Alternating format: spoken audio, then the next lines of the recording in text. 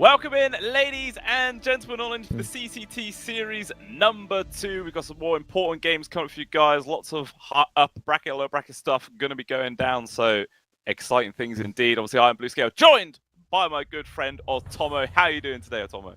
Doing well. It was a bit hectic to get all this ready because we just moved in. So yeah, I do apologize. Hopefully, it gets better throughout the day.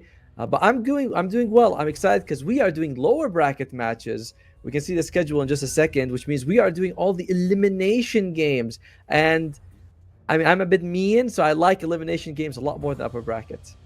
Oh yeah, you know, they're a bit more gritty. There's more on the line to them. You get some teams really doing some desperate plays, and then if they make mistakes, we can really hound at them and tell them they're terrible players, because you know we're good casters like that. But yeah, like there is like a certain air of anticipation going on with the lower bracket, so I like it. I like them a lot. Same here. It's also kind of like we're at the point where if you win, you're in the money, and if you don't win, you're just out of the tournament. These guys have been here for like 10 days. To practicing. So yeah, we're going to be starting off with Monty and Dandelions, followed by Hervinia and DMS. That's me and Blue Scale. Then Team T and Mouse and Night Pulse and Liga. These are the upper bracket teams. So by the end of the day, we will only have 6 teams remaining out of the starting 8. And yeah, man, it's kind of interesting to see, like, these are the teams you expect in the upper brackets, right? Liga, Mouse, Team T, these have all been doing really well for themselves. Yeah, definitely. Especially when you consider the fact that Mouse and Liga were just invited teams all together. You know, they didn't have to mess around with any of the upper group stage shenanigans. They're just straight on in, easy peasy lemon squeezy for themselves. So they are happy for sure. But yeah, Liga. Liga. How do you pronounce it? I also thought it was Liga. Oh, well, normally whenever I see people use like a 1 in a word, I always think it is an I. Ah, well, who knows? Maybe you're right. You know, then people are like, "No, Otomo's the idiot," and you're like, "I'm sorry, I didn't know that." Who knows, mate? Who knows? But yeah, obviously, Monty versus Dandelions coming up first for you guys. We'll have a look at the rosters now. Obviously, here is Monty. Obviously, some big names. People have been around the scene for quite a long time. Obviously, Crystallize being the big one there. Like, he's been around in Dota 2 for, I don't even know how many years. A while. Quite a long time. And this match, he's playing some rather interesting heroes. He's sticking to the SF carry, which is, like, kind of falling a little bit out of favor, but he's sticking to it. He likes Venge carry. He's played 3 times this patch. And Moonlight, he's also bringing something new. He's playing some of the Death Prophet mid. I feel like this hero is a little underutilized. I'm a big fan of it, so I'm hoping to see that. As for QB5, he's only played 3 heroes this entire patch, which is Rubik, Tiny, and Hoodwink. He's got 5 games on each of these and nothing else. So yeah, I expect you can kind of ban his hero pool rather easily. Yeah. But then the question is, do you want to start using up a lot of your bans just for the position 4, or do you want to try and take away those more sneaky heroes like that Necrophos mid? Hey man, position 4. Look, as a position 4 player, I'm completely unbiased. I can say it's probably the most important position in the game, like by far. Oh yeah. Know? Of course. Yeah, you're the reason your team wins, and you're not the reason they lose, right? Exactly. Ekinot, by the way, he's been playing almost all Elder Titan this patch. He has played 10 games of it, and he's won 8 of them. So might be something like we talk about support bans, but if you can take away a hero's best play, like a player's best hero, and it doesn't cost you too much, I feel like that's usually worth it. Maybe, you know, teams have a different opinion, but that seems like an easy thing. Like, oh, he's amazing with Phoenix. Get rid of Phoenix. You know, it solves the problem. No, that's 100% true. So we'll see what this squad is going to be able to do for the series. Like we're saying, it's lower bracket, so it's a very, very important one to get. But we'll have a quick look at the roster now of Dandelions to see, you know, how the 5-on-5 matchup is going to go. Obviously, Nande, Moby, Palatimos, Desire, and Kidaro. Again, people that have been around for a long, long time. Some of them not been able to like break out onto like the tier 1 scene or anything like that. But they still just have so much Dota 2 experience in their lives that they're always able to pull out some really good plays. Yep. And here the position 4 matchup is very similar. Desire plays a lot of Rubik and Hoodwink. They're the 2 most played heroes for him this patch. So very same as QB5. He just doesn't play a whole lot of Tiny. But he does play, I think he busted that out yesterday, the Sniper position 4. And I wish I was there for it because I love these unorthodox picks for them. Yeah. I mean, there was a time where support Sniper was just absolutely everywhere. Ice Frog came in with one little change, and all of a sudden it was trash. But yeah, Desire's going to try and bring it on back. You know, if he keeps on getting wins, we could be seeing it ruining our pubs very, very soon. Ruining? You mean Yes. improving? I'd love to see what facet he takes because the one of them is like so bad. But going back to the two teams, Mobe, he plays a lot of heroes, but generally I find that if he's not on Timbersaw, he's kind of, I want to say lackluster, but not as impressive as some of the other heroes he's playing with on the mid lane. And nowadays kind of unique. He's played Huskar and Pudge carry this patch, and that sounds pretty cool to me. Yeah, it was cool. I think I cast one of the games where he was playing the Pudge carry. Uh-huh. He kind of turned into the position 3 towards the end. Like he got a little bit carried himself, but he was still, just being a big body, throwing himself in there, doing what a Pudge needs to do at the end of the day. But yeah, it is really cool when you start to see these more quirky heroes coming on out because obviously we've been playing and watching Dota 2 for a while. So many years now that sometimes you can say like, oh, this is guaranteed going here, this is guaranteed going there. But when you get heroes going into more spicy roles, that does, brings the game alive, Tommy. I like it too, right? Like when we see these new heroes are underpicked or heroes are new role, you're like, wow, that's awesome. Speaking of that, what else? Kidar's been playing a lot of Warlock. He was actually playing it in the previous patch as well. Continues it with this patch. He goes for the Black Grimoire. And when he's like level 4.5, level 5, like he just consumes it, gets the ultimate, and throws it out in the first fight he can. It's an interesting way to use the facet, but it's one where I'm like, efficiency, just hold it a bit longer. You can get more levels. Yeah, maybe. But I mean, sometimes just get that little injection at the very start can help. Yeah. Especially being in position 5, mate. What's that like? It's like a whole extra sentry ward. It's that's money. Hey, come on. I mean, position 5 now aren't as poor as they used to be. We're not in the PPD era. Everyone's got money in their pockets. They're doing some stuff. And it's working out very well for him. And he's very defensive, Kadar. Tends to follow his carry around, make sure he's okay at all times. As we are waiting for the two teams to get ready. Should be about to start in a second. Yeah. I believe both sides are actually ready up right now, so we should be starting soon. It's just Dandelions holding it up. Damn Dandelions. Damn them. Actually, the Dandelions coach is my friend, so there's always a bit of... it's like it's emotional bias, but I'm not going to say they're going to win if I don't think they're going to win. But it's like a little emotional bias where you're like, I'd like to see them win for him. But on the flip side of that is if they do really badly, you can insult them and feel okay about it because like, oh, he's my friend, he'll let it slide. So if Dandelions do a terrible job, Tomo, it's all up to you to bash them. I'm gonna let that be your job. Yeah, I think that's really bad to do when someone's career is on the line and you know them and they're doing badly and you're like, who'd they hire as coach? Get rid of him. It's like, no, we can't do that. As I love the red flash that we'll both get when the game is about to begin. As we should go into the lobby. Sorry, the draft just a second. How have your pubs been? Has this patch changed much for you? I'm going to be honest, mate. I've not really had time to play it. Oh. I go to work, come home, and then there's always like some family event or anything been going on this last week. So I immediately go back out the door. I don't get home until like 11:30. Then I'll go back to sleep and rinse, repeat. So I've literally hardly had time. I don't think my computer's even been turned on for 4 or 5 days now. The poor thing's been lonely. It's missed you. Yeah, every time I turn it up, it's got that smoky smell, burning all the dust. Oh yeah, sure. All right, so they ban out Crystallizes Shadow Fiend, and they in the return, what does Monty get rid of? They get rid of both the Hoodwink and the Tiny, which we talked about. Desire, he hasn't been playing a lot of Tiny, but I imagine it's still like. Maybe he just hasn't had a chance to. Maybe he's so good with Tiny that went unpicked because it's always banned. And Ember Spirit, along with... Oh, do you see that? The Tinker, support Tinker. In the meantime, what did they get rid of? They get rid of Elder Titan. We talked about, we said Ekenard, he plays a lot of Elder Titan. He's 8 and 10 this patch. Just like... I feel like sometimes people are like, you can counter it. I'm like, I'm sure you can, but why not get rid of it? That's adaptation too. Yeah, there's been many TIs throughout Dota 2 history where it would have gone completely different if they just banned the OP hero rather than thinking people can play against it. And in this case, Monty know what they're doing. They just get rid of that. Not Monty, sorry, Dandelions get rid of it. They just, they're not fucking around today. They want to win. This is lower bracket, of course. W's all that matters. Nothing else. Yes, they have a smart coach, I tell you, man. This guy, he's thinking. He's 5 head right now. As now they have to pick their opening one. They go with Warlock as their opening pick. It's safe, it's secure, good team fight. It's very inoffensive. There's nothing wrong with it. It's true. Ooh, So they go for the Oh. Doom. I was going to say, like, the Warlock, it's not really a contested hero at all. If it's Yeah. really only them playing it, it's not likely that it's going to get picked from Monty. It would be very rare for them to ban it as well. So they could 100% leave it to the second stage and feel okay about it. And by the way, Vlad on Monty, they're often his most played hero is Doom.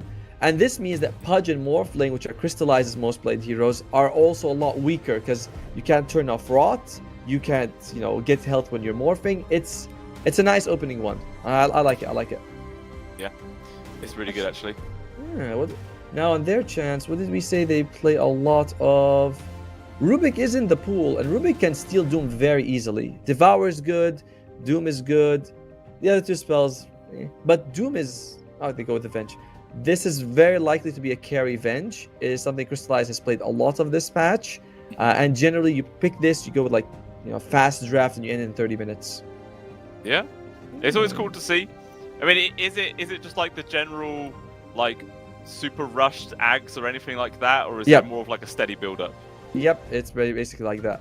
Just no, it's you go for the Ags and you join it fights early on. You become a semi carry, where you get a lot of farm early, then you expect it to fight and just like not scale anymore. So they're gonna pair it up with a scaling mid or off later.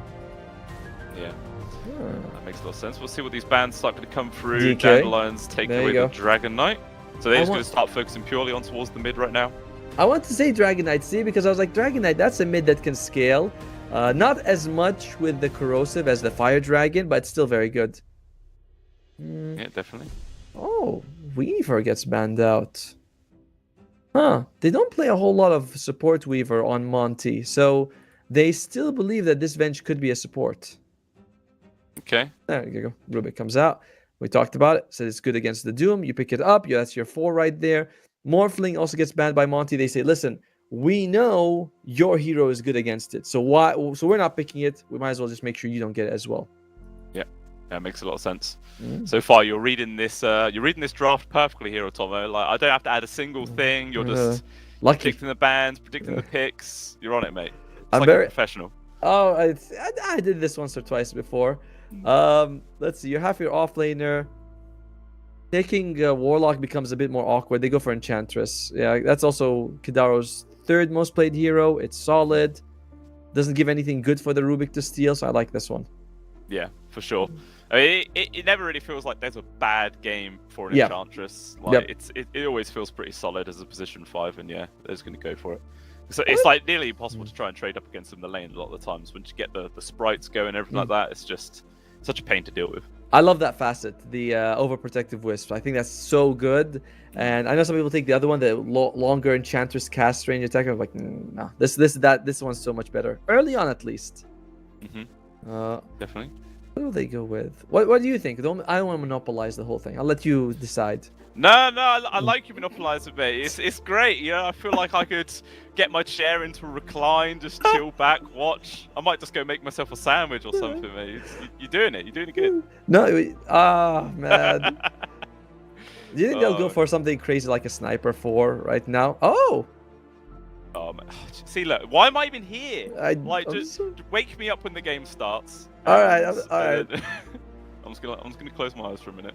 Okay, listen. How about this? I do the draft, you do the you do like the whole game, and that's it. How does that sound? All right, I'm gonna start helping with this draft commentary now. I do it all. Oh, I've done enough of that through the group stage. But yeah, even still, Monty looking for their 3rd right now. I mean, obviously, you already know what your off-lane matchup's going to be. It's going to be the Doom Sniper combination. Well, very highly likely. Yes. So, if this is going to be a carry Venge to go up against it, what is a position 5 you would love to have in that scenario? I mean, or do you think the Rubik could just be the 5 here? No, Rubik is definitely the 4 for QB FY. You might be taking something like a Jakiro, or I don't want to say Phoenix, because Phoenix feels like it's not great against Sniper. It's a support sniper. No, I'd rather see a Jakiro, but it's also kind of long range, but it's decent in the lane. It's tough. Jakiro would be the 5 I'd want to see the most, though. Or Ogre, something like that. Mate, no one plays Ogre really anymore. One of the... okay, they go for something... Yeah, a melee 5 Clockwork is good. Not something that Eknar's played this patch, but, it's like... If you have 10 games of it, we're very new in this patch. It makes sense.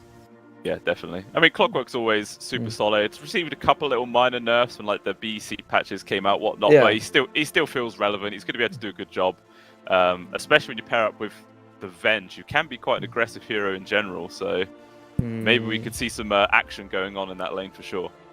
Let's see, Vlad. You don't want to take Beastmaster because you're up against Enchantress. Doom's taken. It could be Vlad on the Venge. They might pick a carry mid right now to flex the Venge a bit more. That could be an option for them. And they take the Primal Beast. Both Moonlight and Vlad play it a decent amount. So it doesn't show anything of the draft. I like it. Yeah. No, it's definitely good. Leaving it nice and flexible, which generally is a good key tool to use for getting the win in the end. Just always leave the other team guessing. Yep. Not quite, solidifying your position. But it feels like the picks on Dandelions are definitely a little bit more static right now. Like Doom's pretty much guaranteed to be 3, Ench 5, Sniper 4. So unless, of course, do you think there's any potential to like a carry or mid sniper? No. I think it's a 4. I think they might take Dawnbreaker mid for Moby. Give them some of that global presence if they want to. It's solid against the Clockwork if you're caught in Cog. It's good against the Primal Beast Pulverize. It's good in the lane. I think to go for the Ursa. Okay, they're keeping their mid pick for later. So that's going to be Nande's Ursa coming out here. It's just Ursa is also one of those carries that I always feel like is solid. If you're up against Faceless Void, you get an Axe. If you're up against someone range, you get a Blink. You can farm well with Battlefield. Like this has always been one of my favorite carries to heroes to have. Yeah, definitely. It definitely feels quite versatile. Already feels like if the Primal's going to go into the off lane, might not have a super fun time versus this Ursa now. Obviously, can still do a decent amount of damage trade. Depends if the support's nearby. But yeah, it feels like the Ursa is pretty safe so far. Last pick goes to Monty. So they can pick where they want to put the Primal Beast. This makes it a bit tough for your Dandelions to pick the next hero, right? I mean, it has to be a mid, where probably... And you're not sure who you're up against. Could be Primal Beast, could be something else. It needs to be someone to bring some disable as well, because Dandelions have none. Ursa doesn't have any, Enchantress doesn't have any. Doom has the Infernal Blade, which is not great, and I guess Sniper's ult once he gets like an Axe or something is kind of handy, but that is literally it. So maybe for like teamfight wise, you think a Puck could be on the table here? I love a Puck. Not amazing as the Rubik because of the lift, but you look at the other stuns, they're not that great as well. I mean, like, you should be able to dodge Onslaught, you should be able to dodge the Clockwork, everything from the Venge. Like, I say dodge, that means like, 6 out of 10 times when they come out at you, you should be able to not be hit by it. Not that you're, 100%. But I really like the Puck pick. It's elusive. It's also, like, whatever you go up against, you're going to do well. Moonlight. Mobe, he hasn't played a whole lot. There is also a Timbersaw if you want to go all in on like more damage and just winning the lane. You're up against some universal heroes, so it's pretty solid. Slardar, okay. Slardar, Timbersaw, Puck, and Dawn. I would rather see the Dawnbreaker myself just because I like the hero though. Yeah. I mean, the Dawn itself definitely brings a couple of forms of disables as well, which is definitely what they want. Bit of extra team fight. So yeah, I could 100% see them going down that route. And obviously, Monty aren't too sure what to get rid of. They use a fair bit of reserve time there for the final ban, but it is the Timbersaw, which they do get rid of. Yeah, they're worried about like sort of like run at you, overwhelming damage. Stuns are good. I'm a big fan of playing the stun. I feel like every hero should have a stun when I'm drafting. But there is the idea of you can just go for towers. They don't run away.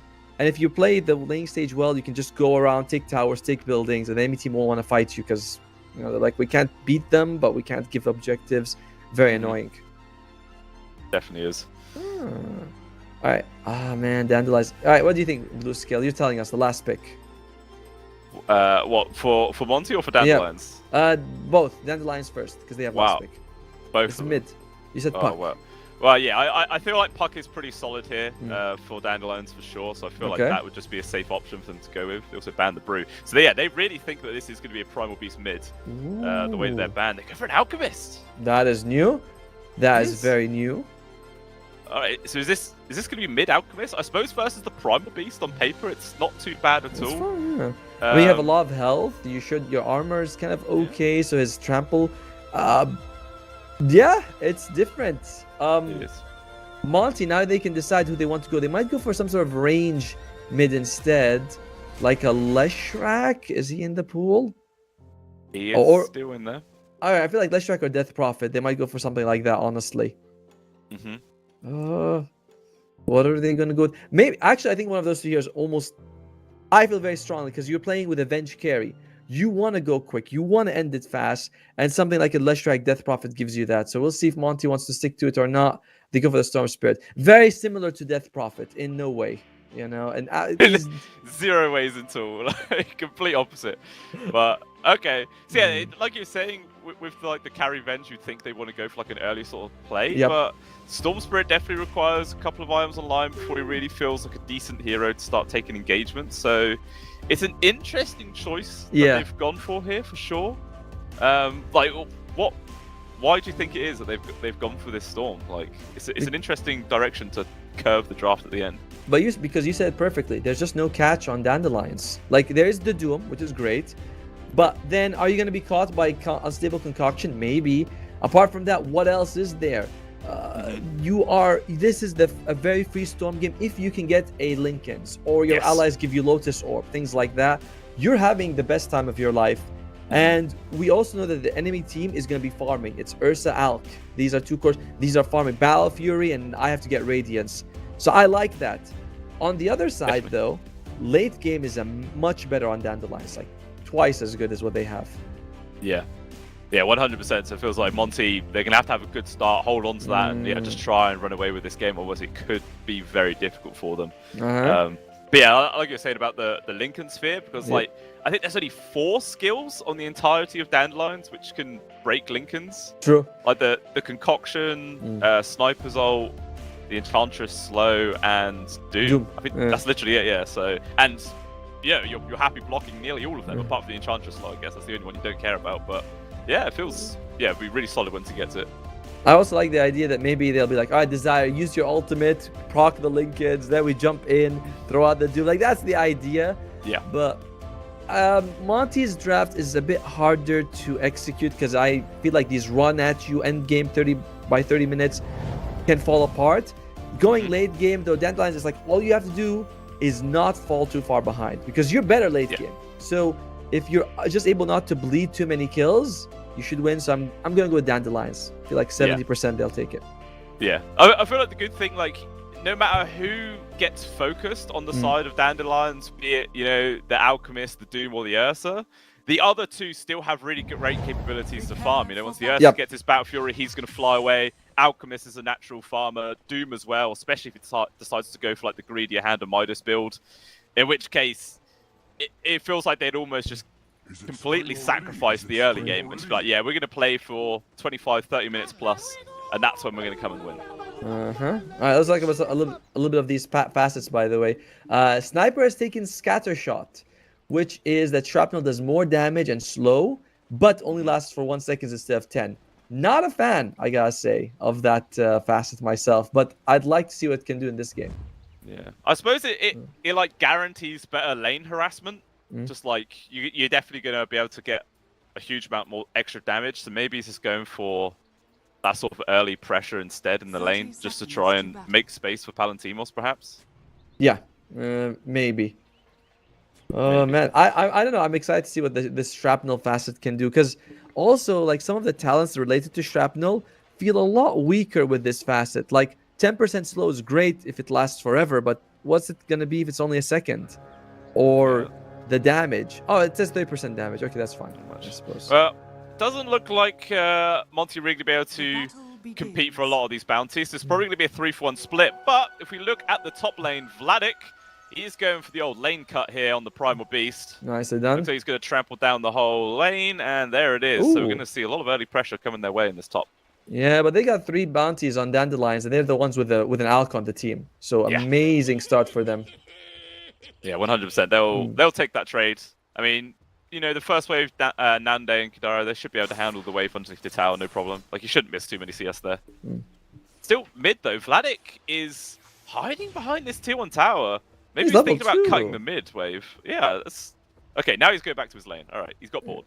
I wonder... Yeah, well, that's a bit odd. Meanwhile, bottom lane, this could like Palantimos is going to lose his life. Shrapnel more... Oh! 3 heroes, yeah, they would be able to get the trade on towards Chrysalis at the very least. And Desire's going to be able to get away, so it is a 1-for-1 trade, but still First Blood found for Eknar. And now Desire, he's just going to get right-clicked out here from Cubify. That's actually a scary amount of damage. But yeah, this is just an interesting way to play this game here from Monty. Just using Vladik to continuously cut the creep wave top, finding his farm that way, and yeah, just 3 heroes just going to make tons and tons of space for Crystallize. To be fair, they did trade 1 for 1, so it's not like he didn't get anything out of it, you know what I mean? Like, oh, there you go, that's what we were expecting. He's going for it mid, maybe in danger, and there it is.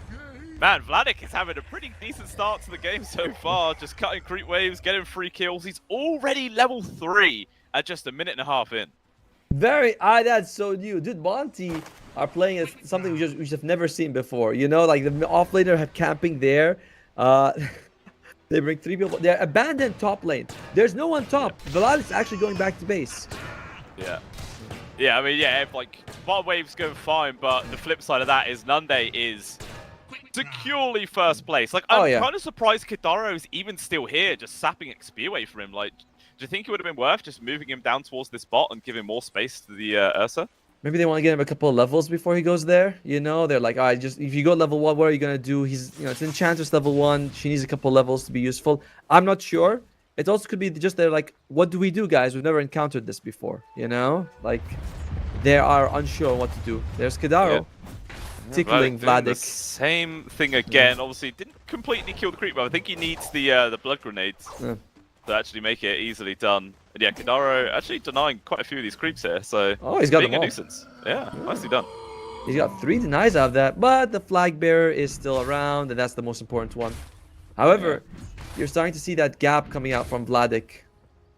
Not as bad as Palantimos. Holy shit. I'll tell you, yeah, like he has been really sacrificed. Like he's literally only just hit his level 2, and he's miles bottom of CS amongst all the cores. And now Desire actually is going to get ran at. This is what bringing the numbers does. Monty with 3 heroes here continuously finds themselves another kill. And Moby just constantly being harassed in this mid.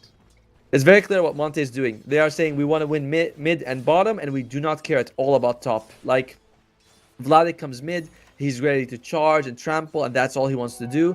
Goes top, gets the creep wave, comes back mid, forcing Mobe to always be like, I'm a little uncomfortable. And wanted the bounty. Oh no. Yeah, this is a good punish here. Another kill going their way. And they're just running away with this one right now. As Vladik continues to cut creeps, he even gets another courier for himself, so he's happy. But I mean, like, if you're Nunde right now, do you maybe go for like a different build order? Like, because you can see this game plan here from Monty is to, like you're saying, destroy the mid, destroy the bottom, and try and take an early game. So do you think maybe Nunde would go for a different build rather than the Battle Fury? Like, maybe get online earlier instead? But here's the thing: if you get a 10-minute Battle Fury, aren't you also getting online earlier as Kidaro? Yeah, Moonlight might go down. There's going to be the shrapnels coming on in, and okay, Desire is able to score that one. Actually, Kidaro gets it with the creep. Never mind. Sneak in there. Solid trade. Dandelions, they trade loser support. They get the enemy mid. Very good for them. And they forced a bit of movement from Monty. So now bottom lane Palantimos is actually getting some breathing room, which he really needs. 100%. Yeah, he hasn't got the Hand of Midas queued up either for Palantimos, so maybe he himself doesn't want to go for a greedier play. Wants to just try and at least become a hero in time to make space for the rest of his team. If he goes for Hand of Midas, I think Dandelions will be kind of throwing their game, because you can't have a Battle Fury Ursa, an Alchemist going Radiance, and a Hand of Midas Doom. Like, that is just so damn greedy. You know, you're expecting the enemy team to do what? Just stare at you while you get all these gold items? Yeah, that's true. Well, bottom lane, they're pushing for tower. Actually, they did bring down Kidaro here, so Dandelions, they are putting some of that pressure that we're looking for. Yeah, I guess Nande's just had so much free space right now, like he's halfway to his level 6, that he is just completely fine to be left on his own. Yes. Literally no worries at all. And even maybe just gonna try and run at Vladik right now. Unlike... Whoa. Yeah. Well, I mean, his Fury Swipes is about to come off cooldown. There's going to be Concoction going in. They've got the lockdown very nicely done there from Dandelions. And Nunde, not only is he top of CS, but he's also now found a free kill. He's happy. He's really, really happy. They got Crystallize. Oh, man. The Monty game plan is starting to fall apart a little bit. You know, Vladik, he did get that kill mid, which was nice, but he spent, look at the CS, he's only got 15. And this is with him, I don't want to say having a free lane, but he could have if he wanted to. You know, like he could have farmed more, but he wanted to get kills. And now he's behind Palantimos. And Dandelion's 1,000 gold ahead at the 6-minute mark. Are they going to try and make a move onto Moby though? He's Eh. pretty tanky, yeah, gets himself back to the tier 2. No problem. Dandelion's knew they didn't even need to bother using any TPs or anything. They knew he was safe. As both supports actually moving on into there as well as Vladik. Yeah, I mean, Vladik doesn't really feel like a position 3 anymore, does he? Yeah. He's like he's a 3.5 at this point. The roaming support off lane, whatever you want to call him. But yeah, he is. And if you look at the net worth, it is a problem. Ursa has 4,000. You know, Alchemist 3.4, and Venge is like 3.2, and that's the highest on Monty, which means that you're in trouble.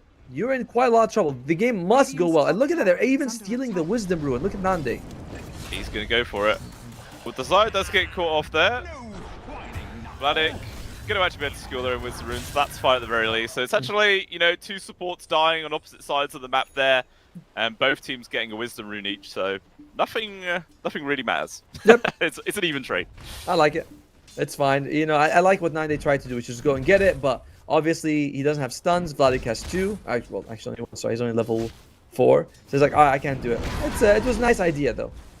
Yeah, it's actually kind of scary when you're 3 levels behind an Ursa. Oh no, he just hits 5, but yeah, it's not a good spot to be in at all. Do you think now that Monty's game plan has kind of been derailed, are they going to start bringing people over to address Nande, or do they just have to like double down and just really focus on the Alkan Doom? If you can get crystallized level 6, things will, I mean not level 6, sorry, once he gets the items, things do get a lot better for you. That'll be a nice power spike. What is the storm building? Because if he's going for an Orchid, you might say, all right, we got Orchid, we jump on like Ursa, Doom, and we can kill them. We'll see. It all depends on Moon. Everything's on Moonlight now. He's the main player. Yeah, definitely. He's the one who needs to make all the space. But Dude. With this space, Moby is actually stealing the stacks in the Radiant Triangle. I believe this was 2 triples, which he's now just snatched away. Oh. There's a lot of money.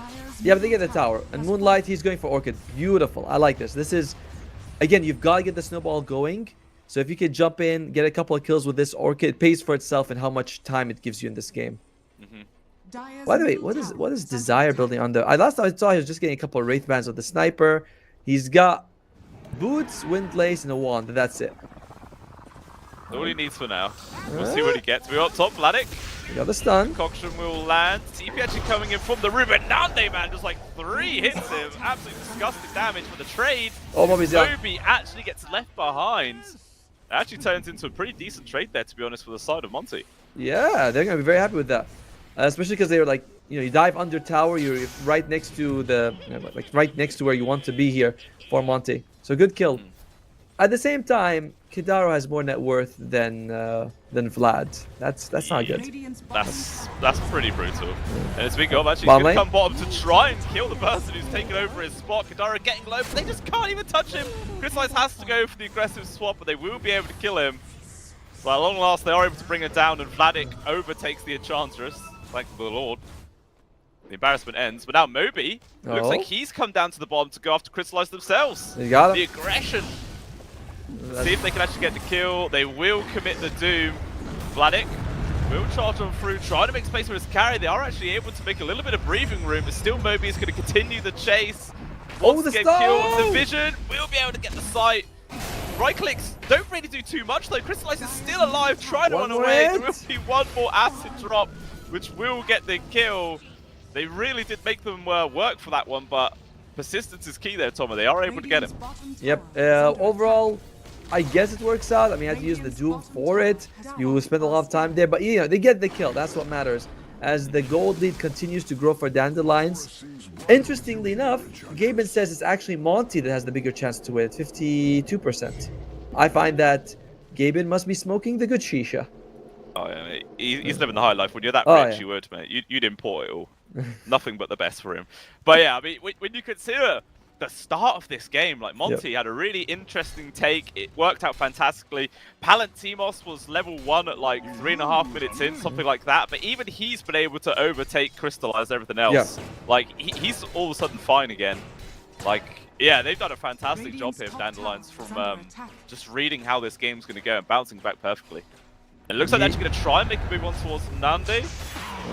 Then forwards, control with the pulverize, in danger, and they just burst him down before he can even use the enrage. He does have his Battle Fury finished. I think he's on the way, so it's like he doesn't really lose too much that he's worried about. That's fine. I'm loving what we're seeing from Palantimos, by the way. He's going for mech on the Doom. He recognizes, I need to join my team right now. I need to have value for the team, and this is brilliant. It's way better than the Blink Dagger and jump and catch. Yeah, definitely. I mean, until they do get that blink, though, they don't really have a great form of initiation versus Moonlight. Like, it does give the Storm Spirit a little bit more space. But, yeah, like you're saying, when it does come to those 5-on-5 engagements, he will actually be a factor here. Yeah, I mean, they're tanking up a little bit, right? You can see that Kidaro, he's already got a Belt of Giant Strength and a Bracer. So he's trying to get, like, you know, the drums. He has a bit of health. Desire's walking around with infused raindrops. So they are making sure that if Storm jumps in, he doesn't melt you in 2 seconds. Yeah, definitely. I like it. I like a lot of what Dandelions is doing. As Mobe, he is going for Blink. He's actually gone for the Armlet Blink into Orchid for Alchemist. Unusual. Very unusual. Yeah. So it looks like they want him to be the actual initiation for the team here rather than the Doom. At least for the early parts anyway. We'll see how this does pan out, as it looks like Monty, after another gank attempt onto the Ursa, they silence and lock him down, pull him in, and it's just another kill before he can use the ultimate. But the question is, can Dandelions get some revenge? Vladik will be the second casualty here. Kidaro, get him focused up inside the cogs, a lot of damage, but he's still able to walk away, and it looks like Eknart is actually going to be the last person to die. So it's a 2-for-1 exchange, favouring Dandelions, but of course they do lose their carry. Yeah, and kills on Vlads don't mean so much. Overall, you can say it's fairly even. Even though Dandelions walks with more gold than EXP, they lost a critical member, whereas, you know, Monty is like, how much do we really value this this primal beast who's going for pipe? Yeah, like I say, I feel like he's definitely sort of given up his role as offlaner right now. He's definitely just playing the more supportive kind of role. Actually, another jump hit going on towards Kidaro. Some good damage for her now. Sniper Rock comes through, means nothing really. And there we go, they are able to pick up another freebie on towards the Chargers. Meanwhile, they've also actually found Desire. It's another kill here for Monty, so they are starting to chain a few together. Good thing. I mean, once we've seen Moonlight, he's got the Orchid. Now that he can jump on the Storm. We said this in the draft. This Storm is basically a very free game. And what's he got? He's got the highest net worth. I'm worried though. Storm Spirit having high net worth, I know that's your win condition, you know? It's got to be like 3 cores at the top, running down towers. This sort of net worth distribution, not good at all for Monty. Yeah, it's definitely not the way they would have liked this game to have gone so far, but it's not completely, you know, fallen out of their hands. Because sometimes when you go for quite an all-in play of having, you know, a tri-lane and giving the enemy carry complete free farm, it's either you're going to go, this game's going to go really, really well, or it's going to go terribly and you're going to just get crushed. But yeah, they're not a million miles apart. Sure, 3,000 gold, but they'll take it. Meanwhile, longs it forwards there from Moonlight, another silence on Nande, and it's a good kill yet again. I'm pretty sure that Nande's not been able to use his ultimate a single time this game. I haven't seen it either. I was thinking the same thing. I was like, I don't think this guy's ever turned red, you know? As Mobe, his stun's coming out. Can he jump on time? Moonlight uses the Invis rune, so there's no target. Moonlight, he sees him. He's got the Orchid. He says, hey, +1, baby. Go for it. It's good damage. There will be the heals coming through. They're trying to keep him alive, but the charge through. They will bring him down, though Doom will be able to connect on towards Moonlight. He is gone, but the stolen Doom comes out from Cubify. So they get their revenge. Palantimos goes down. The question is, will they also be able to get Kidaro? He's trying to steal the Lotuses if he can. Will he get any? He gets one. He's going to try and heal up. He's running away. The Sprite's doing their work. Desire throwing in some shrapnel, but unfortunately it's just too much magic damage, and he will too go down. So it's a 3-for-1 exchange going the way of Monty. They lose their mid, but they've cut that net worth lead down to less than 1,000.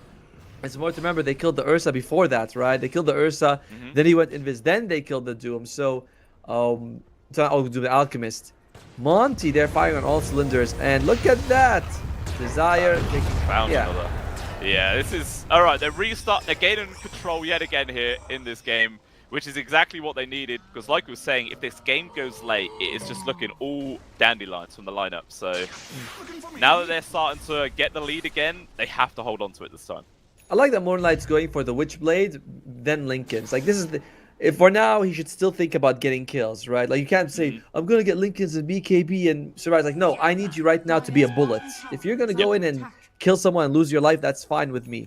So the Witchblade gives him that. It's very nice. Ags is finished on the bench, so now you have 2 bullets. That's like good.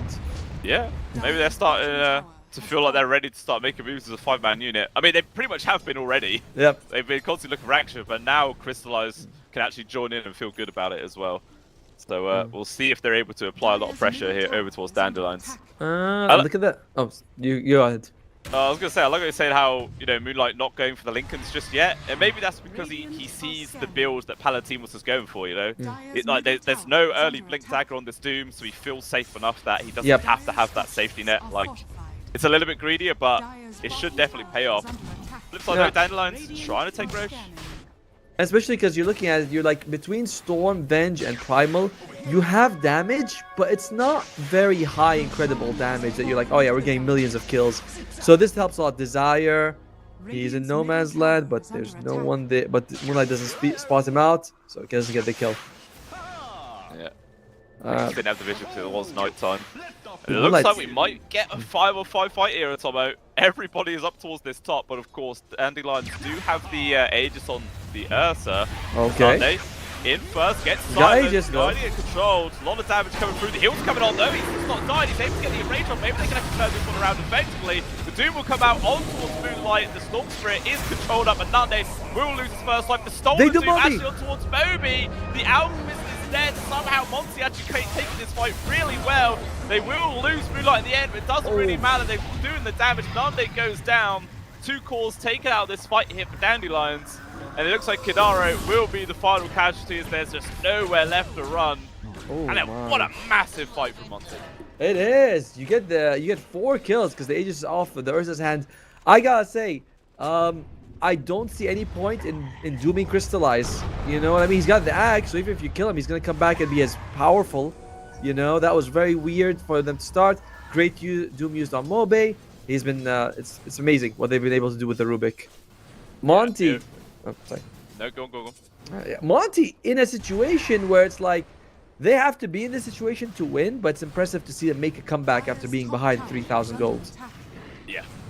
I'm actually kind of surprised that the net worth lead hasn't gone up more than, still less than 1,000 gold though into their favor after such a decisive victory. Like, you really would expect them to be like 2,000-3,000 gold ahead, something like that after engagement, but yeah, somehow Dandelions still able to hold on to it. But again, it's because they just have 3 very farm-heavy cores. Meanwhile, trying to make a jump here on towards Moby yet again. Silence controlled up. Well, hook shot though. Oh, it won't actually land. Somehow the range is just not there. Moby, he will be able to get to the safety of the tier 2, but that was dicey. I'm not sure if Moby should go for Orchid anymore. You know, you're up against like. I don't know. I'm not thinking of Orchid as a very good item. Vlad's got the pipe, and Kidaro, he's in trouble. Yeah, he's having a little man fight here against Crystallize. Moby jumped on it as well. Good 2-man stun, but just no damage. Crystallize, his HP bar not moving at all. They just force Kidaro back. Yeah, like, can Dandelions even really focus on this Venge now after that? Like, you need the Ursa. And did you see that? They barely have any magic damage on Dandelion, so the pipe comes out, it negates all of it. And it's like, well, will the Orchid help? Probably not. So I'm not liking the Orchid on Palatimos at all. As Primal Beast, he's going for the Crimson. 4.3 strength gain on Primal, highest in the game, which makes him one of the very best Crimson Guard builders. Yeah, like I say, against this relatively heavy physical damage team, it's going to be big. Yep.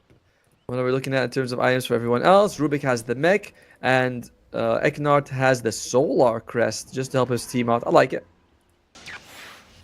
Yeah, every little does help.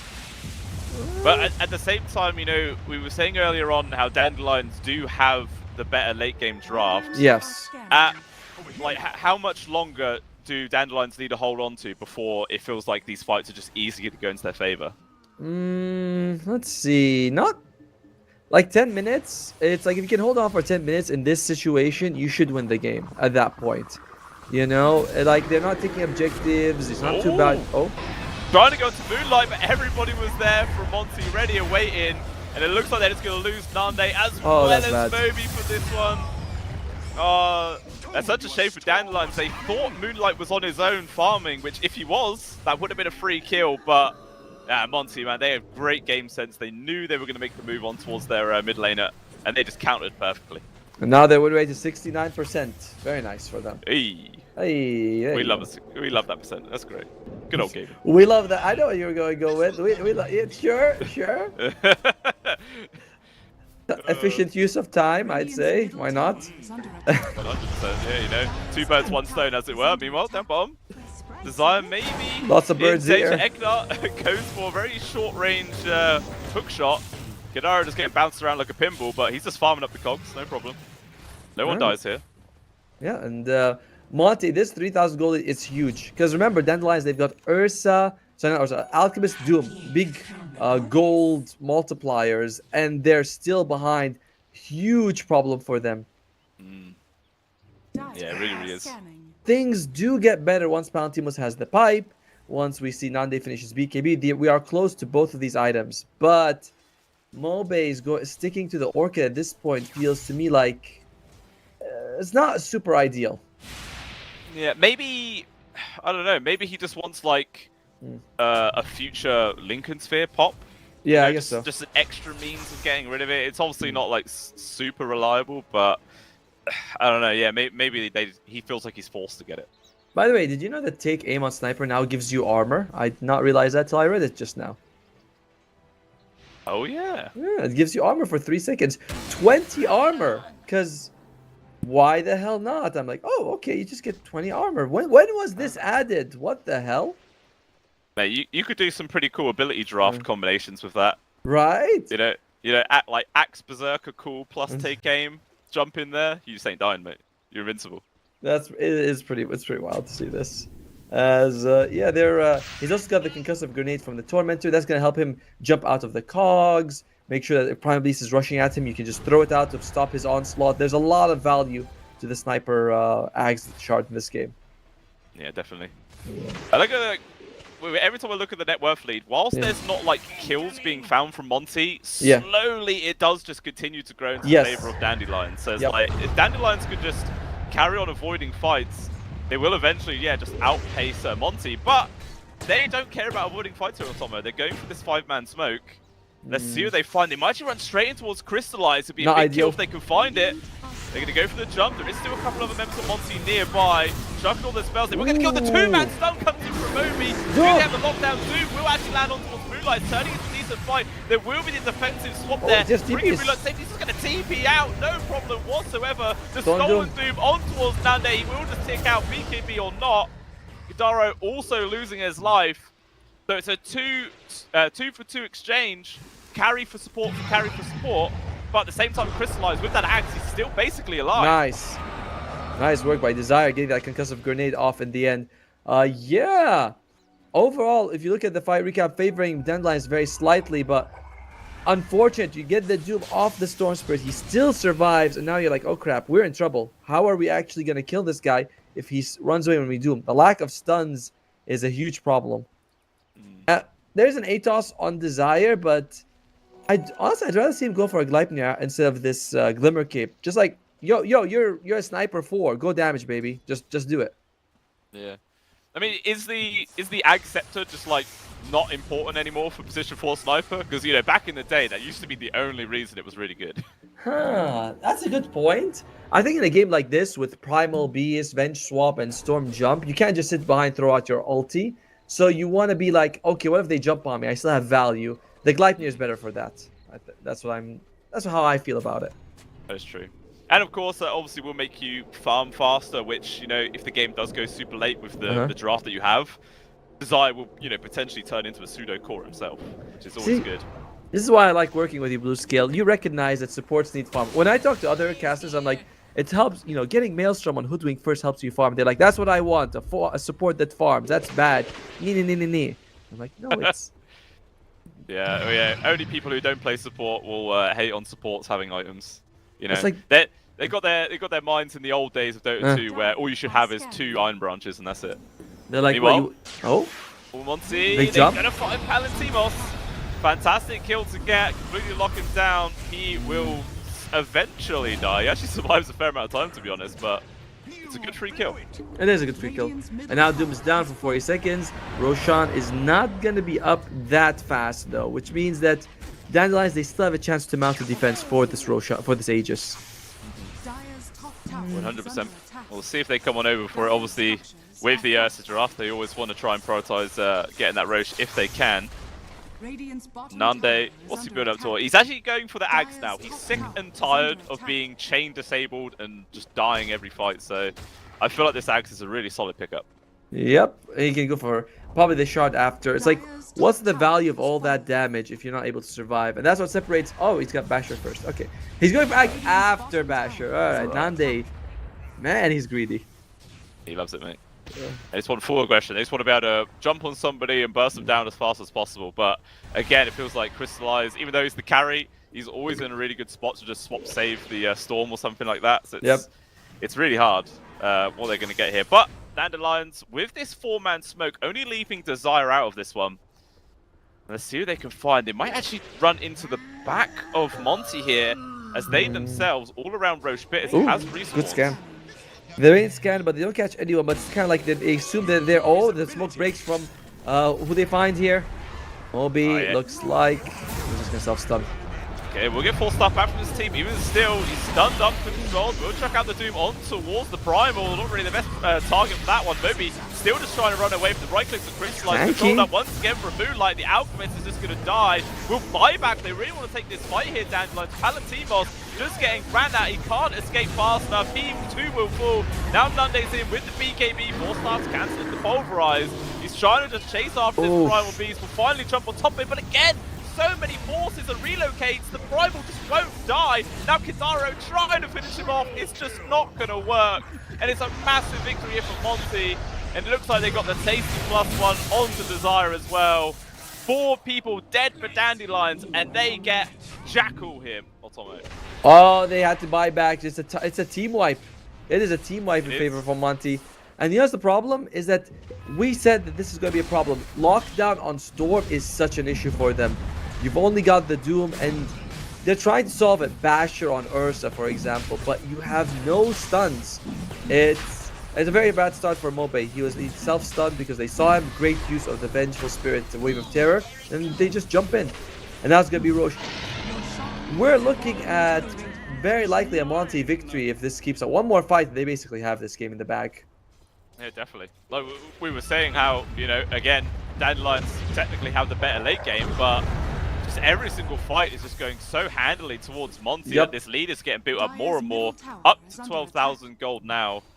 I mean, what's the number that Monty needs to be ahead where all of a sudden Dandelions look just unwinnable? Is it getting close to that number? Oh, we're very close to it. Because as we keep mentioning, it's Doom Alchemist. Their gold is very inflated. As big jump by Moonlight, spots Kidaro. Not the easiest kill, but looks like he's going for it. As they found another freebie here on towards Kidaro. Just to pick off. Creep Wave relatively close as well to the tier 3. And no enchant for 40 seconds. This is going to be a good high ground opportunity here. Let's see if Dandelions can hold on to this high ground. Obviously, they do have a glyph available. Oh, Desire needs to be careful, man. He might be the one they want to go for. And by the way, this new Shrapnel, way worse for defending high ground than the old one. Yeah, like he has to use all of his charges there just to get rid of one wave, pretty much. Oh, poor Blip guy. has already been used, but there's another creep wave coming in, so backdoor protection ain't going to be doing nothing anytime soon. And no Shrapnel charges this time. It's like, oh crap, that sucks. Yeah. Yeah, Dandelions, they just completely just sacrifice this top set of barracks. Obviously, they have their tier 2 mid and bottom, so they have the safety. They're not going to lose anything more. They cut all the creep waves, but at the same time, Nande, he's been caught inside the Radiant Jungle. All the TP's coming in. He does have BKB available, but of course, you know, Swap will always just cancel the TP, so he knows he's dead. Easy peasy lemon squeezy. You know, it's not the most amazing BKB game for Dandelions. With Hookshot, Pulverize, and Swap, like BKB, it's good, but most of the time you use it, you're like, well, this isn't really helping me that much. Oh, well. Heck no. Yep. Mate, the confidence for him to just solo run at Palatimos. Has enabled Moonlight to get on in, poking and prodding. Glimmer Cape's Ah, there, but with a dust means nothing. He's trying to tank up and run away, but again, another jump forward to Vecna. They get the kill. And yeah, now this Clockwork is actually 2 levels ahead of the Doom. Feels bad. It does. And he's going for the Aghanim Scepter upgraded as well. In general, it's just look at it. Yeah, not only just levels and net worth, he's equal. Kadar loses his life. They're doing all they can on Dandelions to get them away from their buildings, but it's costing them lives to do so. It really is. Oh. Monty don't care. You know, they've got another creep wave. They're coming in mid. This tier 2 is not going to be long for the world. They still have the Aegis for another 2 minutes as well. They can just keep going. No reason to stop. Yeah, Storm's got Parasma, by the way. We haven't mentioned that, but whew, the damage of that. It's pretty scary. Well, going again. A BKB just been picked up from Moby. We'll see if that's actually going to make a massive difference. He actually just gets aggressively, swaps controlled. Okay, BKB means absolutely nothing, Otomo. If you can't press the button, it's just wasted money. And by the way, that was his dieback. He bought back in the previous fight. He wasn't able to join fight. So that's why it's 72 seconds. Or was it something like 79? Either way, that's going to be Roche and sorry, not Roche, Buildings. Dandelions, they're looking at this. They're like, what do we do now? We are not optimized for defending this. No, not at all. Oh. There's literally nothing. Oh, the Yules as soon as Nande goes to the blink. Top of the pulverizes. They've got the array, so he is tanky. Trying to go on towards Planet. Doom comes out. There's so much control and mobility on side of the monster. They can't do anything. Stolen Doom doing its work. Palantimos is dead. And 2 people in the dirt here for Dandelions. No buybacks. Gadaro gonna be another one as GG is called. And Monty, man, what a dominating game number 1 from them. Very impressive. Very impressive. It looked, in the first few minutes, looked really good with the Vlad's movements. Then they were like, okay, they're not snowballing. Dandelions is a 3,000 gold advantage. This is looking pretty bad, but they kept feasting. Moonlight gets so much credit in this game. He gets that early Orchid. He goes for Witchblade after recognizing, I have to keep killing. If I can get 2-3 kills and then I die, get 2-3 kills and I die, it's so worth my life. I really that's such good game awareness. Of course, the support staff played really well. We could see, at the end, Ekinar's just, I'm just gonna go catch whoever I want. This Monty, man, unusual way to play, and then they win with it. Yeah, it was really good. The tri lane and the bot lane, leaving the Earth on his own. It was a really weird way to start. It worked for the first few minutes. After that, it got a little bit iffy. There were some good moves that were made by Dandelions. They were able to gain the lead, but just a couple of really good fights that Monty took, got some solid pickoffs. They just completely negated that lead. And Dandelions, I don't know, they just felt very disorganized, very greedy, and it just didn't work out for them. There were some interesting adjustments, they have Doom getting at the mech, things like that, but I thought that if you're picking a sniper 4, you might as well go damage. If you pick Hoodwink, you don't go for Glimmer Cape. So that was just, it took too long. Mobe went for an Orchid. It was super late. By that point, it doesn't do anything. They weren't getting kills. So a lot of interesting item decisions from Dandelions. Good coach, though. Yeah, you had to drop that one in there just to pad yourself out, a little bit of a safety net. But yeah, even still, just really well played there from Monty. Congratulations to them, obviously taking game number 1 in this best of 3. This is a lower bracket as well, ladies and gentlemen. So now Dandelions, they've got their back up against the wall. They've got to take this the next game and the last one to push themselves forward here in the CCT Series number 2. The question is, are Monty going to allow them to do that? We will have to wait and see, guys. Game number 2 coming up in about 8 to 10 minutes time. So don't go anywhere. We'll be back very soon.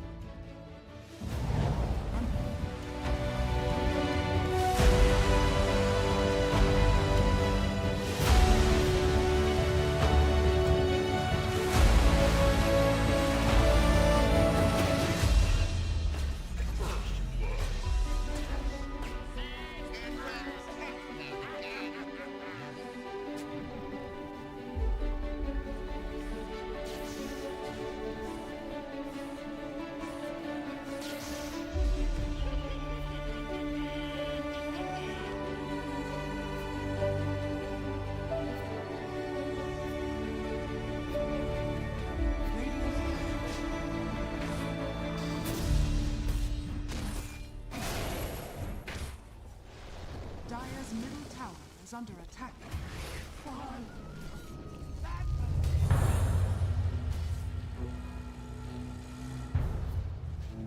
Radiant's bottom tower is under attack.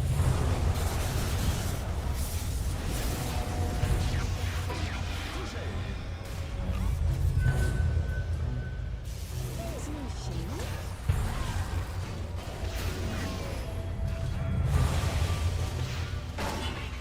Radiant's bottom tower is under attack.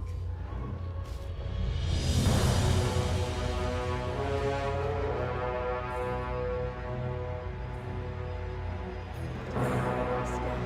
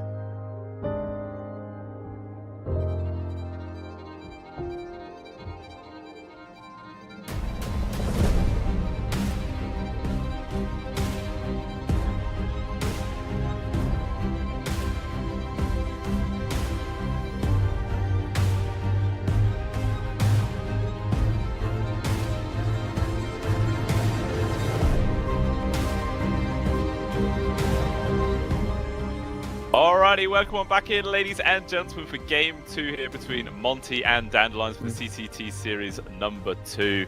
Let's see if Monty are going to be able to have as crazy of a game as they did in that first one. I hope they do, because it was damn well entertaining at all. It is, and this is tournament lives on the line, so Dandelions, they cannot hold back anymore. And the big difference between the two teams was their approach to taking early advantages. Monte is saying, let's kill, let's fight, let's get what we can. Dandelions, you pick an Ursa Alchemist Doom. From the start, you're saying, we are going to play defensive, we're going to weather the storm and go late. But it was a typhoon, tsunami, hurricane, I don't know, you give me one. It was bloody terrible, that's what it was at all. it was not great at all. But the bans are identical here. Yep. The only difference is that Dandelions have actually banned the Vengeful Spirit themselves and snapped up the Rubik. Okay, do you think Monty would even... oh no, sorry, of course Monty would play it. Never mind. I got the teams the wrong way around for a second. But fine, it looks like, yeah, they've actually gone for the Lena instead. It's all good. Lena. They've actually played it as a carry Lena for Crystallized in the past. I don't know if that's going to be like, oh, it's only carry Lena, or if they're going to flex it a little bit here. But all right, Lena comes out. Dandelions, they take the Rubik. I didn't really feel Desire's impact the previous game. He looked okay in the first couple of minutes with that sniper, but later on, Shrapnel Facet is super bad when you're defending. And he wasn't scaling late game either, so he's going to Rubik, safer option. Why the hell not? Yeah, it always feels solid. Only thing, obviously, with taking Rubik literally the first series of the game is that sometimes the other team can sort of cater their draft to not giving you overpowered spells the entire time, ones that are hard to give. Obviously, it's hard to take a draft and never pick a hero with a good spell, otherwise you're screwing over your own draft anyway. So eventually you have to get rid of something good, but you can make it as not easy for the Rubik as possible.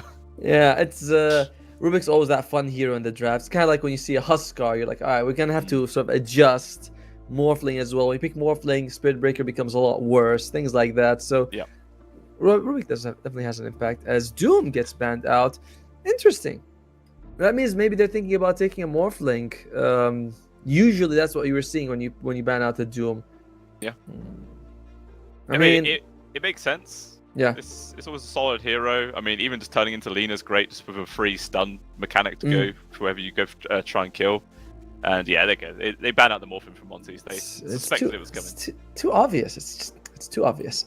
You know what? If you want, you ban out the Doom in the first phase, and then you hope the enemy team doesn't ban out the Morphling. Because once you ban a hero, right before they ban, the usual thought is, what does that hero counter? You know what I mean? Yeah. So it's you have to lull them to a false sense of security. It's all psychology in Dota. But the thing is, if they were to ban the Doom in the first phase, that means 100% Monty would have either first picked Shadow Fiend, ET, or Venge. It's guaranteed it would have been one of the three. Drafting in Dota 2 is so much fun. Although at some point, it's a bit like circular in a way, where it's like, the Caesar paper stone. It's like, if I throw a rock, he's gonna throw paper, so I should throw scissors. What if he throws in? At some point, you're like, all right, I just gotta throw something out. That's what you have to do. You have to just ban out the things that you think are the best sometimes. Did you say scissor paper stones? Yes. That's weird. I've never ever heard anyone say it that way around before. It's always been rock paper scissors is always how I've always heard it. But scissor paper stone, that's interesting. That's how in Southeast Asia it's always like that. It was all Caesar paper stone, and that rolls a bit easier than the way you say it. How do you say it? Rock paper scissors. I don't know. To me, that sounds like it runs off better, but I don't know. Okay. If you spent your whole life hearing one thing, then obviously it'd be your natural default. But I know it's cool, All right. We'll let chat decide. Is it Caesar paper stone or rock paper scissors? Caesar paper stone. Caesar. Well, now you live in the UK, mate. You can try and convince everybody that it's scissor paper stone. Well, I don't know. Although I'll be honest, man, living in the UK, I've only been here 3 days in the UK, but man, it is insane. I can talk about off stream, but it is very different going from Malaysia to the UK.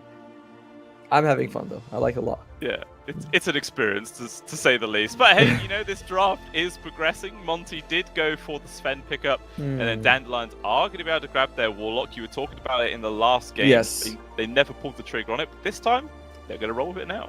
Yeah, what did Kidaro play the previous game? It was Enchantress, which is also a solid hero. But if you pick Enchantress and Sniper, your team fight is a bit lacking. So they're like, all right, let's take the Warlock this time. On the other side, I see the Sven.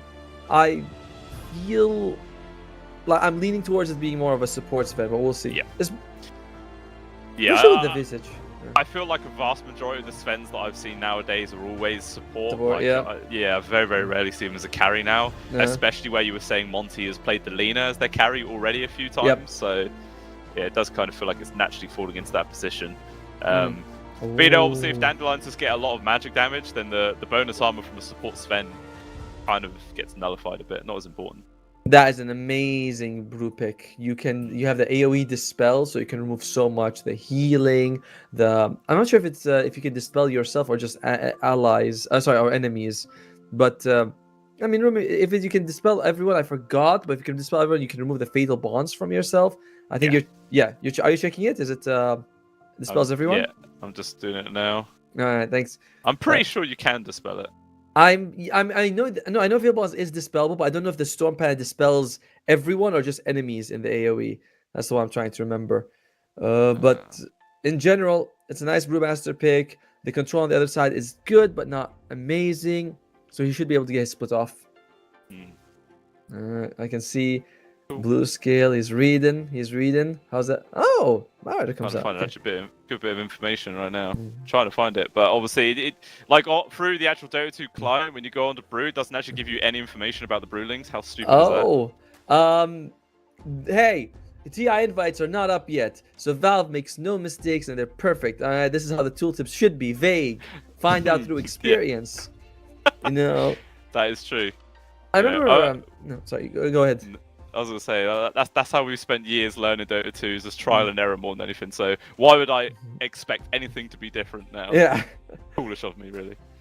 There was a recent game I was casting where someone picked up Refresher Shard, and they had an ability. I forgot what it was. I know this is a terrible story because of that, but it's one of those things where it's like if you could double the Refresher Shard, it would be great. But you don't know if the impact does get double, so he just gave the Refresher Shard to someone else. It was a pro match that narrows it down quite a bit to something. Yeah. Or doesn't. I don't know. Pudge comes out. There you go. That's going to be Nande's hero. They are looking to sort of like run at you. You have the Visage. Nande is going to be a lot of... It's very powerful. This is a very different draft than game one for Dandelions. I'm more for it, for sure. Yeah. I feel like it's definitely a bit more versatile. You know, they're not completely banking on the game going super late before any of their heroes are really going to be useful here, which is pretty cool. Yeah, well, I do always enjoy seeing a carry Pudge. Not always successful, but it's always entertaining, which is what we want as spectators to this. Yes, that's true. All right, the next pick will be Dandelions. They have the next pick. They need a mid laner here. Someone who could fight would be ideal. Ember's gone. I'm feeling like it's a DK Dawnbreaker. DK for towers, because you look at your tower damage, it's good, but more is better. Dawnbreaker, because Mobi's picked it. I like it. I want to see Dawnbreaker. Give me Dawnbreaker. Why is she not showing up? No one cares. No one cares about Dawnbreaker anymore, Thomas. She's gone. Doesn't she exist is. And to be fair, though, Icefrog gave her the worst facets. I cannot believe they were like, let's give her... Or the... Oh, that innate ability is so trash as well. Like, jeez. I don't like it. Oh, well. I don't care. I never really play her, so... Nerf her if you want. You know, just don't nerf what heroes I actually play. Yeah, of course. That's how everyone approaches Dota. Yeah, literally. You know, if your heroes get buffed in a couple of patches, they're gonna go straight to the dumpster. That's how they're doing it. It feels like Dota has become more seasonal, where it's like, is it my season? Is it my heroes that are buffed? Yes, good. I love it. Yeah, that's true. Everyone's just got those 4 or 5 heroes that are like, right, these are the ones I care about. Everything else is trash. Don't care. Patch comes out. Control F. Hero 1, Hero 2, Hero 3. Good patch. I like it. This is what I'm working with. But even still, one final ban here to come out from Dandelions. Looking like they're trying to get rid of mid laners by the looks, as they themselves do suspect this laner is going to be the carry. Of course, Monty could throw a spanner in the works and still move it around. That is always something that they have to consider. But at the same time, Dandelions themselves pretty much guaranteed that they are looking for their mid laner still. Yep. But the advantage is going to be towards Monty here, as they have the overall last pick, and they also have a minute of reserve time as well. So, yeah, they're not going to be rushed into this whatsoever. Alright, Storm gets banned out. Dragon Knight. Oh, they go for Dawnbreaker. I told you, man. Like, I told you. I'm telling you they're gonna go with Dawnbreaker. I was looking at it first. You know, there's like you have Pudge for lockdown, you have Bat on the enemy side, so once he pulls people in, you'd love to have a Dawnbreaker save them. And if you play Dawnbreaker a lot, which I do for completely gameplay reasons, you feel like she really accelerates the draft. You know, I can kill someone in this lane, I can ulti the other one, but then if I have ulti, I can actually jungle or push out the lane. I'm very useful with a Dawnbreaker, as in the hero if played well, not me personally. No. Although I am also very good with the hero. If that was true, you'd be playing these pro games, unfortunately, Thomas. So Hey, I'm not going to agree with you there, buddy. There's limits, alright? Okay, Monty. So yeah, after seeing this Dawnbreaker, which yeah, pretty much going to be the guaranteed mid for Dandelions, what hero in your, you know, Dawnbreaker expertise is really good versus this? You know, what's the best 1v1 matchup here? I'd like to have something like a Dragon Knight. Alright, Dawnbreaker wants to run around? Sure, you go run around, girl. You go hustle. I'll be taking towers. I think that's something that you can work with. And you look at the other side, yes, there's magic damage, but Dragon Knight should, like with a BKB, I feel like it's unkillable. I'd like a Dragon Knight for Moonlight. Let's say that's what they're going with. It's safe, it's secure, does well in the lane. You don't care too much about Dawnbreaker. Or no, or you can go for something that's hard to catch, like a Void Spirit. Oh, that's... Back in for the Primal. Okay, so wait, they're going to chuck this... That has to be mid-primal. Yeah, I was going to say, like, maybe Vladik plays it again, then it's like some weird Brewmaster mid or something like that, but no. It is Moonlight picking up this time round. Crystallize, of course, on the Carolina. Nothing really out of the ordinary there. And same thing on Dandelions. Everybody's in the roles we would expect. Palatimos taking the Visage off lane, carry Pudge, and mid Dawnbreaker as well. So no spanners in the works this time, Tomo. Okay, so the lanes are going to be Pudge Warlock, which is pretty strong, but you're up against Brewmaster Bat, which is also pretty strong. So that lane can go either way. Mid, it's going to be Primal Beast versus Dawn. Kind of favored the Primal Beast a little bit there. In the top lane, it's going to be Lina Sven. I've seen this combination before many times, the other way around, with the support Lina and the carry Sven. It's crazy to think Dota's gone the other way now, though. Yeah. You know, these combos that exist will always carry on coming on out, which is always great to see. For the safe lane of Dandelions, you know, the Pudge Warlock, do you think Kadaro will actually prioritize the upheaval more than the Shadow Word, just for like aggressive reasons? You know, if you can guarantee that slow, allows Nande to pretty much land the hook every single time.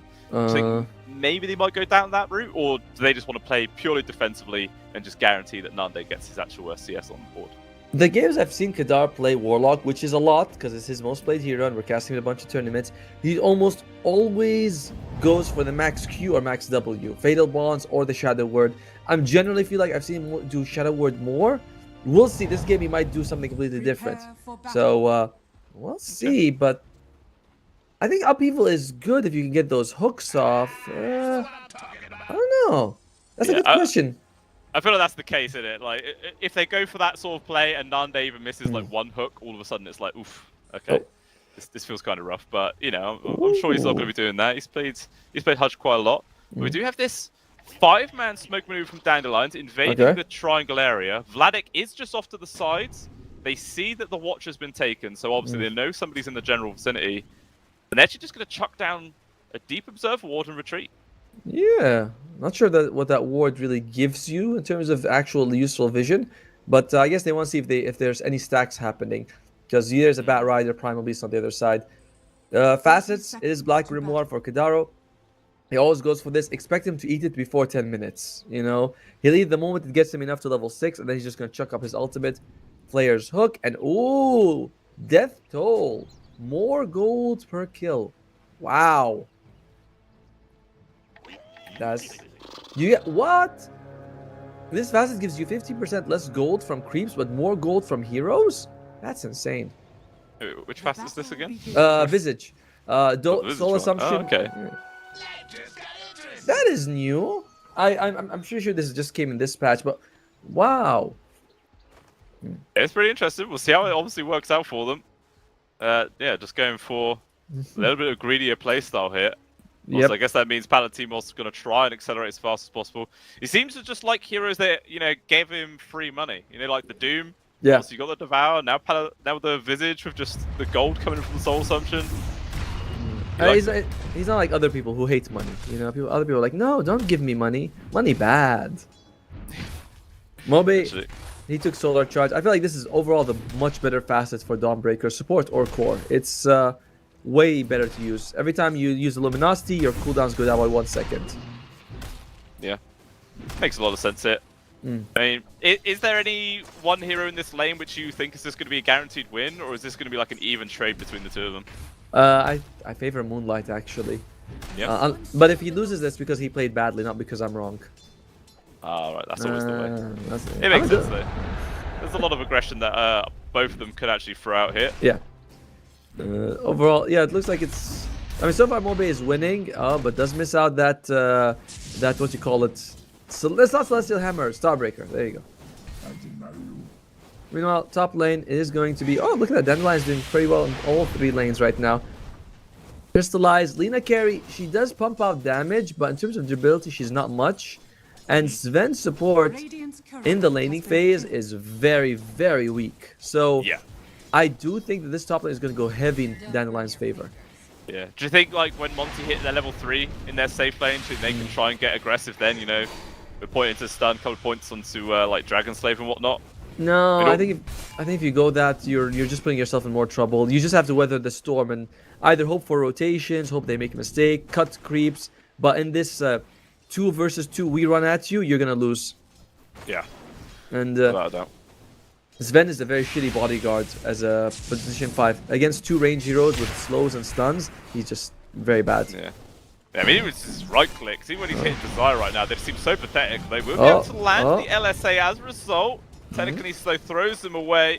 Palatine was trying to get their Soul Assumption charges up. Whoa! Barely does survive. But it's going to force out that salve regardless, so it's good harassment. But actually, Desire has not many resources left. Oh, she just had some tangos delivered, but it's not much. Why the hell did the courier approach him from the north? Did you see that? Yeah. It's like, how did your courier get there, buddy? It's Did it go no, through no. the Twin Gate or something? Oh. I don't know. Desire now in danger, but looks like the danger was actually down in the mid lane as Moby actually goes down to Cubify. Eknart, though, still trying to chase after Desire to get this return kill. Not going to get it. Instead, we'll just secure the Lotus. But yeah, very nice rotation there from Cubify to net kill on the mid laner. Not the way I thought that they'd be shutting down the Dawnbreaker, but so far Moby's been having a really good time. So like, oh yeah, rotation is needed, and that's what they do. Very nicely done there. Moonlight gets some help, and that's first blood. Yeah. Just like Speaking of good times, though, Nande definitely at the top yet again, just like game number 1. 19-5 on his CS. He's doing perfectly fine. I mean, do you think this time Monty are actually going to put a bit of focus onto him? Because they just left him to his own devices in the last game. Obviously, it still worked out for them, but can they afford to do the same thing here? actually, as long as you get a Spirit Vessel on the Brewmaster, I usually don't like it, but a game like this, you should get it. You're okay with going up against the Pudge. You know what I mean? He'll try to get hooks and kills across the map. When he shows up, or Brewmaster shows up, throws a Spirit Vessel, you can deal with him that way. So let him make the moves to you, and you see how you respond to it, rather than you try to chase him around the map. Desire is that. We'll get ran down. Free kill going over towards Crystallize. So actually, yeah, the safe lane's not going too bad. I mean, it is actually Crystallize and Palatimos both at the bottom of the CS chart amongst all the cores, but even so, you know, they're finding small little bits trickling their way. It'll happen. It'll happen. What is Kedar going for? By the way, he is going for, like we mentioned, the no upheaval build. Oh, they get a hook, but I don't think you're killing Vlad here. Oh, they're going to try for it. We'll actually be forced to run away. The slow just making it impossible for Nande to actually chase after them. Might still hang around, you know, his hook's back off cooldown in 5 seconds. He's probably going to try and find the angle to get that. Actually, gonna give up. Too far behind the tower. Way too risky. Yep. Just better to be safe here. Look at what Moonlight's doing. He's actually cutting the creeps, farming the neutrals as well as the lane creeps at the same time. That's efficient use of your time. Yeah, definitely is. Although Moby coming on over will actually just force Moonlight back and he'll just take the big creep. And this is very important because the moment Mobe hits level 6, it's like Zeus's ultimate. Suddenly, aggression becomes of this very easy to punish thing. You have to be very careful if you are Monty. Nunde, I think in danger actually up top. Instead, Palatimos, 3 heroes around him. He's actually Whoa. taking up for a lot of it. Actually manages to get the kill onto Eknart before he drops. Dawnbreak coming on through. Maybe they can try and commit for a kill on towards Cubify. Celestial Hammer, I guess he just doesn't feel like he's in range, and they will be able to have to let him go. But whilst all that was going down bottom, Nande actually gets ganked by Moonlight, so they find a kill onto the Pudge. That wasted Dawnbreaker ulti, like, literally gets you nothing. Very unfortunate. And I don't know if Celestial Hammer was nerfed. It used to be start at 1000, go to 1.3. Now it starts at 700. So like 700, 900, 1.1, 1.3. It just does. It's very short compared to before. So it's a nerf. This was an old nerf, but I never liked it. I was like, why did you do this, Ice Frog? Come on. Yeah, I mean, at one point she was just like in every single game, so you have to, you got to nerf her eventually. Who was complaining? Oh, up top, more action going down. Desire once again got 3 heroes on his tail, and he's just guaranteed dead. Nothing he can do. A freebie going the way of Monty. Meanwhile, the bot lane looks like Nunde in danger yet again. Moonlight on the case underneath the tier 1 tower. For the observer, can we have a look down the bottom? I think there's action happening. Vanek There you go. actually going to get turned on. Will fall as Nunde keeps himself alive, and they are the ones to actually get the return kill. So good TP comes in from the Dawnbreaker to save the carry. And if it wasn't for Kadaro's heal, they would have lost it. And that's why he plays. Kadaro, I feel like, is one of the most defensive 5s, where he's very sacrificial, builds to make sure his cores have a good time. It's not like some of like Puppy, where as enchanters you see him going for like, I'm going to go shard and drums and just do damage. Kadaro's like, nope, I want to help people survive at my cost. And did he eat the? Did he eat it yet? The book? Not yet. He's only got 2 charges, so not worth it for him just now. He's holding on. He'll wait a little bit longer. Meanwhile, Winston Runes, Cubify was able to take the Radiant one, but at the same time, not a single person from Monty was there to secure their own. So Kudaro just picks that one up for free. So literally, no advantage gained there from the 7-minute Wisdoms. I'm interested to see what item Mobe is going to be building up here, as he is going for phase boost, but usually after this it's like Echo Saber to Harpoon. That's kind of the... Oh, going for a solo attempt here on towards Nunde. Rock Toss coming on through from the Earth Panda, locking it down. There is going to be Dawnbreaker roll, keeping him alive. Cubify, they're also turning up. They really want to kill this Pudge, and eventually they will get it. Nice Question tornado. is, can they find anything else? Eknart TPing in himself. They're going to try and focus on towards Moby. Stumble will land, but in comes Crystallize with the backstab. The Guna Blade securing the kill. Kadaro getting low. Will be forced to drop the rock, but Cubify will be able to get himself away with just a sliver of HP. But what a massive fight there from Monty, taking down 4 heroes. by the way, he ate the book. Kidaro ate the book to be able to throw out that ultimate. He gets nothing for it. That is as big as a disaster as the other stuff, right? Because you're expecting the book to be sort of like your comeback mechanic, something like that. You eat it. Now you have no facet for the rest of the game if you're Warlock. Very not ideal. What isn't ideal is, once again, Nunde might be in danger. 3 heroes around him. Primal Beast is TP'd in as well. In comes the Batrider. They're just going to commit for another takedown on this Pudge. Nunde is like, what did I do to deserve this? This is absolutely demoralizing. There's now 3 deaths on the boards in quick succession. And he was like top farm core for a while, but now he's been knocked all the way down to 2nd from last place. And by the way, the Brewmaster is getting a Spirit Vessel. He's very close to it, which means that it's going to get easier to kill Nande very soon. He's not going for any defensive item first, like we've seen some of them go for the Hood. He's like, no, I want offense. I want the Aghanims. Smart, but doesn't help you survive against the Spirit Vessel. Definitely not. Mm-hmm. But it looks like Monty, they are not giving up on the aggression. They want top. 4-man smoke going through the Twin Gate. Let's see who they're able to find with this one. They do have sight on Palatimos there from their creeps. Yeah. Moonlight leading the charge, has his ultimate available, charge on through. Kidaro can't really do too much about his ultimate. Palatimos is just dead. Actually, Kidaro maybe have lingered too long, as now he gets turned on, double ults in his face. And there's a double for Cubify as well. Monty really are ramping up the aggression here in game number 2. They are. Look at you. We're talking about. He's got 3,000 net worth at the 10-minute mark on this battle, right? 2.86, sure, but he's halfway towards his Blink Dagger. He is creating so much space around the map for his team. And once he gets that, sure, you have Dawnbreaker Solar to sort of stop this, but you're in trouble. You're expecting to get the snowball rolling on your side. Yeah. It's not going at all well here for Dandelions. by any means. I mean, who's the person on the side of Dandelions that they're all looking to here to try and make up the difference? Is it all just on Moby? I think Moby and Palantimos. I mean, the problem is that Visage is so far behind. I don't think you can look at him as the guy who's going to make space. You have to look at him as the guy who maybe, you know, if we take a tower, he can push out. If we can get a kill, he can push out towers. It's going to be Moby. But Dawnbreaker is very reactionary. You wait for people to jump on someone, you ulti. This is not ideal. Yeah. And maybe if they try and go for like some early smokes with Nunde perhaps, and like he hook devours, dismember somebody, and then the Dawn ult comes in to try and secure kills. But obviously that means you're using your carry then to look for ganks rather than farm. Exactly. But mid, Moonlight, maybe in danger. We'll actually drop the Rockadaro though, but the pig pole plus phase boost, he's so damn speedy. Just runs away. Now in comes the rest of Monty to get the retaliation. Moby in danger. Can he do anything to survive? The answer is no. He's controlled up. Maybe he can get killed onto Moonlight, but no. He's able to take him down beforehand. He does actually die to the burn damage. But even still, Kadara will still fall. They kill the Golem as well for extra money. It's a 2-for-1 trade, once again favoring Monty. Oh, Lord. Oh, man. It's like you're saying, right? You're using your mid... Sorry, like your Dawnbreaker to find kills. Not ideal. You know, you want them to jump on you and you're equal net worth. You turn it around.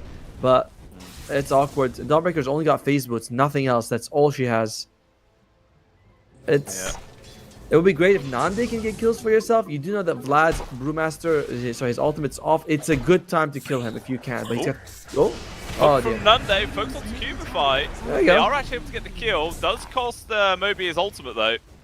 That's obviously on cooldown for another 2 minutes, but who really cares, man? That Bat Rider was actually a 5-kill streak. Yep. It's a lot of gold. It's just unfortunate that Desire actually gets the majority of it. Hey, the supports need gold too. Look at that. He's got max onslaught on Rubik. He's fine. He should have it. I don't know. I'm all for giving, you know, supports a little bit of money every now and then, but yeah, I feel like in this situation, Dandelions definitely need it to either be on towards Nunde or Moby. Like one of those two need the money more. I like that. He's like, I think supports deserve gold, but when they get gold, he's like, I don't think they deserve it anymore. Like, what? Come on. It depends. If your team's like ahead or even, it's fine. Then yeah, like it doesn't matter. But when you're obviously behind, like you need your calls to get a bit of a throw. But speaking of, Vladik is in danger. Oh, still on cooldown for 30 seconds. Hook with the dismember. He's actually tanky, surviving a long old time. Actually just going to go for the TP out. Is he going to make it? No! Desire is there just in time with the onslaught telekinesis combo to deny it.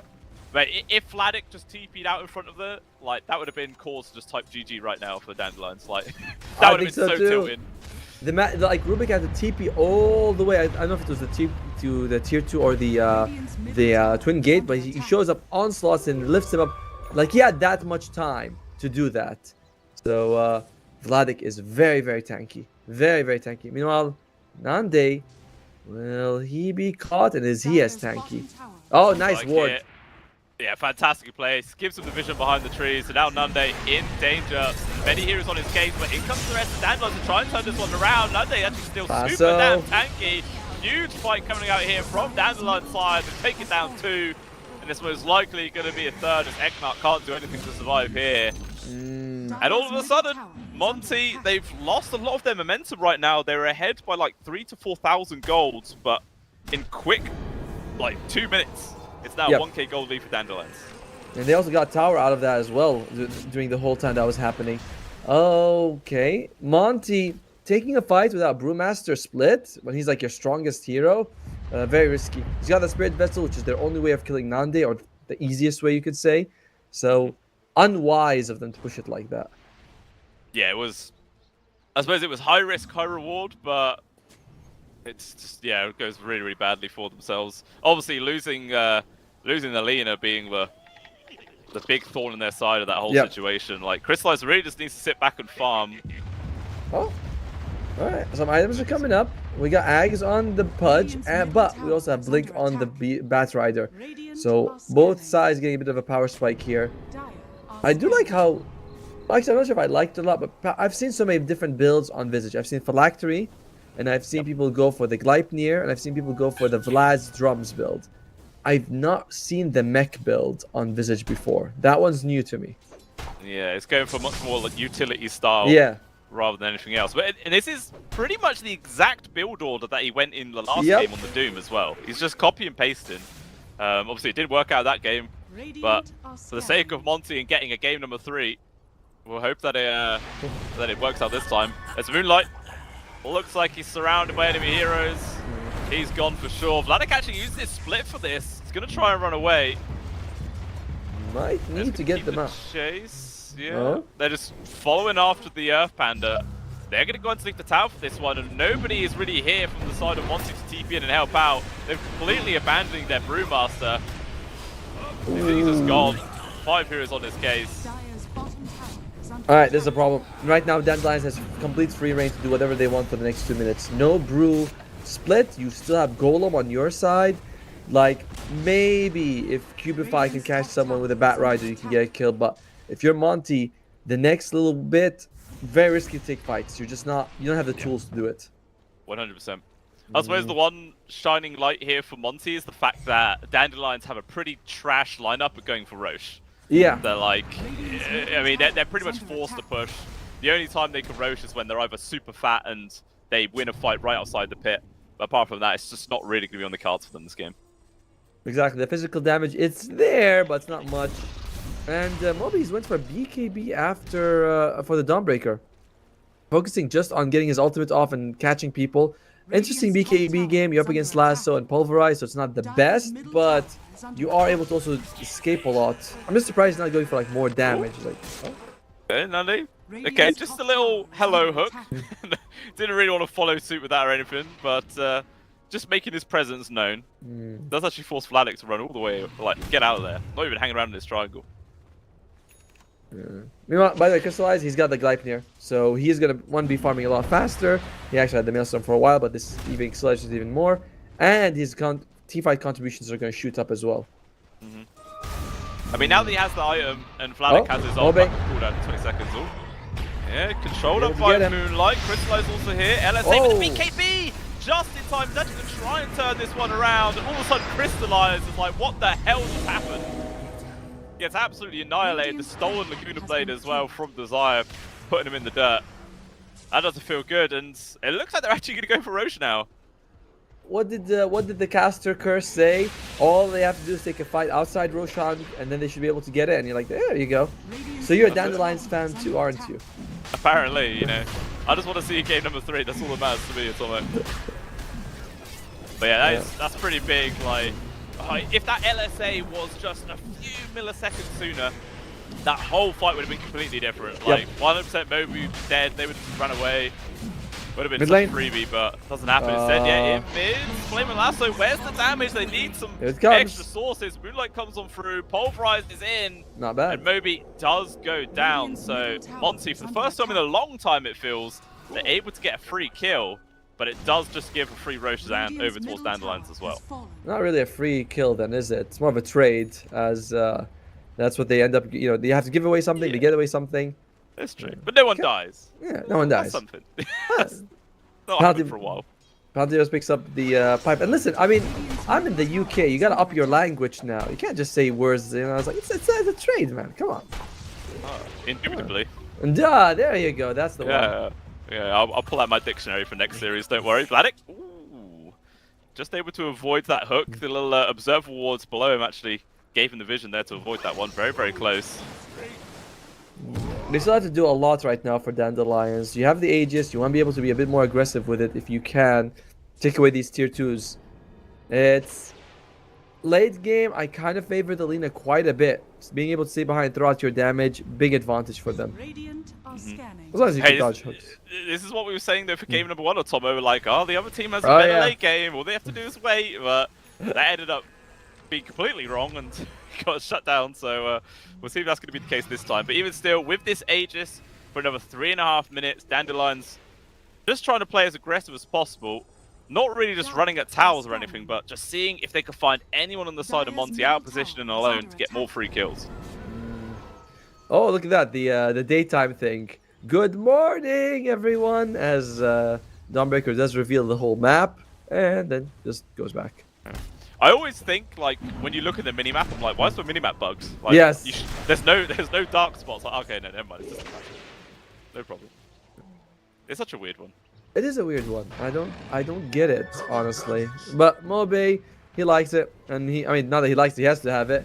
He's going for the Dessa for a bit of damage. I like this. They do need some physical damage to hurt the enemy side, take towers. It all helps. Yeah. Whoa, look at Ignart. Structures are fortified. Yeah, Dire's it's middle chilling. tower is under Okay, attack. well, you know, 17 seconds, and there will be the Wisdom. Wisdom Rune. All right. He's going And- to try and go for that one, and at the same time, Vladik is ready to take their own as well. So Looks like it should be. Will he go for it? He is. He draw the stun. Mobe's not going to use the BKB for that, but he's going to lose his life probably. yeah, he's dead, worth 100%. Oh, or is he? He's trying to run away. Never mind, telekinesis. Desire not choosing to go for the cliff Stun? play would have been for the memes. It's Stun? unavailable. Egnart just not use it. I guess he doesn't want to let Desire get a free stun steal.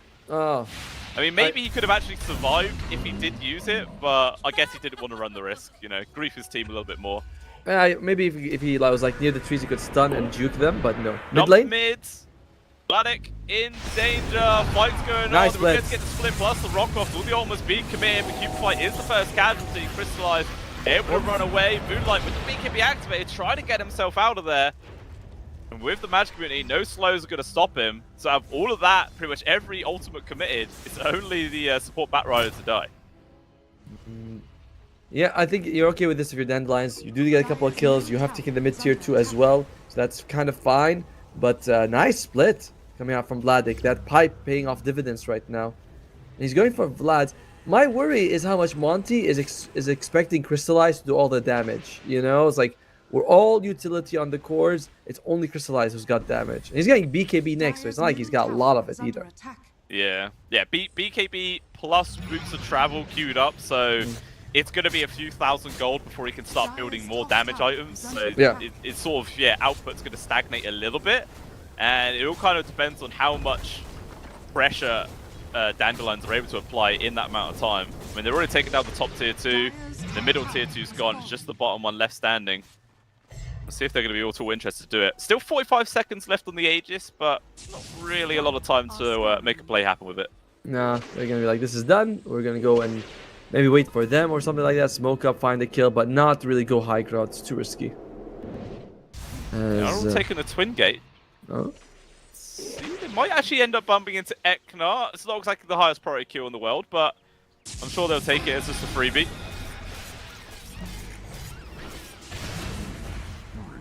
He's gone. oh poor. Also actually a gem in the hands of Desire, just to get a bit of extra control over the map, remove all of the observer wards that Monty have. I like this gym. I like this gym a lot. It's what, you know, it's like you said, remove their vision, which means they can't make plays, they can't find you, they can get pickoffs, and it's very good for them.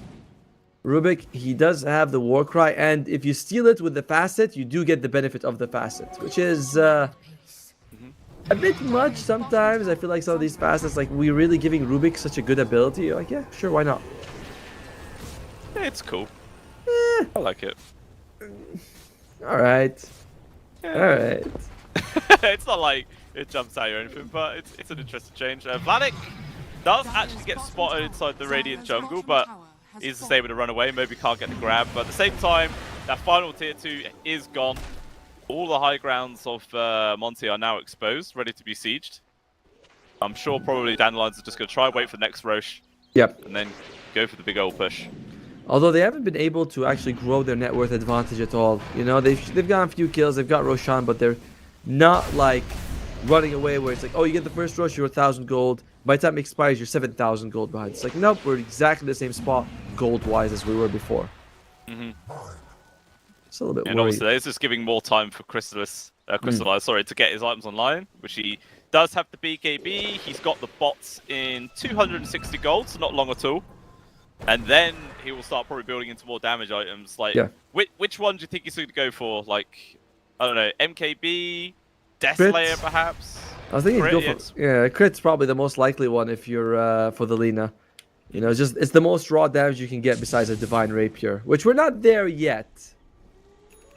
Not yet. Not yet. Potentially soon. Primal Beast, we're seeing a lot of the everyone's going for Shivas right now. Nane is very close to it. But I expect both teams to sort of take it easy until it's time to fight, which means it gives us our time to say, how's your day going, Blue Scale? You having fun? Yeah, I mean, enjoyed the game so far, which is always a good start. Yeah, it's good, but obviously still too early. You know, I wake up and I start casting. It's not really done anything else apart from sit in front of my computer. Ah, But that's yes. fine. It's part of the lifestyle, isn't it? I'm glad that now I can look at the time and I'll be like, it's the same time as for me as it is for Blue Scale. It's very early morning. That's true. Yeah, before what were we like 7 hours different? 6 7 hours? hours. I was Yeah. ahead by 7 hours. So a lot of times I'd come in, I'd be like, wow, good time to cast. You'd be like, no, I just woke up. What the hell? That's good. I noticed there's not that little mini delay between us anymore as well. Makes Aw. things smoother. That's all. That's what we're aiming for. As Kidaro, you know, he gets an Aghanim's shard on the Warlock that upgrades your imps, and you spawn imps all the time while you're making the soup. Dire So are scanning. it's one of the better shards, honestly. Yeah, it is pretty solid, especially when you just get it completely for free. It's always Yeah. a nice little bonus. Free things are the best. Yeah, but where you were saying like the net worth lead hasn't really changed in a while, it finally is. Like it's actually been going up by a few thousand now, up to 4K. But in the grand scheme of things, 26 minutes in, it's not really that significant. But Hook, long range from none. They're pretty sure that was maximum range. And they're able to secure the kill on towards the enemy mid. Dead for 50 seconds. Big opportunity here. Maybe they could go high ground with this. If they want, Roshan though is not there, and you can see Crystallize immediately TP's in, and okay, guess not. He he wants to defend his base instead. I thought he'd be cutting instead. Odd. Radiant's bottom tower He's got the is Iron under Talon. attack. That's kind of cool to see. As base defense looks like it's going fairly okay for Monty right now. Unfortunately, Ooh, Hook nearly lands on Crystallize there. He's able to avoid it. Now the re-engage from Cube interesting. Yeah, not really the best target to go for. Stolen Flame and Lasso as well. They're trying to lock down on towards Crystallize. Selena, telekinesis control, endlessly stunned. Now we'll have to pop the BKB and run away. Very healthy. Vladik with Broom split. Still has all of them available. Let's see if they can re-engage. So far, the only casualty is just Cubify. Here's Primal. He's respawning. Vladik, though, his ultimate is about to run out. Has to now disengage. And Dandelions feel confident to go back to hitting the buildings. Yeah, it's weird, right? They sort of jump in by the Batrider. He gives away the lasso. Hook misses, lucky for Monty, but an odd move right there by QB5. Yeah. Dandelions, they respect this though. They're like, all right, guys, they're mounting a good defense. Let's go and check Roshan, which just respawned, and force them to run to us. Well, look at this. Monty, though. They do not want to let them just disengage for free. Moonlight charging forwards. Oh. We'll just have the trample stolen away. Not the most impactful skill. Kidaro with the upheaval. And a decent spot, but Egglock gets the immediate cancel. Now Desire locked on down. Movies all coming on in. Will land towards 2. The Sven will be the first casualty here. Moonlight still trying to chase after Desire, but they just can't kill the Rubik. Crystallize completely abandoned there. And now Moonlight, all he can do is run away, but Desire, he's actually going to continue the chase. Wants to control him up. Onslaught. Charge forwards of his own, man. What an annoying Rubik this is. Just such a thorn in their side. Nande in with the hook. Moonlight will now die. And Monty tried to take an interesting fight. Oh, and even lose the bat. And yeah, they just get punished huge. 4 deaths, don't find a single thing. Feels like if you get Rubik in this series, you're just gonna win. As game 1, it was on QB5, he looked great. This game's on Desire, he's looking amazing. And in general, it's very interesting the way that Monty, they're trying to force these fights. And I thought they'd win that one, but it's a bit of an awkward start. They came in from 2 different sides. Crystallize got caught in the middle, and he has damage, but he's not durable. As there's going to top racks. Dandelions looking set to take game 2 and even out the score. Yeah, I mean, it's exactly what they needed to do, obviously, as this is the lower bracket. Dire's middle But it's absolutely essential. They took this game to push on to the third. They would have been out in CCT Series number 2.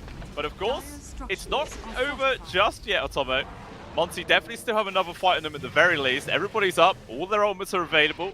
BKB is back off cooldown as well. So we'll see if they can take one more successful fight and potentially bring this game back around. Obviously, Roshan is up and about to move to the Radiant side as well. That could be where we see the next team fight.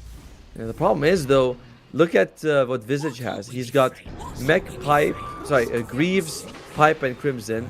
And you have healers in Kidaro and the Dawnbreaker.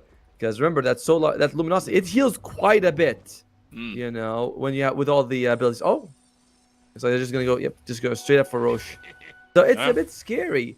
And on the other side, it's like if you can't burst them down, the sustain is massive. This is very scary for Monty. It really is. Feels like they have to try and just get some sort of pick off before the fights happen. So when it comes to a 5-on-5, it just feels like it's all Dandelions.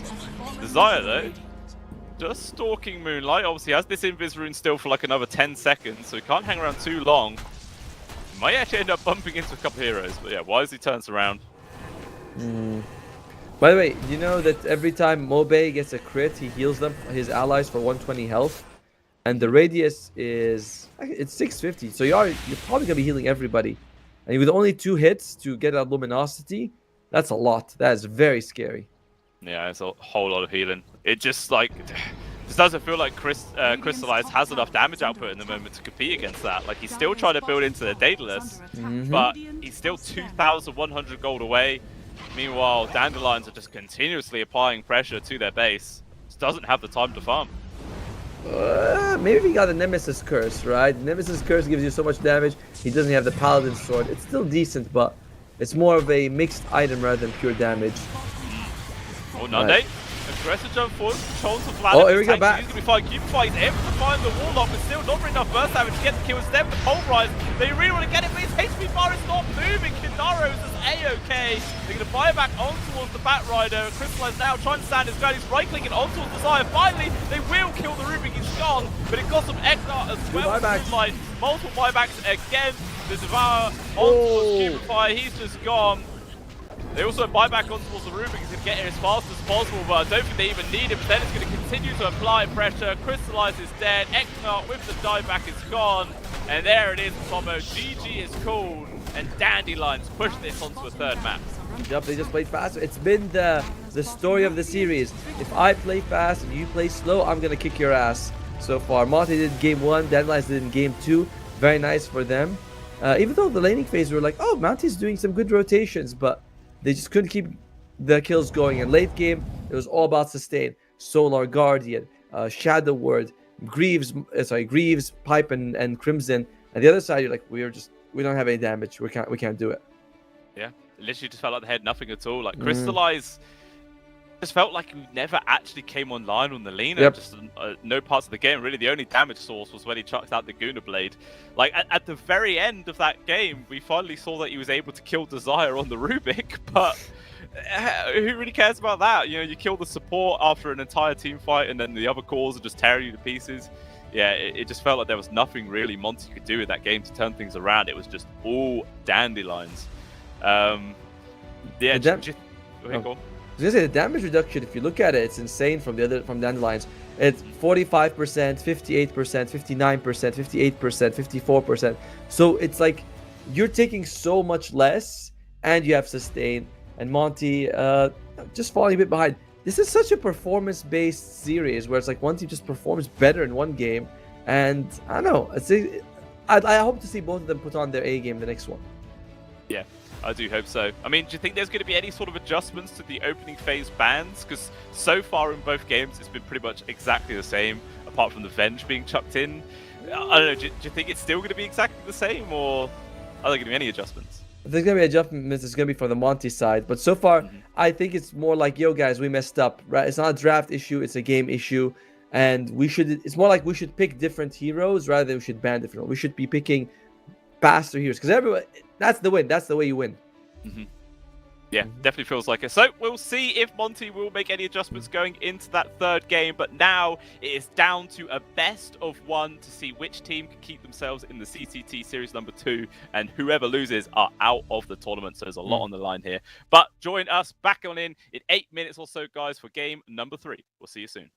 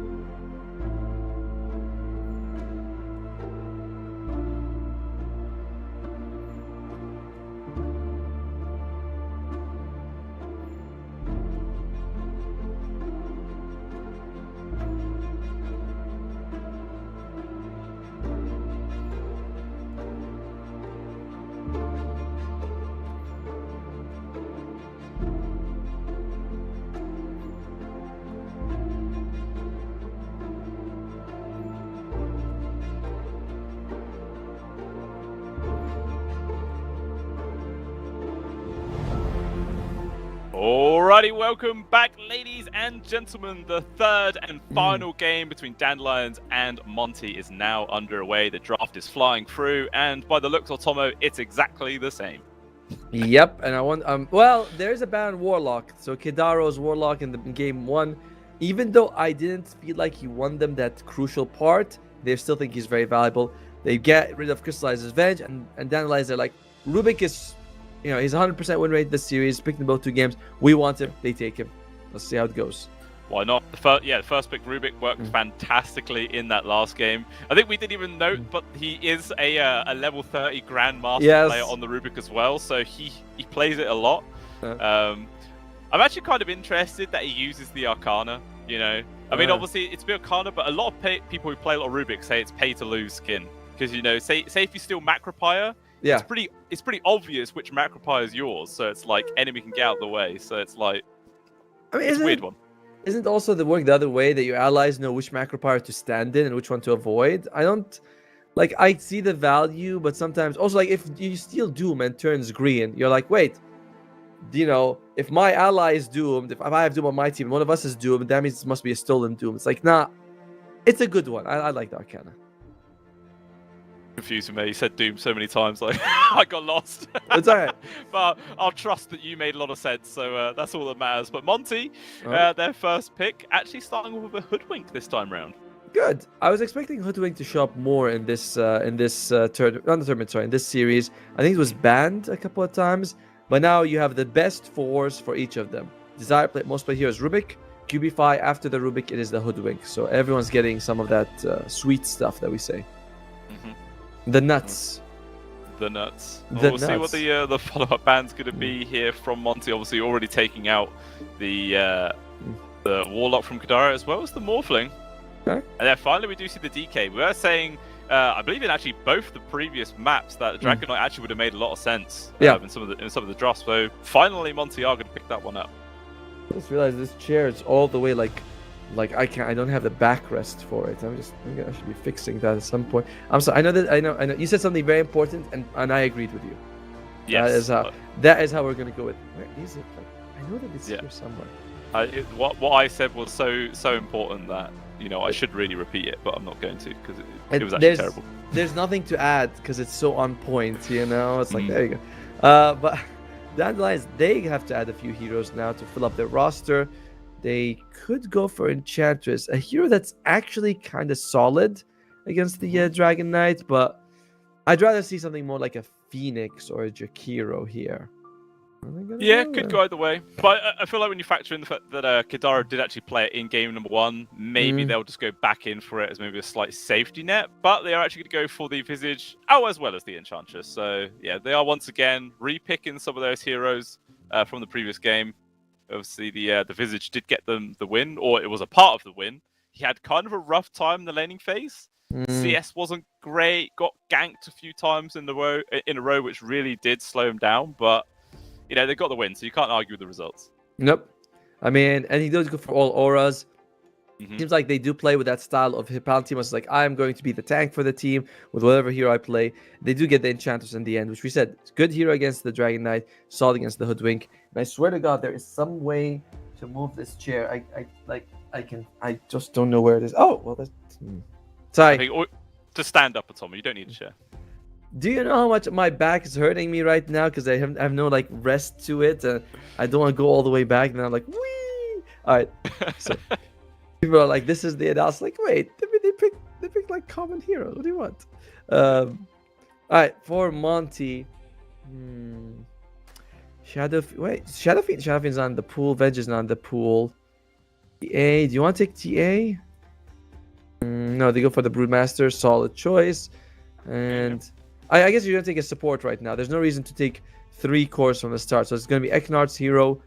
He can take a Phoenix if he wants. Yeah. I mean, there's not really any decent egg hitters so far on the side of Dandelions at all, so it would be a pretty solid pickup so far. Jakiro could stop pushes. I'm fine with that. There's a tree. I don't know. What would they want to pair this up with here? The thing about the Phoenix is that unless you can get like a really good bushwhack, they can all just walk away from the egg most of the time. So I'm like half with it. Whereas a Jakiro, Treant, or AA, for example, have more like they're better high ground defenders, better stallers than Phoenix would be. But with the Jakiro though, it feels really, really bad picking Jakiro into Rubik. Fair It's like point. Yeah, you're so afraid of using Ice Path the entire time. It's like wouldn't be worth it. that's very fair point. So that leaves Treant, AA, and Phoenix. There's problems with all of them. Elder Titan was Eknard plays the most. He'd love to have an Elder Titan if he can, but it's banned out. So he has to pick some other stuff. Yeah, it's been banned out 3 times. As I mentioned, 8 out of 10 they go with the Phoenix. Alright, it had to be your point about not being a good egg hitters is the best one. So they say, you know, that's the path we're going with. I mean, they do have decent protection to it. You're saying about obviously the bushwhack, but you know, again, you'll have the Dragon Tail stun from the DK. If the Brewmaster goes for a split, you've got the toss, you've got the drag, you've got the tornado as well. So it's like you definitely have good ways of both protecting it as well as denying any sort of escape from the side of Dandelions. Maybe it's behind the chair, the thing, you know. Maybe that's where it is. But normally there's like just a little lever that I you pull know. to lock in the back. Like, No, what the hell? Like, What's- this. Okay, here's the thing. This is a massage chair, so it's not. oh, So I don't alright. know. Like, one of those chairs, is it? you know, it rubs all the good places basically. So, yeah, I don't. People are watching. They're like, what? Okay, Juggernaut. Now that's a good one. Basically, nothing they have on Monte deals with it, and he's a great egg hitter. I'm generally feel like you would, if you're getting cores, you want 2 core egg hitters. Why? Because you don't really want to spend 1 core's time hitting the egg. You know, you don't want to be like, oh, Juggernaut, he's got 10 hits. He's like, tick, tick, tick, tick. I want him to be slicing the enemy team, not dicing eggs. That is true. It's very, very true. I mean, it's not been done in a while, but do you think potentially Dandelions could be thinking of like a mid-snap? Like maybe it does give you that. It's an extra form of disable with the cookie, because so far they don't really have many stuns at all. Yeah, the classic. A mid snap. I don't know. I don't know if you want to go for a mid snap fire. It's not something that Mobe has been playing a lot of, so I'm not feeling it. I do like the Faceless Void ban. Monte needs a carry. Dandelions needs a mid. Although wait, let me see. Monte. They have played DK as both a carry and a mid, so it's very flexible for them. That's true.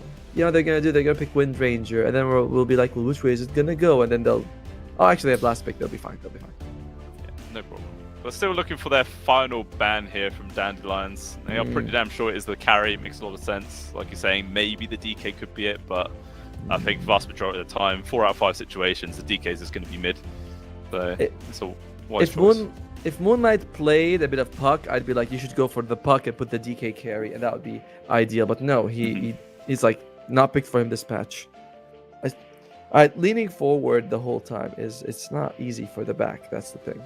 Good for the posture, I suppose. I'm not sure. Yeah, you know, just push your back bomb back out, nice and straight, mate, and then there you go. You won't even realize you're doing it. You'll be super comfortable.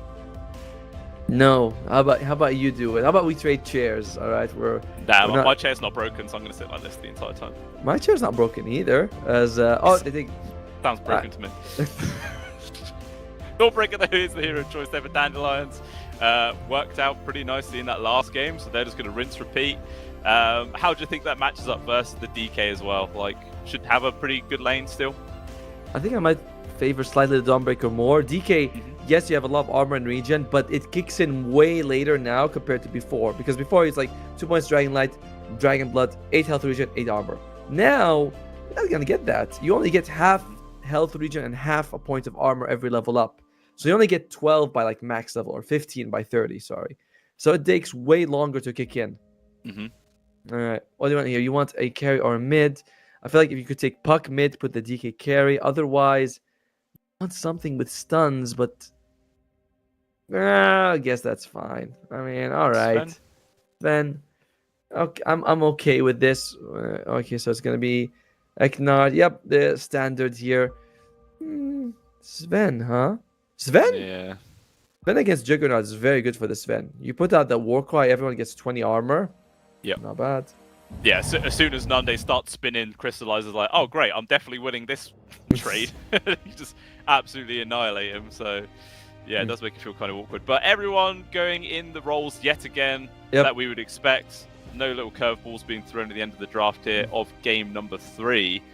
But looking at these lineups, Atomo, who are you leaning towards here? Who's going to carry on the dream for the CCT?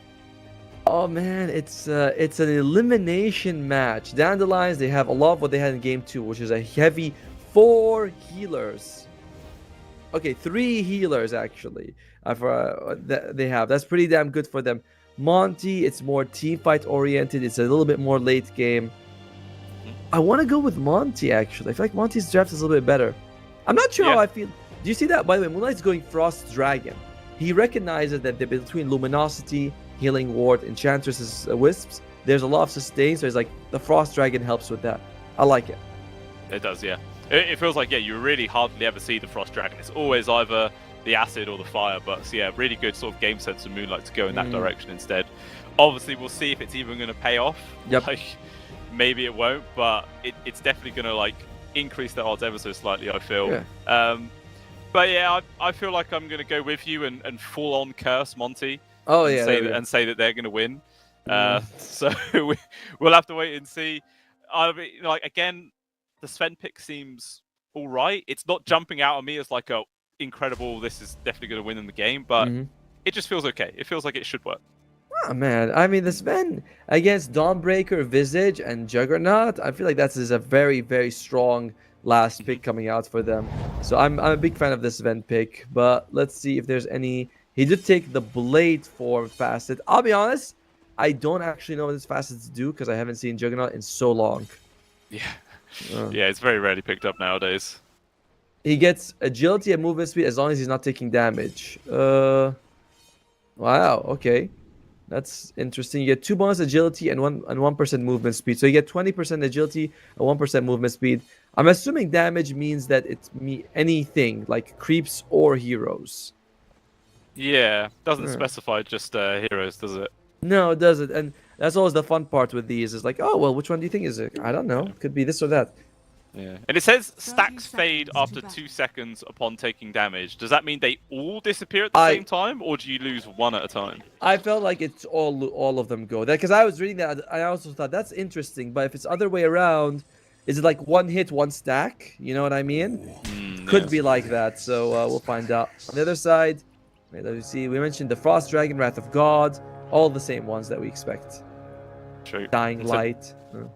The Desire going to be able to grab that top river bounty. Kadaro not willing to try and win the clicking wall there against Moonlight, so would have been even 2 for 2. Although that's quite interesting. The Daylight shows exactly where Cubify was hiding in the trees. They all ping him out, and there is like an interestingly placed ward below him there in the lane, which Desire suspects, but he does actually put it in the wrong spot. If he was just left by a few units, that might have been a free D ward there. A bit unfortunate. And I wonder if they're going to go and check if QB5 is there. They're like, hey, he was here a second ago. He's probably still there. Yeah, I think they know that this is going to be some weird tri-lane play. Like, they are playing super gorgeous. You see Palatimos not even go anywhere near the creeps. But on the flip side, it does mean Vladic's on his own. And Kadaro is actually just waiting for him to show himself. Mid lane, Moonlight versus Mobe. Dawnbreaker versus Dragon Knight.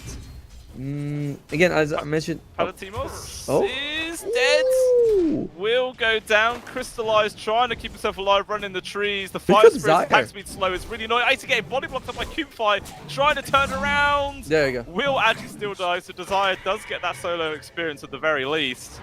But even still, first blood plus an extra kill going the way of Monty. They're happy with that. Yep, they are. Although they reminded is that they do have 3 people here, so they had to win these trades. And 2 for 1, good if it's first blood, but you can't keep trading like that. 1 for 1, or it's not ideal. Yeah. As meanwhile, Juggernaut getting all that lovely CS right now in the bottom lane. Vlad having trouble approaching the lane. He's got 0 creeps. A lot of that comes down to the Enchantress with that Thunder Whisperer. Yeah. Okay. Half a bit of a nuisance. Harpy Stormcaller, sorry. Some of these names, a bit much. Yeah. I think it was Stormcrafter. Stormcrafter, yes, Harpy Stormcrafter. There are many different storms going on, but well, the action actually doesn't stop up top lane as Eknar actually goes down this time. Desire getting that one. So it seems like as soon as Monty aren't bringing 3 heroes up top there, looks like Dandelions are actually able to push back a little. Meanwhile, mid, maybe, No. just taking a lot of damage. Moonlight, Whoa. considering diving, he actually just goes for it. That's a free kill. What the hell? Okay, I'm sorry. I said that Moonlight was gonna be losing this one. Now I feel really bad about it. Yeah, he takes the point of the stun, so he can always interrupt Starbreaker. It's a very long wind-up time, and he does have that Worm's Wrath level 1, so it does go a long way towards reducing the regen. And Yeah. a solo kill. 2 points actually. Wow.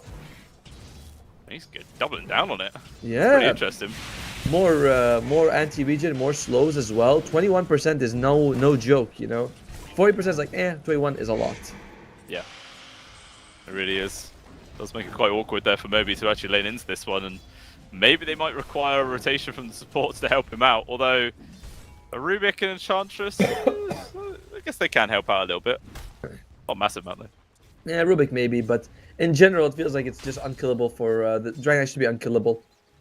Yeah. Nowadays, having a very good time though. Maybe he can. Oh, It's completely free time. He's Yeah. just do whatever the hell he wants. 21 and 10. He's just steaming ahead, especially when you compare him to Crystallizer's 11 and 0. steaming ahead. I've never heard that one before. There you go, mate. Now you're in England. You're gonna be getting all the English lingo. Yeah, all good. it's proper mental what you just said. Yeah, mate. Skits, you could say. Skit. Well, that's more Australian actually. Meanwhile, talking about that, Nande. Okay, takes a bit of harassment. He is still able just to walk it off, but it's a good amount of harassment coming his way. Probably gonna be needing 1 point at least into the heal later on. And wait, I'm looking at him. He's jungling. He's not using. He is losing stacks, and he loses all the stacks at once. Honestly, as a facet, this seems kind of ass to me. Come get healed. I mean, it's good if you're not taking hits. 20% agility is no joke, but he just goes in jungles and they just remove all the stacks. Like, huh? Okay. What's the other one? I can't even remember what it is. Better? I'm gonna go with that. You're just gonna guess that it's better. Hang on. Let Let me me see. actually look it up so we. No, so we, I'll do it, I'll so do we- it. Oh, you're doing it. All right. I'll do it. Dire Let's see are what scanning. the other facet is. Dire's I just structures do. are fortified. Oh, you can get Blade Fury can now critically strike based on the levels of Blade Dance. So when you spin, you can crit. That's seems That kind of sounds ass fair. too, right? It seems better though. At least Yeah, that will it's- actually be useful in team fights rather than all your stacks disappearing in 2 seconds. In general, they're a very stack-based team here. Spalantimos also has stacks, but so far in terms of CS, it is favoring Dandelions. They have 1,000 gold despite being 1 kill behind, and yeah, they're just out farming them a little bit here. Yeah, doing a solid job. Looks like Kidara actually moves on into the mid. Wanted to try and dive on towards Moonlight. Stuns on towards Moby. Bushman Oh! comes out for Q5 trying to Big help kill. out. But Moonlight will go down. Even the TP comes in from Eknar. Goes for the Oh. aggressive dive forwards. Kidaro might tick out, He's but got nope. heal. With all those little sprites, they're A-okay. So free kill on towards the DK. Nice pick up there for Dandelions. Wisps, by the way, my friend. I believe that's what they're called. But yeah, nice survival there by Kidaro. They do leave Palantimos top by himself. Crystallize really can't kill him. Maybe he'll like interrupt his CSing a little bit, but he should be fine here on the Visage. Yeah, should be pretty fine. What if he's going to go for the same eye build, or might consider going for like not drums, but actually drums could really be helpful against the Phoenix Egg in this one. Yeah, it would definitely help bring it down. Obviously, it's a fantastic buff for the Juggernaut. He absolutely loves having any sort of extra form of movement speed or attack speed. They would feel pretty solid, actually, this game. It would. But, I mean, he's done the same build game 1 and 2, so he Yeah. might just do exactly the same thing. Which is And- more like Arcanes into Mech. Mech. Yeah, that's what we went for. Eknar, Oh. Fortified. chasing after Desire right now. Moonlight just rolling on through, trying to get close enough. Telekinesis actually keeps him alive, so unfortunately for Moonlight, just ends up being a lot of wasted time. Yeah. And by the way, you can also expect like the Enchantress to go for drums. It's a very common item build up for her anyway. So Palantimos is like, why should I get drums when other people can do it for me? Oh. And looks like the top lane, they're already putting in some of that aggression. Now they only level 5, but he's already joining in these early game pushes. Meanwhile, Desire and Eknar, they're going for the Wisdom, but Desire's like, nah, I'm not giving this away, buddy. Yeah. Does to make sure he Oh! secures that one for his team. Did you see that? He used the scan to find out if someone was there. That's why he saved his time rather than, go into a dangerous area. Very nice. Good use of his, like, you got scans, you might as well get some value out of them early on. Yeah, definitely. There's a bit of free tower there for Dandelions. Nande even managed to steal a little stack of extra gold for him, and just going to go straight back to farming up on this bot lane where he is solidly top farm core. In fact, all 3 cores on the side of Dandelions in the top 3 positions right now, so they are very happy. And a solid 2k gold lead at 7.5 minutes. It's a good start. It is, and it's interesting to see how they're itemizing on Monty. They expect the Dragon Knight to be all the anti-heal. So Brewmaster not going for a Vessel, going for the Radiance. I like the Radiance, but drafts like these are the best drafts to get the Vessel. Oh, Mobe's in trouble. Oh, good pushback. We'll get the grab on towards Moby, trying to stun lock him right now. Turns around with the Starbreaker, but doesn't really do anything. Not a single TP from the rest of Dandelions. They all just happily to sacrifice their mid laner. Question is, do Monty commit for the tier 1 here? They're doing some damage here on it. Not as good as usual, because of course the Dragon Knight, he is, Frost Dragon, not Corrosive Dragon, so he's not really helping. And look at that, the back lines, the enchant is cutting creeps and doing even more damage to the tower, actually. Yeah, the power of the Skellies. They really do add up quite a lot, to be honest with you. And yeah, do a small amount of damage to this tier 1 tower, but very negligible, to be honest. So it's not terrible there for Dandelions. And it all adds up, and it is forcing them to be like, alright, we have to deal with this as well. So Monty, they get a kill, but they don't get anything out of it. Can't feel too amazing. As, wow, Hand of Midas on Moonlight. He's thinking of scaling late game. Okay. I mean, when you look at these 2 lineups, do you think this is definitely going to be late game? I feel like Dandelions is 100% earlier. Yeah. But is it enough that they could just run away with this game super quick? I mean, when we look at drafts, I think you're right, but maybe it's also mentality, It's like, this is elimination. You win this match, you're in the tournament. You lose, you're out with nothing. So, both teams are like, I don't want to throw, and going late game always feels like the safer option. It's like, oh, it's okay, guys. We just don't have to lose, then we'll win. Yeah, that's all we have to do. Just don't lose. It's like they say at the start of every game, it's 50-50, mate. You win or you lose, won't you?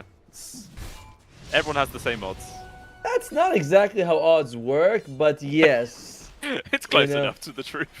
It's kind of like saying, when you go out of the house, you can get struck by lightning, or you can't get struck by lightning. You're like, yes, those are 2 very possible outcomes with lightning, but they're not equal. It's 50-50 though, it's yes or no. So... Exactly. You have a very rudimentary understanding of statistics, I can tell. Yeah. That's what makes me so good at gambling, mate. That's why I've got millions and millions. I know what I'm doing. Well, even still, this mid-tier 1 tower. Looking like it's actually going to go down. Dandelions just chucking some heroes at it. Don't even need the creeps. Just waste the time. And that is the mid-tier 1 tower gone. It's very rare when you see a Dragon Knight actually lose their tower first.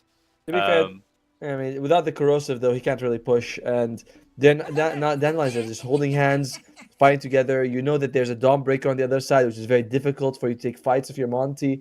Dandelions, they're playing their draft advantage very nicely at the moment. They definitely are. One thing to note though is that obviously when it went daytime, the Moby Vision did spot Crystallize taking this triple stack in the triangle area. And it looks like they might try and head on over. Obviously, there is a observer ward on the little cliff for the side of Monty, so it's going to scout this coming their way. And I think he should be able to kill the creeps to get out there in time anyway. So yeah, it'll be fine. I mean, and it's even risky. Yep, Desire even reveals it. Takes out the sentry ward and Crystallize it automatically. Like, no, I'm going back. Not worth it. Yeah. Yeah, he only lost 1 creep, I think, which Kidara came over and took. But, he gets what he needs to do, and then he gets out there alive, so that's fine. Obviously, still doesn't break into the top 3 positions, though. Getting there. I think he has Mask of Madness completed, though. Meanwhile, mid, Bruce Split used, looks like they're going to try and go for a kill towards Moby. Sharpshooter's going to land. Fantastic kill to find out Desire, just so damn slow. He can't get himself out of it. It will be another freebie. Double kill towards Vladik. Exactly what Monty needed here. They do, but they need to make sure that they can turn this into more. You've already lost, what, 2 towers in this game? 3 towers, actually, and you've taken none. So, yeah, some people say, oh, towers are gold that's like in the pocket that's gonna come later. I'm like, that's nice, but you actually need to pick it up at some point. So, good kills. Unfortunately, it's like Dawnbreaker still has her ultimate and she's able to still be a very aggressive with it if she wants to. Yeah, 100%. You see just Kadaro is playing so aggressively on this Enchantress. Like, he spent a lot of the time farming up the dire jungle area. Now he's just comfortably sitting himself in the triangle, just keeping the other two supports at bay. Just really is trying to limit the amount of space. I like it. He knows that Moby will back him up if a situation happens. He's able to provide vision for the team. It shows how much trust he has in his allies. Would you ever do that in a pub? They'd be like, "Yo, can you go scout out for us the enemy high ground by yourself?" In most of my pubs, people will just have everyone pre-muted. So you try and ask people to do something, you just get nothing. You get silence in return. You're like, okay, all right, fair enough. Everyone's talking into the void, right? Everyone's like, "Hey, could you do that?" No one's even listening. They was like, "Sorry, I didn't even hear you." Yeah, don't worry, you'll experience the joys of that now you're playing on EU servers. Hey, It'll be fun. all I've ever heard in my life is that EU servers are great. Thompson came to C and instantly lost 1,000 MMR, and I imagine some hair as well. Let's go with that. Yeah, a lot of stress in those regions for sure. Brewmaster, you enjoy it. Both teams just farming away. It's like I farm, you farm. We keep our distance. We wait until we have our items. I like it. Gentleman's agreement. Yeah, I mean, I'm pretty sure it's been like this 2k gold lead for close to about 8 minutes now, six minutes or something. Like, it's a long time. Yep. Yeah, 7.5 minutes they had like a 2k gold lead for the side of Dandelion. So yeah, it's been pretty much the same this entire way. Still Nunde, top farm core, obviously with the Battle Fury in hand, just holding on to about 1,300 gold lead over Crystallize. Which is pretty insane to see, right? Because Sven's like naturally better at farming. They had a couple of stacks for him, but no, just Nande had a completely free lane. Crystallize, remember, he was what, second person to die this game after first blood. Killed, then he instantly died after. It's true. Wow. Well. What do we have here stolen? Fire Spirits on Rubik. Crystallize? Okay. Yeah, gonna turn this one around. Got a reinforcement here from Monty. Gonna try and go for this kill with the Fire Spirit. It's actually really annoying to Big deal with. egg. Egg gets dropped as well. They're gonna focus on towards Moby. Crystallize trying to finish somebody off the egg. It will pop. Nobody actually gets hit by the stun though. They're all out of range. But regardless, they're getting super low here on the side of Dandelions. Finally, Moby will die. Palantir was the rest of the squad. Now we're gonna look for revenge as Desirable to drop. But Moonlight is gonna be the counter kill. Question is, can they find anybody else? Doesn't look like it as the Sven's able to TP out. The split ends, but Vladic's super healthy. He's just going to run away. So it ends up not being too bad of a fight there from Monty. 2-for-1 trade. Yeah, solid for them. I mean, they killed enemy mid, they lose their mid. It's pretty good for them. Mobe had to use his ultimate, and still they weren't able to kill the Sven. Like, Crystallize, that's one of the value about some of these strength cores, is that they're just not easy to bring down at all. Yeah, definitely. I mean, I guess as well the fact that when that fight started, pretty much everyone from Monty was there, but it just took a little bit longer for Dandelions to all come on in. So Apart from like apart from the door, yeah, the door was in, but then it was literally just the Dawn and Rubik versus the entirety of Monty for like a solid 6 seconds before anybody else came on through. By that point, they're pretty much already dead. Well, it's this is such a slower game from both teams than the previous one, where one team was aggressive and the other team was kind of playing like, all right, we'll try to dodge fights and go late. Here, both teams are playing so passively. I don't like it. I need to see more blood. I want to see them kill each other some more. Yeah, we always like games with a bit more action in there for sure. Even still, there's 3k gold lead here into the hands of Dandelions. It's pretty much vast majority is just between the two carries. Everyone else is pretty close to their counterparts, to be honest. Not much of a lead at all. That's true. Yeah, it's only Nande being crystallized, and then, like you said, everyone. Palantir was a bit ahead of Vlad, but it's not a big deal. Once Vlad gets the Radiance, I expect he's going to accelerate his farm and overtake Palantir most later on. As the supports also, it's like, apart from that deficit between the Juggernaut and the Sven, they're all so close, like you said. Definitely is. I'm a little surprised that we're not seeing like Monte, once they have the egg, they just go for it. But with the Radiance, with the Bruce Split, that'll be their go time. Yeah, I mean, it's back off cooldown now. But definitely could look for that kill. Radiance up, as well as a BKB for Moby. Blink for the Dragon Knight. Okay, everybody's hitting this timing at the same moment here. Surely a fight will be coming our way. It should be. Roshan could be something that both teams can also force. You have Solar Guardian versus Egg as Mobe. Nice ward there by QB5. That's such a nice thing to do, by the way, if you're playing support. You drop a ward before you engage, so you know that, like, he doesn't run into trees, he doesn't have allies. Like, it's a small thing, but shows, like, the years of practice it takes to do these sort of small things all the time. Yeah, definitely. I mean, Dota 2 is a game of inches and miles a lot of the time. Just small little players can make all the difference. But Cubify, okay, did have Palatimos chasing after him there, but Visage clearly thinking that it's a waste of time chasing after the squirrel. Leave her to her own devices. Meanwhile, the rest of the team actually moving in towards the Roche pit. Kadara and Nande starting this one off. And this has just not been read at all, or has it? The scan will now connect. Monty knows this is going on, but they're just so far away. They're not going to be able to get here in time. Oh man, QB5 is also like, wait, is it gonna land? Nope, it won't, but she should be able to throw the hammer. Oh, no mana, just wasted time, I feel. QB5 running around in circles. There you go. Tries to get away, but the hammer just in range there from Moby. They will be able to find the kill. And that is now an Aegis into the hands of the Jug. You say it's wasted time, and it kind of is, but during the time that they were sort of being wasted, they get an Aegis. So I think you're very happy with how that worked out for Dandelions. Orb of Destruction on the Dawnbreaker, combine that with a Deso, and you're going to be doing like all the damage you need for the next 10 minutes. Yeah, definitely. It will be scary for sure. Moonlight now picked up Amplify damage, but not really they're able to do anything with it at this stage of the game. I mean, now they've changed it to Amplify damage. They have to get all the voice actors back to change it now. And I can't believe, why not just add the magic damage to it? Why does it have to go from 100 to 80%? Is that like a big difference? They're like, no, we can't make it like that. And it's not like every voice actor is, you know, still alive. That's another thing. True. Yeah. Oh, well. They didn't think about these things. You know, no, they didn't. It's a minor point to make. Something a little bit of a little voice line. Doesn't Valve have only like 300 employees? So it's a lot of things will slip through the cracks for them. Yeah, well, that's fine. 300 employees means less money on wages and more money for Lord Gaben. For Gaben, to buy the good stuff, you know. Gaben is like, man, I only made 3 billion this year. I could have made, you know, a little bit more. Like, all right. Actually, yeah, Valve is. It's crazy to see how Valve is structured. It is nuts. I still feel like Valve, they're waiting for a time that, I don't know, they absolutely bomb, they lose loads of money, and then they'll just release the next Half-Life game.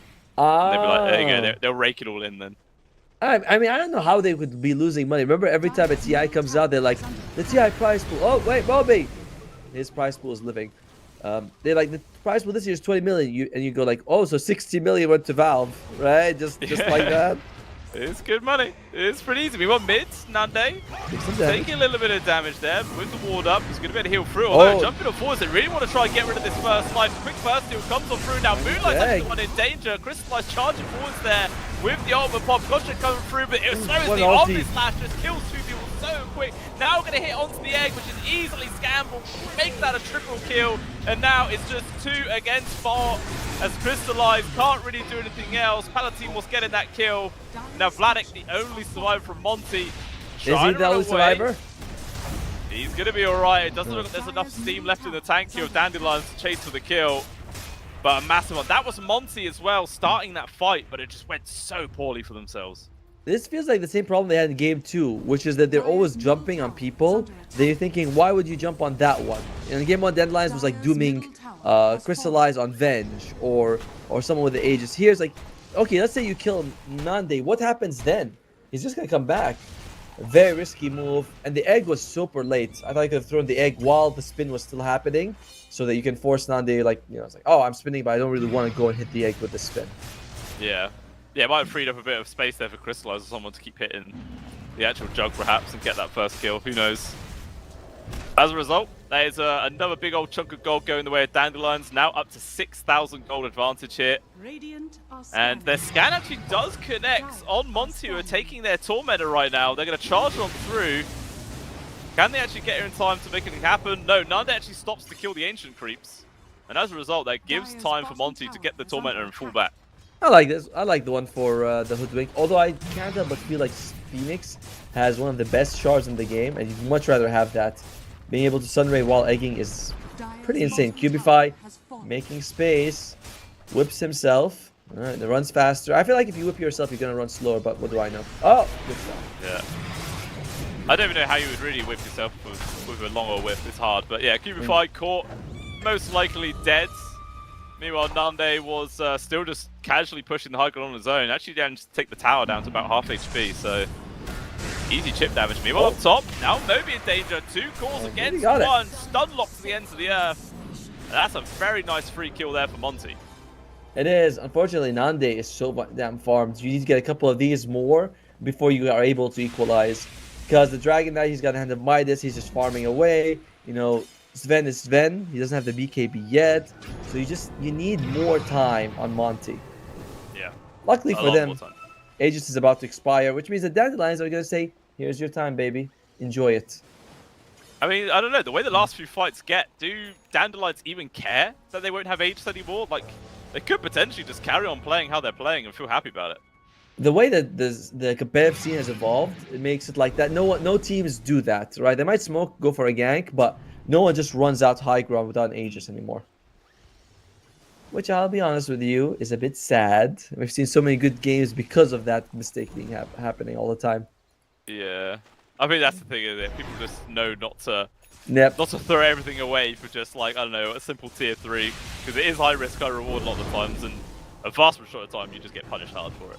Yeah, and the high ground is very hard to actually even go up compared to before. In general, Dota players keep getting smarter and smarter about how to win, which often means that games get decided earlier. You know, it's like, oh, we're 10k behind at 23 minutes. That's it. Game's over.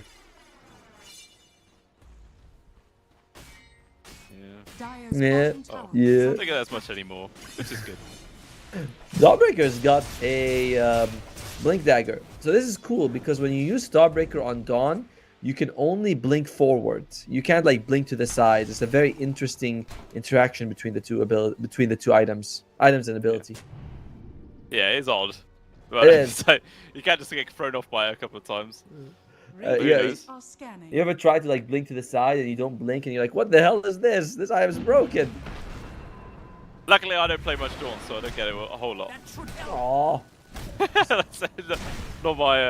Not at my stream. But even still, you know, it's 5k gold lead, 10 for 10 on the scoreline. Actually, yeah, 2 between 4 to 5,000. It still feels like this game really could go either way, to be honest with you. It's not out of the realms of possibility that Monty could just take some good solid fights and turn this one around. It kind of all just depends on who gets the better form of initiation. I'm just looking at... If they could just kill Nande before the fight even begins, it would just be so easy for Monty, I feel. Yeah, it will. I'm looking at Nande walking from camp to camp and with that bonus agility fast. And I'm like, he goes into a camp, instantly gets removed, then he goes to the other camp. By the time he reaches, it's back on. It goes off again, and you're like, well, what interesting facet this is. Who thought of it? I mean, I suppose, yeah, it gets you to like your next camp, like maybe, I don't know, a second sooner if you like, factor everything in. It all adds up, you know. Inches and miles, as we mentioned earlier. As a pause comes out, who is because Nande's not here. All right, this is the time you press F9, guys. This is it. Not happening. Unpause. Business pubs. Oh yeah. Well, that's one thing actually, because obviously you're used to SEA games. Yeah. When someone disconnects and there's a pause, do people wait? Oh no way, man! Dude, oh, okay. I don't think a Dota player people wouldn't wait for their mothers. You know what I mean? Like if they was on MD, like I don't care. MMR's on the line. You think they're gonna wait for random strangers, Mr. 420 Booty Wizard? I'm like, I'm not waiting for him. No, that's fair. I was gonna say, yeah, you wait. That's not gonna be any different than to what you're used to. So it still happens all the time. Occasionally, you get into a server and everyone's actually really nice and polite and everybody waits, but that is extremely rare. I imagine it is. Well, DK is about to get the BKB. Sven, he is looking quite farmed, even though he's behind, but he's got like the Mask of Madness, the Harpoon, the Sanjin Yasha. Not insane damage, but good damage. You know, like if he can get a few hits off, he should be pretty painful. Yeah, definitely. I mean, if he can get on top of somebody and stick on top of them, they're gonna die very, very quickly indeed. So I gotta we'll say see. though, not loving the mech on the Phoenix. Do you see that? Dire's top tower is under attack. Yeah, that's interesting. It is. I mean, I get the value of it, but I'm not feeling it. As Desire, he gets the shards. Okay. With it, when you steal an ability, it's going to be a little bit better. You are able to save your allies. Pretty good against the Phoenix Egg, right? It's about to explode. You lift someone, you throw them away from the explosion radius. It's quite nice. Yeah, get someone out of the range of the Sven for a little bit as well. Like, it could be handy. It's useful. Yeah, there are certain games where the shard is just like absolutely god tier, and it's like, wow, this shuts down what the other team needs to do desperately. But this game, yeah, it's just a nice little quality of life increase. Agreed. Yeah, it's very solid. As both teams, but we've been at 10 for like 10 minutes now. Nobody wants to get a kill. No one wants to fight. Okay. I'm looking at this cosmetic from Dawnbreaker. If you played a lot of Dark Souls, this feels like a very Dark Souls cosmetic with the eyes covered. It does, yeah. It's like, well, okay. Yeah, I've not actually played the recent one. I played I think the last one I played was just Dark Souls 3. Same here. I haven't played Elden Ring. That was a long time ago. Yeah. Me I don't too. know. I don't hate myself enough. It's fun. It's fun. But also, I don't know, when Elden Ring came up, I'm like, another one? I Radiant's think I'm bottom good. tower is under attack. Oh, Monty though, going for Okay. this little smoke maneuver. 4 people charging up towards the top lane where they did actually They see scan. Nunde farming up, but at the same time, Dandelions have gone for a little smoke of their own. We'll see who breaks it first. Moonlight actually does have an amplified damage as well, so it will help when the fight starts. All the smoke breaks there. Good little move from Kadaro to get rid of that. All right, Nande Underneath reveals the himself. surf ward, though. Some good information for Monty to work with. Nunde just going to walk himself into nice. the freeway to a Crystalline. Goes to the Omnis. Only the Enchantress hit instead. Will manage to find Desire. Down comes the Dawnbreaker. See what they can do. The Brewlings are split in all different directions, but still relatively healthy. Kadaro getting ignored. It's now the control on towards the Juggernaut. There's the egg. Lockdown is there. Egg comes on out. Moby as well They as might get Kadaro it. actually going to try and hit it. They will be able to take it down. And the Omnis Slash is doing so much work. Nande taking down Crystallize. And Vladik trying to run away, but Palatimos' Soul Assumption puts him in the ground. And in a matter of a second, that fight, which was going so well for Monty, just flips on its head, and Dandelions crush him like a bug. Monty started off so well. Moonlight, he goes all the way on the back. He has vision of them, jumps in, is able to do a lot of damage to Desire. But again, this obviously he's coming out with there's like no Warcry. The Phoenix eggs are always a little too forward, and I also feel like you can throw them a couple of seconds earlier, where the fights are like everyone's still kind of brawling with each other rather than focusing on the egg. Usually he's throwing it out when 1 or 2 guys have already died, and they're like, oh, get the egg, everybody. And Yeah, I mean, that time it wasn't even Nande who hit the egg a single time. It was just all Palatimos and Kadaro. Like they just did it themselves. I mean, that's Who the needs value. Gary? That's the value of the drums on the Enchantress. We said someone's gonna get it, and Kadar's core item on Enchantress anyway. They're like, all right, let's go for it. Yeah, really, really solid itemization, and yeah, just a tremendous fight coming out with Dandelions. Bumping up their lead now to 9,000 gold. They take down a tier 3 and a range barracks to boot. So extremely happy with how that one went. Plus, Roshan's actually already up. Pretty quick respawn, all things considered. Maybe they can go for that one, but actually, Monty are moving on into the area. Yeah, but it's a Monty Trying to without test this. without a split and without an egg. Not quite as scary. Crystallize, sure, he doesn't have his Omni Slash, but sorry, Nandi doesn't have his Omni Slash, but I don't think that's as scary. He's gonna have it in 20 seconds as well. Whereas, 50 seconds, everyone's gonna have everything. Yeah, Kadaro's been the first one focused up. Good down, forced up though, Be dead. brings it to safety, although they're going to commit forwards to Crystallize. They are able to take down the Enchantress. Now Nunde can have turn egg. around. A buyback actually comes on through. So Dandelions, they want to take this fight. All the ultimates are now coming off of cooldown. Yep. The only big one that's been used has been God Strength. And it's already down to a third of its duration. So if Monty want to make a move, they have to do it soon. And it looks like the answer is no, they're going to run away. Meanwhile, Moby was actually pushing the bottom wave, has been caught from Moonlight, but goes for the BKB with the ultimate out. And now it's just going to be a free Roshan going the way of Dandelions.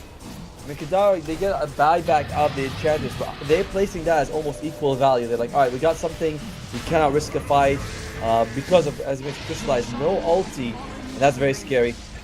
He's got heck not! He actually just gets caught. I don't know what he was even doing here, but wow, that's actually a nice free kill. He does have buyback at least and still his ult, but high ground push is coming.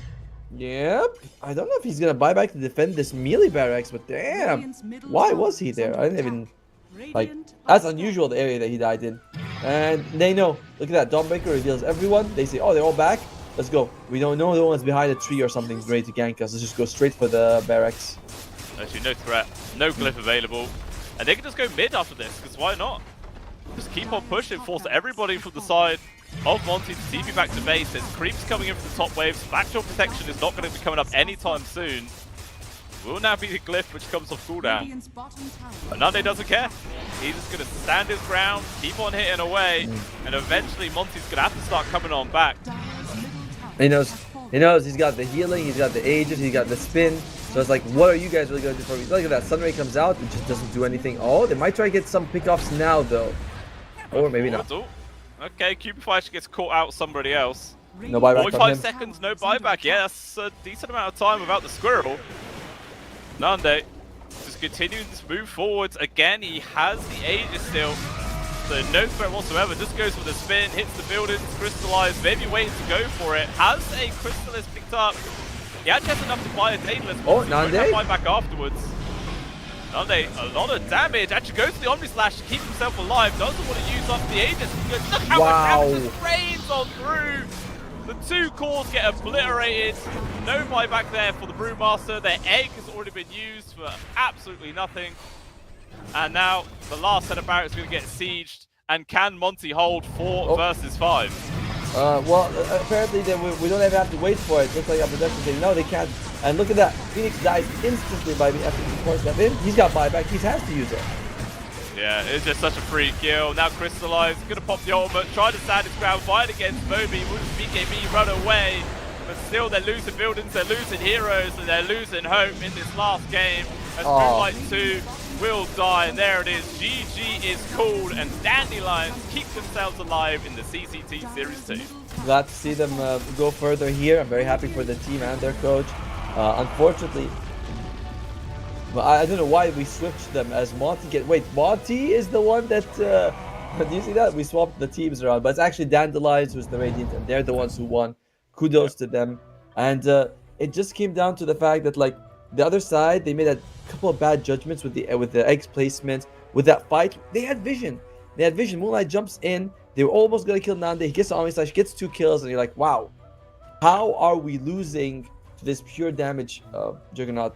Maybe if Lads and a couple an Assault QS would have helped, but it's a tough game. It was a tough game. Yeah, it really, really was. I mean, yeah, I feel like even if they just had like an Abyssal Blade, that would have made all the difference just to get that extra bit of lockdown, but it's not really an item that a DK wants to buy. It's not something that a Brewmaster wants to buy, and it's definitely low on the list of priorities for a Sven as well. Like, there's a lot of other stuff he wants beforehand, so unfortunately it doesn't end up working out too well for them. But yeah, Nande finishes that game 9-0-3. Really fantastic showing on his jug, and maybe that facet makes all the difference there, Atomo. Maybe it does. Actually good. I mean, it helps a little bit, as this is going to be the current playoff standings. At the top, we have Miles versus Team T next. We're going to have DMS versus Hervinia actually come up in this stream. Liga versus Night Pulse is going to be another upper bracket match. And Dandelions, they've defeated Monty to stay alive in this tournament. And I believe that makes them the first playoff team to actually get eliminated.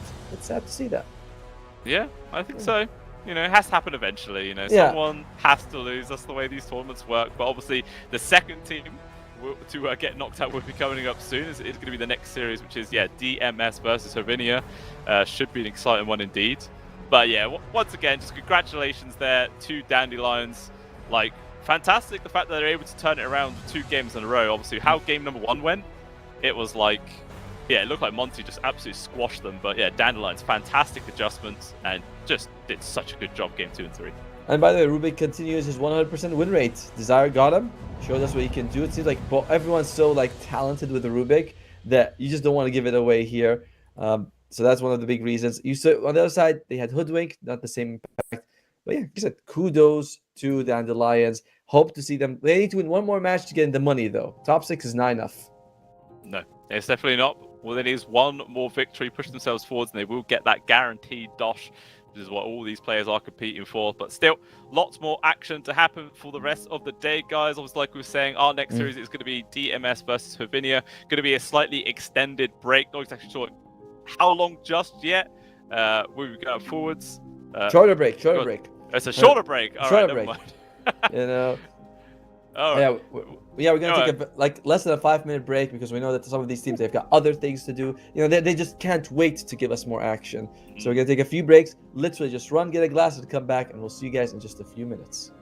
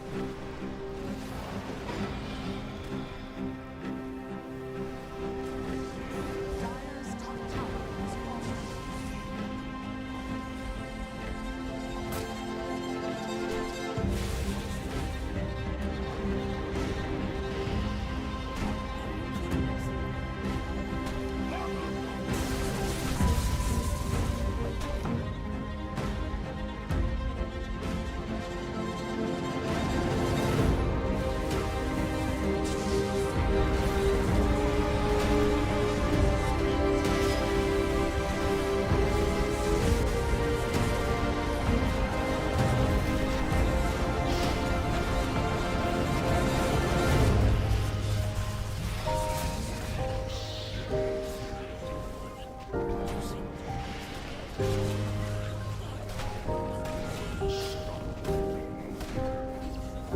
bottom barracks are under attack. Dire's bottom radiant victory.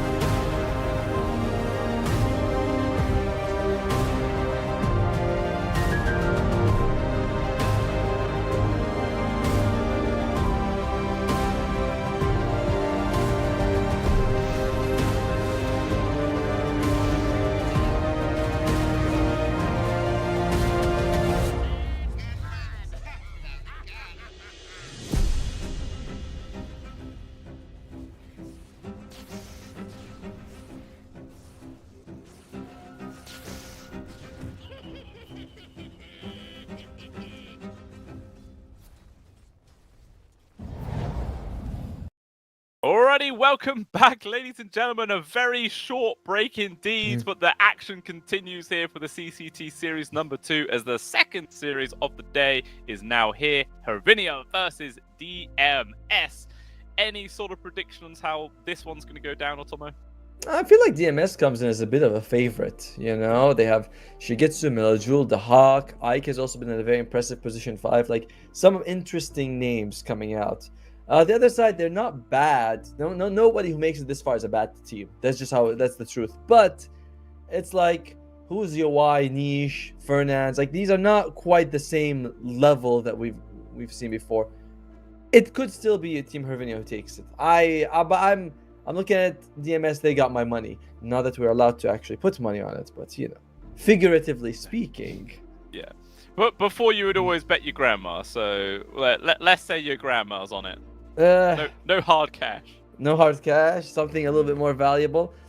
I find very interesting though that we can't bet. You know, like why? We're just casters. We ain't doing nothing. No problem. Still, yeah, bans coming on through. A little bit different to the previous series. Obviously, last time the opening bans were pretty much always the exact same in every game. But this time, Batrider, Visage, Nature's Prophet as well, and the Sven being removed there by Team Hervinia. Yeah. DMS on the Hood and Ember Spirit so far. They do get rid of the Hawk has been playing a lot of Nature's Prophet position 3, so it's kind of interesting. Problems has played a bit of that position 4 Nature's Prophet, and of course the Hawk's claim to fame is his Visage. It is what got him on the map as a he was a carry. He was playing Visage. No one else was doing that. He was just crushing the tournaments with it. But DMS, what do they want to remove here? What do we see on the other side that's pretty strong? Ember Spirit they removed. Same thing the Hoodwink. Brewmaster maybe? That might be something that they aim for. Yeah, they played it a few times. They're taking a lot of times with this bans though. You know, they're like wondering quite a bit on who they want to get rid of. Usually with the there's the Brewmaster, and they pick up the Lena. Usually when we see like it takes a while for you to ban, that might be that you just didn't prep enough. I don't know, but all right. Yeah, I suppose with like opening bans, game number 1. You don't have any like information to work off with the previous games, like you've already played or something. It's literally so when you come into it, it should have like, yeah, these are the 3 I'm going to ban, these are the 4 we're going to ban, Yep. and that's how we'll start. So yeah, there's a little bit of indecision there, perhaps, from DMS, but even still, they go for it, and it's actually a Tinker. That's the first hero of the game here from Hervinia. That's pretty exciting. That's juicy. That is juicy. It's the support Tinker. It's something Problems has been played the most this patch competitively. I'm looking forward to seeing, because I've seen this in pubs. It never looked good, but that's a pub, you know, where everyone's like, oh, I'll support Tinker, bro, with laser blink ags. And you're like, that's... Yeah, easier said than done in a lot of situations like that. But yeah, they've played Tinker 2 times since 7.37, and they've won 1 of it. So far, it's not like a huge amount of information there to work off of whether this is going to be super solid for them or not. But, you know, if he has a good game this time, we could potentially see it start rising up in the list of popularity. Yeah. Maybe then it'll get first banned next game by DMS. Who knows? Yeah, possibly. I mean, the Tinker support, it's very... there's a lot to still explore. There's a lot to find out about the hero to see if it's good or bad. So I'm looking forward to it. And one thing I love when a hero is picked from a core to a support is that you go to a pub and he's picked with a core facet, with the core items, and you're like, no, it's very different. It's very different. All right, Shadow Demon gets banned. Yep. That's what happens when you don't read the patch notes. Oh, yeah. You know, it's just play a game of how a hero used to be in like 1.5 or something like that, you know, a real classic style. I know, they're like, wait, you know, the Weaver doesn't build Radiance. Do you remember that Radiance Weaver? I don't know if you saw it, but Radiance Weaver was a thing because you're like invis and you had Shikuchi and Radiance. We were like, yeah, that's good, and that was it. As DMS, they pick up the Enchantress. Oh, Enchantress? Okay. It's not Enchantress. The Jakiro and the Marcy. My God, I'm so sorry. That's a very different hero there, but that's all right. But yeah, it's interesting. I'm assuming that is going to be their support duo.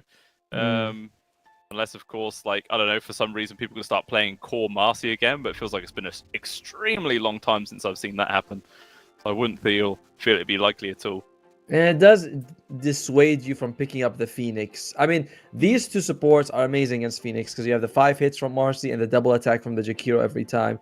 Very easy to melt it. Flacco doesn't play that much Phoenix for Hervinia, so I think they might go for something else, though. Like an Enchantress, Chen might be good, Io as well, something like that. I think they're going to go sustain heavy with this.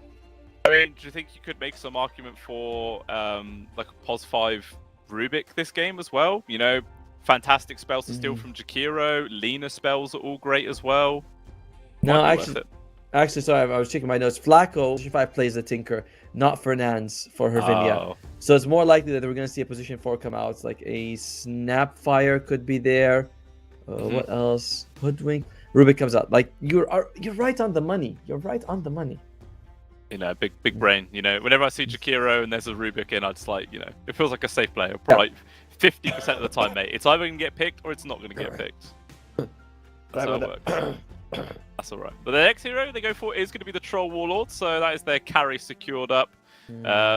So Troll Tinker lane playing up against Marcy and a Razor.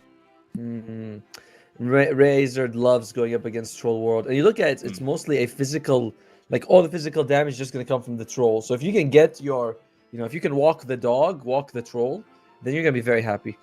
Yeah. Yeah, I do like this Razor pick quite a lot. And it's something that DMS are very happy with. They've already played it several times. So the fact that Troll Warlord just gets picked into them, they're like, all right, juicy. We'll just grab it. Why the hell not? So it's very interesting. The heroes that Hervinia is picking. Troll is Shigetsu's most played hero, was on DMS. And Problems played a lot of Tinker, which Hervinia also took. So they're like, what are they playing a lot of? They say, oh, Troll. They're like, let's just get Troll on our side. Let's get the Tinker as well. It's different for sure.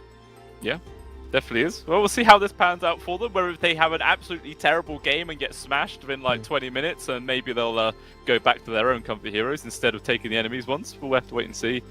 But yeah, looking at this draft, offlaner left for Team Hervinia, I would assume, unless this is Pangolier 3 instead of mids. But I don't know. I guess it could go either way. I mean, DMS banned the puck. To be fair, it's more because they really don't have any catch for it than anything else. I think. And the other side, they get rid of the carries here, so they assume it's going to be a Razor off for the Hawk, which is a good one because he often goes for either Nature's Prophet, Abaddon, or Razor. So like, well, and they also think that this is going to be a Lina mid. That's like also a good one. Taking their time, not much left in reserve. Man, I think you're getting some better suggestions than me. I said PA, you said Faceless Void. I'm like, Faceless Void's better. But Blue Scale said it, so I can't agree with him. That's fine. Well, you JK. were... There you go. That was one of your three. Nailed it. Thank you. All right, Hervinia. You need either a mid or an off, depending on the Pango here. Wow. Is it mid Tinker? What? That's pretty cool. All right, Fernand's flag. Okay, so this is going to be the supports. No. It's going to be the mid. It's mid Veno, by the way. Yeah, that's pretty interesting to see. We've not seen that in quite a while. I mean, how does that lane up against the Lina though? Like, I feel like that's still a decent lane for Melojul. That's what I feel as well, right? I mean, if you're Veno going up against Lina, it's like, what are you really gonna bother her in any way? She should be fine. I guess they picked it up because the mass slows are fairly annoying, right? Yep. Like, you know, Razor doesn't want to be slow, Jakiro, Marcy. Oh my god, man, this Marcy outfit is so Sailor Moon. Oh my god. It is very anime, isn't it? Without a doubt. So yeah, it's gonna be. I'm kind of surprised by this last pick, Venomancer. I feel like this is just awkward. I was already favoring DMS coming in. This Veno does not. It hurts my opinion of Turk Hervinia, so I'm sticking to DMS harder. Now. He's going for the Plague Carrier as well, so which I guess is more of a core facet to go for sure. So we'll see how this does pan out for them.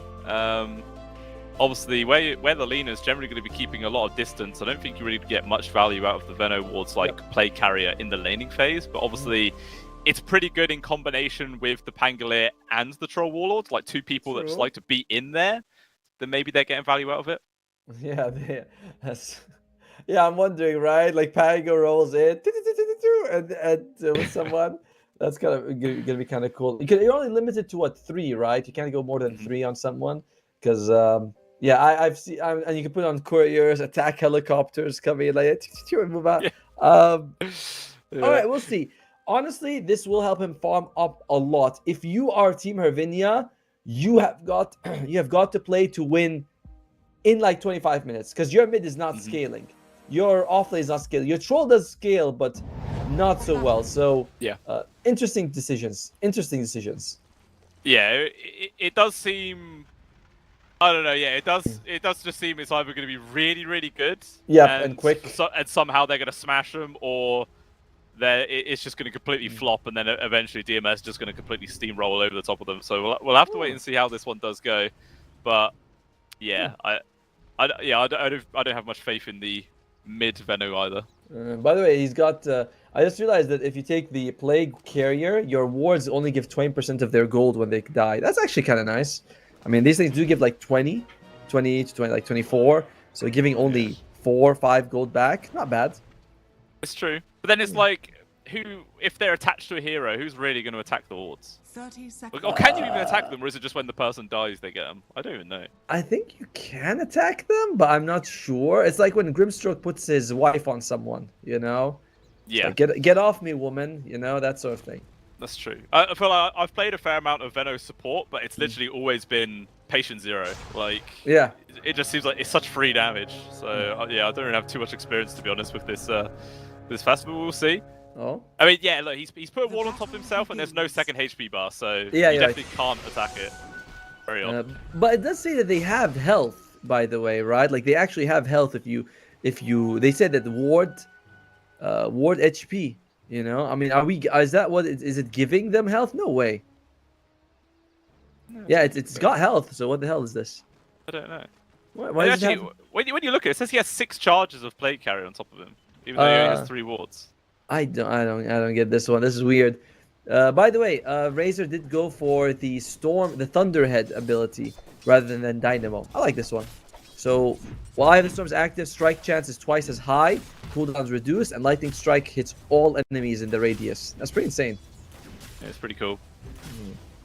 Let's see how this lane goes. I feel like this is going to be a pretty solid lane for DMS, to be honest. Like, if Problems is able to get on top of Flacco, pull him out of position, I feel like this Tinker's just going to be free food in a way. No. Yeah, definitely have to be careful about where he is. Oh, did you see that, by the way? He put the Plague Ward on the ground, but gave 15 gold to Meljo. So it only gives that reduced gold if you put it on you. Which, again, I can't, like, see it on him. Yeah. Yeah, I feel like it only counts like if the target dies with them on, then they probably will die, and that's when you get the gold. It just seems like a weird little thing.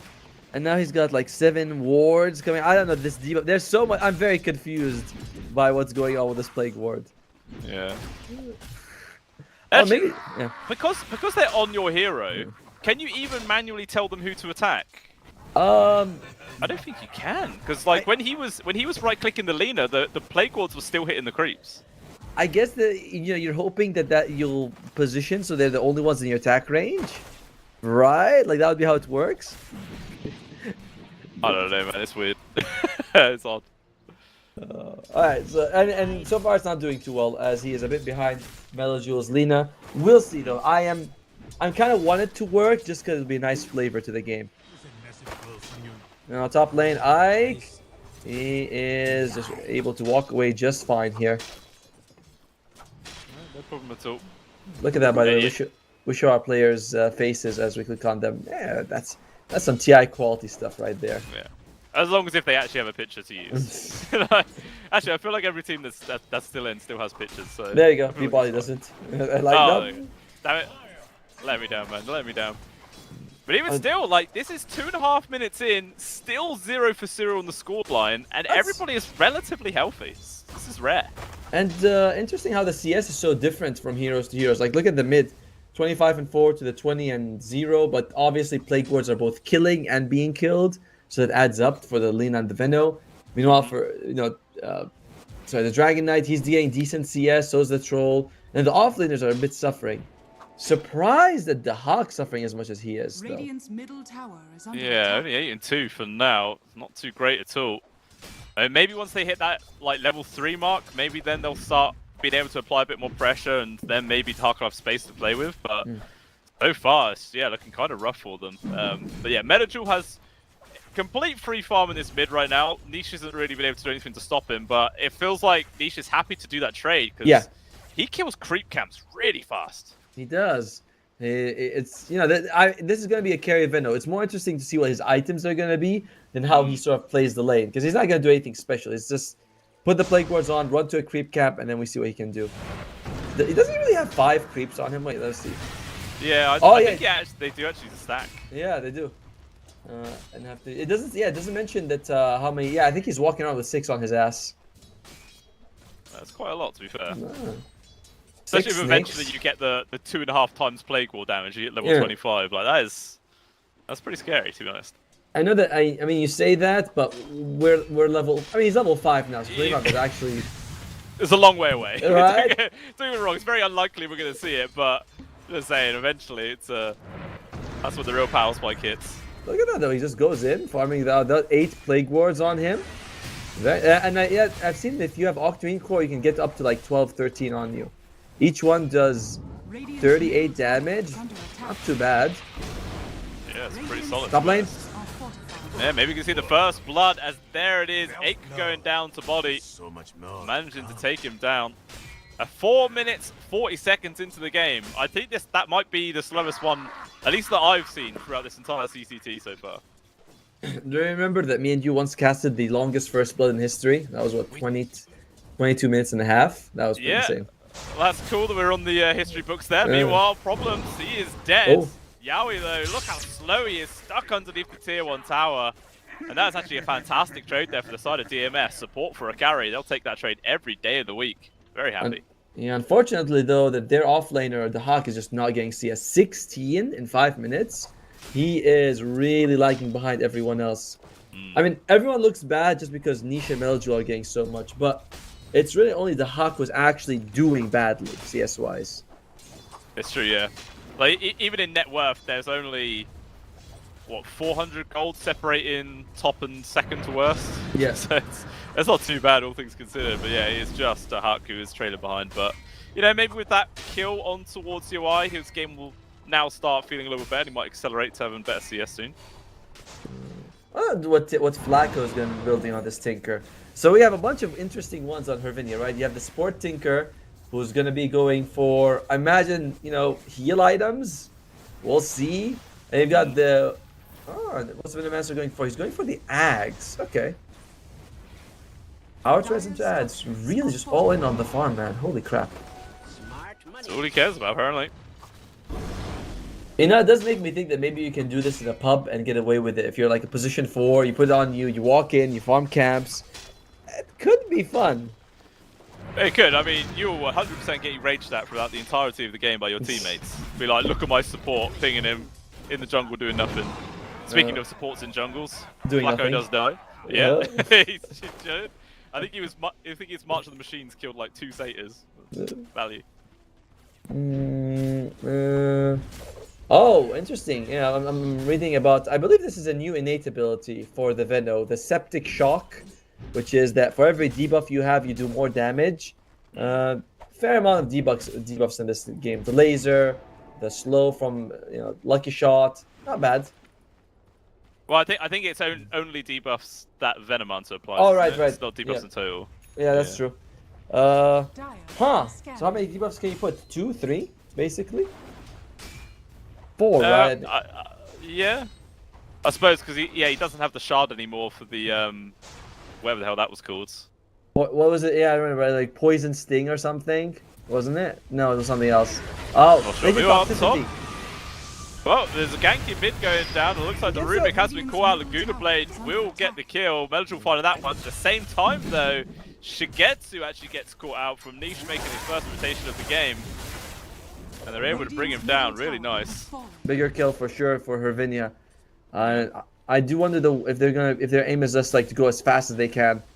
Oh, do you see this? All right, so this is a new thing. It's all because of the new innate. Septic Shock Agonyms, it doubles the damage that you get and applies the damage from the Plague Wards. So Plague Wards also get 20% damage per debuff. Well, that's pretty insane.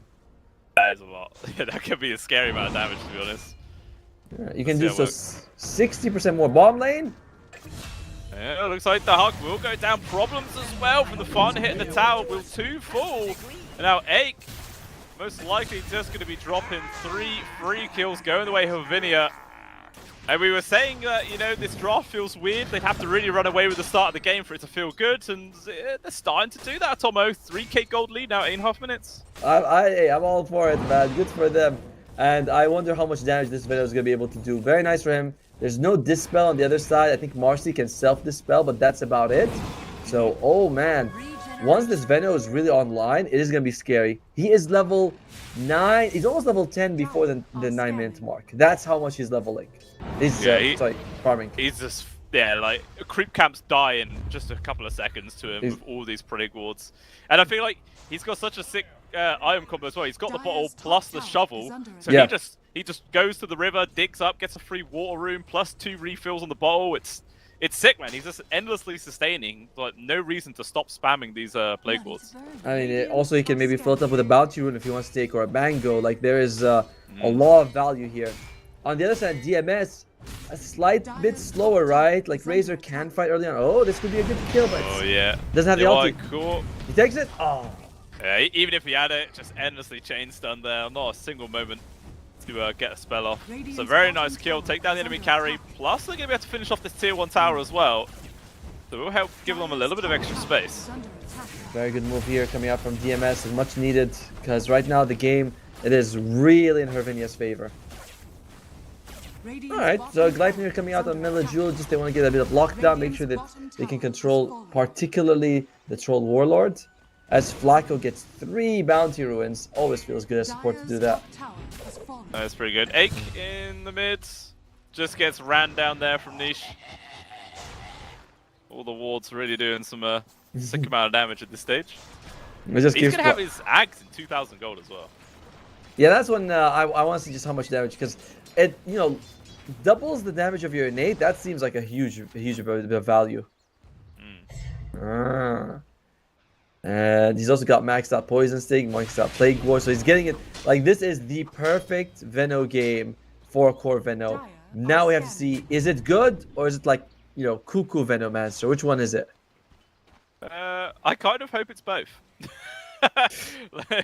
like, you know, it does seem kind of cool, like kind of nutty just doing this sort of build. Because I mean, again, the sacrifice was he left Melajul to have an entirely free lane on the Lina. Yep. And as a result, Melajul is only behind him by like 200 gold, so definitely finding free farm. Maelstrom online, 2 Null Talismans, going straight in for the Gleipnir next. So I feel like there is going to be a fair amount of pressure on this Lina to perform for the side of DMS. That's true. You know, Lina, but Lina, she's got the Maelstrom. She's gonna be, well, she'll be fine, I think. I'm more worried about the other ones though. Like the Hawk is really poor, it feels like, and Razor's a hero that needs to do well. He is going to go for Pipe first. That's a nice adjustment. They're saying, oh, magic damage is an issue. This will help us deal with it. Basically, he has it, I think, actually. Not bad. Nice itemization by the Hawk.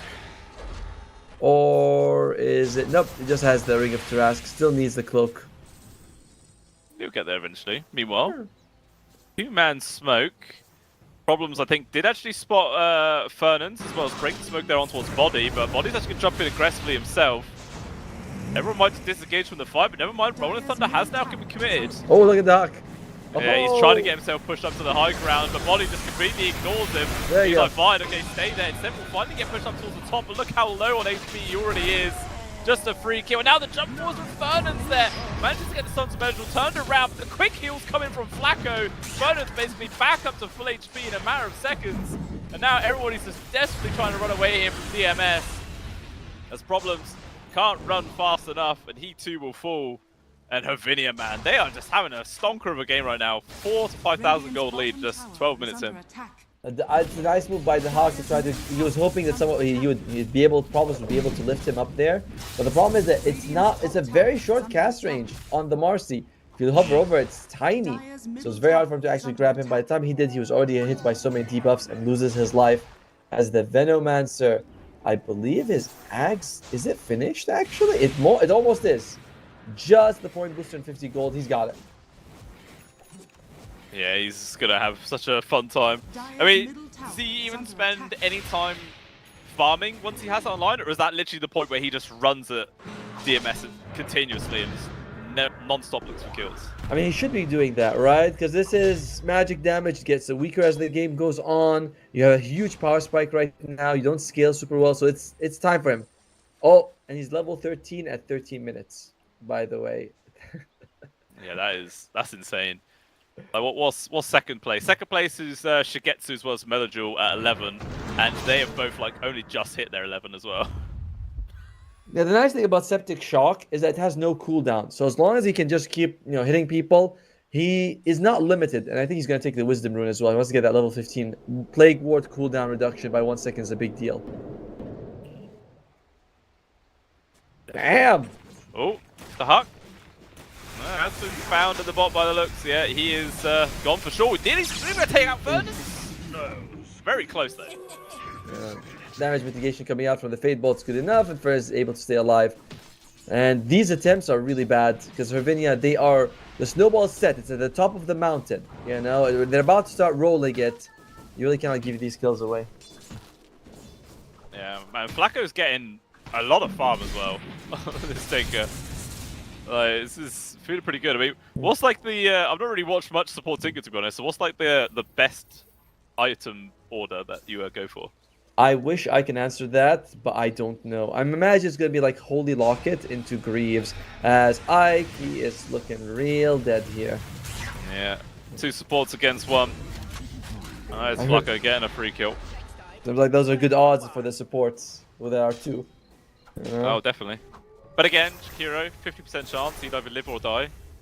He just got unlucky, Why? Well, by the way, do you see the March of Machines? I don't know why the damage and the heal is different by 1. It's like, why is 140? Why can't they just both be 45? 15, 25, 35, 45. Why do they have to be different?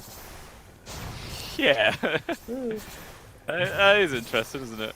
That's why it's like, I'm gonna sprinkle a little bit of flavor here. As the win percentage is saying that Hervinia 62.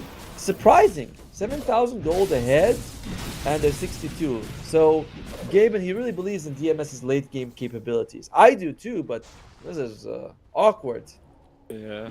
I suppose like the mid Veno is kind of throwing him off. Just not entirely sure how it's meant to go down, but you know, Niche is he's still progressing. Like literally every minute he's getting a level. Like he's still, you know, well about 16 minutes in, but passes level 15 now. Yeah, He's very happy. Oh no, he can't do it at the 60 minutes. Oh, ooh. It's alright, he's got like 50 seconds to get another level. Meanwhile up top, Bangalore in danger. 3 heroes, every single ultimate that they had dumped onto his face. Body does go down. It's a good free kill to get though, especially Melajul being the one to get the credit for that one. Bit of extra gold for himself is always useful. Hervinia might need to realize, like, yo guys, this is go time together. You know, we're very strong. Our Bitter Master just got his level 15, so Plague Wards are going to be like, you know, he's going to walk around with 10, 12 on him. We can't rest on our laurels. We gotta move, make something happen. Yeah, I mean, he's big. Like he's got his axe, got Dragon Lance as well, got a Hurricane Pike queued up next. But I believe, yeah, Yawai has a fully completed Glepnir ready to go. Body's got Spirit Vessel plus Mech. Yeah. Like they definitely have all the resources to make a play, but I guess they know they're in the lead and they're happy just to keep that lead, you know, rather than risk it. That's a bad way to approach this, I think. I mean, like obviously they're strong for the next few minutes, so it doesn't have to be this second. You know what I mean? But I want to see Hervinia start making a move. Your advantage is it's not gonna increase. So you look at the win percentage; it keeps going towards that middle line. It favors Hervinia a little bit, but it's going towards the middle line always. Oh well. BKB is finished up on Shigetsu. He's not gonna be worried about it anymore. Melajul's halfway towards his BKB. Razor, he's got Yules coming. Alright, that's a little bit different though. Yeah. I mean, when Shigetsu pops the BKB, yeah, he'll avoid like all the magic damage from the Veno, right? But yeah, I believe he still has the debuffs on him, so the bonus damage is still there.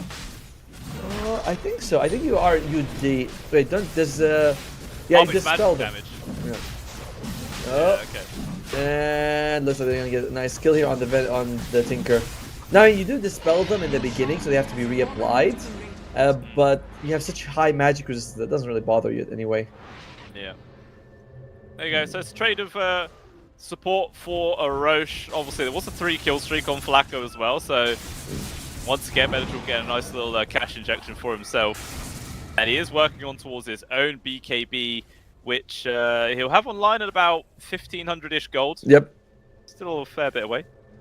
And this, the Aegis is picked up on the Venomancer. You have 4.5 minutes. It was nice. It was good of them. They were able to kill Flacco just as the Aegis dropped. So the first minute of the Aegis not going to do too much unless the Hawk loses his life, walks into them. Oh, he's in trouble. Yeah, he's a goner. There's actually nothing he could do here. Actually, mass TP's coming in from DMS, but I think considering just how fast their offlaner died, they got a little bit nervous and decided to cancel out on some of those TPs. And for good reason, because that would have been a pretty bad fight, I feel. Yeah, but the Hawk didn't use his Great Healing Lotus or his Pipe, so I think he resigned himself to death a little too early. He had like, half a second to click on some of these buttons, which might have changed stuff. Problems? He's like, let me join you, the Hawk, buddy. I'm coming, brother. Oh, no, just walks away. He's fine. Yeah. Just drops too quickly, but yeah, now with this Aegis though into the hands of Niche, I feel like Hervinia are just going to be endlessly running down lanes now. There's literally no reason not to just constantly push at DMS and close this map out even more. Yep, and that's what they're doing. He's got nine Plague Wards on him, on the Venomancer. He's just going to be pushing as hard as he can. And do you want to engage with this? This is very tough. You also have, you reminded that, like I said, the mech and the heal from the Tinker. So you just stand the march and you're fine. Yeah, definitely. I mean, Niche does have a BKB queued up next as well. You were saying about the Octarine Core, like has a pretty strong combo. Do you think that's going to be his next item after the BKB? Probably. He might go for like a Kaya for the magic damage. It's Veno, it's all magic. So maybe he's like, I want to amplify that instead. They're avoiding fights on DMS.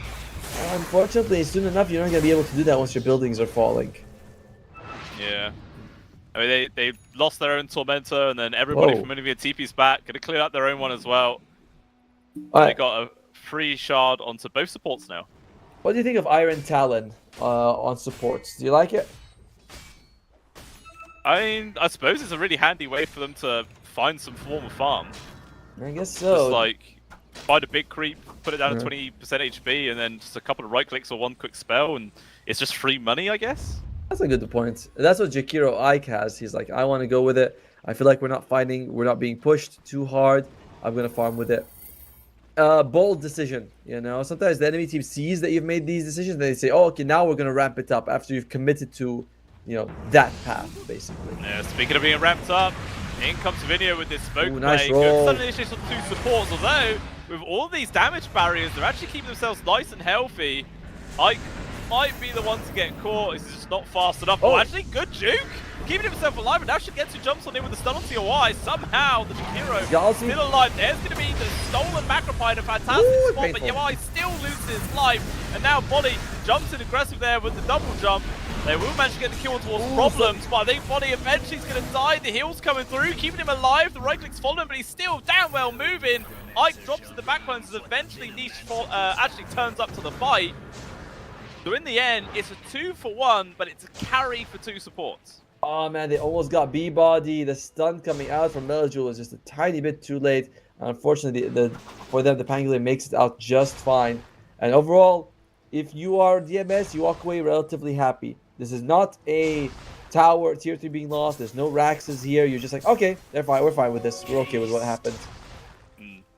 Yeah, I feel like when this game's over, I need to remember to check total healing done by Tinker and total damage done by Veno. So I can actually see what the hell happened here. As the Heart gets caught, a few barrages from the wards, and he takes a lot of damage. Obviously, they're attacking the tower right now, but that will finally move on to the Heart. And down he goes. Nah, you can't control the Plague Wards at all. That seems pretty clear at this point.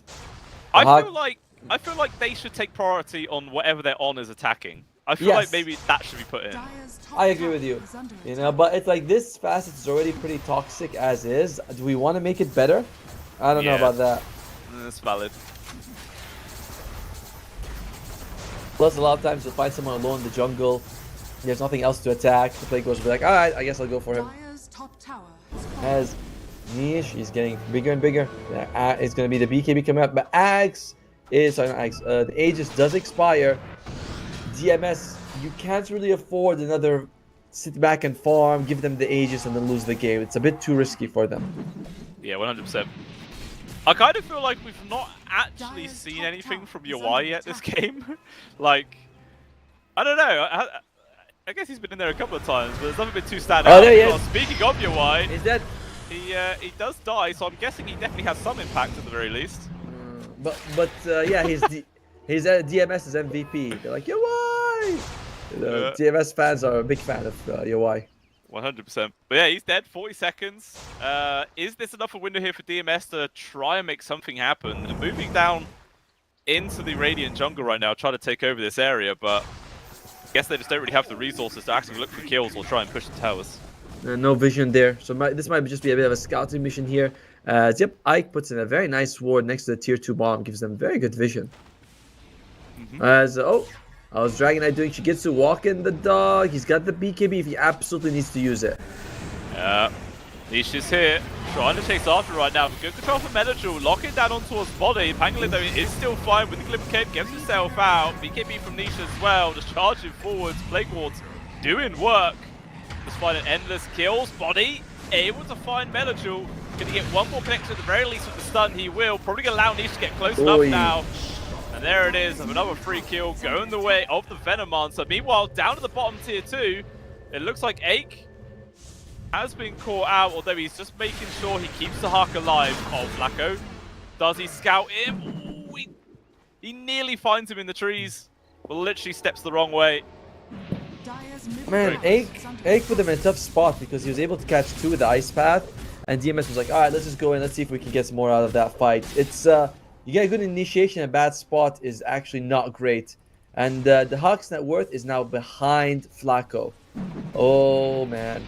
And this Tinker, he's all sustained. Force Staff, Glimmer, with the Holy Locket. I can't wait to see the heals he's done this game. Yeah, it would be interesting. It'd be funny if it was like 500. And we're like, oh, okay. No, I'm saying it's definitely more than that, but I'll be like, it's oh, cool. yeah, it's she gets to get the wisdom rune, but we are entering the stage of the game where I'm like, man, DMS, you got one good fight ahead of you. It could be the Roche fight, as it might respawn about 15 seconds. Could be 3 minutes and 15 seconds here. We'll have to wait and see. Oh, nullifier on the Dragon Knight. What does this remove? I guess it removes the defense matrix. Is that Glimmer, it? 4 staff. Oh yeah, I was looking at sort of skills, but yeah, the Glimmer, the 4 staff for sure. Good point. Things. Roche. Okay, 1 minute and 20 seconds respawn.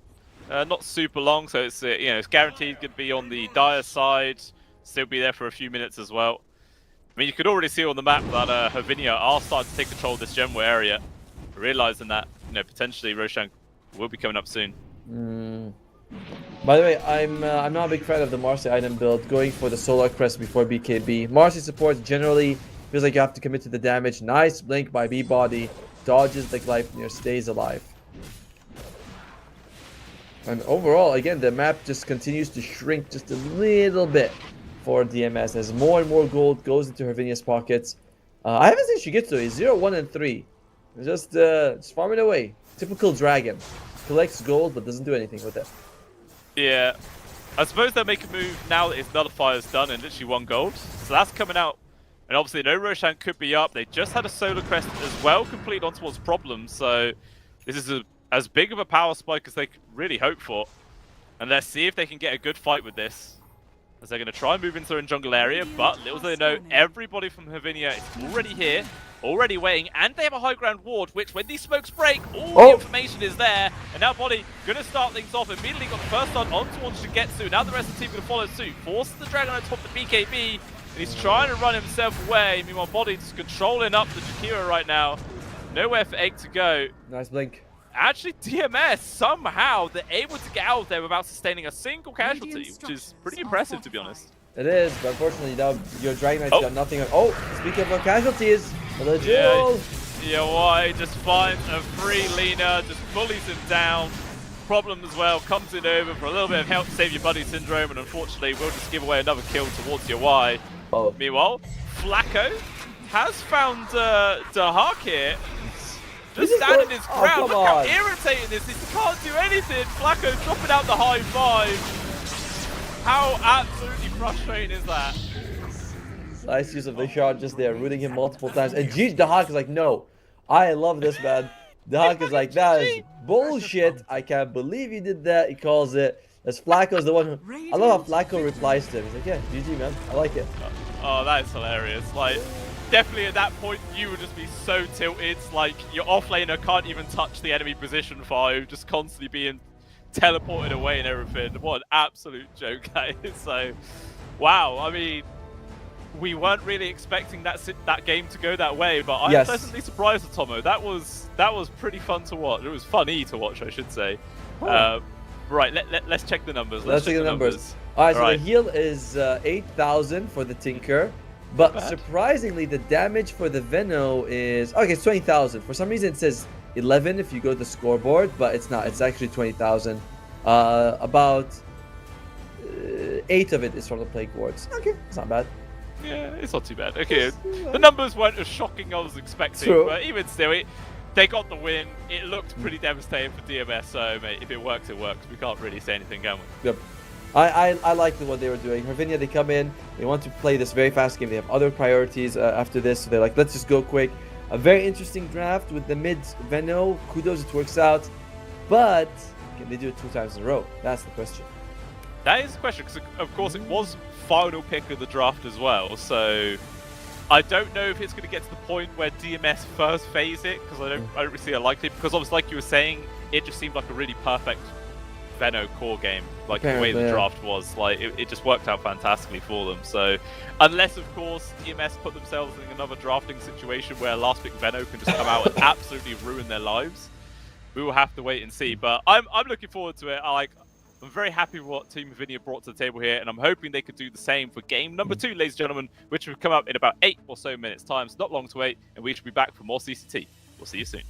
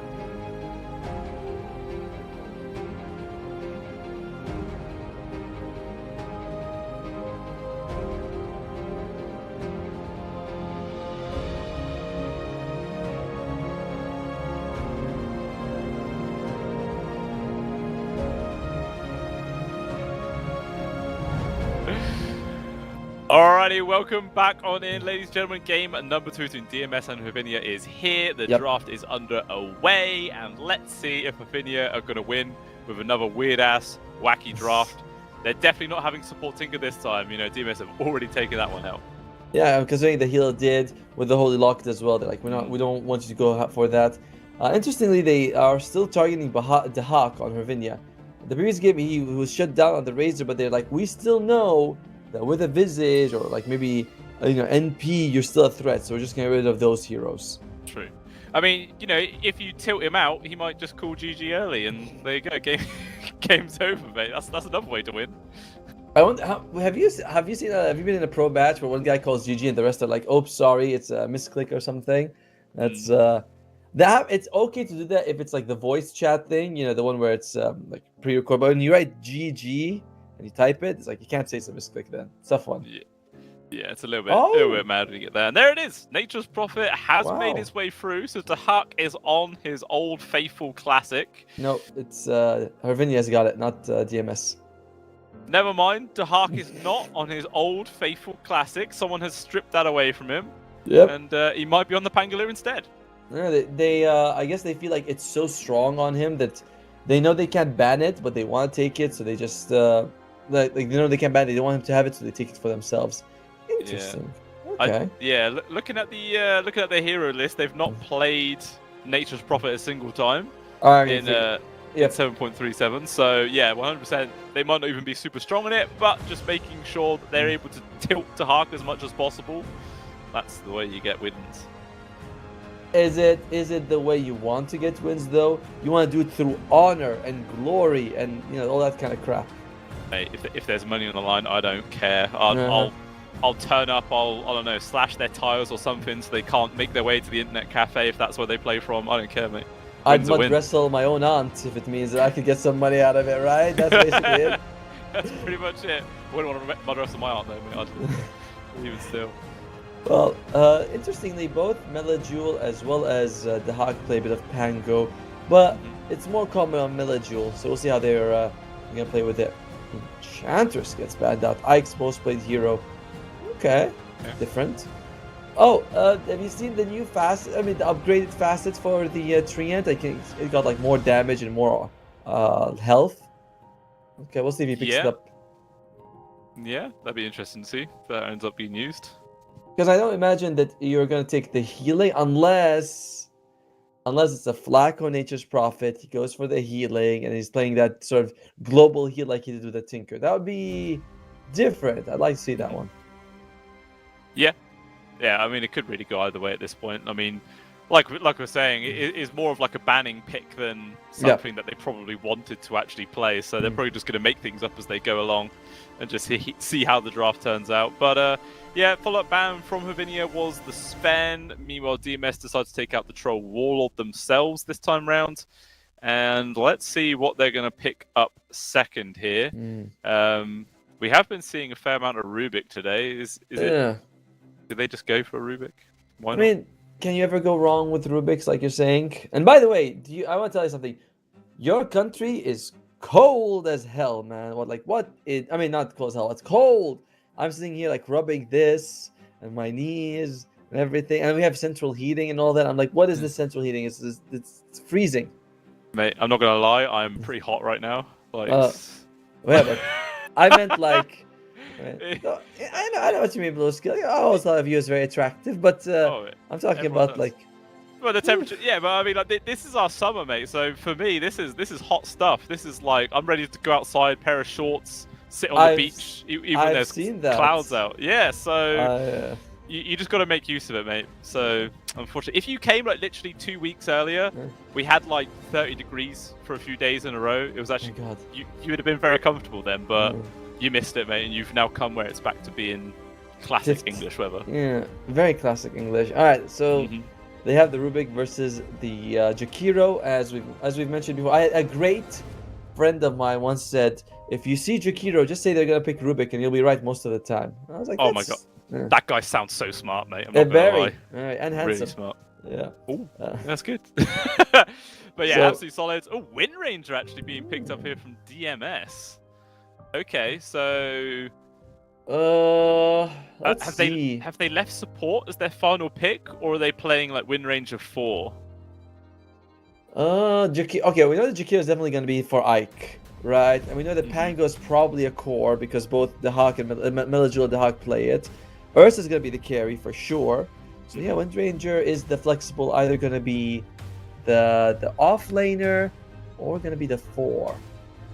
I don't know how I feel about the Hawk playing something like a Wind Ranger. I'm not for it. Yeah, I kind of feel like it'll be, if it's a core, I feel like it'd be mid for Melajul. Yeah. And then the Hawk will play the Pango, and in which case they'll just grab some other position for.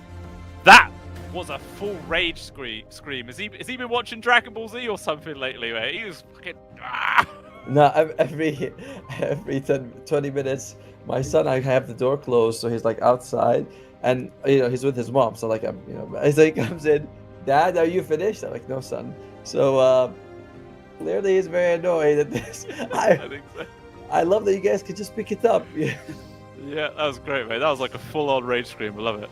Wish we had that mid-game. That'd be ace for Team Lavinia. Oh, look at that. They're back in for the Venomancer, but it's earlier this time round. It's not going to be that surprise gotcha pick. I don't know if Plague Wards are they are affected by dodge or not. That's actually like, do they hit the Wind Ranger? That's I'd like to see that. But it is a solid game for the Veno. Great against the Wind Ranger. Now you're kind of not incentivized to put this Wind Ranger as a core. You're like, let me put it as a support because it feels quite countered by the Veno. Ursa as well, if you can see like a couple of 4 staffs, that would also be an issue for them. I feel like I'm getting more and more sold on the core Veno, and I don't know how I feel about that. Well, I mean, all we can really go off is what we saw in that last game, and it did great. Even though we said, in a 1v1 matchup, it feels like the Lina would have a really good time. Yep. Melajul did have a good time, but that was mainly due to the fact that the Veno just buggered off to the jungle and just AFK farmed for ages, got massive fat, and just ran people down. So it seemed pretty easy for him, to be honest. But we'll see how it's going to go this time. I mean, there is some possibility that they make the Nature's Prophet the core instead of the Veno, but I don't see that being very likely. So yeah, it does feel like we're just going to get mid Veno again, offlane Beast, in which case, just the carry left for Hervinia. That's what they get. That's what they're banned out by DMS. What would they want? I gotta say, in the previous game, it didn't really feel like we saw Yawai do anything. He was just kind of like farming away as a troll warlord, got caught a few times, and they're like, okay, it's time to end. He's like, I'll just show up, tick, tick, tick, tick, tick, and that's it. They won the game. In this game, let's see. Ursa has been picked up. Sven's been banned. CK has been banned. Not a big fan of the Weaver. Oh my god, I thought my I hear the sound of like, is my son coming in? Weaver, meh. Maybe they might go for something like a Wraith King, actually. Yeah, Wraith King could be pretty good. A Wraith King or something like a Razor, I would imagine, would be the choices that they're considering on Hervinia. Yeah. I'd love to see a Wraith King personally. What are they gonna go with? Imagine if they just go for Razor just to get under the Huck skin even more. Yep. This is how you do it. 100%. But still their final pick to come. Only 2 seconds of reserve time after this, so not going to have a whole lot of time to really consider this pick. But we'll see what they're going to go for. No, would they consider going for Spec for global presence? I still feel like Wraith King and Razor are the more common one, but Spec for global presence with the Nature's Prophet. Maybe they go for a Morphling. Very different from what I was thinking. All right. Now it's DMS's turn, and I'm feeling like it's gonna be a mid, and you put the Wind Ranger as a core, but yep, there you do. You put oh no, wait, no, they go for a Quap. Yeah, so this is position 4 Wind Ranger then? Yep, this is what we want to see. We said that this hero is really bad against the Veno, so it comes out, it's going to be, come on, Melajul, which one are you taking, buddy? No way. There was once upon a time that people were playing support Queen of Pain. I was one of them. You were one, so there you go. I was one of them. You could go for like the Spirit Vessel, and you jump in and do a lot of damage. As they're taking their time with this one. The other side is what they expected, right? It's literally 1 to 5. Morphling 1, Veno 2, B-Body 3, and then it's going to be 4 and 5 for the Rubik and the Nature's Prophet, respectively. As wow, they are taking their time with this one. Yeah. Or do you think this is just like, you know, extra decision time more than anything There you go. else? Like, okay. They just do go for the more safer option. Yep. So we'll see how this position for Wind Ranger actually fares up. I mean, what, it'd be laning against Nature's Prophet Morphling? That's not so bad. Yeah, it's not a terrible lane, but the real question is, are you able to actually be useful after the laning phase is over? Hey man, I remember Seb won a major just playing Wind Ranger, so if he can do it, probably very few people can do it. Very, very few. Yeah. Like maybe like 3 in the world would be able to do that. But he was one of them. Maybe Problems is another. Maybe he can win this one back. It's elimination. This is the second and only the last team that's gonna be eliminated today. If you're out now, there's no money. Only top 4 in the CCT get money. We are pretty brutal with who gets our cash. So DMS, you've got to make a comeback if you want to get into the green. Yeah, I mean, we did see it in the previous series. Dandelions were able to come back for the reverse sweep and get the 2 wins in the row, which they desperately needed. Question is, can DMS do the same here? Who knows? But just factoring how that last game went, I think I'm going to be naturally leaning towards Team Havinia here. Like, it all kind of depends if Niche is going to have as free of a time on this Venom answer. Like, it's not going to be as easy, I believe, but there's still nothing on there which is shouting out to me to be like a big Venom counter, you know? True. I'm interested to see what the Wind Ranger and Quap can do, right? Because those feels like very interesting picks. We don't see the Wind Ranger for much. Same thing with the Quap coming out. You're like, what's that gonna give us? I think I'm gonna do the same. By the way, I'm going to go for Hervinia. Why the hell not? Yeah. All right. Well, let's see if we are correct. Because again, well, in the last series, the caster curse was real. We did cause Monty to lose. Well, but that's what we should do. You know, we wanted to go all 3 games, right? That's true. Focus fire, double jump, anything interesting? It's it is the Ironwood Treant for Nature's Prophet. Let's see what this one does. It's just got buffed here, and a reduced number of stronger treants. You just reduce 1, and it has more health, and it gets upgraded the more you have Spirit of the Forest. Yeah. What the hell does that multiplier mean? I don't actually understand that. 30 seconds to battle. Does that mean you get number of treants? Is that what's happening? Yeah, I think it's number. Oh, okay. It actually bumps up. Why? What does that mean, treant multiplier? I mean, everything has that icon. Does that mean that they all get better? That seems very strange to me. Who knows, mate? Who knows? Maybe we'll just have to wait and see what happens when the treants start getting spawned, and then we'll have a look at their stats and see how many of them there are. But who really knows? Meanwhile, might be a little bit of a fight here for these top bounties. Doesn't look like it. They will concede it. I know what that one is. I know that one is. It's there's a certain buff you get. I think it's for your ultimate or something. That gets multiplied by it. Where is it? You get like bonus damage or something like that. Right. Yep. I forgot which one it was. Remember, like when you used to use the ultimate, you get some damage coming. Oh, it works with Curse of the old growth. Remember, the more trees in the area, the more damage and slow you do for the shard. Okay. And trees count, so it counts as more. It works with the shard. Okay, got it. There we go. Mystery solved. Yeah, there you go, baby. Always rely on you to actually give me the actual information of what things do. Oh, and look at that. It also works, of course, with his. All right. Yeah, you get the bonus damage when you're next to trees and treants. And the big treant, this one counts as multiple to make up for the lack that you had before. Yeah. It was so far Flacco's just using it, to run at them, but at the same time he gets ran at himself. Whoa. Ooh, the power shot. Looking like it nearly got him killed there, super low. And yeah, to be honest, this treant damage, it's doing like 4 damage a hit, I feel, to the hack. It feels kind of underwhelming. I don't know why. It is. I mean, you block, 16 if you're melee? So it doing 30 damage, it's not much, it's not that incredible. So, yeah, it's really not. And also, by reminder, it also does less damage to heroes. It has hero attack damage reduction. So yeah, it actually might be doing just like 3 or 4 damage to heroes. Wow. Yeah, very underwhelming indeed. That's very sad. How much does it go up to? It goes up to 80. 80 is not bad, but it goes to half. I don't know. This stream is weird. Yeah, but if you only have one of them, is it really worth it? I guess it's kind of annoying, right? It's actually doing decent work against problems. It does bring him down a little bit, so I'm okay with this. I suppose the big factor is the fact that it's really hard to kill. So Yes. it's almost like free damage. You know, it's constantly running it. Yep. If you want to spend time to kill it, yeah, you're wasting a lot of time hitting creeps. And Flacco also, he's getting bonus damage because of it's like providing a percentage because it counts as a tree.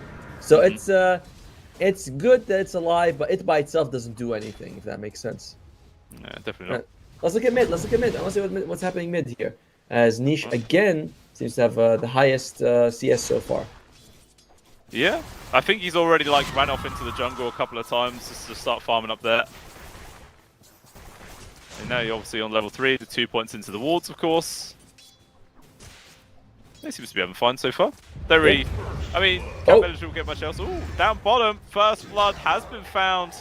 Ike going down. I believe that's actually about the same time last game as well, about, 2 minutes 40 in. Oh, wasn't the last one 4 minutes and a half, I thought? But, well, yeah, maybe it was this previous series. Bottom lane, this is the one that DMS should kind of do okay in, right? You got Ursa Jakiro, very strong combination, and you're up against the Rubik and the Primal Beast. But they definitely can go either way. As, whoa, she gets Yes, Shigetsu. That's a lot of damage coming his way. Body just needs one right click and he will actually get in range. So they find a freebie on towards the Ursa, and now maybe Ake over Sane is welcome. He's trying to fly away. Fernand's getting hit by the neutral creeps, and that might cause him to tick down to the dual breath, and it will. Oh. Neutrals making all the difference. Yes, they do. There is a Lotus, healing Lotus if they wants to go for it as B-Body. He's like, alright, I'll go for it. And looks like it should kill Ike. 3 kills for B-Body right now. 2 on the Jakiro and 1 on the Ursa. Yeah, he's having a great time. I mean, as a result, he is actually quite comfortably top farm core of the game. 2.4k net worth. He's feeling good. Meanwhile, up top, trying to bring down problems. Yes, they do. And Yawai will be able to find that kill. Looks like the Huck was distracted there by Flacco trying to get a counter kill on towards the Nature's Prophet. Speaking of, jumps on in. There will be the adaptive strike with a stun. He stops to eat a tree. He is going to be okay. Does push him back onto the tower though. Okay, that's the balls on Flacco to do that. As the train goes out. Oh, Flacco. Well, has he paid for his insolence? Doesn't look like it. Reminder, Flacco is the reason the Hawk even called Git last game. He's like, I can't kill this Tinker. I'm super pissed. Oh, problems! Long range power shot actually. He manages to find Yawai while he was strength morphing. Or Agi-morphing, sorry. And yeah, that's a super free kill. And as a result, the Hawk comfortable just to dive past the tower. Another successful power shot. And there will be another kill. So very short, like only a couple of minutes. 7 kills fly out from across the map. Which is what we want to see more of this anyway. So pretty cool for DMS to get a few kills going for their sides. And unfortunately, Niche is just super far ahead. Not all of these creeps are lane creeps, but they all provide gold and EXP. He's coming over to his own triangle. Just realizes that some of the camps actually blocked, so has to go for the Ancients instead. But to be honest, because of all these Plague Wars, he still farms up Ancients just as fast. Yeah, I saw that in the previous game. He walks into them and they melt, and you're like, okay. That's why I'm beginning to think that maybe this is a viable support. For me, of course, not for other people. Other people don't try it, you're griefing. But I can make it work. Yeah, definitely. You've got the skills to make it work. Even if you end up losing and feeding away 10 kills, it was still value in it. It's my team's fault. Now, Europeans, they don't play like Southeast Asia. Not as good. Terrible players. Absolutely terrible. But even still, yeah, Niche just seems to be having as free of a time. Level 7 now at 5 minutes 40 in, so just as over leveled as he was in the previous match. Depends if he can actually run away with it. Speaking of that bottom, Shigetsu getting ran out underneath the tower will be another death. The flip side of that, though, is it did mean Niche was on his own, and with 2 supports coming on in from DMS, they're able to take him down. It's just that again. Well, the bigger kill is getting Niche, though. That is what DMS needs to do, because she gets. Niche. Niche is the main, like, the tip of the spear, the most important guy to bring down. Why? He's taking a few hits, but he knows he's gonna be fine. Playing around perfectly with the old morph. Meanwhile, down bottom, it looks like the action once again. Not going to be Shigetsu going down, but it is Ake. Another kill. 5-0-0 on body. Just 6.5 minutes in. Feeling super good about this Primal Beast game. Going to be able to do some decent damage to the towers. This is a catapult wave as well. And he's got that innate ability, right? 40% more damage towards buildings. It does, it adds up. And I like what he's going for. BKB first. He's like, oh, Pango's rolling. I'll BKB, grab him, protect my allies, farm me up a nice creep wave and camp at the same time. UI is looking super good. And this is scary. And B-Body wasn't even much of a factor in the previous game. It was mostly niche. Now it's like niche is struggling a little bit, but B-Body is shooting up. So you have two problems to deal with. Yeah, you really do. I feel like though last game, this was already like a 2,000 or 3,000 gold lead. So Yeah. it has, you know, it's not as bad here for DMS it feels, but considering the fact that Shigetsu's been forced out of his lane already, it's definitely going to slow down his Battlefield retirement by a few minutes. We'll see just how much that is going to impact him as this game continues, but UI is just very comfortably sat at the top, finding his CS. But he's not exactly like flying ahead in terms of CS though, he's still only 38 and 8, which is kind of surprising considering he's been left on his own for a fair bit of time now. I mean, he did die once, right? So it's probably just a little bit worrisome. He's not worried, sorry, he's not going for full agi because he's been power shot to death. So I respect that. I mean, you farm slowest when you're dead. That is very true. Very zero farm. Yeah. No. Unless you're a vengeful spirit with an Aghanim scepter, then that's different. Very different. Yeah, Shigetsu. Body thinking about going on to him, but not really enough information to work with. And there's some good high ground wards here for DMS as well. Tons of information to work with. Look at that Treant. Just bothering him, and Shigetsu's like, no, I'm killing it. Don't worry, buddy. I'm gonna get it. And one more hit. Only 18 gold, not much. 18 gold, yeah, absolutely pitiful. But at the same time, this is worth a little bit more. Shigetsu is able to pick up Flacco. On the flip side of that, he was able to get the D-ward at the very least before he died. But even still, you know, the fact that Shigetsu has been forced out of his lane, any free kills is just going to help him recover that much faster. Agreed. It's Melajul, he's #1 net worth. And he hasn't used his ultimate just yet, so Matt could be the moment you're like, all right, big rotation, Quap lands an ultimate on like either big core or 2 heroes, then suddenly you can win a fight. But you would like to see him move around the map soon. We'll see. But so far, you know, as long as if this like little lull's going on, Niche is very happy. Just going to help him, you know, give him more time to get to that Ags. But even still, last game, once he had the Axe, he still didn't make any moves. Yes. I think he waited for the Hurricane pipe just to get, you know, have maximum maneuverability. Meanwhile, Body down at the bot lane, multiple heroes on top of him. Doesn't manage to go for an onslaught out, but Melajul chases him down. 5 kill streak as well, going into the pockets of the Queen of Pain. Huge. Yeah, Melajul is getting very fat this game. That is exactly what he needs to do. You know, he finds the biggest target, the most dangerous player on the map, gets him out for a while, uses his ultimate. He's going for Dagon on the Quap. You know, it does give you, besides the Dagon itself, it gives you some spell life. So Melajul, Blinking 2. I think he might be going for it. Yeah, Nice tries to poke him down, but another blink out. Melajul was going to be fine. Tahak, though, not going to be so fortunate. The Pulverize locking him down whilst he was mid-jump. Tahak can't get away, because he will actually get taken down. A couple of heroes committed to find the kill, but regardless, it is more space. And maybe Lavinia could try and push the tier 1. Actually, no, everyone's falling back. They're not interested. Man, B-Body has a perfect onslaught, by the way. Literally, like, it moves only half an inch to get the stun off after the onslaught. Very nicely done. I was thinking, who would UI transform into this game? Probably the Ursa, right? That's best target. Yeah. Yeah, I would assume so. Unless, of course, maybe you go Wind Ranger just for the win run. But That's like, true. Chase people down, 100% evasion. Oh yeah, the 100% evasion is pretty good.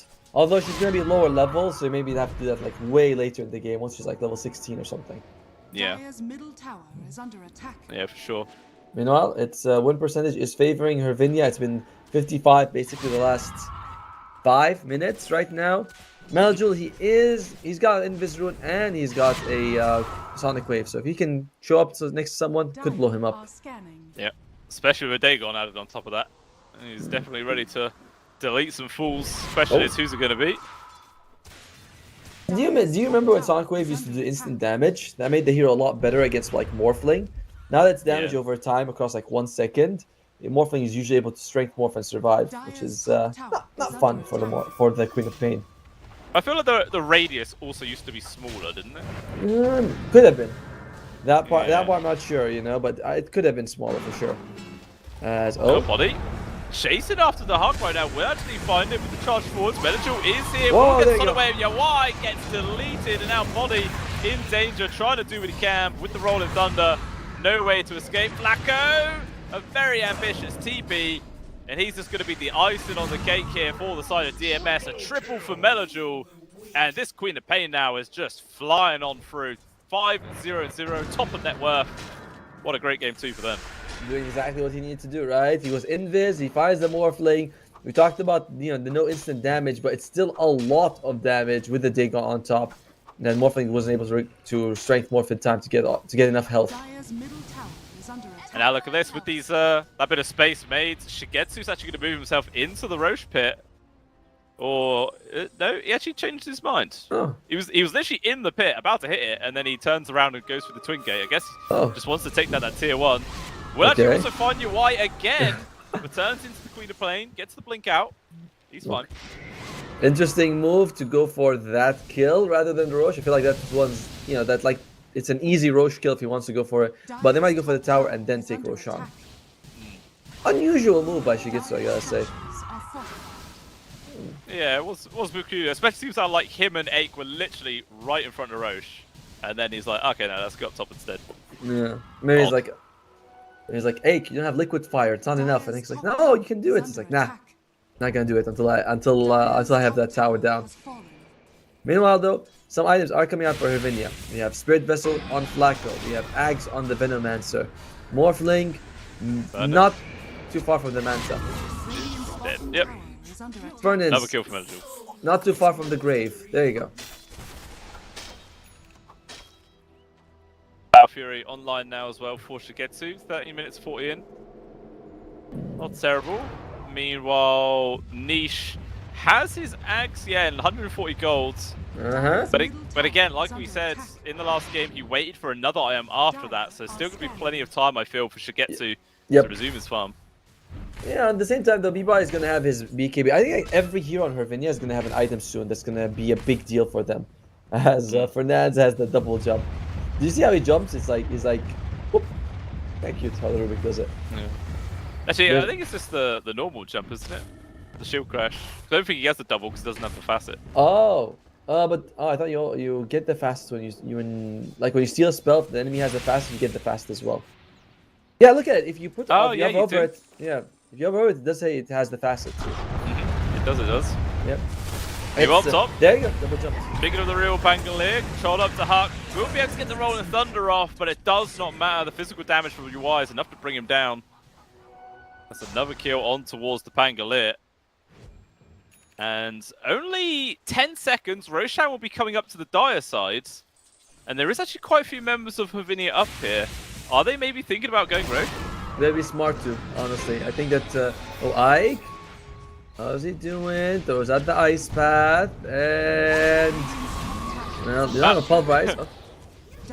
Flooding Wave just to finish off the kill on towards Ferdinand. Why not? Takes him down, and yeah, Body getting a return kill towards Ake. So, Trader supports across the map, but again, at the same time, Roshan is going down.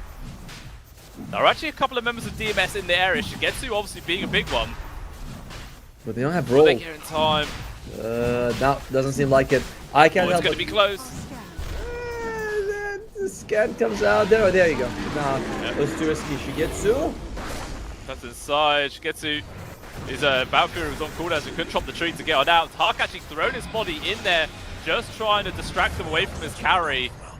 So a worthy sacrifice there coming in from the offlaner, just to make sure the Ursa survives, but he does do it.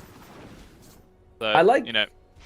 I was gonna say, I like how that was honestly an option for DMS earlier. Remember, you pointed out, you're like, Ursa walks into the Roche pit. He walks in, then he just turns out, he's like, nah, maybe some other time, baby.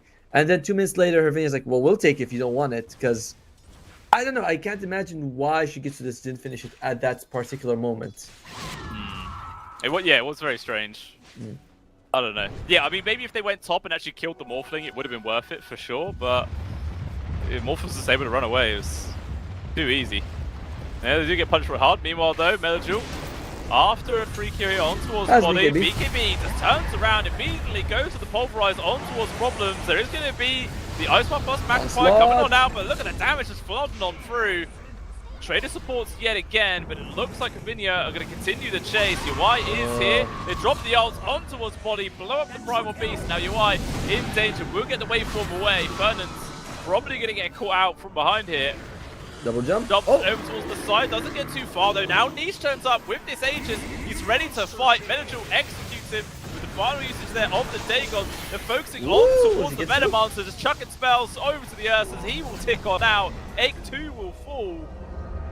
It's a very clunky fight, but I still think DMS. I don't know, because the Ursa died. Even though it's a 3 for 2, probably relatively even. oh, you also made sure you got the Niche's Aegis out of the way. We can see he can do damage, but he is killable. So that was not a nice, nice thing. Overall, I think DMS walks away fairly happy with that. Even though Shigetsu does die, they make. Oh, actually, they make the same amount of gold and XP. Ooh. But they get the Aegis out. That's the good thing. Yeah, By the way, that is huge. By the way, Melajul, he is 8-0-2 on this Queen of Pain. Very impressive performance so far. Yeah, still just hold on to that Dagon level 1. Going in for the Shiva's Guard next, which he'll have online in 1600 gold. Yep. Good That'll item be a nice against... little power spike to himself. Yeah, perfect against the Morphling, right? You're going to be like, alright, you try to heal. I'll make sure they remove it. They also have Spirit Vessel on the Pango, so anti-healing is right there. Actually looks like DMS. Yeah, going for a smoke play right now. Just the 4 of them for now, leaving the Ursa out of it. Let's see who they're able to find. It might be Fernand here. He's going to show himself in this creep wave. Actually, charge it in. They get the 2-man stun on the bow. Body pops the BKB, but look at all the damage flooding through regardless. Will barely heal up through it, but there's so many spells on him. He's just going to tick down. Problems though. Gets sacrificed the Hawk trying to TP out, but again, too much damage. So once more, it's a 2 for 2 trade. 3 and 4 for 3 and 4. Nothing really gained from either side. Yeah, but as the game goes on, I'm wondering if this is actually so bad for DMS, right? If we go later and later, like Queen of Pain is not so bad, Pango is solid, Shigetsu on the Ursa I think is kind of the strongest hero, but it's a long way from that being like a win condition. You're still in a tough spot right now for DMS. Tough-ish, actually. I won't say that tough. Yeah, I think it's like the big factor is that Melajul is having a very, very strong game. Oh yeah. So hopefully with all this momentum, he's able just to carry on making all the space in the world for his team. He is. He's doing a really good job. Actually buys the recipe for the Shivas before the plate mail. Because he's like, yeah, I'm not going to be carrying it anyway, so what am I supposed to do? He's all in on the magic. Look at that. Shivas, Kaya, Dagon, just all in on the magic. Yeah, just I suppose the Ursa and Pangolier have a decent amount of physical damage themselves, so just rely on them. He's also holding on to 2 tier 2 tokens and not using either one. I saw this as well. Does he have Whisper of Dread? That would be a pretty good one if he can get it. No more Vambrace. Did you like that change? We have Vambrace at tier 3 now. Again, I've not really been able to play much this new patch because of how busy I've been. But I'm sure I will when I actually get around to be able to damn well play. Fingers crossed. Maybe tomorrow, mate. Maybe even today. I might have time today. Oh, that'd be fun. Oh, that sounds pretty good. Although mostly your family will be like, what, you're on the computer some more? He'll be like, I was working. No, I'm playing. They're like, it looks the exact same to us. In one of them you're shouting, the other one you're not shouting. Same thing. To the untrained eye, you know, all looks the same to them. But even still, this game is just incredibly even. 16 to 15 scoreline, less than 1,000 gold lead. Gaben says the win probability is 54% leaning towards DMS. So even he says this is basically a coin toss at this stage. It is, yeah, it does just feel super, super close. And again, Niche now does have the Dragon Lance and Ags. And as a result, their team goes for 4-man smokes. They're ready to use this power spike. See if they can find anyone of use. They've only taken 1 tower so far. Feels like Irvinia was playing a little bit faster in the previous game. But DMS has made some nice adjustments. And they're not able to get as much as they can out of the map. As bottom lane, they might find the Hawk here. And... yeah, oh, no, that's not happening. He does see them because the smoke broke. But the glimmer obviously was still there. They just can't go for it. Maybe thinking there's a high ground ward here, so they're all just going to back out instead. I love the change to Philosopher's Stone now. It gives you a certain amount of gold and it expires. I think that makes it so much better than before. Better? Better, What? yeah. How's it better? It's worse. It's better. It's How's it better? because now you can equip tier 3 items the moment they spawn, rather than before where it's like, do I swap around? Do I want more gold, or do I want the tier 3 items like, you know, psychic headband? Now it's just like, yeah, I'll just get the tier 3 item. So you're saying it's better because it gives you less Dire's middle options? tower is under It's attack. better because before options were kind of okay. Have you ever gone and seen like 20 movies in front of you, and you're like, I don't know what I'm gonna watch. I just don't know. Now then Yeah. you go, there's one movie. You're like, okay, that's cool. Yeah, it just gives you like, but before, even if like you were, I don't know, had a tier 5 item and you were Yeah. dead for like a minute and a half, you would still just swap it in. You know, that was free money. True. Now you can't do that anymore. Yeah, but I mean, you shouldn't be holding on to it the entire game. It should be like, you know, it gives you some gold and goes. It's better like this. I don't know. Oh. I think you're a fake support player. Okay, here's another value. It makes the discrepancy between the tier 2 items less, because if I have Philosopher's Stone, you don't, I can be farming gold the entire game. That's not fair. Yeah, I guess. But you know, if I have the advantage, I want to hold on to the advantage. You know, Oh, there you go. Body has Boom. been able to finally jump on towards Problems. Gonna try and chase him down. And we'll be able to find the kill. Dire's middle Can't get the tower is +1 under grab. It attack. looked like Flacco was trying to cut off the retreat there of the Ursa, but couldn't quite get him.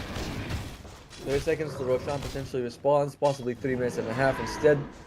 We'll see as both teams, as you mentioned, they are not doing too hard to like try to end the game. Hervinia, they know that Tower is under attack. a victory here gets them into the lower bracket semi-final. No, sorry, Water finals, I believe, top 6. DMS, they lose, they're out of the tournament. Hervinia, they've also got another event they want to attend. So a long match, a long game 3 is kind of fatal for them. They cannot afford to have, you know, another game, then go straight into another tournament. As Shigitsu, he finds Fernandes, but nice glimmer. Yeah, keeps him alive for an extra second or so. Maybe that makes Ooh, buyback. He's also going for the buyback. Body's in, focusing on towards Tahak, who's rolling Boulder, now on cooldown, probably going to not last long. But so is Body, as he just gets caught by all the ultimates. They blow him up, but it looks like the Minion, they want to continue to push for more. Focus on towards Egg, but actually the re-engage to Getsu jumps into the backlines, tears the Rubik apart, and now Niche stuck in an awkward spot. The Ursa Bear just doing all the work in the world. Now UI trying to focus on top of him, will get the surge away. Tries to go for a team, I think can't quite make it. Shigetsu maybe will tick out to the dots, I don't know. It's going to be close, but even still they're chasing after the UI. They want to bring him down. Actually, it's UI who gets the kill to the Ursa, but he will still die. It's a full team wipe coming on out there from DMS. Technically 6 as Ferdinand dies twice. Big win there for DMS. And to be fair though, they did kill 4 people on DMS, as both the Hawk and Ike bought back, but it's still very much a victory for them. 10 people killed at the end of that fight. Man. Unfortunately for Hervinia, the Roshan is up. Unfortunately for DMS, the Ursa isn't. He's still he's hibernating. Yeah, they desperately need him to kill Roche. Without him, the other 4 may as well be tickling Roshan with a wet noodle. Wouldn't have been doing all too much. But we'll see. Maybe they might just go for it as soon as they're up. But again, everyone from Hervinia will be up as well, and it is on the Dire side. Just now moved as the body. And it throws out the onslaught, but actually gets cancelled. It makes it a bit hard. The Glimmer Cape giving him a bit of movement speed, and there's the blink, there's the catch. Yeah, Ice Path to cancel it out. Doesn't get the full stun duration, but even still, Body thinking about pushing forward for more, but not enough information to work with, so he will choose to go back instead. Very wise. And it looks like DMS still hanging around, so maybe they want to try and continue to look for a free kill here. Need to be quite careful right now. Roche is up. It's the biggest moment of the game. There's Niche. They found him. They might bring him down. Nope. Nice, plants a nice ward. The scan hit him, but they didn't have any vision. And even though the Hawk wants to jump in, they're like, nah, let's not do this. It's too risky. Top lane. Definitely is. All smoke grant. We're going to run straight in towards Shigetsu, controlling him up. See how much damage actually able to do is now actually being turned on towards Ferdinand. The Ursa tears into part. Rubik is dead. Sonic Wave comes out, pushes back UI for now, but Body just charges it on his own. He's able to take out Problems, but everybody else from DMS disengages. They split off in different directions entirely. Tahak somehow runs towards the enemy base and lives. 1 for 1. No one actually comes out of that ahead. Let's trade the same amount of gold for these two. Very even game. I feel like a bit lucky for DMS. They were under vision. They were smoked, and enemy smoked. They still only get a kill on the Wind Ranger. So quite nice. Oh wow, Niche dies so damn quick there. As Ursa melts him, and now right outside the Roche pit, this is a free Aegis we should get to for sure. They are actually showing up there. I think that they might consider mounting a defense here. If B-Body can sort of onslaught jump in, you can disrupt them, but this Roche is falling real quick. Yeah, it definitely is. Don't think they're not making it in time. And now it's like, Hervinia, do you really want to take this fight? Seems a bit too risky. Yeah. Yeah, the Venomont's definitely not as free of a game as it was last time. Oh, yeah.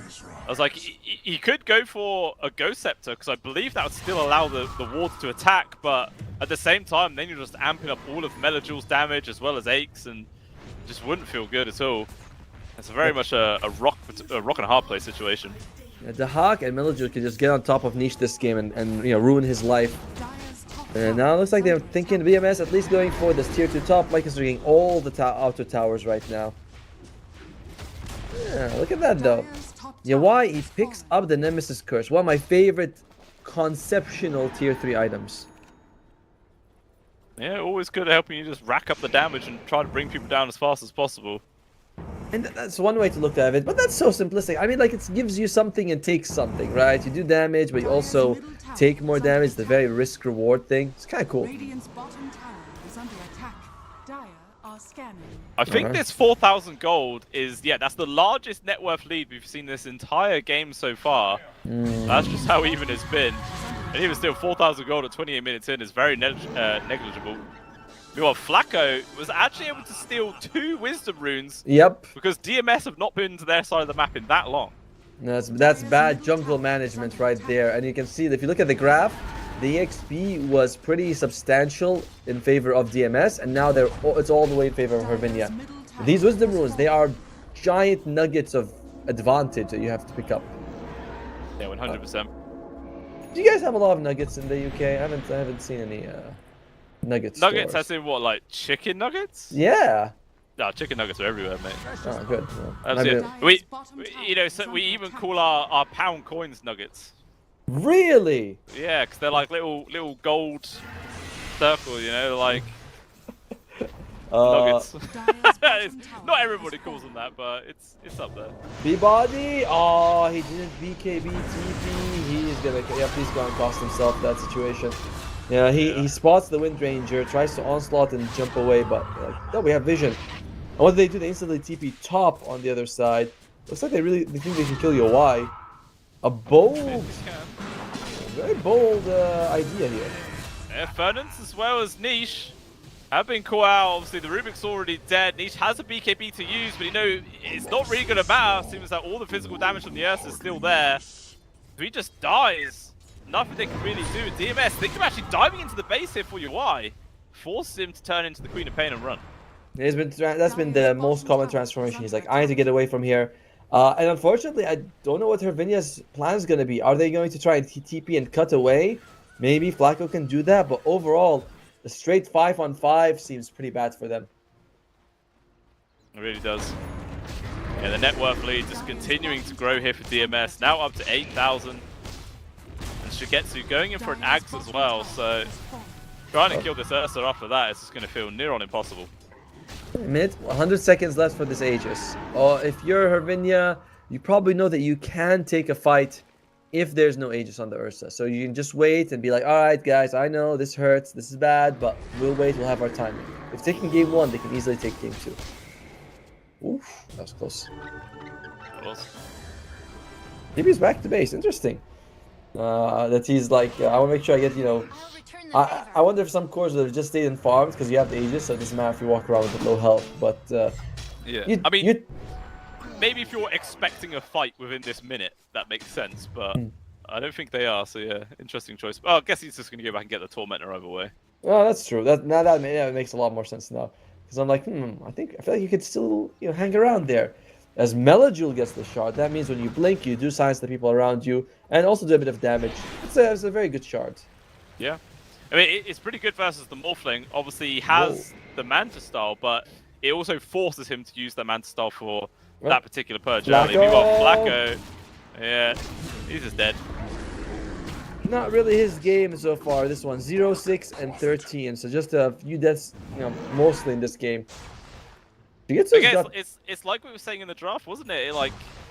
it's not a hero Havinia wanted to play. It's a hero which they picked to make sure the Huck didn't get, and it does show that that they're not very well versed in rolling with this guy. No, they're not.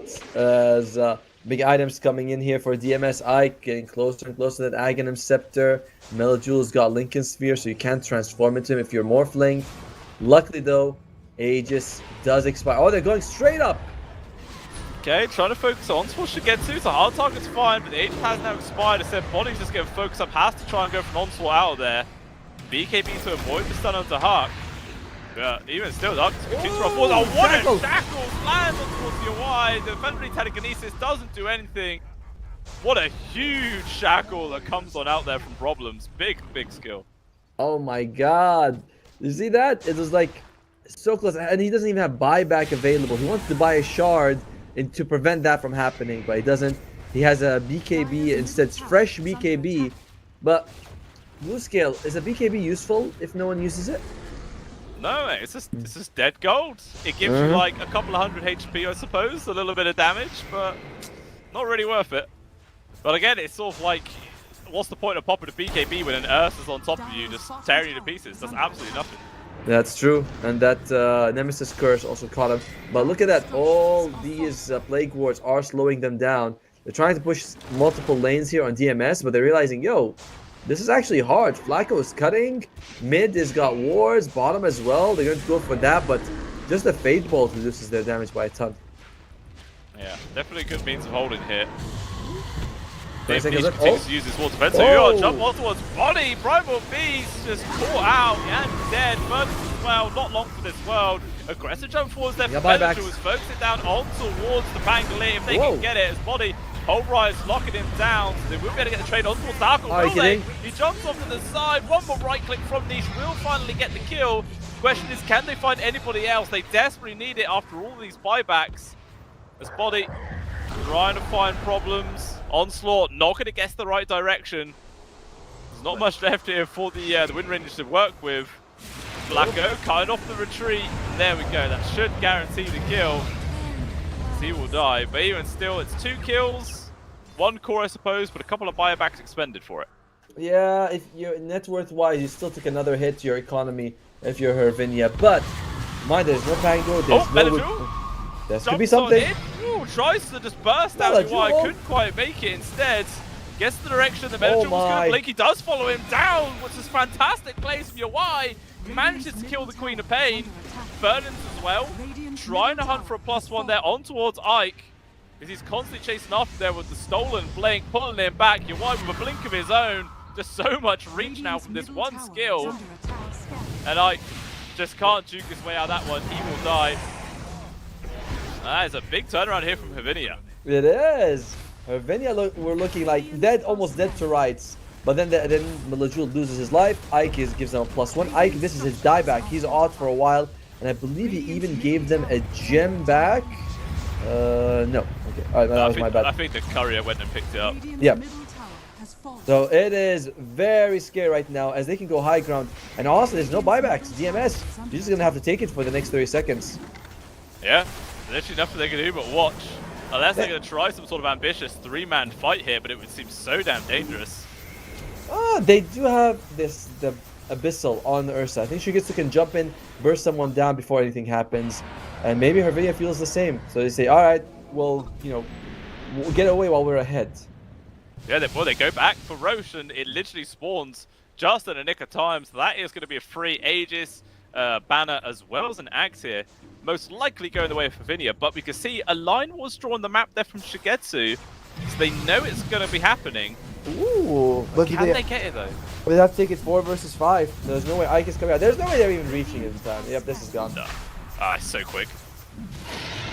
As Iwai's got 2 lives now, and looks like Brody picks up the Aghanim Scepter upgrade. Love that one. The break is fantastic against the Ursa. Yeah, it really is. Is there anything else that breaks this game? I think the innate ability of the Pango is breakable. Yeah, the fortune favors the bold, but that's kind of irrelevant to you. Yeah. Oh. It was lucky shot, but again, yeah. Yeah, that's something. Some of these these innates are super weird. Like this one for Pango, it's very unique. Great against Spirit Breaker Slardar, for example, but useless against so many other heroes. Yeah, but looks like we're gonna get fight in this mid lane.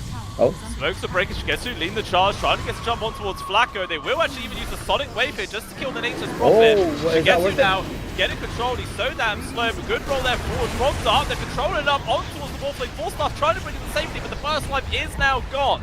This Magnifier is doing some good work onto the 2 remaining cores here, but even still, third life comes through, what a huge ice bomb! Lands into 3 heroes, gets them the kill on towards Niche. Now the question is, do Havinia even stay? Looks like they're going to run, but turns into a very, very good fight for DMS. I mean, they could consider buying back on the Hawk and rushing for it, but they say no, we got what we wanted to, and they retreat to farm up. Really doing a good job and kind of wasting some of that Aegis timer. Well, wasting the Aegis entirely. They took it out of the hands of Yawai. We're really starting to see the holes of this core Venom monster, though. Like, if there is any kind of hero like an Ursa or something in the game, like, you just die so quickly. Like, you're not tanky at all, really. Yeah, I mean, in general, if the game lasts long enough, Venno, he falls off. His damage not incredible. His slows are good, but you have all these dispels. Shigetsu, I was thinking about jumping on Fernand's. One thing to note, though, Otomo, is that we're not a million miles away from level 25. No. And then we will have the 2.5 damage on the Plague Wards with the Axe damage buff as well. We actually have scary. We actually have a couple 25. The 3 overpowered hits for the Ursa. Melajul has taken the blink cooldown, works great with the shard, and I believe Yawai he's taken waveform cooldown. Okay. Used to be 2 charges of waveform. That was a cooldown. It's like, alright, that's still good. It's still good. Yeah. 7.2 seconds now. It's not terrible. Yeah, it's fine. I kind of missed the double waveform. You can go in and out, but it was a lot of damage for sure. Definitely. But there's another smoke attempt there from DMS. Maybe thinking someone was going to be farming up that top Caverns area, whatever the hell it's called. Mighty Mines, I believe. Oh, yeah. Stupid ass name. I love the names that they have, like, of these areas. Where's the buff? I'm trying to look at the Alpha Wolf one, but it doesn't say. Yeah, it doesn't say at all. Yeah, I thought the creeps would get buffed, but they don't. Just the heroes when they farm there. And in the meantime, buybacks are the most important commodity in the game right now. And the Radiant, they have all of their buybacks. Dire only have it on UI. They're risky. Yeah, it is. And you can see they're just going to try and run away. Both teams actually go for a smoke play here. It's only UI who isn't under the cover of darkness. And he's actually running on his own. This is a really dangerous position to be in right now. Smoke breaks there onto Dahak. He's just going to send the illusions in, which Shigetsu does show himself on. But even still, Havinia coming over. They want to take this fight regardless. Oh, Melajul? Oh, smoke's broken. Knew someone's nearby. Guess who actually jumps in instead? He's going to try and go good Sonic Wave. Actually connects on towards the 2 of them with the roll in Thunder. Controlled up on towards Body. Here is going to continue to roll around. Yawai in deep on his own. Just jumps into the entirety of DMS. He needs some help from his team. So many stuns. Can't move a single muscle. And he's dead. And now the bash is coming on towards Body. The BKB runs out. So will his life surely is Flacco's actually going to get the focus instead. And Body desperately trying to run away, but he's just not fast enough, and he's gone for basically 2 minutes. And it's another big old win for DMS. Man, it started out pretty well. They were able to push Shigetsu away from them into the low ground, but unfortunately, Yawai, he went very deep. His team can't chase him. Rubik Venno, that is a very immobile duo, and sure, they tried to do something with the Primal Beast, but he ended up losing his life. And now, you're gonna have to buy back, or you're basically gonna get mega. Yeah, these buildings will drop pretty quickly. But they're going to try their best to actually poach him fast. You get to actually kite around a little bit, forces him to use the enrage just to run away. We'll buy back just onto Nature's Prophet for now. All right, they're holding again. These Plague Wolves didn't work. Okay, Melajul, big jump on him through as well. Shigetsu focuses straight away on towards Fernan's. That's a dead Rubik for 100. Oh, he's got no buyback. I mean, you have 50 seconds until B-Bodies is going to come back here. And as we mentioned earlier, this is just an insanely difficult defense. Hervinia had looked good for a second or two to defend, but nah. DMS, they're just like, well, we're on buildings, that's it. Yeah, they are really getting shut down right now. Middle tower is under Buyback attack. has actually just come off cooldown there for the Rubik. So he has that available if needs be, but again, it depends how much they're willing to sacrifice here, Havinia. They might just defend the top set, and that is it. That's think the so. Primal should be alive. Yep, that would be the safest option because you can mount a full 5-man defense, trying to go in 4 versus 5. We've seen so many times one guy gets picked off early, and it's like, alright, we can't defend now. It's an awkward spot. Top set gone, mid set gone. And DMS, they're actually going to apply a little bit of pressure to the brakes right now, and they're just going to disengage. Interesting. Yeah, they aren't sure if the Rubik has buyback or not, so they're saying we don't want to throw our lead. It is an elimination match, as we mentioned several times. I thought DMS would consider going a bit more aggressive, considering they do have buybacks on pretty much all their heroes except Shigetsu Radiant are scanning. and Ike. Yeah. But sure, that's fine. I suppose, you know, next Roche is potentially up in 1 minute and 30 seconds, so it's not too long to wait. Maybe they might just play for the safety of that. Meanwhile, Melajul trying to come spells on towards the UI. Wow. They get the control. Then it's going to blow him off. Already he survives with a sliver of HP. He's actually able to get himself out. Cost him his BKB though to do so. But he does survive to fight another day. If he died there, that would have 100% been game over. Oh, look at what they do, DMS. They smoke. They want to try to go in for like bottom or mid and try to get a backstab here. They know that this morphling is. Oh, Ward comes out. They might have. I think they spotted. There you go. Oh, jump on towards body here. Shigetsu once again trying to focus down on towards the Primal. Good Sonic Wave yet again. Lands on towards Blacko. Probably going to tick out to the damage. There's too much. And now they're trying to run away here, DMS. The chase is coming through with Nvidia. The hammer doing some good damage. Another fantastic 2-man ice bath. They just can't do anything here. Body now stuck in a spot. And now UI trying to get the kill towards Ike without any detection. These chain stunts, he just can't move. So much control coming out from DMS as the backline's just melted apart. Melajul gets a solo onto Niche. Oof. And that could just be the end there, Otomo. Yep, it looks like we're going game 3 here. As from a while now, it looks like DMS has just been controlling the game.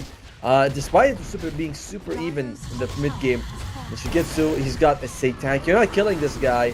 Unfortunately, UI using that BKB kept him alive, but made him unable to actually do damage when the big fights happened. Yeah, it's a pretty awful situation to be in right now. It's megged up in 44 minutes. Oh. Smash, stuns, they're all raining in here on towards UI. Melajul's jumping past, forcing Fernand's back, so he can't help out his carry. Fernand's will actually be able to survive. Just barely though, but it's still 30 seconds before there are any reinforcements. The tier 4s are already going down. There's just nothing that these guys could do in a 2 versus 5 situation. They're going to try their best. Gets force smash again, so it jumps in aggressively right now, but the creeps alone and do the damage on towards the Ancient. Now the Y can't do anything else. He is dead, and GG is cool. DMS take game 2 and push it onto a 3rd. Congratulations to them. It was very methodical, very careful. They didn't like throw away any advantage. When they get a couple of kills, they weren't in a hurry to go high ground. Maybe a little too cautious at some points, but hey, it got them the victory. On the other side, Ravinia, they stuck to their tried and true, right? The healing position 5 with global presence, the mid Venomancer, but it just it wasn't enough. It wasn't enough. I do feel like some of it goes to the fact I didn't see a single stolen ice path, for example. It wasn't really the best Rubik performance of the day so far. No, I think I agree with you there. There wasn't too much he was really able to do. The Nature's Prophet felt kind of pointless as well, to be honest with you. Didn't really see him actually do too much at all in that game. And yeah, the Venomancer was nowhere near as free as it was in game number 1. Like, there was no way to stop him in that one. But in this time, the Ursa just tore him apart so easily. All the burst damage from the Queen of Pain. Yeah, just really fantastic game coming out from DMS in general. Yeah, especially when you look at the other side, right? Jakiro, Ike, I think that he was like kind of MVP with a lot of these ice paths. He throws out the ultimate. I've seen so many 2-3-man ice paths. He throws a lot of these good ultimates. He goes for the Ags, which I think is brilliant. So many other players are like, oh, Glimmer of Force, but Ags on Jakiro makes you a damage threat, and they had a problem with that. So kudos to them. 1-1. We're going all 6 games in the first 2 series. Not bad. Yeah, that is what we'd like to see, Atomo. More action for us to cast and more action for you guys at home to watch. But of course, as Atomo was saying, we have that one final game, another best of 1 to see who can stay in the tournament here. Is it going to be a DMS? Is it going to be Team Havinia? Who knows? You just have to find out in the next game coming up in about 8 minutes' time. So we'll see you soon.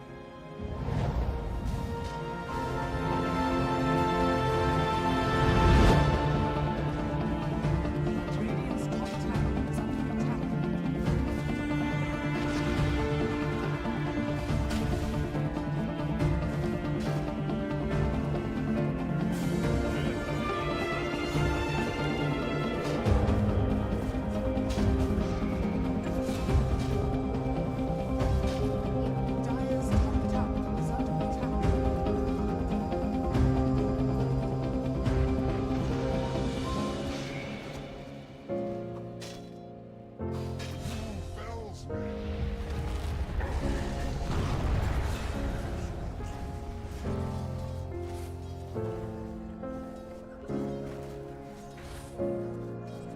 Dire's top tower is under attack. Dire's middle tower is under attack.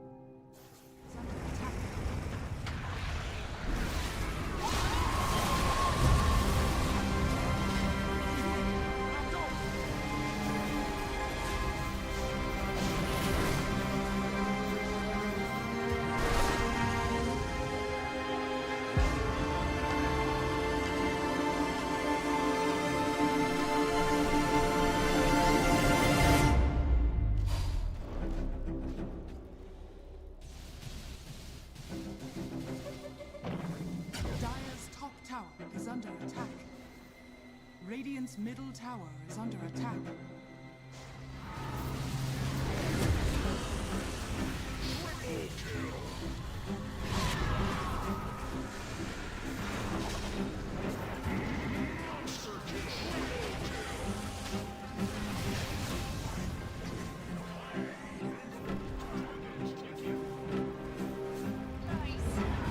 Dire's middle tower is under attack.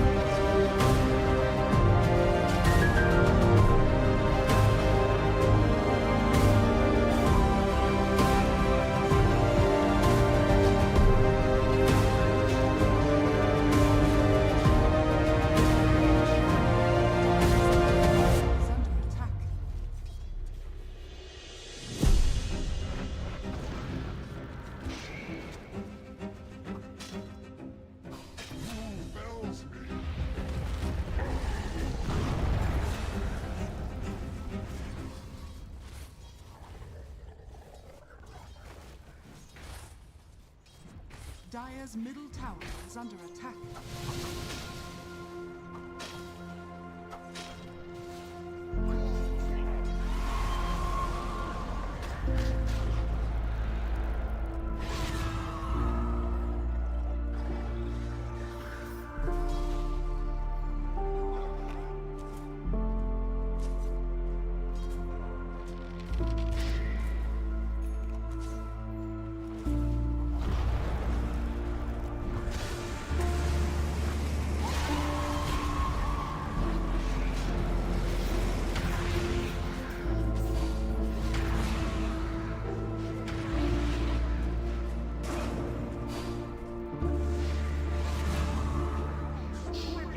Dire's middle tower has fallen.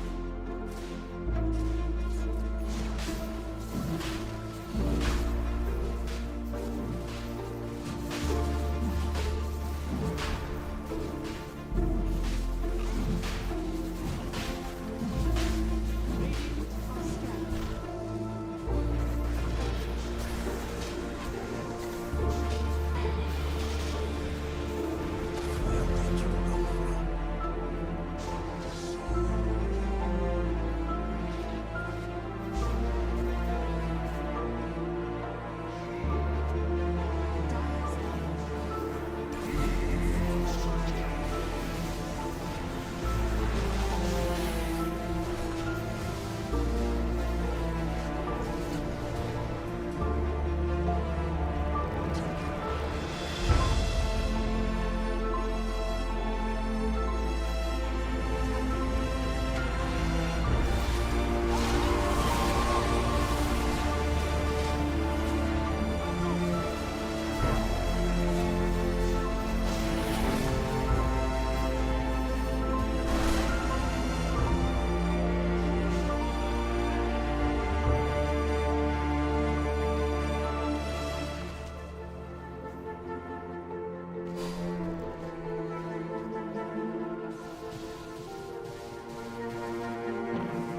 Dire's Dire's top tower is under attack.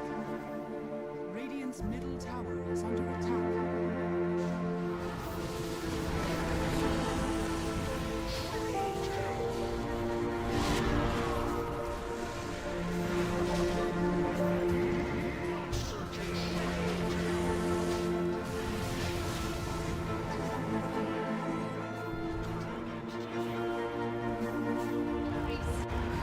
Dire's middle tower is under attack. Welcome back on in, ladies and gentlemen. Whoa, wow, I'm very tilted. Hang about. What the hell? Oh, What? there There you we go. go. I don't know, still a bit tilted. I don't care. Was that a cat? A cat? No, I think it was my hand. Oh, okay. It's been weird. But yeah, welcome back on in, ladies and gentlemen. The third and final game of this series, and for us for the day, is here. Who's going to take it? Is it going to be Team Lavinia? Is it going to be DMS? There is only one spot or one team that can go forwards here in the lower brackets. The other team will be saying goodbye to them after this one. So there's a lot on the line. Let's see what they've got cooking up for us.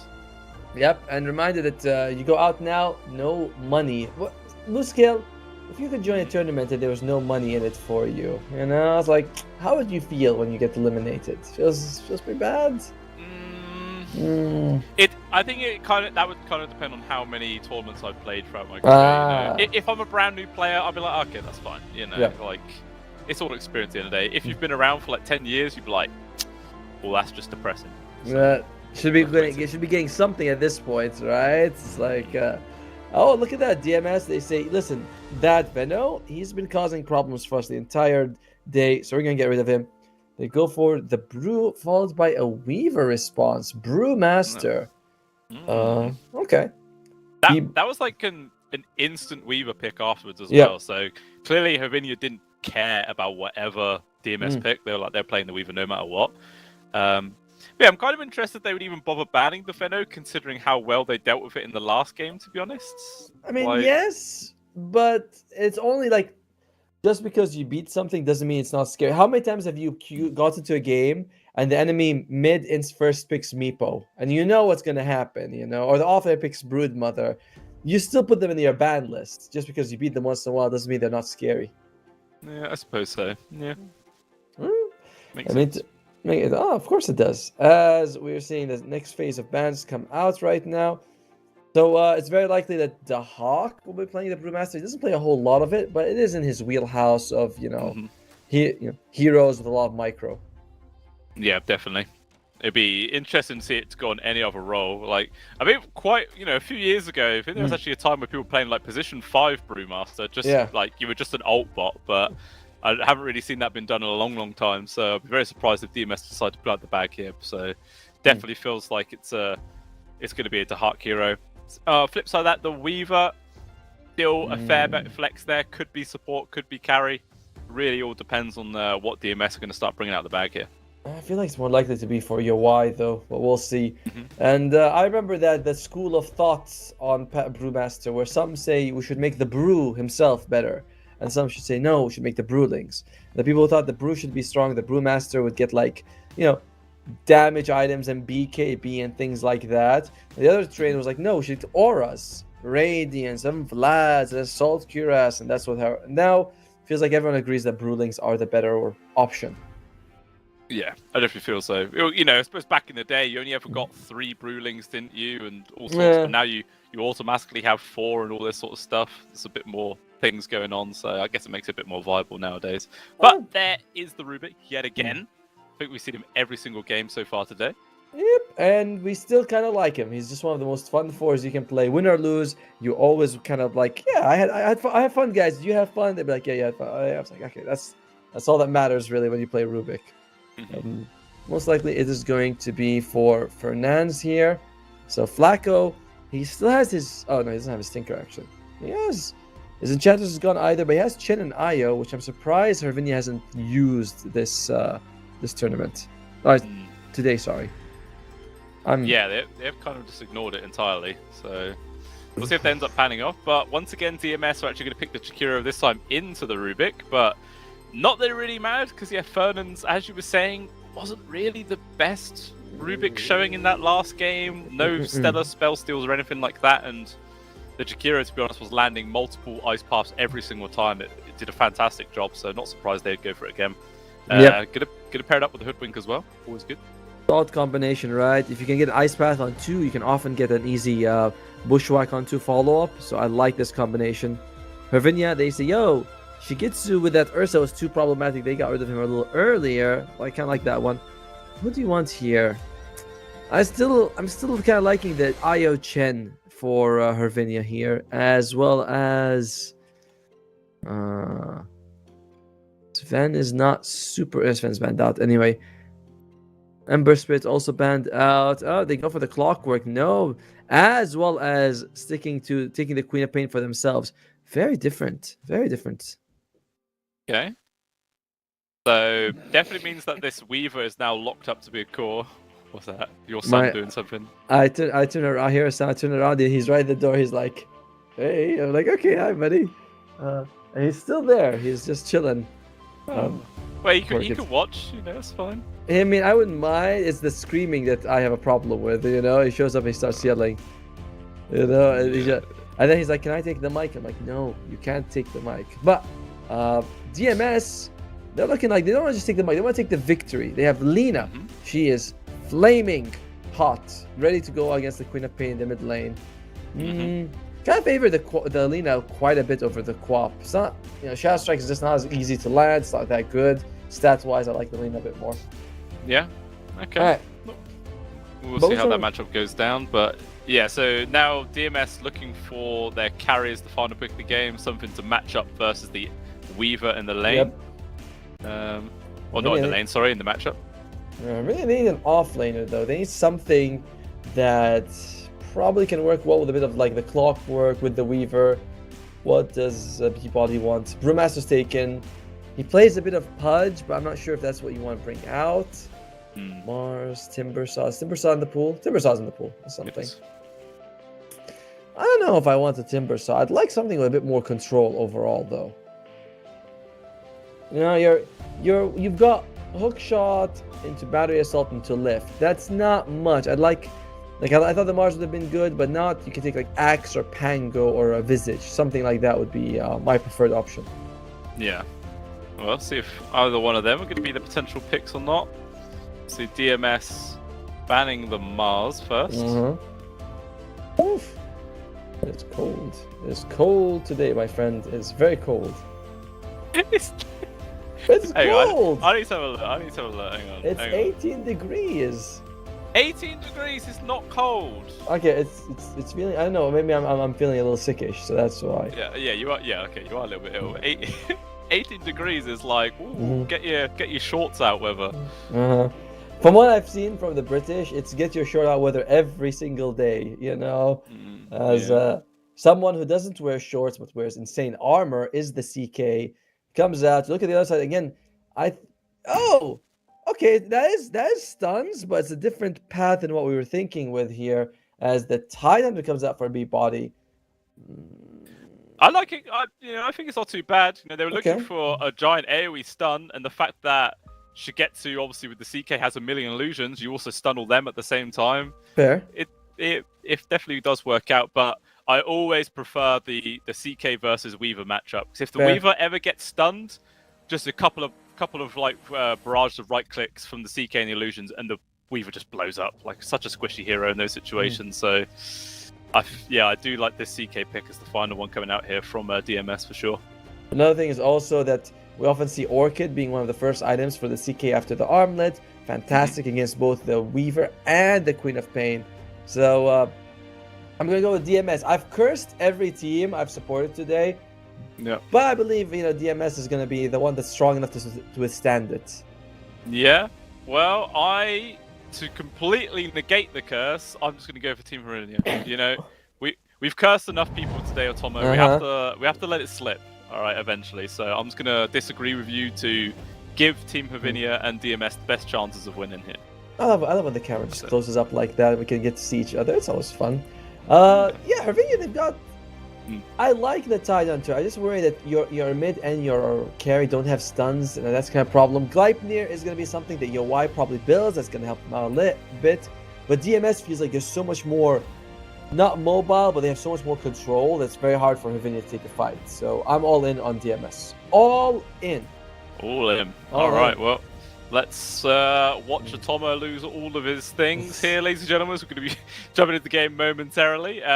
But yeah, I think I like it. I feel like you just don't really see as much Tidehunter anymore. Like he used to just be absolutely everywhere. I don't think he's too bad, to be honest. Like how he is in the current meta, well, the current patch. But I don't know, it's just not up there anymore. I thought that he would replace Darkseer, right? Like Darkseer got a big nerf to his innate, and I was like, Tidehunter, time to rise and all that. But teams, I mean, we're bringing him now, but teams in general don't put him at that S tier level just yet. As game is going to begin, we can look at some of the fastest that we're working with here. So far, nothing crazy. It's Kraken Swell rather than Grow for the Tidehunter.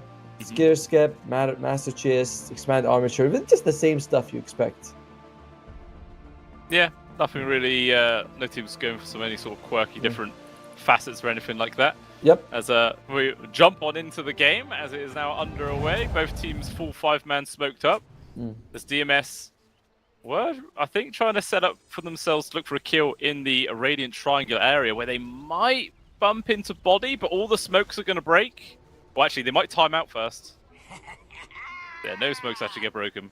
We'll see if anybody falls into the trap, which actually, to be honest, Fernand's might do if he decides to head back down through the riverway. That ward will spot him. Well, yeah, by the way, Brewmaster did take the Drunken Master facet, which goes from 20 to 50 movement speed, minus or then plus.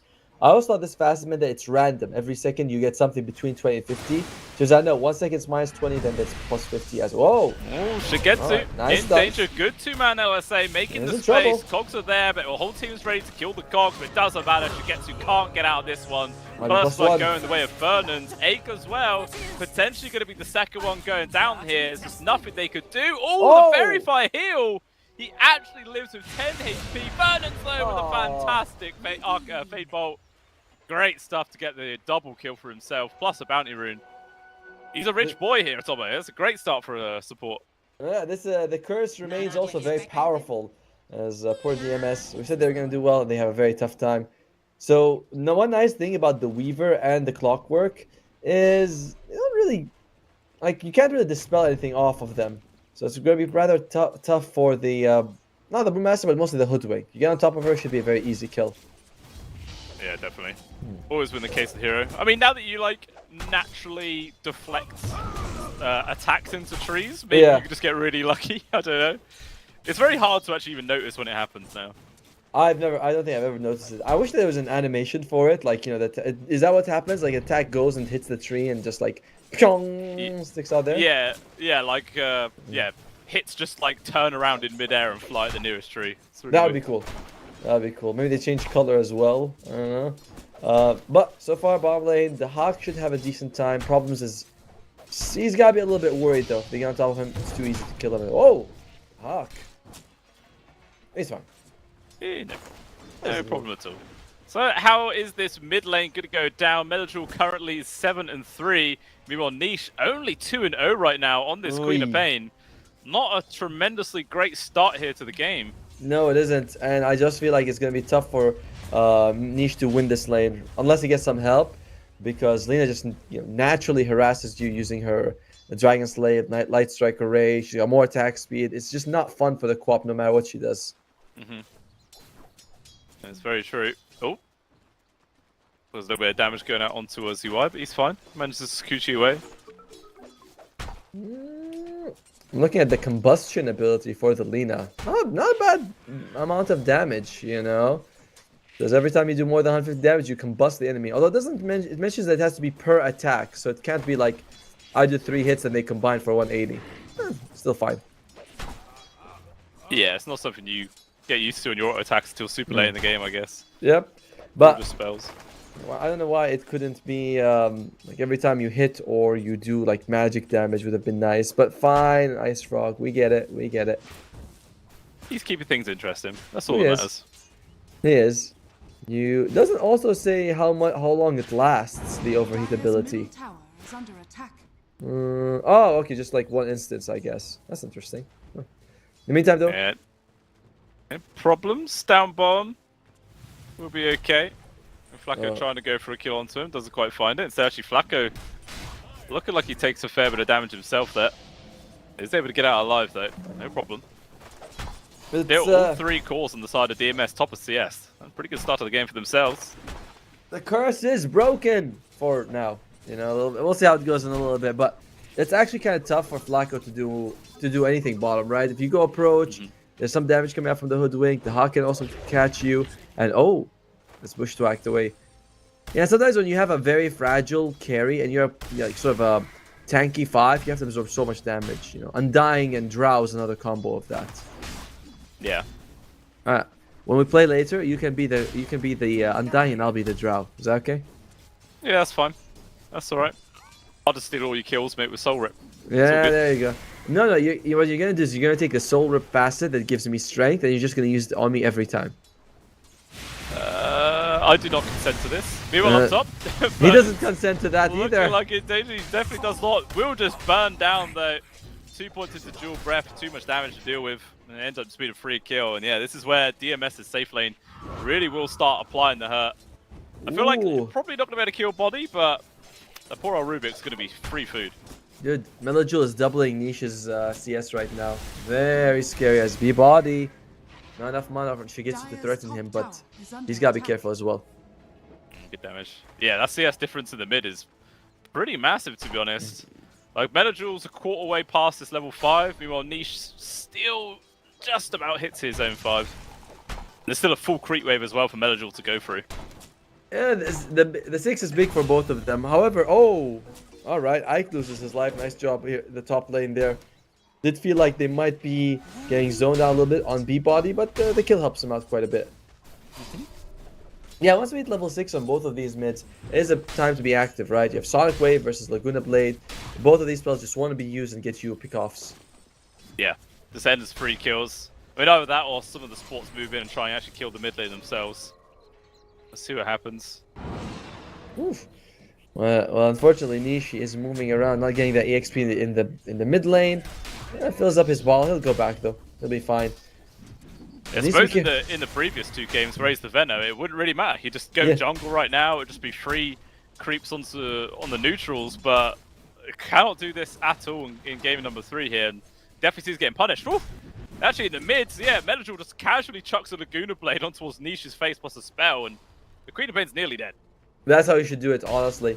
It's like, yeah, maybe I don't kill him, but I get him to move away from the lane as I double him in CS. So very nicely done by Melajul over there. But look at the minimap. The two supports on Havinia moving on in here. It's a pincer. Melajul overstaying his welcome. Telekinesis throwing him into the waiting arms there of Flacco. Waits for the spells to be used, and then he jumps in to get the finishing touch. Good bit of patience there for himself. Problems. Gonna try and finish off Flacco. Meanwhile, Egg is actually able to take down Niche in response. So both mid laners die, but obviously the big thing being the fact that Niche got the credit for Melody. That is the biggest thing, as bottom lane, Y does not have his ultimate just yet, burns out due to alcohol. That's what alcohol does to you. You know, it burns you to death. Yep. That Life lesson. I'm just making sure that you know that.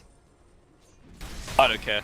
It means if I die sooner, then I'll go down well. That's all that matters. I'll go down happy as top lane. She gets us taking some damage, but they don't have the Ravage, so he should be relatively okay unless someone else's TP is here. Yeah, I like how Ike, when he came in with the dual breath, didn't really care about hitting heroes. He just wanted to hit the big cluster of creeps. He's like, yeah, look, this is just free farm. That's all I care about. Down bottom though, Flacco looks like he's trying to go in for that 7-minute wisdom rune. Not going to be able to find it, and unfortunately will die. Can he deny himself to the ancients? Doesn't look like he will. Unfortunate for him, as we can do a little bit of a check out what we're looking for here. The Hawk hasn't indicated what he's buying yet. I think he might go for like Vlaz and Greaves. He's got a very interesting item build on the Brewmaster. Double Wraithland instead of double Bracer. I haven't seen this. Just, I guess, it's a lot of armor, I suppose, which is... Levi's got Ravage. Will he use it to get Ike? No, he chooses not to. Holds on to it. Also, though, Twingate UI comes on through. So we were looking to get involved. Chucks the bugs over them towards Shigetsu. Out comes the Ravage. Guarantees the kill on towards the Chaos Knight. And immediately UI's like, okay, my job is done. Goes back through the Twingate and head to his own lane. He knows that the Hawk should be able to kill him. Yeah, this is a very odd item build for the Hawk, as Flacco is spotted out and looks very dead to me. Yeah, looks like it. Telekinesis throwed him into the cogs, trying to get that extra source of damage. Like, gonna be able to weasel his way out of that. Very close. You know, as we look at the net worth, though, it's actually B-Body all the way at the top with this Tidehunter, followed by Melajul. And Niche, yes, he suffered, but he's only 700 gold, 600 gold behind enemy mid. That's not, like, too bad, you know? No, not at all. Yeah, it's pretty even, to be honest with you. Yeah, 5 for 5 on the score line. Still less than 1k gold lead. Win probability still says 50-50. Like, still absolutely nothing has been determined from this laning phase. Exactly. I am very excited to see what the Hawk builds, though. Holy moly. Havinia with a 2-man smoke. It breaks from the high ground there onto the triangle. Niche actually jumps in there with the Sonic Wave. Manages to kill Problems. Melajul took a lot of damage as well from that. He does manage to survive. They're going to be able to get this D-Ward as well. And Flacco just charging forwards has found Ike so much speedier than him that the Dragon cannot flap away. He's pulled the Ancients. Does he get denied? He does not. It's a double finish. Now, this matchup in the laning phase has shifted in favor of Jakiro, because he can now hit, double hit the cogs, but still Clockwork can find you, can kill you, and he just did that. As very unfortunate for DMS right now, losing 2 people like that. Oh, almost getting a kill for themselves. Tidehunter, he is going for first item pipe, recognizing that he just wants to be able to make sure, the Lena's damage is going to be there for them. Same thing with the Jakiro. What is the Hawk gonna do? What is the Hawk gonna build? Yeah, still has nothing queued. Yep. 1,000 gold in his back pocket. I mean, the Ring of Regen tells me it could be a pipe, right? Or like a mech. One or the other. But is that what you really want to go with? We'll find out. Yeah, I feel like this game, pipe would probably be more value. Pipe is always the Queen of Pain and Rubik. Pipe's always fairly valuable. Rubik, he's hits level 6. He'd love to see Ike and steal something for him. Puts a Centaur just to get that minor bit of vision, as well as remove any observers behind the tower. But nothing's there. Oh, well done by Fernandes. All the ultimates are available right now. You have Sonic Wave in about 10 seconds. We'll see if Harvinia wants to do anything like that. Because late game, I am favoring DMS because you have 2 damage dealers in the Lina and the CK. That's not Hervinia, it's just the Weaver. No, yeah, I agree. Dire are We'll scanning. see what stage this game actually ends up going out, though. Shigetsu still just building along, got his armlet online in 300 golds. Again, not really enough of power spike to really force any moves to come up from DMS. I feel like both teams are just going to be happy to farm for quite a while now, just to make sure they hit their timings. Yeah, it's really only the offlaners would want to fight, right? Because you have those long cooldown ultimates. If you can use them and get something going, that's pretty nice for them. But it's a bit of a later armlet, which means it's going to be a bit of a later Orchid, most likely. So we're not going to see Shigetsu sort of snowball early as I was expecting him to. Yeah, that's for sure. Sometimes you see them miss out on a creep, and you're like, oh, he missed 2 creeps. Shigetsu in the bottom lane. Is that it? Is that like, sorry, man, you have to forfeit the team if you miss out 2 free creeps? Does that happen? I mean, it should happen, really. Right? It should be mandatory in every pro player's contract. Yeah, Like, you mess up too many CS, there's just no point you being it. I mean, it's like you promised us you would get this much farm in 10 minutes, and you did not hit. That's it. The game's over. Can't trust carries nowadays, eh? Terrible. Mid lane, Melojul is here. And he sees this Invis rune, picks it up. The rocket hits him just as he touches it. So they do know on Hervinia there's potentially an invisible Dire's Lina top following them tower is around. under attack. Which, not such a bad thing, is it? No, no. We are finally starting to see the first net worth lead being built up here for the side of Verinia. Actually, teetering between 1,000 to 2,000 gold. Just being able to accelerate their farm a little bit faster. As Yawai still trying to get the Maelstrom online, like another 700 gold, that'll be there. Dire's middle Will tower help speed is up his under farm. Yep, Tidehunter is going Biba is going for the pipe, and looks like the same thing is going to happen for the Hawk. He does buy the Ring of Health. Sorry, Ring attack. of Radiant's top Tarask. tower is My under bad. attack. I still find it so weird that they added in the Ring of Tarask. I agree. I don't know why they didn't just like buff Ring of Health so it does both of what you need. But they're like, no, we need a new ring that gives us massive amount of health regen. I was like, oh, okay. That's quite peculiar. Flacco, with the hook shot, still tried to roar. Body looked like he didn't really want to carry on chasing as he did turn around. The Huckmo still holding onto that Bruce as There you long as possible. Will now use it. Actually choosing to get aggressive on towards Flacco. I don't think he really has the capabilities to get this kill. Yeah, he will now just run away, but I mean, I suppose mission accomplished there for Verinia if they just wanted to force that out. Yeah, basically, like on one hand, yeah, it's like the Hawk didn't want to use the split, but they didn't want to get the Ravage, used Ravage for Hervinia. He's forced. It's a nice bit of opening. The question is, will Hervinia actually go and fight now that Bruce split is down? Looks like it. They go 3-man smoke. Dagon has just been picked up from Niche as well. So it seems like the best opportunity to go for that kill. Although Flacco still doesn't have hookshot for 10 seconds. That is really their only good form of initiation. That's true, but he's gonna get in just a little bit. And Problems reveals himself. Rocket comes out. Pretty hard hookshot though in that situation. So looks like that happening. I'm glad more and more people are back to maxing battery assault over the power cogs. I thought maxing power cogs was very risky to do before. It's like, Yeah, I mean, battery assault is just scales so well. it does. I mean, and it's also like when you use power cogs, if you miss out on a lot of value. It's not guaranteed you're gonna hit. Whereas battery assault is much easier. You can also farm with it. Oh, the hook shot. Yeah, it does land on towards Melojul. A safety usage of the Macropire has been dropped to give Melojul some space with the Sonic Wave. They still find the kill. Ake as well gets caught out from Body making the rotation. Dire's courier It's a is double under for attack. Niche.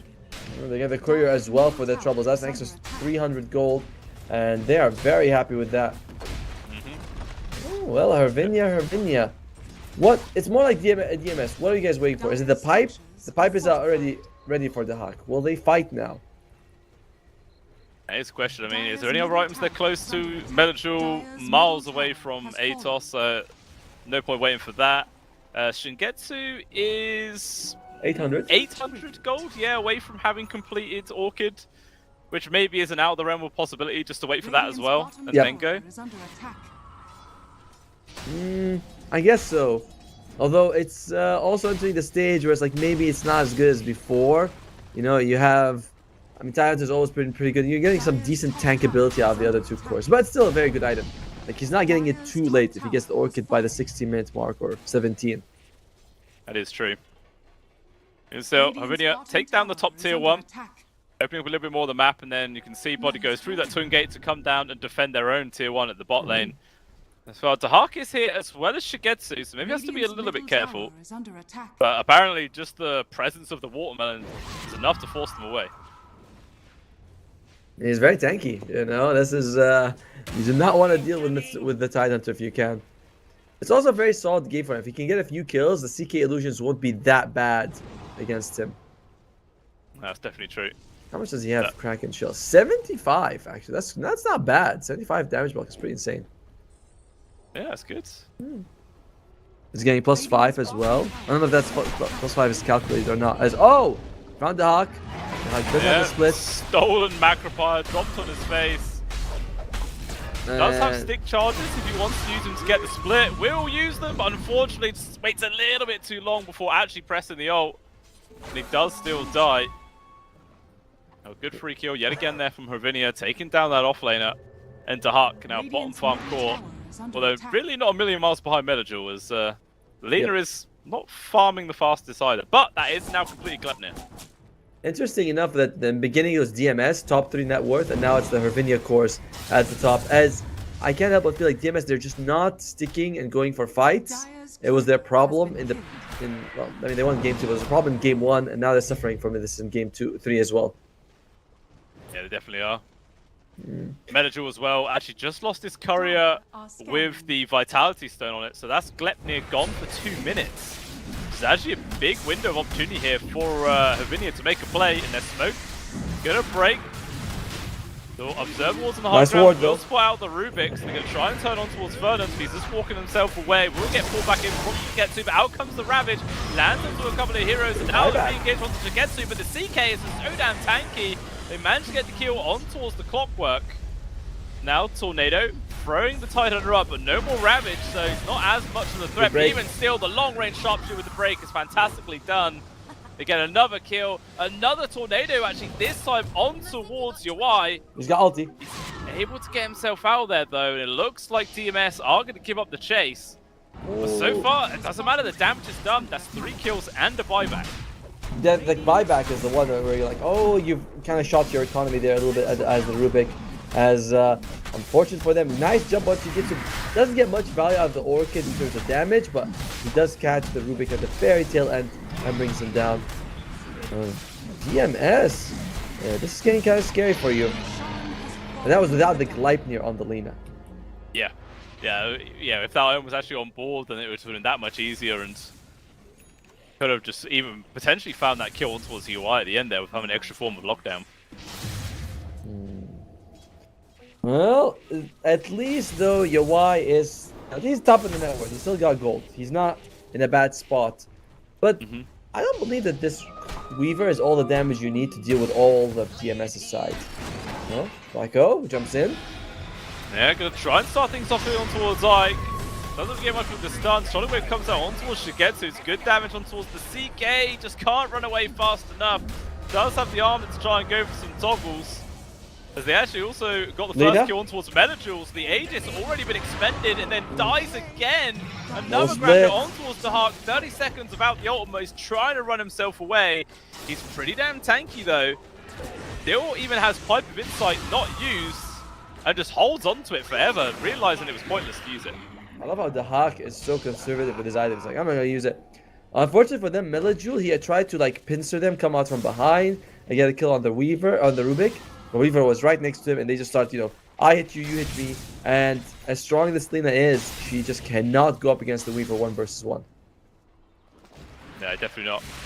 I mean, maybe, again, if Medajul had the Glepnir before, maybe that might have made some kind of difference, but again, just was lacking it for that entire engagement. Now it does have it online for when he respawns, at the very least.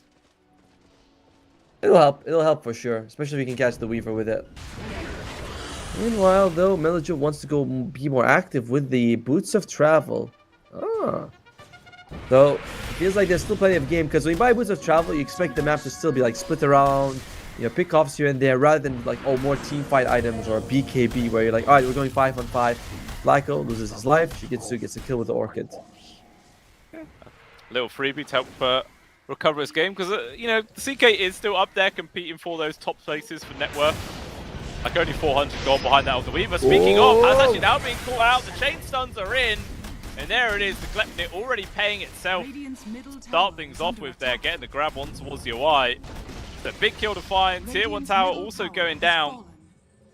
Very nice turn of events there for DMS. It is, and very good use of the Lina abilities. Actually, the Ice Path timing was impeccable. He gets him on the last second of it.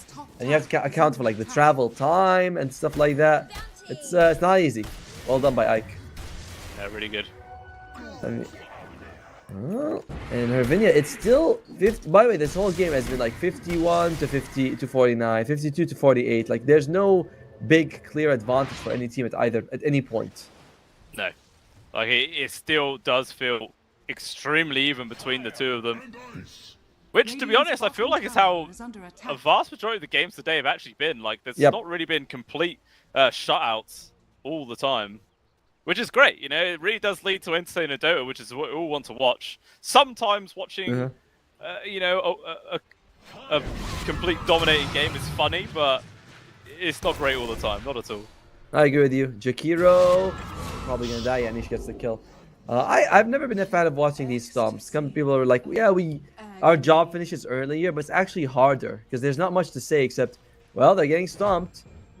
How can they come back? Like, there's no real chance to come back. Like, what do you want me to say? They're 20,000 gold behind at 17 minutes. The only thing we're waiting for is the game to end at this moment.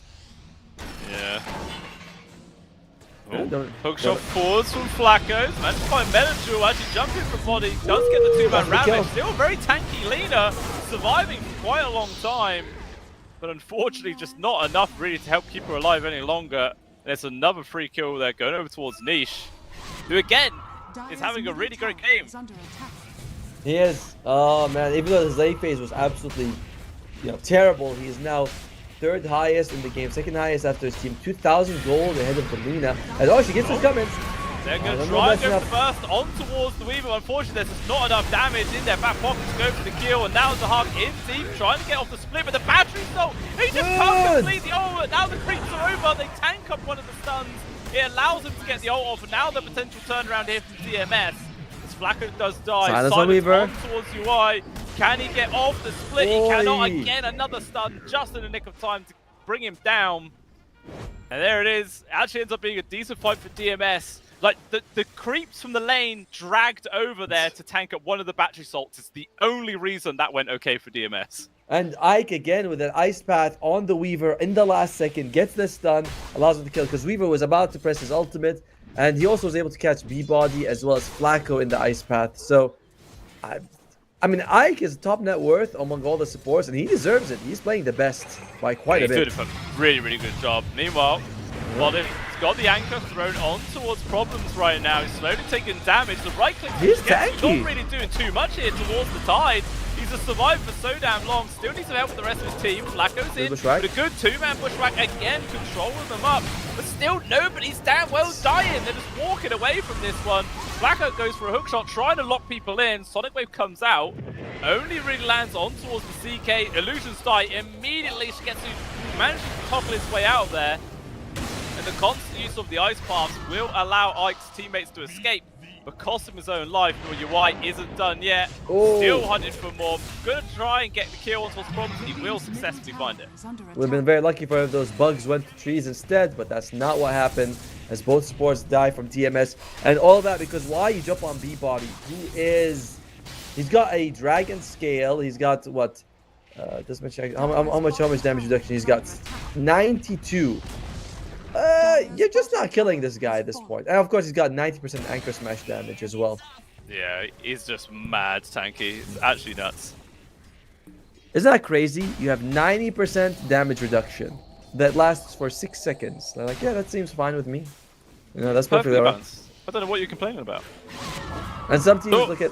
No, I was gonna say, like, what do you think actually is better? The way that the Kraken shells, like damage block stacks, or the way like Culling Blade armor stacks? Like, what do you think is actually more worthwhile? Probably the Culling Blade, because that's more likely to get you kills. But, oh, green light. There they got the grab onto Flacco, trying to Tanky. bring him down, but again, the hook shots continuously avoiding a lot of this damage. Flacco, the Dragon Slave is just about connect, gets the kill. Out comes the Ravage, but it doesn't really matter. The supports are already dead. Bonnie trying to run away, but you can see on the minimap the two other cores from Marinia are not interested in getting involved. So it actually ends up being 3 kills this time going over towards DMS. Man, this game is just so back and forth for Tomo. 16 for 16 again. The balls on some of these players, man. Melajul, he has the BKB the entire time, and he's like, nah, I'll be fine. I find it very interesting how the cores are able to be like, I know how much damage they have, they're not killing me, and they save their BKB. You know? Very impressive by Melajul in that situation, as he did 4,000 damage more than anyone else. 4 times more than anyone else. Yeah, absolutely crazy. And remember we were talking about like the Boots of Travel versus BKB for Melajul. He did go for the BKB. I'm liking it. You can go for Boots of Travel now. I'm fine, but you should have gotten the BKB first, which is what he went off and did. Yeah. I mean, there's so many times where, you know, people, they'd want to build other items, but it's always safe just to go for the BKB. It's too good of an item not to get.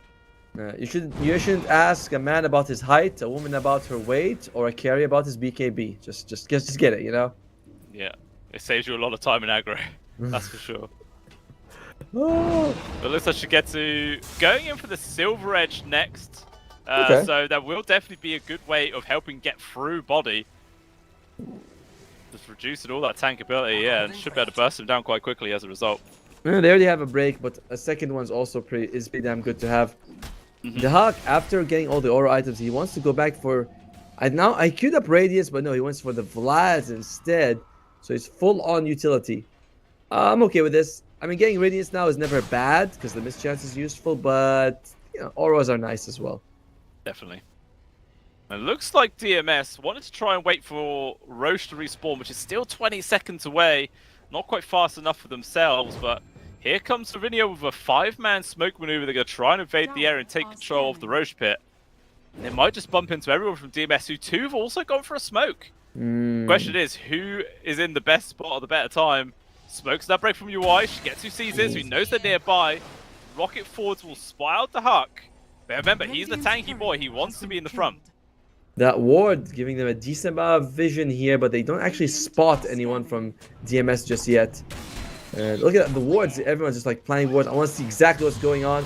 Body's in, Ravage will land onto 3 heroes. Melajul's able to get the BKB off in time. Sonic Wave just really connects on towards 2, but Shigetsu now focusing on towards Bonnie. The Tidal just gets torn asunder, and now UI has to try and run away with his own BKB. Move off to the side. Niche is actually stuck in a 1v1 against Ake, who the Chikiro will survive. And Hervinia just have to run away. They can't do anything else. Nope. Flacco. They might have to shot. Oh! Good block there from Tark. Yep. And the Bush Strike will secure the kill. And that's going to be 2 for nothing. Guess what? Roshan just respawned. Where? On the dire side. So perfect fight from DMS. They kind of got lucky. Hervinia, they were planting wards here and there, trying to spot them out, but they couldn't get a good angle to approach. And in the end, DMS was like, yeah, the jump on for the Titan was good. He catches 3, but there was no follow-up happening at the same time. No, it really wasn't.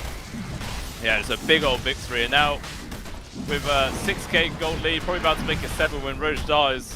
The largest lead we've seen throughout this entire game so far. And now DMS definitely in the driver's seat of this third and final game of the series. Going to be hard now for Hervinia to try and make some counter plays. We saw like it was a big Ravage that came out from body, but there was just no follow-up, literally nothing at all. Oh dear, the Orchid comes out in time, and this is going to be a dead Queen of Pain. Wow, is that Nisha's first kill? First death in the game? I think it might be. Remember at one point he was... Second, alright. Because at one point he was doing really well. It was like, what, 7-1? Now he's 8-2. It's not bad, but that's an expensive death. Yeah, it really is, especially getting handed over towards Melajul as well. Just more fuel for the fire, as she says. She would know, you know? Oh yeah. Actually, it also has a Silver Edge queued up, so DMS are really going heavy on all the break mechanics they can. Meanwhile, Medjal's trying to find Fernand. 4-star Nice force forward, stab. LSA will not connect. No As a mana. result, we'll have to let the Rubik go. Or will he? No, Medjal changed his mind. Oh! Teal chasing after him. Vision is there. Glimmer, LSA. Again gets dodged from Fernand. He will actually survive. Good footwork there from the Rubik. Wasting a little bit of their time there. They still got plenty of it, though, for DMS, but it's a nice move by them. At the same time, yeah, this multiple... To be fair, like, Silver Edge does give a decent amount of damage, and the breaks are always just solid. So why not? I kind of like it more. Makes sense. I kind of like it more when it used to give stats. It had an ultimate orb, but then they're like, no, too good. Now it's just pure damage, which is meh to me.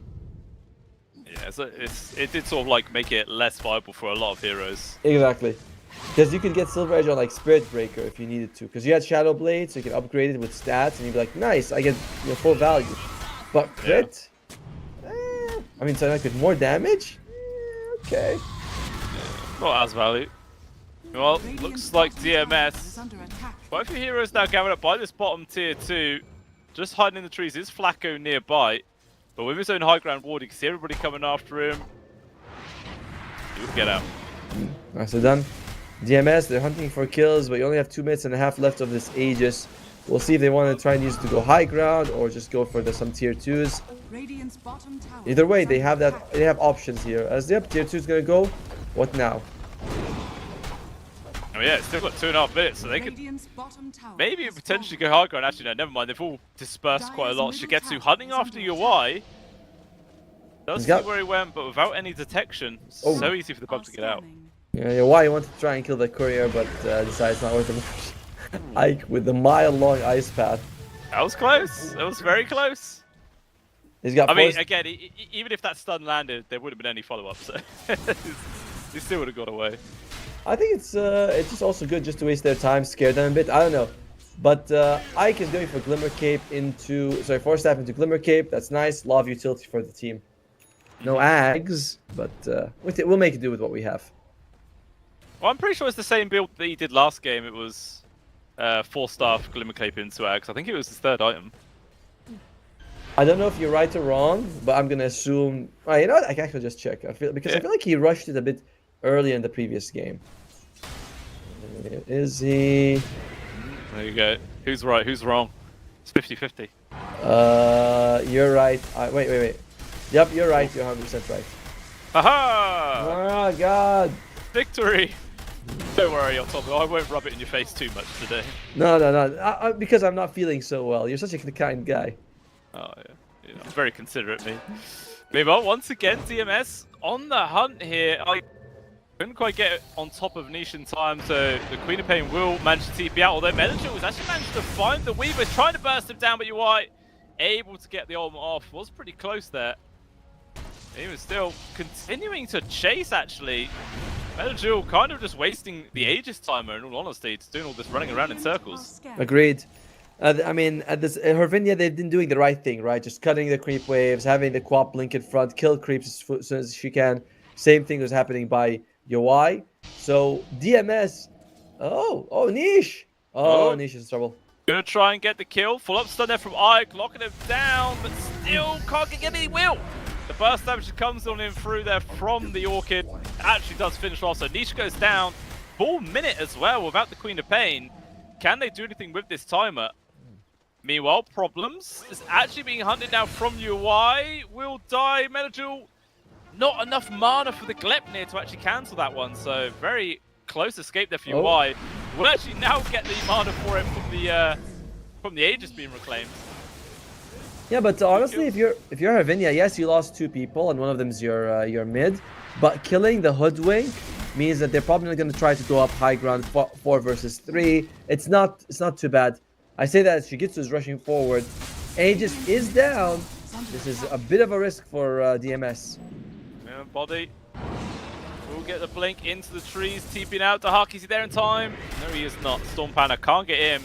Instead, the mid tier 3 being sieged. Are respawning in 10 seconds, and it looks like Shigetsu will pay respect to that and back off for now.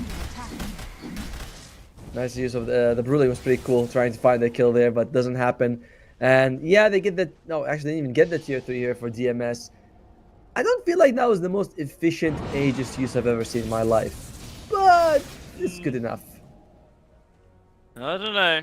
Mm-hmm. It was a little bit lackluster. Like, they got the, they won a successful fight. They took Roche. They got like an 8k gold lead, and literally the entire time that the Aegis was there, they didn't even use it to grow their lead, and it stayed exactly the same. So maybe missed a trick with that one. Although Dahak once again with his Storm Panda finds Fernus, gets a blink, but unfortunately Shigetsu was there, ready and waiting. The slow stun follows him, but it does still find the kill. 50 seconds without the Rubik, and there's creeps coming in the mid. You know, we haven't mentioned this, but Niche is getting some gold on him. He's got Shivas. He's got, what is that, level 3 Dagon with an Ag Scepter on this Queen of Pain. So he's actually going to be outputting a fair amount of damage in the next fight. Yeah, definitely. We'll see if they use that timing now, or at least when the Rubik respawns, to maybe try and make a play, because they have all their ultimates available, all their items, a backup. Not really much reason to continuing to wait, but it feels like DMS are the ones who are happy to, I don't know, wait for next Roche perhaps. Yeah, like they're just split up, still farming. The Hux is chilling in the bot lane. Medajul is farming their own triangle area while their teammates are by their, like, outside the enemy's base. This feels really strange, even with bots. Yeah, I mean, I was going to say, like, to be fair, he does have boots of travel. He can afford to do that. But I would also prefer him to hold hands with someone and work together. By the way, the Hawk bought an Aghanim Scepter, so he's been using that other panda just to hunt for people to catch. And it's the Storm Panda, so, Cyclone 6 seconds, 5 seconds. Pretty insane. Yeah, well, I suppose it's like a guaranteed Lina TP location as well. Fernance, Invincible, he does get hit from the dust. Flacco with the hook shot forwards, just lands onto one. Now Shigetsu has the BKB run away. The Tidehunter thrown up into the sky, didn't use his ultimate yet, but even still, Shigetsu with no BKB now in the next engagement, and it looks like Ovinia want to try and take this fight. Smart. Glebnir on towards the Huck. Not really any further lockdown though, and they're just going to run themselves away. Good disengage by DMS, knowing that, yeah, it's over with Shigetsu's BKB being down. Like, there's no reason to take a risk that you don't have to. By the way, the Dispel on Storm says debuffs and buffs. So I imagine, debuffs from allies and buffs from enemies as Flacco. Nice juking.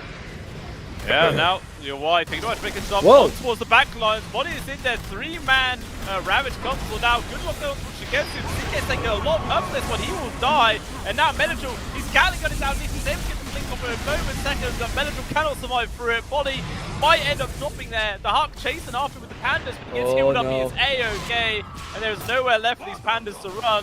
That comes on out full HP. But unfortunately, that's not going to last long at all, as he too will fall. 3 people dead on the side of DMS, and they are all calls with no buybacks. Irvinia did the perfect thing earlier on. They saw the Aegis come out. Sorry about that. This is getting worse. I know. They saw that they had the Aegis on the Melajul, so they just made sure they can pull as much as, pull shot the creep camps as much as they can. Why was able to do that? So was Niche. And DMS, I can't help but feel like he wasted some of that Aegis timer doing kind of nothing valuable at least. Oh, look at this, Ovinia. They're just going straight for tier 4s. They're like, you guys haven't got a glyph anymore. You've got nobody here to defend. We're just going to end this game. And there's nothing the DMS could do. They just get blown up there on towards problems. Egg maybe in danger as well. There's going to be some 4-stars. Bring them back, but that crit from UI just annihilates it. Will also buy back, but they are buying time for the cores to respawn. The CK up in just 3. And now it looks like Ovinia are going to have to back on off. Only losing a single tier 4. It's not the worst trade in the world. Maybe they're going to try and go for re-engage. Control on towards the side. They use Sharpshooter, but it didn't do all too much.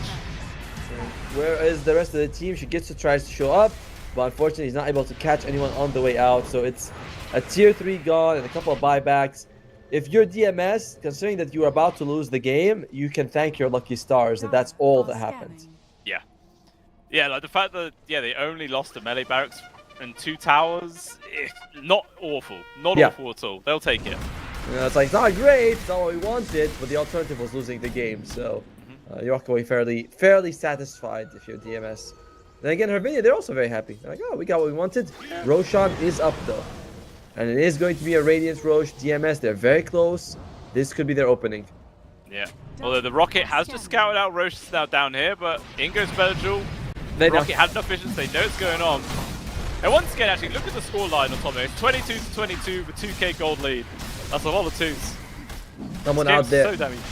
Right, someone out there is like, this is suspicious, you know, how do they have Yeah. 22-22? It's like, it happens, I don't know. Yeah. There's level Yeah. 20 on the Hawk, 22 on Melajewel. Oh, 20s. Ooh, suspicious, very suspicious, Yeah, but right. Hevinia with this smoke charging on through. It's going to be a big Ravage on body with a huge Ooh. sonic wave coming on through. She gets has to pop the cheese immediately.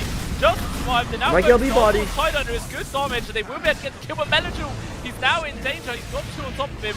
Good use of the Storm Panda again to Outrageous. throw up your Y, but unfortunately it doesn't really change the outcome all too much, as they are just dropping like flies here on DMS. As Melajewel respawns and he just dies so fast. All that is left is the Brew. At the very least, the two other cores inside DMS do have buyback. The Hawk? They're actually going to use them. Middle barrel. The Hawk? He's got the Earth Panda right here. And they're just waiting. Okay, there you go. Shows up. That was interesting how they kind of played with their. I think they were tilting him, just like they did in game 1. Yeah, that's one way to do it. He's dead for 80 seconds as well. It's a long old time. Oh, they didn't pick up the gem, but I don't think it really matters. Who cares? Just go end. You know, that is a bit of time being that the Hawk wasted. Melajewel can buy back and you'll have your sports up in 30 seconds. And you have a glyph, so that playing with your food mentality that Hervinia just did. Yeah. I mean, did he have a Storm Panda somewhere else that No. maybe they thought he would jump to? No, he just had the Earth Panda. That was the last one remaining. And I think they were very aware of it, as they're just saying straight up for the throat. There's a glyph though, so yep, all sports are going to be up at least.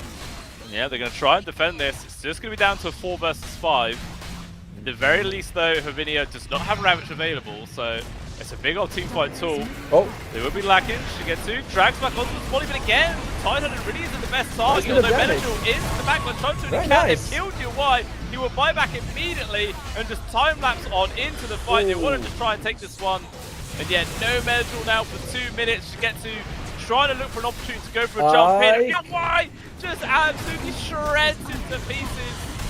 And that, Otomo, is that, as they say, as the GG has been called, and Hervinia take the series 2-1 and push themselves forward in the tournament. Radiant. congratulations to Hervinia. And a very strong show in game 1. They've had a very interesting, Tinker 5, and Veno 2, and in game 2 they fumbled. This game, they did the right thing. When they were behind, they avoided fights. They avoided them very nicely. And DMS, I can't help but look at it and be like, if you guys, like held your hands together, became a fist and just, charged at them, that might have been better because they got baited by the Weaver, they got baited by the Quap. Yeah, it was just really great time wasting there from Hervinia, really, just to wait out that entire Aegis, completely nullified, and just easily took fights after that one. I mean, to be honest, maybe it would have gone the same, because even before that last fight, DMS was able to get the Roche. Melajewel had the 2 lives, but they still just got absolutely annihilated. Like, some really fantastic initiations came in from the Tide, just big ravages every single time. And yeah, just it felt like they were playing as a solid 5-man unit. To be fair though, in that was also the fight with we saw like a 3-4-man Ravage, so that's a big start for them. But either way, we updated the bracket. It is going to be Hervinia who advances.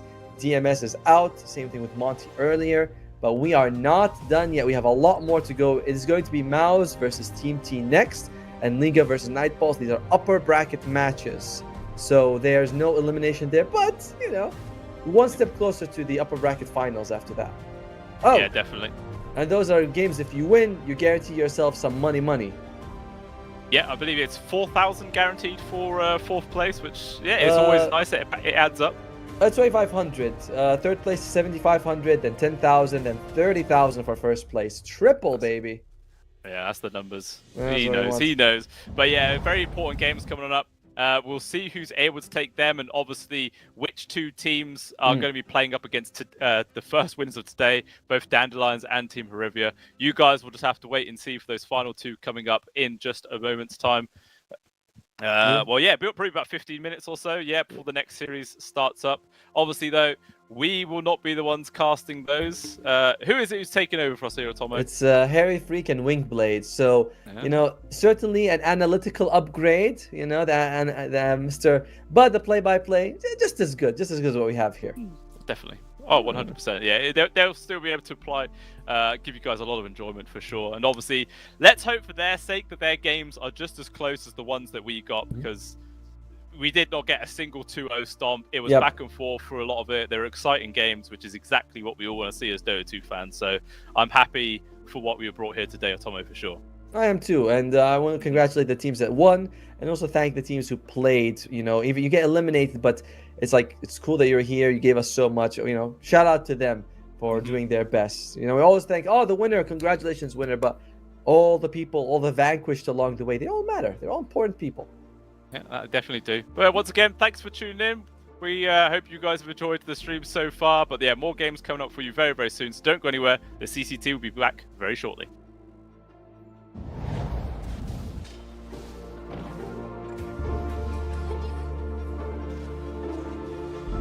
Radiant's top tower is under attack.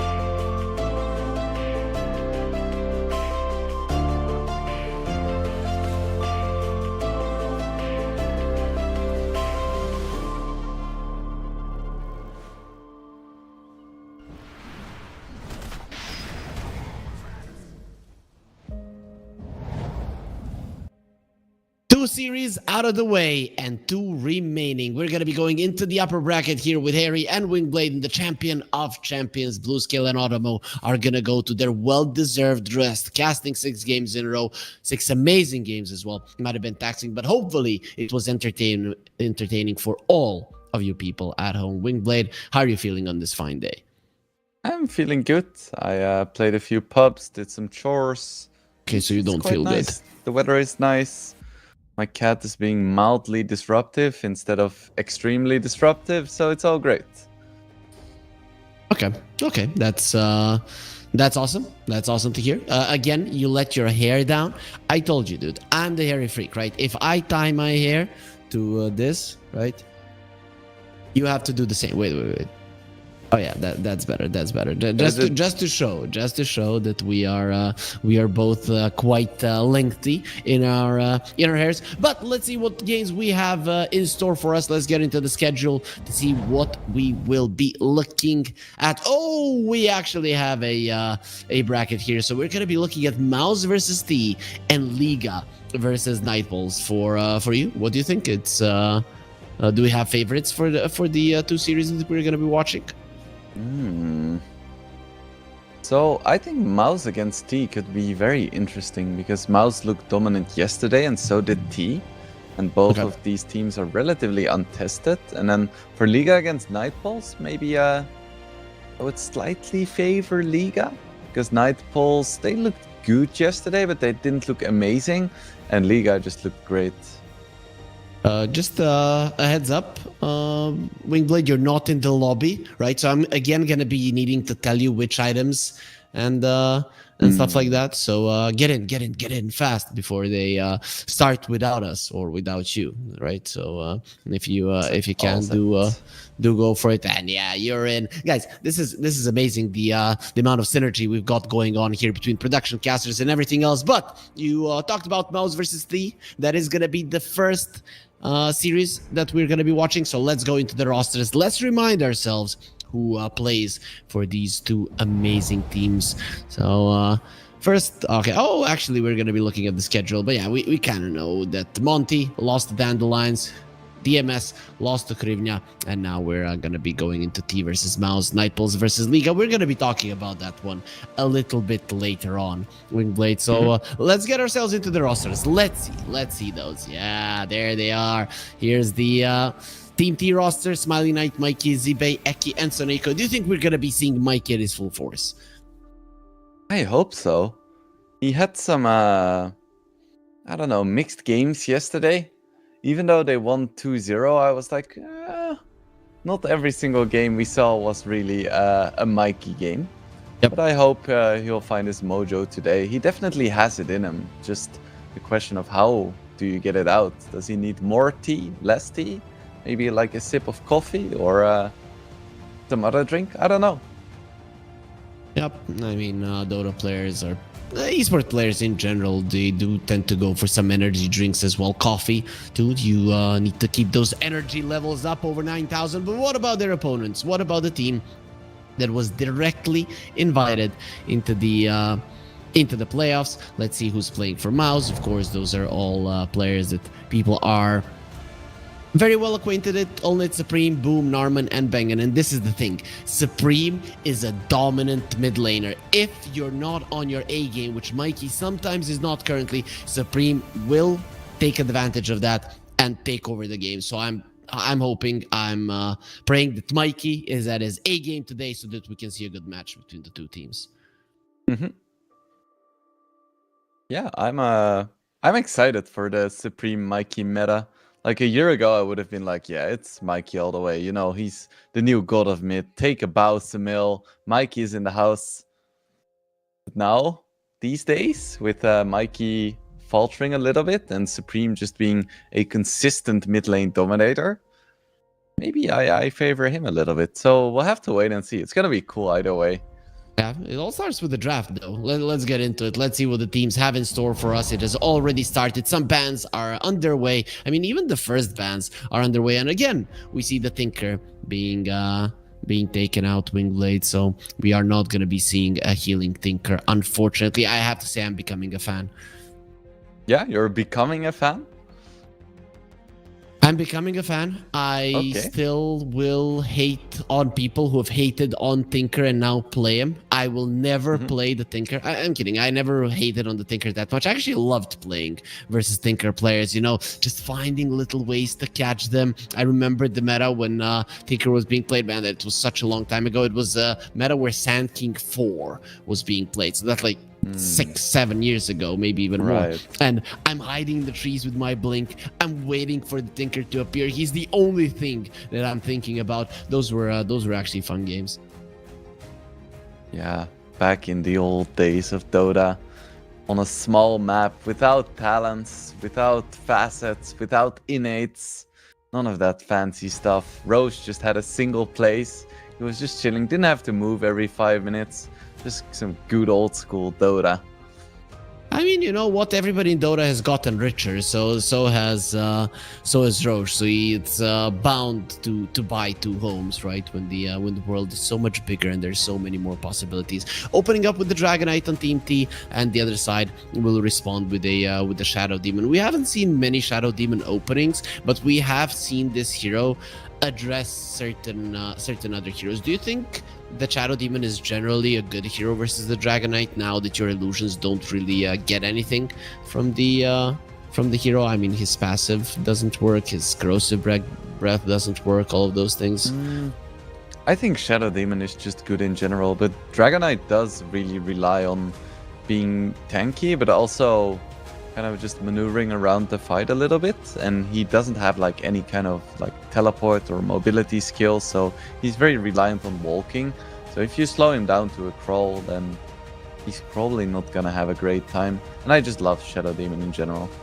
Yep. I mean, you jump in with the Dragon Tail, you think, I got him, and then suddenly he's just out of this world with the disruption, completely reset fight, you're out of position, slowed by the Demonic Purge, and it's not an ideal place to be in. They will be getting rid of the Doom. Rubik as well will get removed. This is a nasty situation to be in for Mouse. You have only one ban, and it's really not easy to understand what you don't want to be playing against. So you usually ban out something that will be countering your second pick.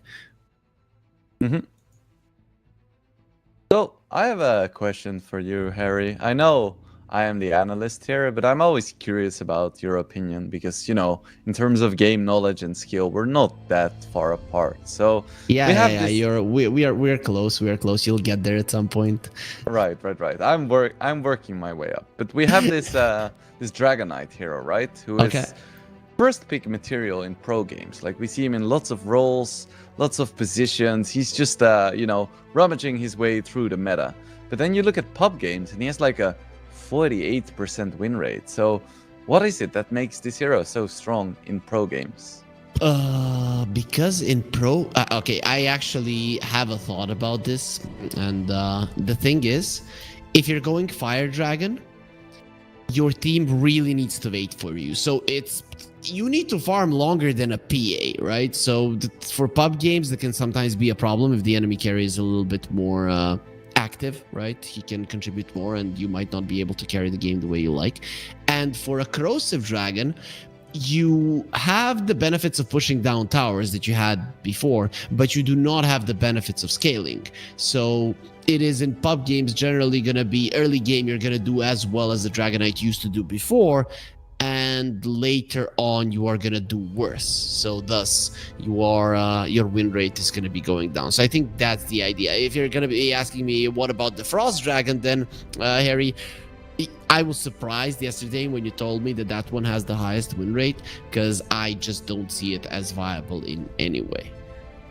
Oh, okay, interesting. I'm curious if it's gonna be the Fire Dragon again. It is Smiling Knight who's gonna be playing it most likely, and you know, when Smiling Knight is in a game and there is a good option and a farming option, you know what he's gonna pick. So what about we'll a see. good farming option? Yeah, that could work too. That's where he really thrives. Yeah, that's great. So there's gonna be a Visage on the other side. We've seen this guy more and more. Offlane Visage, are we still staying with that one, or do you think on mouse it might be played as a support maybe? I think offlane is quite likely. because you would think that with just him relying on soul assumption, he would be okay as a support, but he really needs levels. And if you want any impact after like 10-15 minutes, then you want to make sure you have at least a few aura items. Also, these dudes are just speed running this draft. Yeah, Holy we don't goodness. even have a chance to mention the heroes, let alone analyze or predict what they want to go for. And you know what? We seem to not be getting a carry Dragonite because there's a Naga Siren present, and this looks like a hell of a Naga Siren game. Not gonna lie. Other than the Shadow Demon, these guys are bad versus the hero, but even the Shadow Demon might not be that big of an issue because they counter each other. You can start off the fight with the sleep, or when he uses the disruption, you sleep, and then you can find him, kill him, and make him not a hero really. And of course, Visage naturally doesn't do too well versus illusion based heroes. Mm-hmm. I wonder if there is still a world in which Naga Siren support is viable. Because that was like a really niche thing back in the day, and I don't know, we've seen weirder stuff with like Tinker running around as a +5 every game. Yeah, but it was explained to us why it's good and shown. I don't know how I would be able to make a position 4 Naga work, or a position 5 for that matter. Not sure. I'm thinking this is the carry, like 99.99999 indefinitely percent. I'm inclined to agree. We'll Especially see. with the bans that are coming, right? Those are Naga counters through and through. Mm-hmm. Pugna's still in though. I love my Pugna. Are we gonna see a core Pugna ever again? I'm just seeing people not getting it. I've been hoping for it now with the Dagon being strong. I would hope so. I love playing it myself. I've had quite some success, but it's unlikely, and I guess even more unlikely now. Poor green little skeleton. Yep. So you get an Enigma. There. In my mind, this is Naga Siren split pushing, and then you buying time for the spells to come off cooldown. But those first couple of usages, you have to use it off cooldown, literally, right? You have a black hole, you use it to get a kill on whomever, you reset, and you do that until you take down some of the tier 1 towers, and the Naga continues her onslaught. But I have to say, this Team T lineup, for me, it looks greedy as hell, right? Setting up fights is not going to be easy. I mean, yeah, sleep into black hole, awesome. How are you going to get those heroes together? That is the issue. Yeah, it worries me too, because looking at this mouse lineup, they have so much early aggression. You have a Visage who may be the most aggressive hero in the meta right now. You have Clock, who's gonna run at you. You have Shadow Demon, who doesn't need item. Now an Ember Spirit as well. This is gonna be Team T just constantly fighting against a tidal wave of aggression. Interesting. So we get an Ember Spirit. For me, Ember Spirit is a hero that can be picked up earlier even in the game, right? Because the hero is just very, very strong. And Mikey, he is setting up with the Frost Dragon. Okay, versus a Morphling. I guess it makes sense. I just never have seen it work. And don't do it, man. You need somebody to push down towers. Change it. Yes, he changed it. Thank you. Thank you. Somebody needs to mow down those towers. A Team T's lineup, it makes a lot of sense. I just have an issue with them. What if you start falling behind? Sure, you don't want to start falling behind, but what if is a big problem. If that happens, you're screwed. Yeah, they have absolutely no skirmishing. I don't see how they're gonna get any kills without committing ultis, and that is a little bit problematic. We'll see if they can make it work. A lot is gonna be on the shoulders of Smiling Knight. If he can get like a quick Manta into Orchid and actually start making his presence known on the map, not just by killing creeps and creep waves, but by killing supports and then maybe cores at some point, I think they have a chance. But I'm gonna have to go with Mouse. This lineup just looks so good. And for me, Team T, I had more expectations of this team. It's weird to say they've been doing good in the CCT and some other tournaments as well.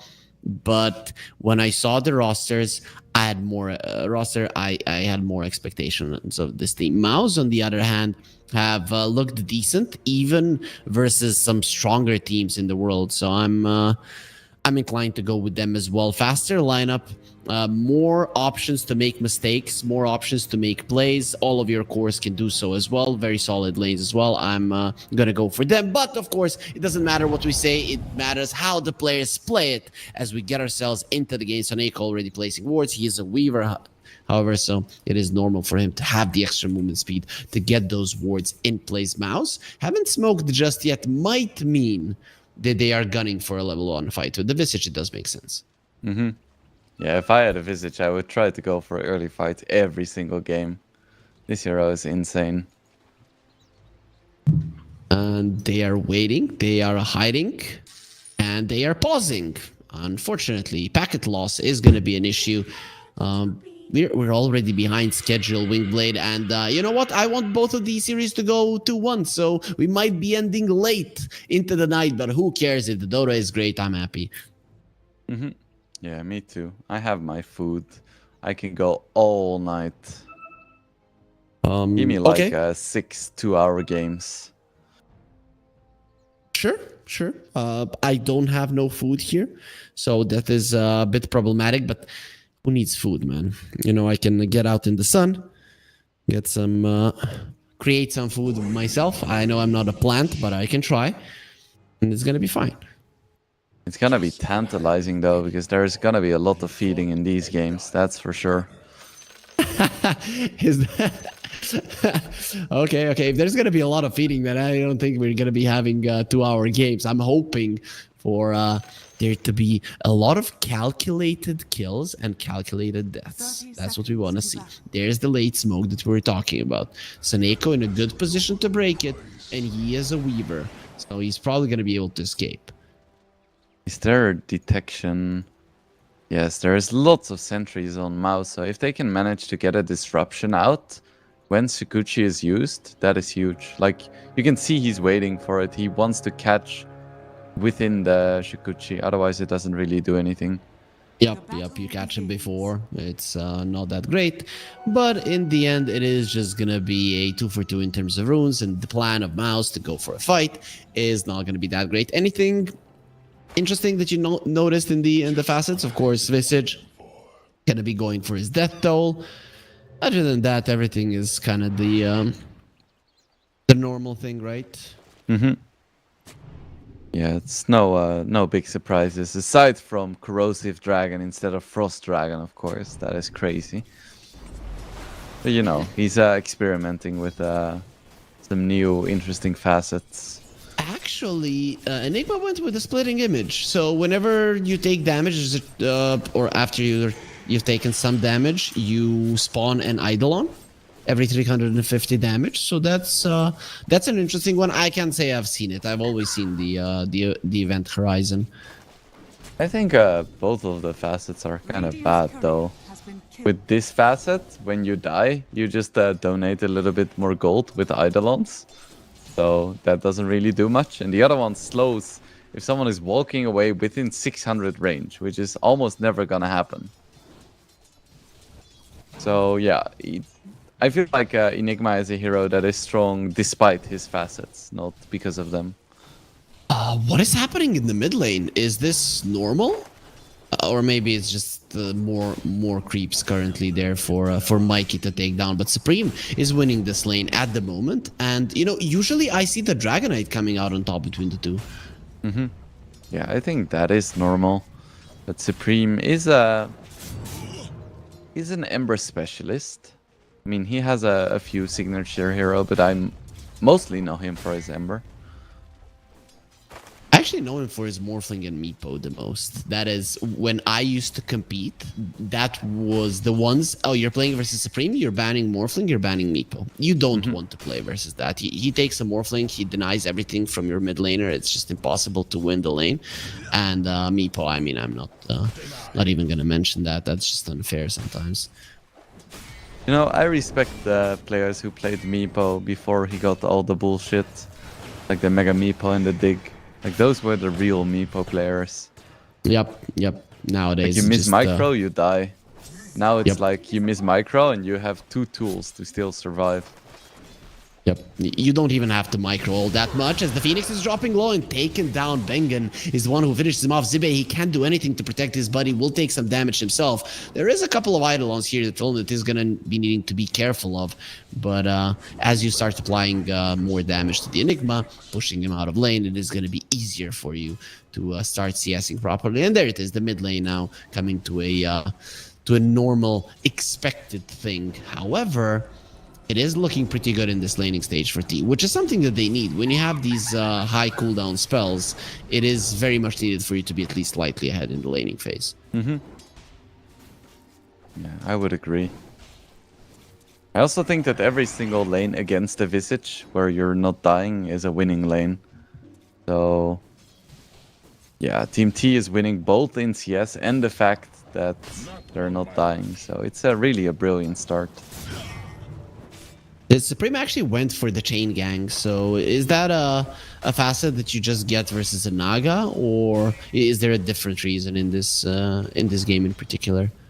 Yeah, I think that's the reason.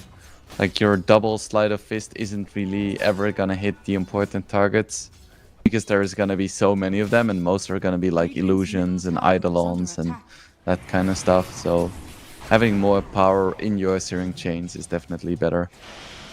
Oh, Clockwork dropping low, and Seneko actually gets him down, goes to the left there to make sure that that Boom can't kill him. Boom didn't even have enough mana. He did have the mango though.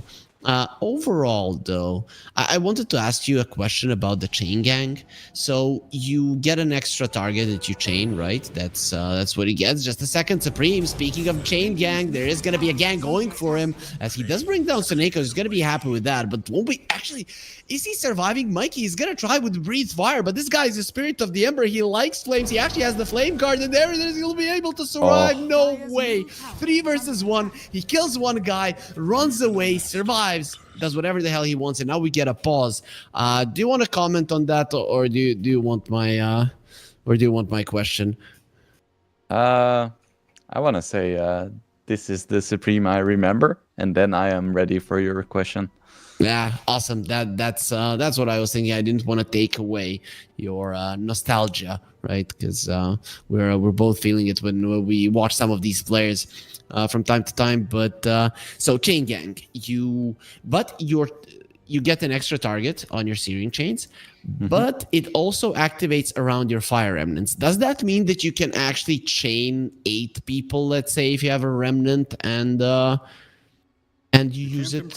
Until you make mistakes. Yeah, I think so. That's how it works. Yeah, that's what I thought. You can have lots of chains. Yeah, it also casts around each fire remnant. The target will not be hit by chains from multiple sources at once. Okay, so that makes sense. So you put the remnant next to you, use the chain gang, and you know that Nagasar and her illusions and all of the other heroes are going to be caught in it. Okay, that's good to know. Just throw out 3 remnants, then press your Q, and then 12 heroes gonna be chained. Unfortunately, there's no chance that there's going to be 12 heroes. Okay, actually PL, right? PL or CK with the Manta and an Aghanim Scepter. You know, in those kind of scenarios, it is quite possible. You don't expect every hero to buy Manta this game? Okay, that's strange. Silly me. I do expect Morphling and Nagasari to buy a Manta. Other than that, anybody else would be quite weird. Maybe some mid to late game DK Manta, even though there is less synergy. I can still be okay. But we'll see.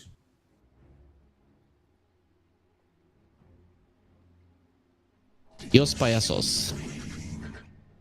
That is such a good line. Didn't you see me waving? So it seems that the packet loss will continue being an issue here for Boom in particular. Hopefully that does change fairly soon, so we can enjoy the game of Dota. We are 4 minutes in, have 3 kills thus far. In terms of CS, Team T are crushing it, especially that Naga Siren lane. That is a bit too much of a difference.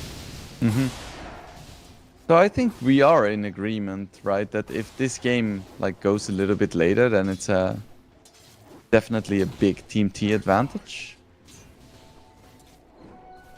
Yep. It's hard to say. It depends on how much of the map they're able to control, but I would say so, right? If played properly, if the Naga Siren can shove in the waves and get yourself into a good position where you can actually come together as a team, yeah, I would say so. In most of the games, it is going to be the better lineup. And there are very few worlds in which you can fight a late game Phoenix plus Enigma. Plus Naga Siren to set it all up, right? It's one thing that we tend to forget. I mean, late game Naga Sirens can buy a Blink Dagger, just jump on you, keep you in place for the Enigma to get a perfect black hole off. But, you know, there is going to be a point in this game where they're lacking damage. They have AoE damage, but they're going to be lacking damage to finish people off. Speaking about damage, Aki, oh, what a disruption at the start of the Icarus dive. He's so dead right now. They're going to allow Supreme to take that kill. Narman, well, he's not going to allow Supreme to take that kill. Mikey finds the Haze Rune, going for Bengen. Now he doesn't have a disruption. He used it aggressively, and he's probably going to pay with his life because of that as Dragonite. He's even going for more. He understands he's tanky 12 wand charges actually. As Narman hiding in the trees, he's going to be using the cogs, but does look like he might be ran down as well. That Haste Rune is going to be expiring in the Corrosive Breath. It won't kill him, however. Soneko is still chasing Supreme now. He's going to be next on the menu. Soneko does run down Narman, and here comes Bengen back into the fray. Phoenix also very much mad about what happened earlier, wants to kill the Ember Spirit, wants to kill Bengen as well. Supreme finally hitting level 6, so he should be fine overall. Using the Remnant, having a way to escape Bengen. He just came back to the world of the living. Let's see who will be in the vicinity as well. Sleight of Fist chains. Where's the Soul Assumptions? You need multiple to be able to bring down Mikey with TP in from Narman. If they can get close, they can get the kill. Blood Grenade being used. The dragon is too speedy. He will be able to flap his wings, fly away, get the Bounty Rune, and even continue laning. Yeah, that was beautifully played by Mikey. Of course, he got some help from Gaben with the rune there, but just his movements, and he knew exactly how far he could go. Very impressive display by Mikey. Yep, and this is the type of things that can get you far enough ahead that Mouse might not have a chance to play this game. And we talked about the team fight and the ability to shove in the waves. If Team T continue to build up this lead, get the towers down. I think that's the main thing. Get the towers down. It won't matter that they're lacking damage and catch. With just the pure levels and some items, you're going to be dealing with that no issue whatsoever. Oh, Boom is going to be able to find some kind of respite in this game because he's really struggling. I'm going to get taken down as well. How do you come back with the Visage? That's not really a good catch-up hero, especially not when you don't have your familiars and they're not here just yet. Yeah, if you have the AoE Grave Chill talent, you can farm the jungle just fine, but when you max Soul Assumption with this specific facet, there is really no coming back. It's gonna be tower. Almost down. Smiling Knight is actually standing his ground. This is so huge. If this tower does lose its life, this Morphling is gonna have to come into play, because his teammates aren't really gonna be as strong as you would like to be able to stop this onslaught from Team T. Just what I've been See another pause. Let's see, Visage is getting close to his level 6, so that is nice. There is no song, but there is a dive, so could try to go again. Guess under the tier 2 it's a bit riskier. Let's see. Eki, almost level 6. Tier 2, as you mentioned, very risky. You can use the glyph and just completely annihilate everybody. Even a high armor Naga Siren 9 minutes into the game isn't going to be able to survive those shots. But look at this aggressive farming. Smiling Knight is doing so well here. Expected him to do okay, but he is owning from minute 1. 2k gold ahead of his laning counterpart. It's too much. But familiars are now up. Does that change things? Well, we're gonna try to kill Eki, who will be protected by the Naga Siren, sending in the illusions. Another Soul Assumption might be enough to kill the Phoenix. Nope. He does manage to survive. There's 70 HP remaining on Eki and one other thing just taken away, denied from the Mao's lineup. That was a clutch usage of Seeds of Serenity in the cogs, healing him up that entire time. Dire's Just, middle tower is under attack. The Phoenix, he wants to have it, you know. It's quite nice. Dragonite really going with his form right now. Wants to be focusing on the tower. As Supreme is being annoyed by Seneko. As I don't think they're gonna be chasing him down, but he's just forcing him away so that they can take down the tower with a time lapse. He gets back to almost full. Supreme, of course, he cannot chase that, and with that, he cannot defend this tower from Mikey. He'll take it down. If I had to imagine a perfect start for Team T, I don't think I would be imagining it this perfect. Yeah, it's really amazing. They won every single lane, actually. Even the Enigma against Morphling is going really well. That is not the easiest lane ever. Yep, definitely not. That is Blink Dagger done. 3k gold lead. The Dragonite, we can expect maybe to go for a smoke, kill the Morphling. If you kill the Morphling in this game, you've taken away everything that Maos do have. And top lane is just the one that makes sense. Now, if you're going to find the Morphling or not, that's the other question. Yeah, and I'm not sure if they really have the damage right now. They would need to catch him with a Blink stun without him morphing. And then maybe they have the damage, but even then it's gonna be quite close. And the Morphling is going for a Linken's. I think that's the ideal it has, that he's going to be needing to fight early. And the Linken's kind of allows you to do that.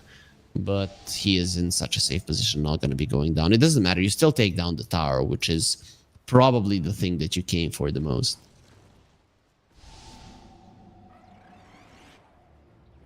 Oh, Team T still in this dark jungle. Now Morphling reveals himself. Let's see what they can do. Well, they're gonna jump. There's the stun. Black hole used as well. That should be more than enough for the Morphling to die. Mikey finishes him off now. Hook shot forward. You do have the egg. Eki can turn around with it, and the egg will most definitely pop unless they focus on it right now. Zibe using his mech, surviving for a very long period of time. Nice disruption, saving the life of the Clockwork for the time being, but he dies immediately afterwards. Now Eki gets out. Bengen will be next on the menu. There's 3 heroes dead, and they might even be getting 4 with the Dragonite coming forward. Boom. He's gonna be fine, protected by his familiars. There's the stone form being used just to keep Mikey away, but now he's going to be losing his familiars, doesn't have the mana to resummon them. Use the sticks, and that's going to be just enough. That was the perfect Blink reveal as well for Mikey. Unfortunately, the Morphling wasn't able to get his morph out in time. But look at the Naga Siren, man. She's just doing whatever she wants. Manta style will be done like 13 minutes into the game. That's hella early. And then once you get the Orchid, your problems of not having catch, of not being able to kill people, they're just gone, because nobody on the other side will be able to get anything to counter that anytime soon. Yeah, and looking at the rate that she's farming, she's gonna have it before Ember has any kind of defensive item, and that is a scary position to be in. So, okay, we've been doom and glooming about Maos for quite some time. Let's find a solution for them, right? What is the solution for their lineup at this point? I think they need some nice hook shots from Clock, and then follow up from the Ember and Visage. I think those 3 heroes need to be playing together, because they do still have a good amount of damage. And there it is. Clockwork is going to be caught. He's inside of the cogs. Will hook shot away. And will still burn down. Eki is the one who finishes him off. Seneko to be going through them a bit, getting onto the high ground. Supreme wants to protect the Wisdom Rune, and he won't be able to do it because he gets stunned up. Now the question is, can he get out of this one alive? Gonna get slept. They will have the net if they want to stay, and yes, they do. Fire Spirit's flying through as well. It's going to be the Morphling turning into the Phoenix, now going on Dieg. If he gets stunned up, it's going to be a problem. He does kill Dieg. Disruption onto the Dragonite to make sure that doesn't happen. Smiling Knight, slow down. But Mikey standing around Supreme, also buying back. He knows that this is the opportunity to actually go for the Nagasari because there's no sleep. Zibe really won't be able to do anything without his Black Hole. Ran down by the Clockwork. They're coming back into the game. Supreme, though, doesn't get on top of the Nagasari, who has already escaped. There, look at the Weaver going for Supreme. No, you cannot die back right now with the chains onto the Dragonite. He will kill his laning counterpart, Soneko, going for Bengen, gets the kill, time lapse away. He's gonna have the Shikuchi in 2 seconds, but he won't be able to leave the cogs. You're just gonna stand in them until he eventually bursts down or dies to the right clicks of the enemies. It was a really nice fight for Mouse there. T is very strong in team fights, but they didn't have Black Hole, and I think they were in over their heads there for sure. Still didn't lose the Naga Siren, right? And that in itself is going to be quite good for them. But after that fight, the gold lead is decreased. Visage will have a mech of his own, so definitely more auras coming into play. And I'm loving that no, it's the Ember. Black Hole, he's actually going to dodge it. Zibe hesitated for half a second, and that's what you get. The second Black Hole, completely useless. Supreme gets himself away. That would have been such a nice kill there. Middle tower is under attack. But no luck, Zibi. Happens to the best of us. Maybe they can still Okay, kill him. they're gonna go again? And Supreme? You survived the Black Hole. And you died to just the right clicks. Yeah, you know, that's Dota Radiant sometimes. structures are fortified. You make the biggest play, and then Is under attack. next minute you fuck up incredibly hard. Radiant's bottom They're tower losing a tier is 2 under already, attack. and in the mid lane, 16 minutes in. Is under Now attack. onto the top lane as well. That's gonna be a tower that's gonna take a lot of damage too. As finally Mouse are trying to open up the map a bit. This is a necessity. Without the bottom tier 1, you cannot play Dota. Dire's top tower is under attack. Top lane, hookshot. Mikey got caught inside of the cogs. Okay, the question is who caught who, and the Morphling is going to be TPing in with some of his HP already missing. Very aggressive egg. They are running away from Zibe. They don't want to be fighting on this egg. Vengen hiding inside of the Shadow Amulet with the stun. They're going to see him. Nice disruption to keep himself safe. The Curse dive away. Morphling joining on the fray. Waveform forward. Turns into an Enigma. Lincoln's broken. And he's going to be making Enigma feel his own Malefice. Mech is available. 21 charges as well. But Zibe does look like he's going to die inside of the Steeds of Serenity. He's healing a solid amount. Not enough to survive the overwhelming damage of the Morphling. Vengen will get ran down. Eki caught inside of the cogs as well, as he's trying to bring down Narman down with him, but that's not going to be happening, not just yet. Had a pretty decent trade for Mouse, but at the same time, Smiling Knight finished his Orchid Manta at 17 minutes. Are scanning. Quite a scary prospect. Dire's bottom tower is under attack. Very scary prospect. Stun on the Ember. They're gonna try to kill him. Supreme does have a remnant. Uses Light of Fist Chains onto both of them. They still have the Swarm. Minus armor is there. Double attack from the Weaver. Not gonna be doing anything. Narman, he stops the Dragonite. Won't allow him to chase. Nice disruption onto the Weaver as well. Mikey trying to escape. Not gonna be happening with Boom in the right position to be able to provide a little bit of air control as well. Soneko, however, perfect spot to TP himself away. But again, they do not kill the Ember and they lose this Dragonite. So Mouse are still keeping themselves in it, especially when it comes to the net worth. Mikey went so deep there. I praised him in the earlier fight at the tier 1 for knowing exactly how far he could go. Oh, speaking of, Ember Is gonna be in a lot of trouble, and he goes down. That's a Bang and nice TP, orchid just reveal. not in time. Now they're gonna be stuck in the cogs. That is a problem. The sleep will be used. Smiley Knight might decide to just TP away. There it is. Smart choice. No reason to risk his life. Definitely well played by him. Gets himself a free Ember and gets out while forcing like 4 rotations. Not bad. 14 to 11 at the moment in terms of kills. They're still ahead, and the question is, in this game, Wingblade, are you trying to finish the game faster, or are you fine with slowing it down if you're Team T at this point, given that you've pretty much taken all of the outer towers, only one is remaining on bottom? I think you're not in a hurry, but you're gonna take what you can get. Even though they know they're probably stronger late game, that doesn't mean that they just wanna farm and give space to Mouse. You wanna like make sure to take as much map control as they can without taking any unnecessary risks.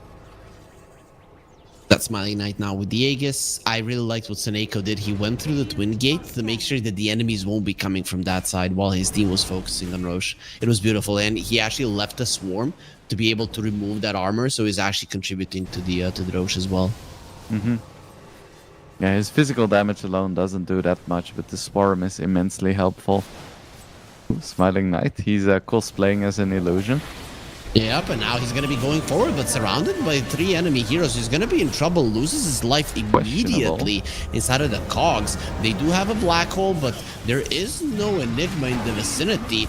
Tries to dodge the hook shot, slowed down by the demonic purge. Smiley Knight is dead. What an unnecessary play, putting himself and the rest of his team in a catastrophic position. Olnit turning into a Dragon Knight. Eki will get himself away with a nice TP out. That rocket flare a little bit too late to show his position, and Smiley Knight just throwing away all of the lead that he had all this game. Yeah, if Zibe was behind with like BKB Black Hole and Eki was behind with Egg, then that could have been a good way to start the fight, but he was almost alone, so he lost the Aegis for free, and then they could just commit on him no problem whatsoever. Plus, this Enigma doesn't really have a Blink BKB. He's going for Guardian Greaves Crimson Guard, and with this kind of a build on the Enigma, which I think I don't agree with 100%, you wouldn't be able to win that fight anyways. I'm also surprised Zipe went this way, right? Because you do not have that siege type lineup. You have split push team fight, right? So just do what your hero does good and itemize for team fight rather than for like trying to survive for a long time or something. Yeah, I guess he is not confident in getting the good black holes, because he is playing against the Clockwork, who can cancel his black hole through BKB, and he's like, okay, I want to contribute in another way than just my black hole. It also makes him a little bit less cooldown dependent, because now he can contribute to fights even without having black hole. Yep, and they probably thought that they were going to be snowballing even more, that they're going to be that much stronger than the enemies. It just doesn't feel that way any longer, because the other side does have a decent amount of utility items as well on the Visage.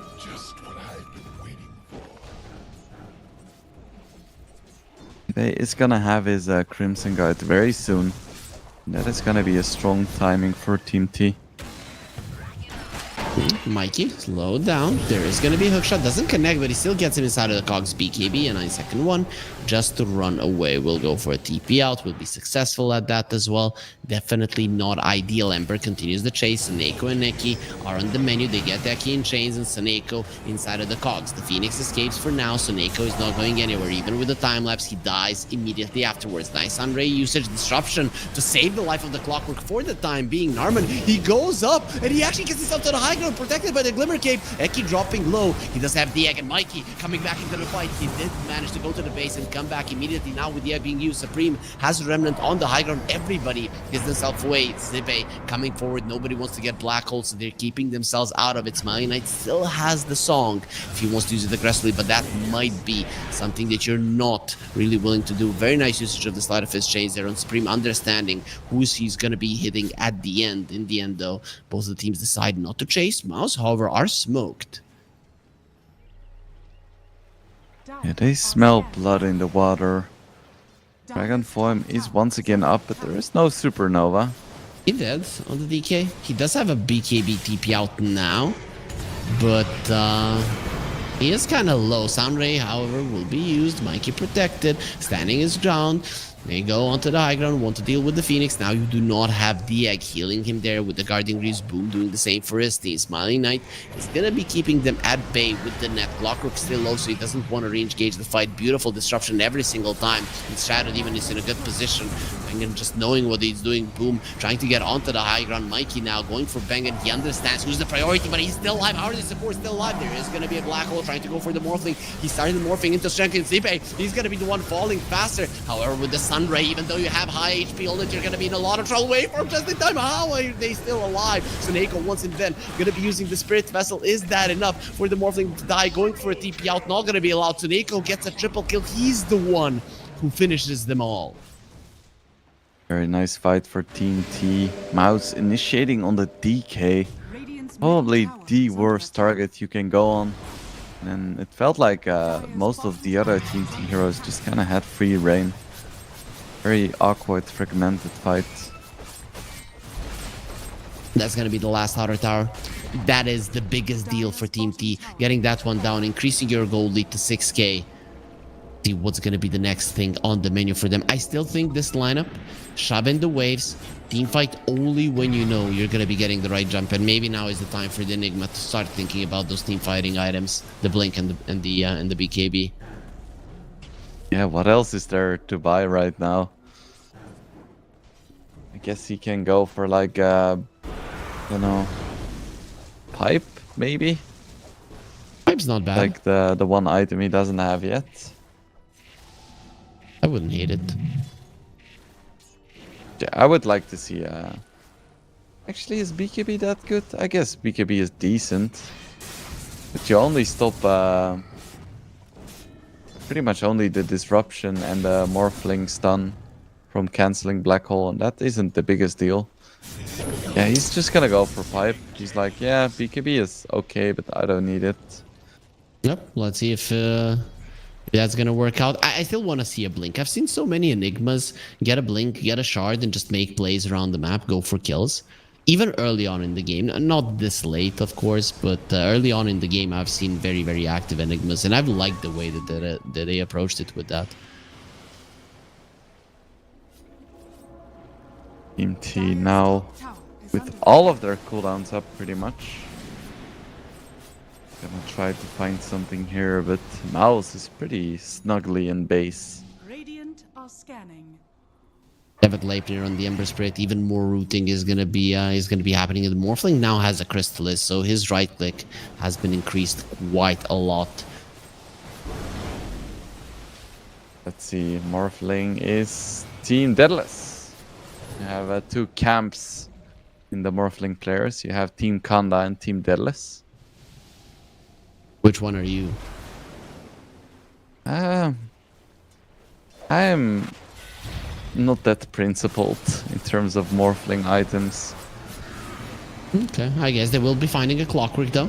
Narman wants to be protected, uses the jetpack, runs himself away. Phoenix also taking some damage, has a Force Staff, so generally should be fine to use his egg if there is an opportunity to do so. Mouse decide not to fight. Team T decide not to fight. The gentleman's agreement will be held for now. Roche is gonna be up in 90 seconds. It's probably gonna be the big objective that Team T wants to get. For Mouse, it's kind of a question of, do you want to give away this Aegis? Or do you want to risk trying to take a fight near the pit, which is always so scary against Phoenix Enigma? 17 to 13. Gold lead is slightly increasing, and Team T, considering that they are holding the entirety of the map, I was expecting them to get more creeps attacking on the tower. They want the Wisdom Rune, that's why they're all here. Supreme, he does get it. Make sure that Team T aren't going to be able to steal that one. Neko has a gem, I really like that. Just take away all of the remaining map control. Mouse is all smoke though, they want to get out of the base desperately. But because all of the lanes are so pushed in, it's kind of obvious. Oh, now it's going to be obvious when the Naga illusions get into your base, shove in everything. And And this is a very nice response from Team T, right? They're gonna know roughly where their enemies are at because the Roche is spawning, so that's where they want to be at. And you're already doing some damage to the enemy tier 3, so you're happy in that regard as well. Look at that bottom tier 3, almost half HP. Dream TP'd back but left a remnant. Ember, he just jumps around a bit. Time lapse gonna be used. That is a clockwork dead. This time around there will be no disruption. Barely dies in the end. Smiling Knight thinking about going for a song. He's being healed up by the Sun Ray, not really taking any damage. That heart really coming in handy. But the chase is on. They're going to be using the drums. They want to. It's an Echo keeping it in place. He doesn't have his time lapse, but he just has enough mobility to be able to survive. Black Hole used for a second does absolutely nothing. The Morphling gets out. Zippe once again whipping that one. Bengen. Disruption does save his buddy. Boom. Gravechill trying to get away. Not going to be allowed. Smiling Knight will run him down. You've already lost 3 of your heroes. Might even lose more. Seneko, he's going to be baiting in Ulnit, who uses the Manta, now trying to run away. Once they do have the stun, it's going to be a problem. Going to be using his adaptive strike onto the Dragonite, but Ulnit still dropping low. Malefice continued to be going on him. There's the signs. He cannot get the waveform away, but he has morphed everything he had into strike. No more armor on the Morphling and no more life either. Clockwork is back to the world of the living, and there it is. Double gem on the Ember. At least they will forget that one, but either way, it is a huge victory for Team T, and if they want to, Roche is an open thing for them now on the bottom lane. Supreme just making it out fine with his double gems. But yeah, really nice fight by Team T. Despite Black Hole not really doing much, they started the fight off by killing the Clockwork, and then they could basically do whatever they wanted. Let's see, Smiling Knight inside of the pit has been scouted already by the Rocket Flare. You don't have the Morphling, but maybe you can start moving with your other heroes. Are you okay with that, letting this one go, Wingblade? Or do you have I think to you don't really have a choice anymore. Yep. They decided to go now, they wouldn't have had time.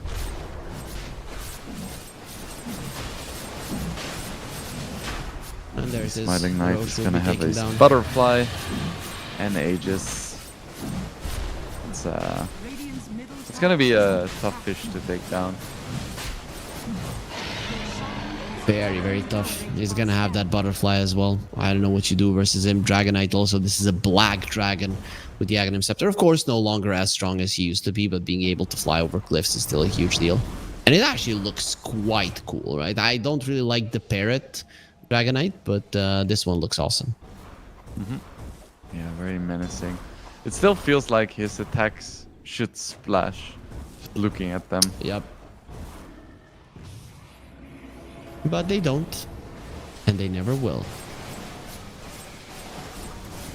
Smiling Knight trying to solo the Tormentor. Not going super great. Help is coming. That's why he's got Zibe with him. Zibe has the Guardian Greaves, not using them just yet. He gets the shard from the Tormentor, gonna be quite happy with that one.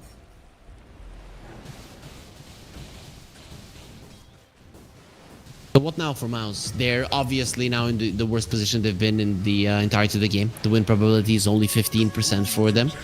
You get the Daedalus on the Morphling. Is that enough damage to actually be able to win a fight? I don't think so. Because he's gonna have his Daedalus the moment that the Naga, Smiling Knight, has his butterfly. So yes, he's gonna deal a bit more damage, but he's also gonna miss like 35% of his hits.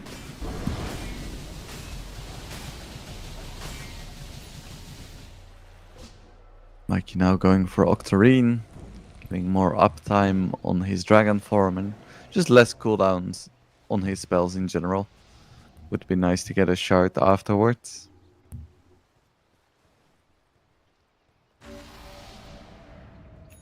How do you break the enemy high ground? It has to be by split pushing, right? Still, if you look at this Team T lineup, it is a Naga Siren. I'm going to expect Smiling Knight to be sending in those illusions, for you to be sending in the Eidolons. That seems to be the best way forward.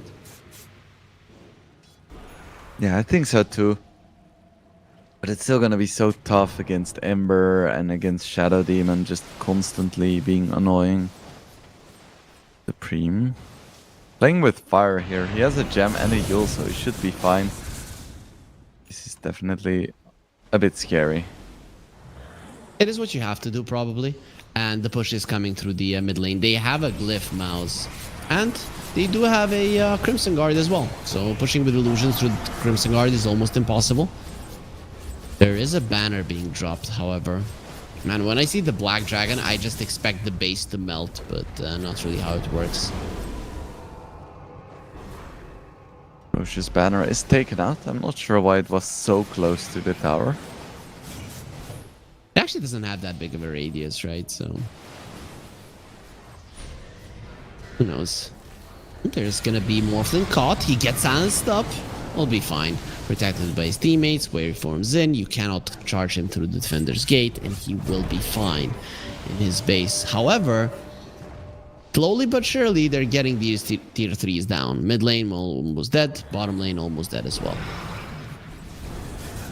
And they still have a good amount of time left on the Aegis, so there is no rush. Dire's middle tower has fallen. The Dragon Knight poking a bit. He has the Octarine core, so his downtime of the Dragon is quite low. As now the melee racks are going to be targeting Smiling Knight, dealing with the cogs, and is now going to be dealing with the Raxes. What do you do? I mean, they obviously can't fight, but Morphling is going to farm. You're not going to be getting your full Satanic anyways. Maybe at least farming his buyback, I guess.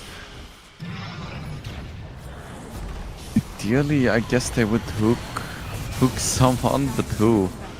I don't even know who they want to hook. Radiant's top tower is under attack. Yep. Probably Enigma, but I don't think they can burst him. Or find him for that matter, right? Zibe does look like he's in a pretty defensive position.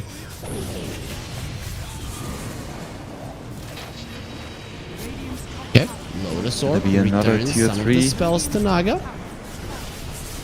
See Smiley Knight still coming forward, the Demonic Purge being used on him. He's protected by the pipe that cannot be purged away. Supreme trying to slow him down there, having the Shiva's Guard. He is quite strong. Nice dodge on the Soul Assumption. As the Dragon Knight actually goes in, there will be a resummon on the Familiars, making sure that he still has them and doesn't give away the gold. Look at the other side, though. Mauser coming with the smoke. They're going to be going in with the hook shot onto the Enigma. That's the perfect target if they can get it. Zibe, however, he's inside of the cogs. He is caught, but they have the song to save him, and he turns around with the black hole instantly. There is going to be egg being used. You cannot save these people. Actually, Morphling with the disruption. Waveforms up. The egg does pop. Now you don't have your big spells. Buyback from the Clockwork. They want to be going forward. That looks like a dead Shadow Demon. He probably does have a buyback himself, but still alive, protected by his teammates, will actually live. So Neko tries to get out with the cogs, gets pushed back. Familiar stun. There's the heal. Not enough. Smiley Knight also dropping low. No more Aegis. It has expired 30 seconds ago. Is all it is coming forward. He will get silenced up. Manta used to remove that one. Two supports of Team T are dead. Their cores running away, trying to get out of this one alive. Mikey finds a nice little spot from which he will be able to TP out from hookshot off the mark. And everybody who mattered a lot on Team T is still alive. Yeah, just the casualties of war. It's just a single set of racks though, and a ranged rack. It could have been worse for Mouse. So they have some time now to get up the final few more items before we see the next Aegis push. Are they gonna wait for the Aegis? Bottom melee racks are very low, so are they maybe gonna try to get that down before the next Roche? I mean, they could try it with illusions or eidolons or something, but I don't think they're gonna commit actual heroes for it. Radiant's middle tower has Makes a lot of sense. And look at them, they still have all of their tiers 2s. It's very hard for Mouse to get out on the map. Narman threatening with the hook shot. Eki inside of the cogs. We're gonna find out who is caught with who. Goes hook shot to the other side onto the Naga Siren Illusion. Is protected by his Shadow Demon, and actually does have the jetpack to run away.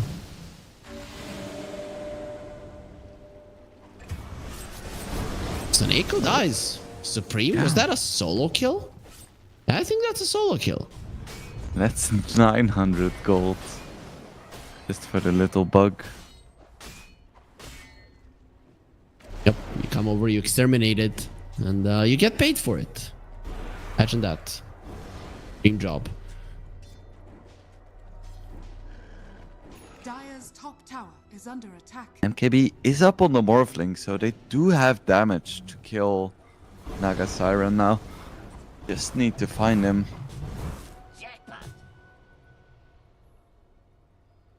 That is a 14k gold lead for Team T.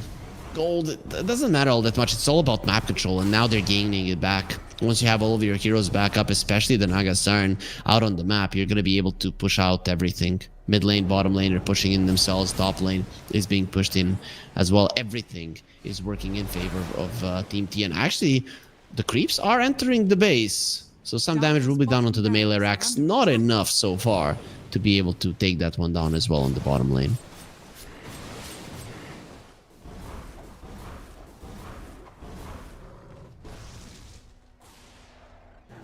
Mikey almost has a nullifier. That's gonna be very nice as well. Dire are scanning. Serene on Supreme though. Dire Pushing high ground is just getting harder and harder. It is very rough to be able to do it, but you're getting more and more of a lead. Any particular items, any particular way that you want Team T to approach this? We are seeing Mouse though going for a smoke here.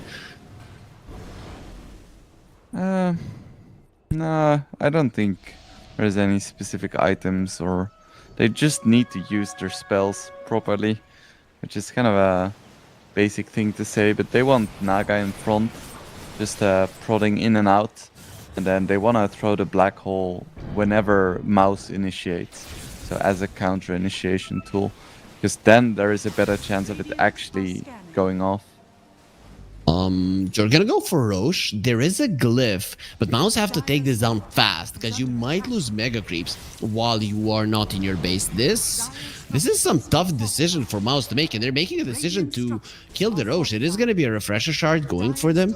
Look at Team T, they're afraid, but they know what's happening. There's gonna be the Aegis down, no more glyph. Another tier 3 gonna be dying, and Naga Siren on the bottom lane, focusing on the Rax's Zulnit. Into Weaver. Comes forward, Gleipnir breaks the Linken's Malefice, slows him down, turns into Weaver once again, and runs away in the Shikuchi for now. Okay, that was very clutch by Mouse.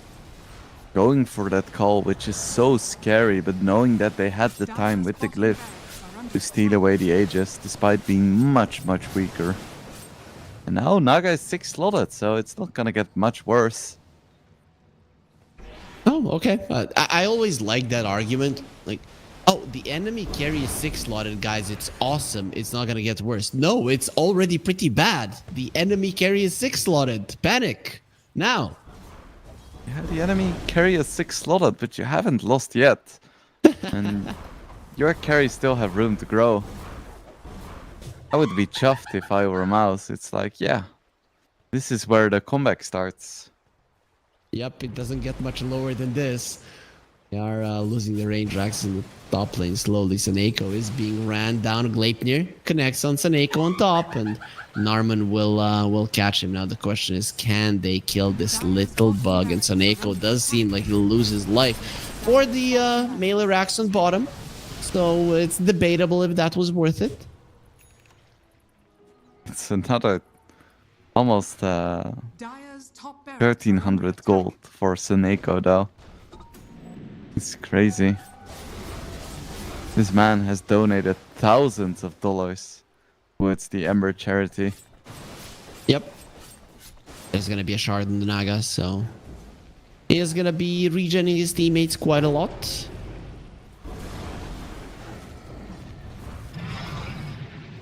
It's actually 10% now with the shard.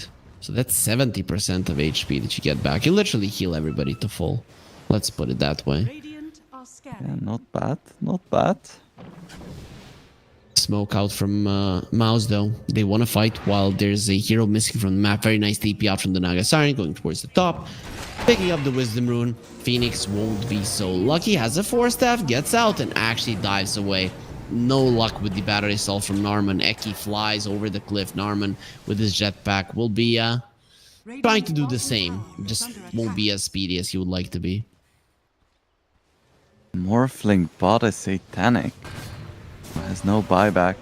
So if his TP got cancelled, which isn't ideal. And he does have this Trickster's Cloak, but Won't really be doing much versus a gem on it. Lincoln's gonna be saving him. Egg was used defensively. As Saneko, he has no time lapse, he has no life. His BKB was used as well. He bought out, so doesn't really have the money to come back into the fights. I'm gonna be guessing that's a mistake, right? Because your team is gonna be missing you for a minute, and the enemies, they still got an Aegis for a minute and a half. Okay, there's a stun onto the Clockwork Nullifier as well, Silence, and Lotus Orb protecting him from it both.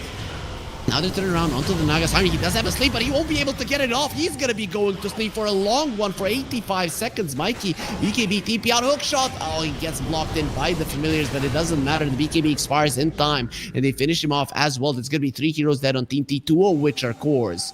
You only have 1 Rax remaining, and Mouse are still in the game. Radiant's middle tower. I'm starting to get a little bit worried for T. Because yes, they almost have megas, but Radiant's middle they've been unable to win a fight for a long time now. And ultimately, Radiant's Mouse can just keep forcing fights. Yep, that's what they're doing. Nagasiren just not a great team fighter despite having a black hole and the egg. Again, doesn't look great for them, and they want to get a lane of racks of their own. There is no glyph. They will be able to do it while Eki is chasing down the Clockwork, and now the Ember will be coming to take down the Phoenix as well. You've been killing so many heroes over and over again. Supreme is unstoppable, and they might not even want to go back. Are they ending it? Still 30 seconds left on the Aegis. I don't think they can really end. Both the Phoenix and the Naga do have buyback. I guess they want to force that one out. That's probably the idea. They want the at least 1 buyback to go their way. Killing the tier 2s is going to be hella hard. Mm-hmm.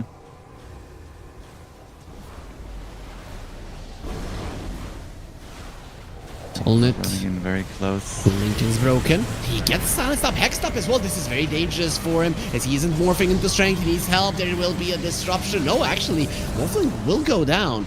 So he gets taken out. Double buyback as well. They think they can win this game right here, right now. The creeps are entering their base, so the tier 4s are going to be in trouble. Those are super creeps, by the way. Soneko popping the BKB, standing his ground inside of the cogs, but he doesn't even get his ulti off. He doesn't have a buyback at all. Clockwork dropping low, but he's still going to be surviving so many times in this game. He has been surviving on a sliver of an HP, and he will be buying back to defend the base. Buyback from the Naga in a 3 versus 5 scenario. The push is strong on the other side. Team T, I think they've lost this game. Yeah, there is no black hole, no supernova, just a Naga without Song trying to stop this Morphling. I don't think he can do it either.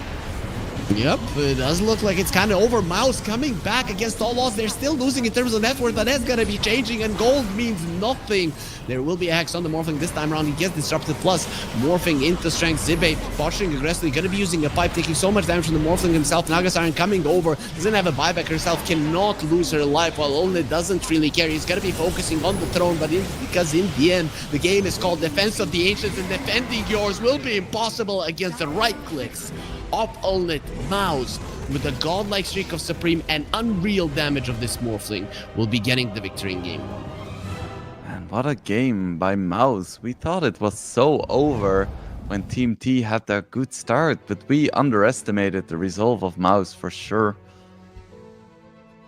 What players? That's insane. Looking awesome. And really, the mentality to come back into it. And this is the downside of the Nagasiren. Look at them. They have an Enigma and a Phoenix. And you cannot win a fight because this hero just doesn't contribute to a team fight. That's how it works. Mm-hmm.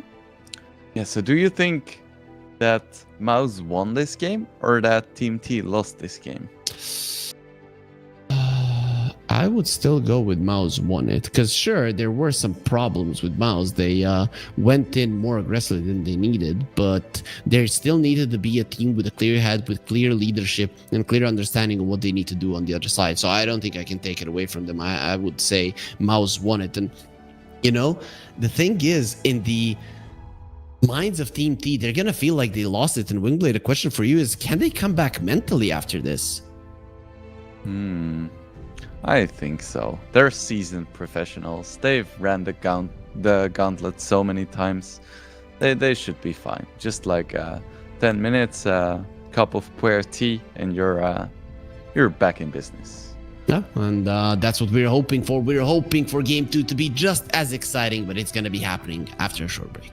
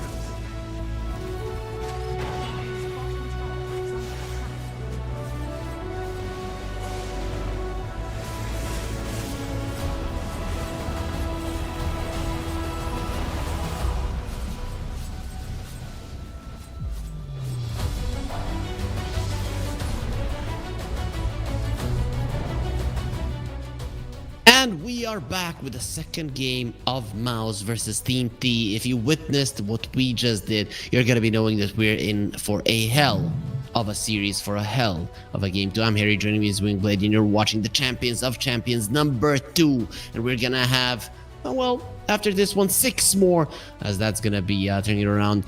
So, $400,000 was invested into the series and turned into the prize pools alone by CCT, and we're hoping to bring you the best possible Dota, as Team T and Mouse, they've worked around the clock, Wingblade, so they hopefully they're going to be doing it again here in game 2. Yeah, so coming into this series, we were like, Mouse, they look like the clear favorites. They played a little bit cleaner, and then we looked at the drafts, and we were like, yeah, you know, this Mouse draft, they're just gonna stomp the game. Throughout the early game into the mid game, it's going to be no contest. And then it was completely the other way around, with Team T winning the early game, looking to be in an extremely dominant position, taking 5 racks before Mouse was even able to touch the tier 3s for T. But then it all just turned around so incredibly swiftly, and then Mouse did end up winning like we predicted, just not in the way that we predicted. Yeah, I mean, it doesn't matter in which way you win. It does matter that you do win in the end. But you know, I kind of touched upon. I asked you a question about if Team T are gonna be able to recover from that psychologically, right? Not only psychologically, but that was a game that you were supposed to win. So to win this series, you basically need to win 3 games in a row versus Mouse, because that should have been in your hands.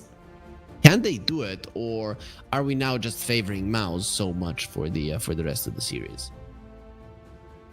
That is some winning 3 games in a row. That's some beautiful, beautiful girl math there. I love it. Can they do it? Probably. What do they need to do? I'm not sure, because I feel like last game suit them really well in terms of playstyle. Just picking that Smiling Knight hero, playing around him, having some good team fight. But they still couldn't quite manage to take it home. So I don't know, maybe it's just all a coin flip. I'm hoping that's not the case, because then you would get some 2K MMR players here, and they'd be able to coin flip versus Team T or versus Mouse. But I get what you're saying. It is gonna be a rough one for Team T either way, especially with Mouse opening up with the Lina. We've seen this yesterday as an opening. The response yesterday was an SF. Do you think Team T might go for that one themselves?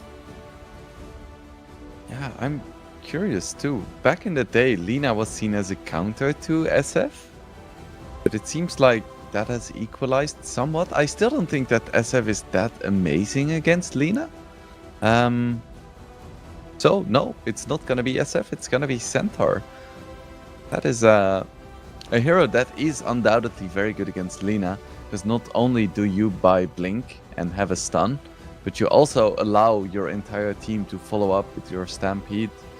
It's just not a hero we see first picked very often. This is the hero yesterday that when we saw Lina, you talked about it and you really wanted to see it, and it didn't come out. Well, your wish, it did happen today, right? So there will be a center being picked up by Team T. So many good reasons to do that versus Lina. Do you now change things up? Do you maybe just move Lina to the mid lane and focus more on getting a different carry, right? Because having a carry Lina versus Stampede can sometimes be very counterproductive. Let's put it that way. Yeah, I wouldn't mind seeing Lina mid. I think she's still very strong, and with like the Aghanim's E-Blade build, I think she can do work. But of course, it was the first pick, so they still have some flexibility. If Team T picks a hero that's super good against Lina mid, I'm still fine with them playing it as a carry. We'll have to wait and see. But it does make sense that they picked Centaur, right? Because you know, yesterday, after we finished casting, they went back into the vaults to check out our analysis, because, you know, that's how you learn Dota. Exactly. You listen to the two geniuses here that are sitting and talking, right? It's usually the people that talk a lot that actually know a lot as well. It's not the silent ones at all. So you get the idea. It only makes sense if you're smart and have something to say, you're gonna be babbling all the time. Yeah, for sure. That's exactly how it works. Yeah. So Monkey King and Shadow Demon bans and Tinker bans. No surprises there. Yeah, not really. Quick pick, and it's gonna be the clock. So more jump even. Not only that, but it's also the deny pick, right? How do you stop a Stampede going for the Lina? Cogs. How do you catch a Lina? Cogs. So 2 in 1. What do we want to see as like a big counter initiation hero for Mouse? I was thinking Wyvern seems quite nice. That's a hero that hasn't been popular for a little bit. Go for Marcy. Okay, so 2 ladies. So Visage next for the Visage Marcy lane, perhaps. I'm more inclined to believe this might be a Lina Marcy lane, right? Because Marcy is tanky enough to be able to survive the Centaur in the lane, and she is strong enough to be able to set things up for Lina. So I wouldn't mind it to be a support Marcy. But still, as we mentioned, a mid Lina might be a better and safer approach, especially because Supreme, he definitely knows how to play this hero quite well. We'll see. You might be right. I wouldn't mind the Marcy Lina. I still don't think it's gonna win against Centaur though. So yeah, actually, if the Clockwork is a 4, then they're definitely gonna win. But I don't expect it to be a Clock 4. Not a lot of range supports to go for right now, right? There's no Rubik. I guess Snapfire could be one that you want to go for, considering that you have a Clockwork. I really wouldn't mind that, with the Hoodwink being picked up on the other side. That's probably the best one that was just taken away from you.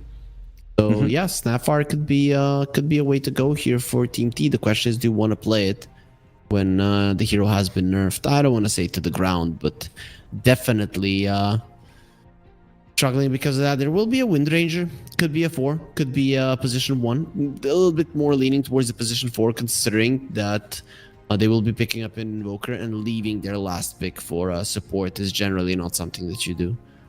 Yeah, Wind Ranger is a pretty nice pick here. I wouldn't have minded Jakiro either. I think he has similar synergy with Clock as Snapfire does. It's quite strong in lane too, but Wind Ranger is perfectly acceptable. And then I guess Invoker Jakiro next. is banned though. First banned. Yep. I don't know why. My eye also sometimes just doesn't see the first ban hero. It's like he's unimportant, but usually it's the most important heroes. There we have a Primal Beast. That's another chunky frontliner to be a barrier in front of the Lina. I don't like this, right? It's one of the games where you definitely have to have the BKB first on the Primal Beast, not an item that Primal Beast players like. You're versus a Clockwork as well. Tornado, also a pretty big problem for you. Cold Snap as well. Just so many things that annoy the Primal Beast in general. I'm kind of surprised that they went this route. Yeah, me too. Is there anything we're missing? Could they maybe play it somewhere else than mid? Offlane, I mean, it could be an offlane Primal Beast, but it's still laning versus a Clockwork. So I don't know, man. I'm not digging this Primal Beast pick. I know that they are pretty good on it, but that for me just doesn't cut it. Are gonna see the Morphling banned this time. Mouse not picking it up for themselves.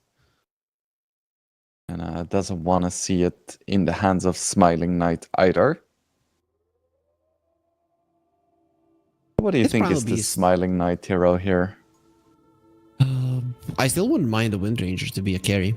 To be honest, it's not that bad of a Wind Ranger game. Once you have a BKB or anything to get close to the Lina, you actually win that man fight quite easily. Though maybe you go for something a bit more late game oriented. How is How is the TA looking, right? Something is going to allow you to snowball once you do well in the lanes, because you have decent heroes. TA is actually not that bad. Yeah, it looks pretty nice. I don't disagree. And a gyro ban. Okay, interesting. Wasn't expecting a gyro to get removed. I could see T picking something like a Luna as well, just to go for like this nice duo carry with Invoker Luna. It's a classic too. What about a troll, right? The troll for either of the sides, you could send Lena to the mid lane, off lane Primal Beast, pick a troll. The other side wouldn't do half bad with the troll either. I don't like Troll for Mouse that much because there is so much control. You have Tornado, Shackle, Coax, Hookshot, Stampede, Hoof Stomp. That's like a lot of ways to say or to express a certain finger towards a troll player. But for T, it looks pretty decent. They ban out the Ursa. That is also a good hero to remove. Lena does nothing to an Ursa. If an Ursa sits on her, it's just over for her. So they're gonna go with the mouse. That means that it's gonna be a Lena 1 and the Primal Beast in the mid lane. It's pretty very well known for his Primal Beast play. So I guess you do have a lot of damage. So in terms of laning, at least the Invoker is maybe gonna struggle. But in my mind, this is not gonna be the easiest Primal Beast game.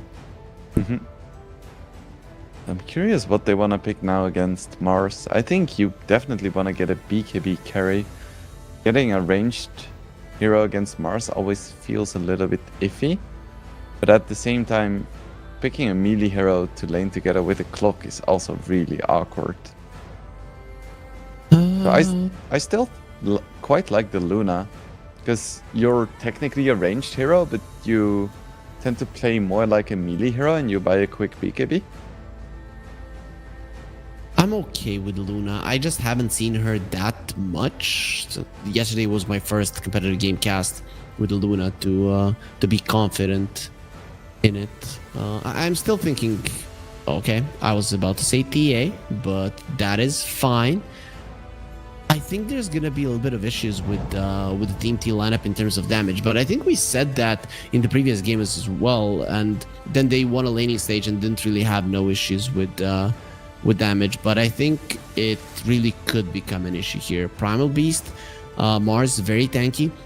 Mars is pretty tanky as well, and then Lena and the Hoodwink relatively hard to catch. If you're not killing this Lena and the Hoodwink throughout the game, I think the other ones are gonna be a bit too much for you.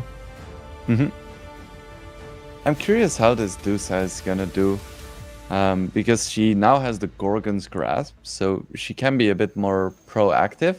At the same time, she's kind of bad against Mars as a hero, because she doesn't buy BKB, and she's quite slow, so spearing her is quite easy, and then getting the arena somewhere in the fight means that you nullify like 60% of her damage. So Luna is actually going for the Venomous Folly. This is my first time seeing this, or first time casting it in a competitive game. Why would you get that over the Engorged? Yeah, I don't know. I've played around with it, and the attack speed slow, and just the slow in general, is pretty insane. But it does slow down your farming a little bit. So I think in fights it's really strong. And if I could choose, I would go for that facet every single time. But for farming, it's a bit less good. That being said, it is by far the higher win rate facet in pubs. So I'm not sure if that is... Yeah, I think that is both support as well as carry. So I think it's overall just a little bit better.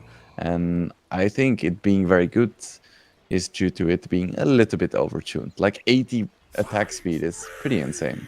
Can you explain the new Medusa ability to us now? The Gorgon's Grasp? If anyone has ever played for Heroes of New Earth, it's basically like the Forsaken Archer volley. But then you have like one small area, then one bigger one, and one even bigger area. And after a delay, you deal damage and you root enemies, and then it deals a little bit of damage over time as well. It's a pretty sizable nuke at level 4. It's like 300 plus damage as well as a root. So just rooting people and then getting a snake is a solid amount of magic damage. Do you take that on level 2? Is that the build now? Mystic Snake plus Gorgon's Grasp? Yeah, for sure. As smoke on smoke action. Bengen think about going for a fight. He sees Saneko, decides against it. If he gets it caught inside of the cogs, he's going to be in trouble. Rebound away. He's not even going to be using it for now. Decides just to run away. Going to be fine. It's almost impossible to kill Marcy level 1 in a full team-on-team fight there. Did I hear a squeak? And that's going to be in terms of runes. How's it looking? 2 for Team T and 2 for Mouse. No surprises there. Saneko did take down a ward, so that is the victory that Team T were going for. But we're not going to be talking about the start no longer, about the runes and wards. We are going to be talking about the lanes, especially this top lane that we're looking at right now. How is it going? Are you winning as Alina? Are you losing as Alina? Are you dying as Alina? Or are you killing as Alina? That's a lot of options. I think this lane could honestly go either way. Because there is 2 stuns on either side. There is a good amount of magic damage. So yeah, it's kind of hard to call. I think we need to be very cautious around the like 3rd, 4th creep wave when we're gonna start seeing level 2s. Because that's when where things we become might see the dangerous. first kills. Meanwhile, bottom lane, kind of the similar question.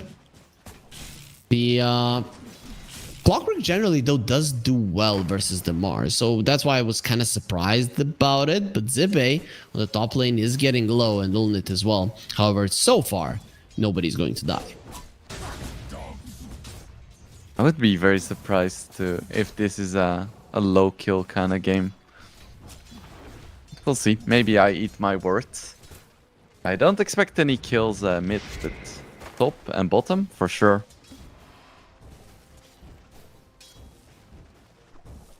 See, Zibe, very low. Needs to be careful. Has 4 stake charges. Marcy healing up with a salve. So Bengen, now that he hits level 2, it's going to be a problem for Zibe, who has to be very, very careful about what he does. Aki can only protect you so much.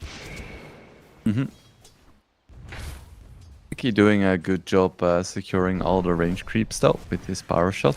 Always nice. Okay, so talk to me about this mid lane. So Supreme asked, obviously, for this. As top lane, we're going to have to hold that thought. Zibe dropping low. He's going to be using the hoof stomp and surviving. Geki being aggressive on Ulnit. As this lane, you have to be so careful. But, so he has the Primal Beast versus an Invoker in a game where the Primal Beast isn't going to be that great versus a Clockwork especially. Why? He's not even winning the lane that hard. Wait, what is the why question? Why did they pick the Primal Beast in this game? Is he at least going to do well in lane? Because he's not doing that well at the moment. I think Primal Beast is gonna do just fine in lane against Invoker. And I think the difference between Invoker and Primal Beast is that Primal Beast can be way more proactive. Invoker tends to do well as a follow-up, but Primal Beast can really force the issue. And that's the style they want to play here. So they want to get their level 6s, and then they want to have a lot of aggression. That's what this draft is signaling to me.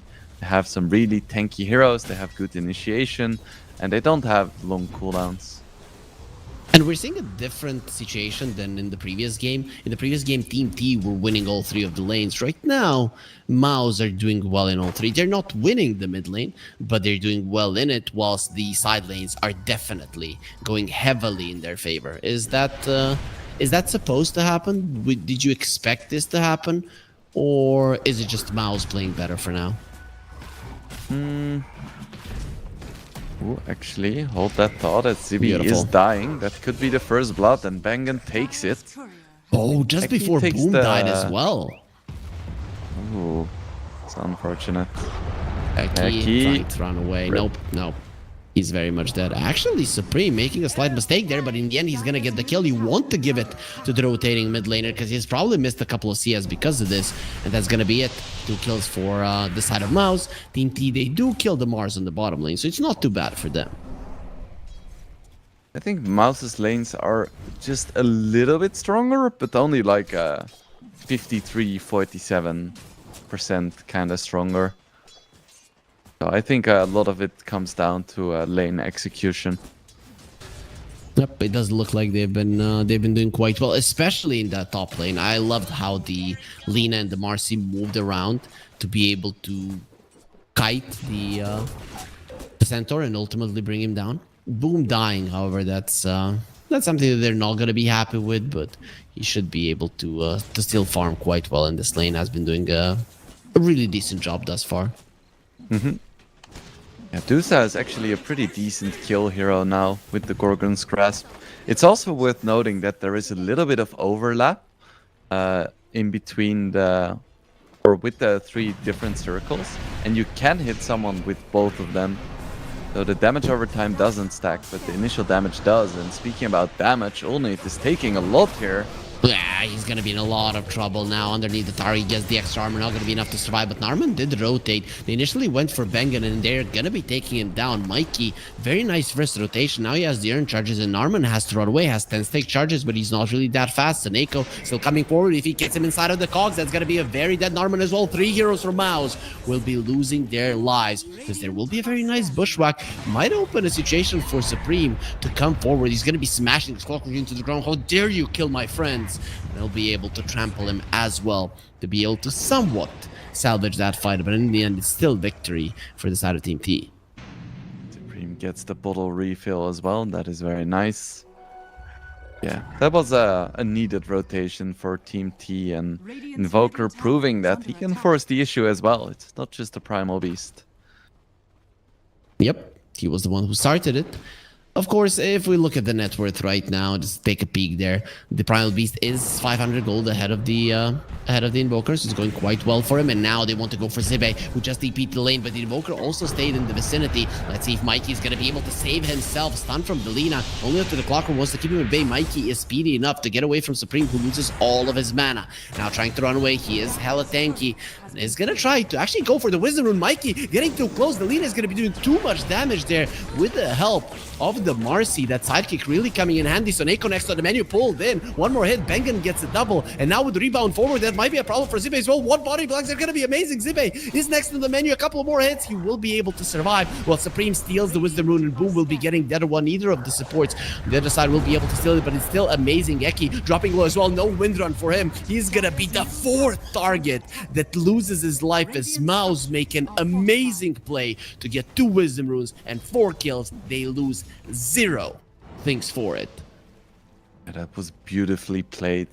Very awkward for Mikey as well, because before that engagement started, he was kind of low on mana, so he really had to pick which spells he wanted to cast, and he went for EMP, and then as a result, he was kind of stuck between a lot of heroes without any kind of defensive tool ready.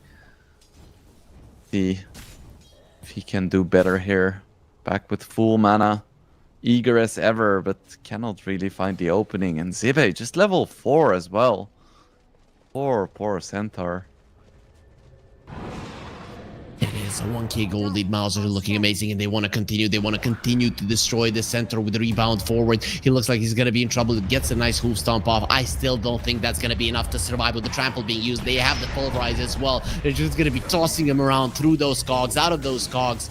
Even being placed up, it's not going to save his life. Nice attempt from Soneko, but now he understands just how destroyed his offlaner really is. Yeah, and the net worth doesn't even look that bad, but the XP is just terrible. Yep. He's like the lowest hero in the game. Yeah, he has. Everybody has more. Oh boy, Zibe. This is really bad. He doesn't have boots, of course, with the horsepower. You don't really want the boots, but still, for the time being, he's slower than your average hero. And no way, are they gonna please? Just let the guy go. Poor Zibe. Maybe losing the tier 1 is gonna help him, because then the creep wave is gonna be closer to his tier 2 and he can static farm for like 20 minutes. That's a good sign, right? Right? Yeah, Say awesome. yes, please. Awesome sign. You know, there are moments I have talked to some coaches as well when they think, oh, we took their tower down way too early. We could have capitalized on them losing that lane even more. But I for one am always for taking down towers, right? Especially versus a Medusa, you take that tower down, it's gonna be making the invasion of the triangle and of the statue area much easier. Yeah, I guess. It's I think it is an interesting topic. I haven't really analyzed it enough to really have a strong opinion either way. I think in this game it's probably fine, because it doesn't look like Centaur is static farming either, and Lina is a hero that farms the jungle quite fast. So being able to like swap in between killing the creep waves and killing the jungle is absolutely a viable approach. Lina's gonna have a Maelstrom fairly soon, so you're good at farming the jungle even without it, but with it, the farming speed is gonna be insane. You might just be faster than a full split shot Medusa, and Smiling Knight does have split shot maxed out at the moment, so that's actually quite nice for him. Zibe with his triple brace. He has 2000 HP, but it really doesn't feel that tanky. Yeah, he really doesn't. I mean, there's a lot of damage on Mouse. Let's not kid ourselves, really. If you look at it, Trample, Lina right clicks, Marcy buffing people up with the sidekick. I mean, there's and I don't even want to talk about the arena and the sharpshooter. Obviously, that's going to be strong, but that wasn't the thing that was allowing them to kill him. There is almost a blink on Mars as well, and Mouse was already winning. Yep. How do you kill him? I don't think you do, right? If you're Team T, what's your play at the moment? You kind of have to rely on your Invoker. He has a Spirit Vessel, so at least you're going to try to get that one. That one charge might be a way for them back into this early mid game. I think Invoker and Clockwork can definitely make plays, and that's exactly what they're doing right now. You can drain Mars's mana. Just in time. He needs 40 gold for his Blink Dagger. He's calling team, I don't want to die now. He's going to be using the arena, trying to survive. Not going to be happening. He does lose his life, but let's see if they're going to be getting anything more for it. Stampede to allow Mikey to run away. Him and the Clockwork get out of a very uncomfortable position. The Mars being taken down, a big deal. Maybe he should have waited a little bit.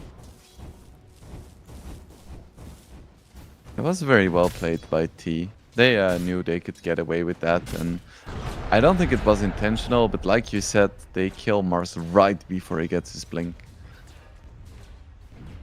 So it's still not that big of a difference in terms of gold. Lina with her Maelstrom, going to be going for a Gleipnir. The amount of farm that is going to be getting right now is going to be insane.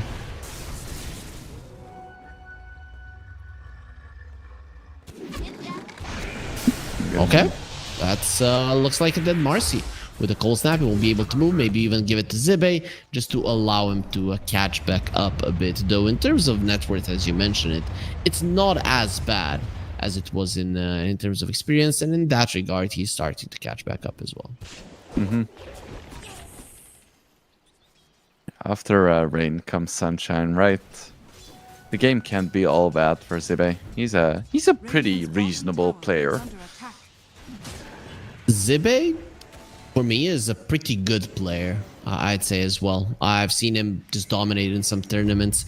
It's just that I don't think he's consistent throughout all metas. I also don't think that he has a small hero pool, but there is something that he's missing from time to time. I really cannot pinpoint what it is.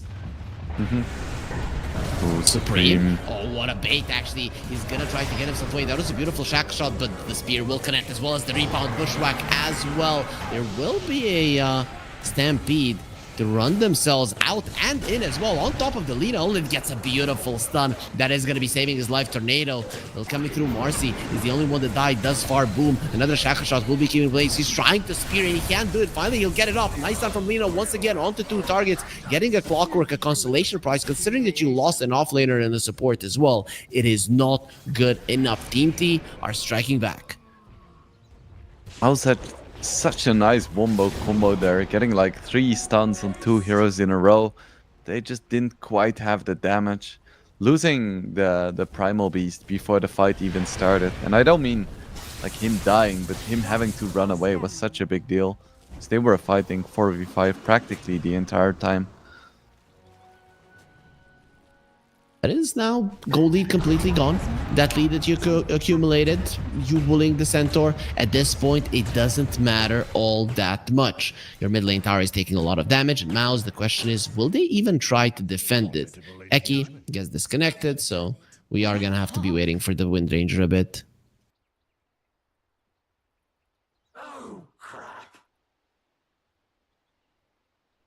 Feels bad, man. That is not a nice voice line from the Medusa. We are trying to keep the stream family friendly. Bring your kids. We're gonna tell Smiling Knight to keep it down with the non or with the 18 plus voice lines,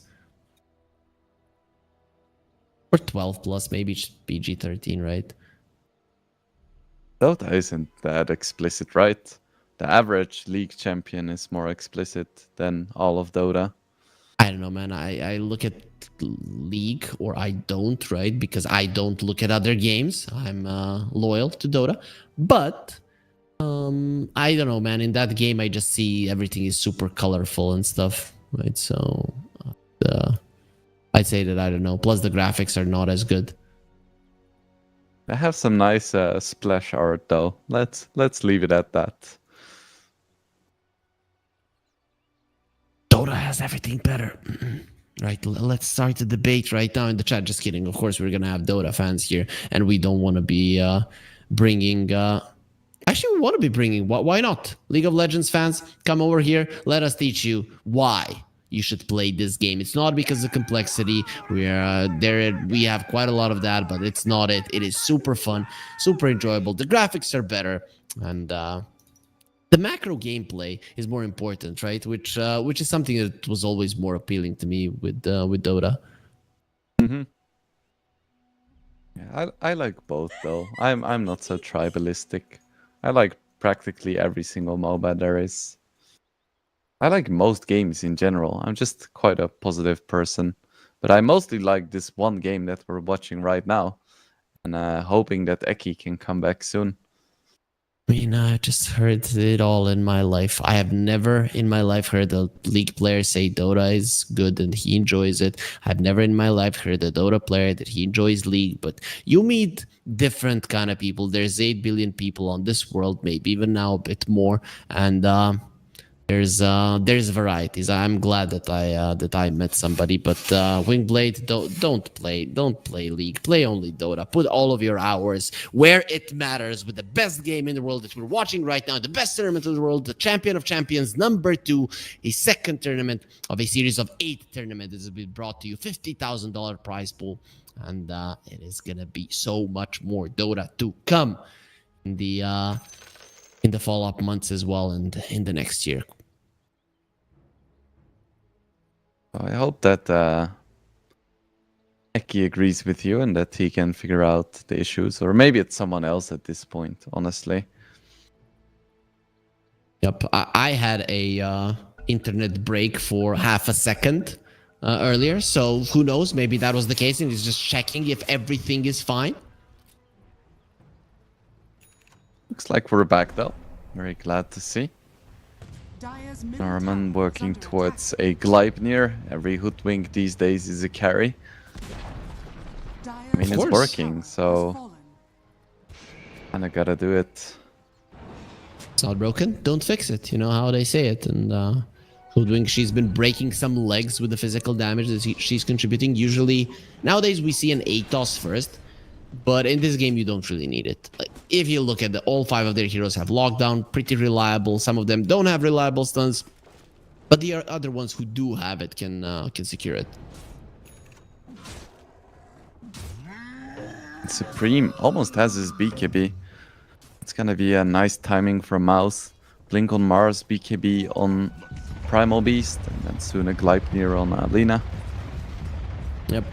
I'm expecting a smoke now with this BKB towards the mid lane, actually. I would expect Mouse to dive quite deep there and try to get that tower, even if you don't get many heroes, just push them out. to be able to equalize the tower count in the mid lane. I think that's very, very important to be able to slow down this Medusa.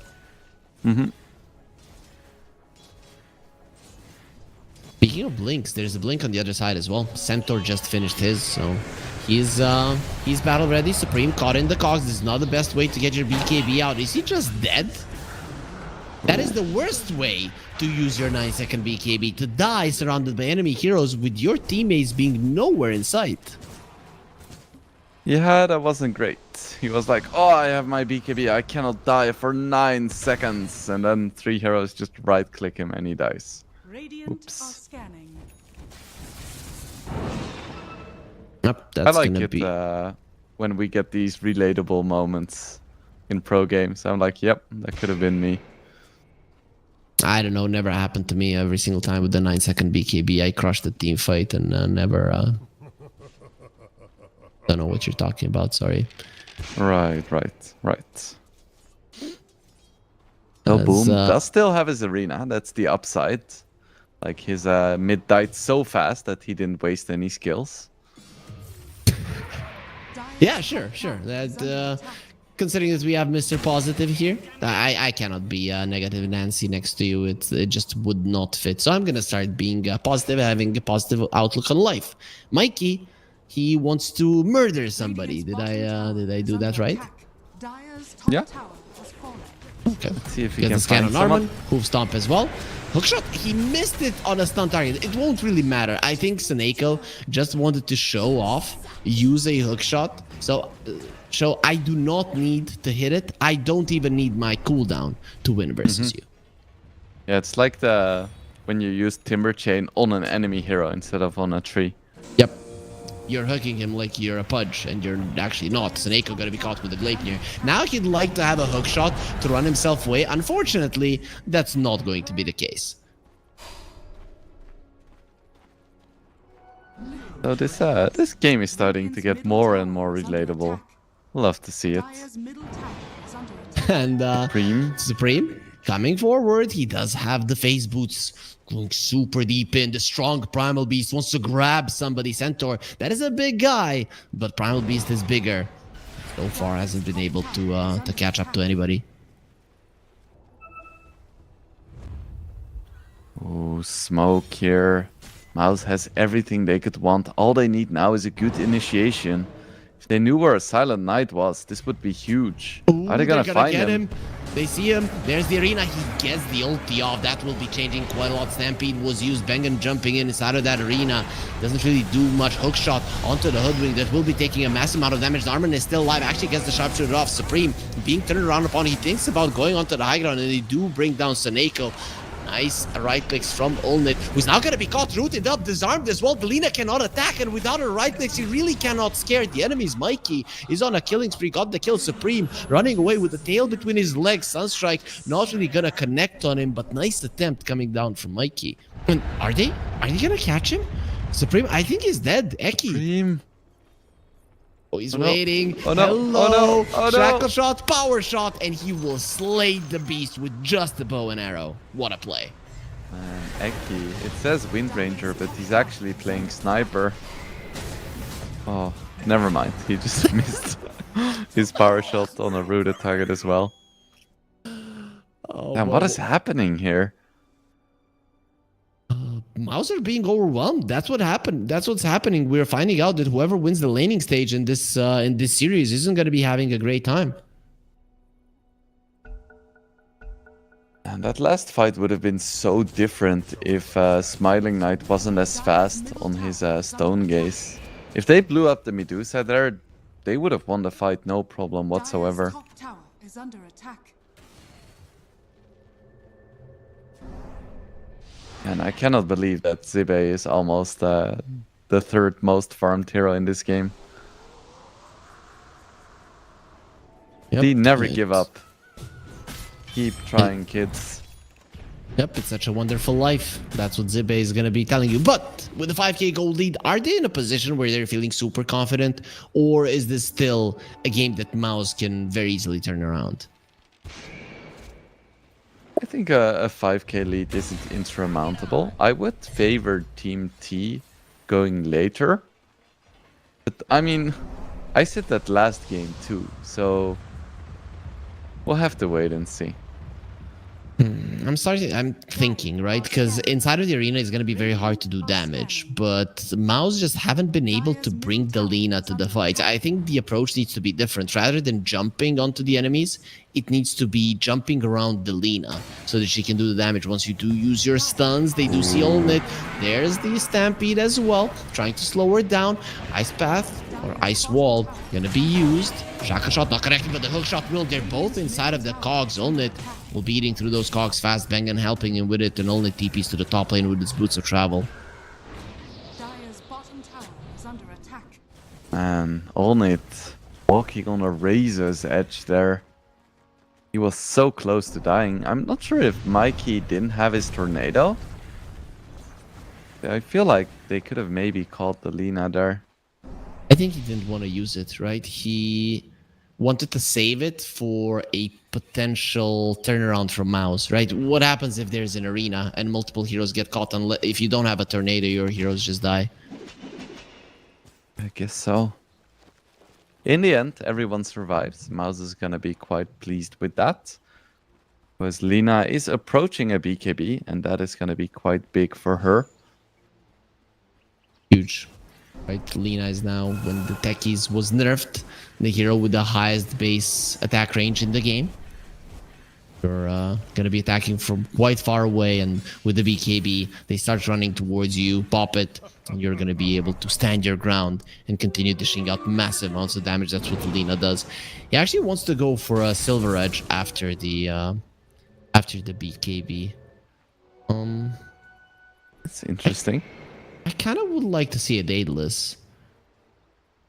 Yeah, I would agree. I don't think there is that many amazing spells. I mean, innates to break. I don't think you can break Dusa's innate. Nope. 'Cause that would be Doesn't kind of say broken. breakable.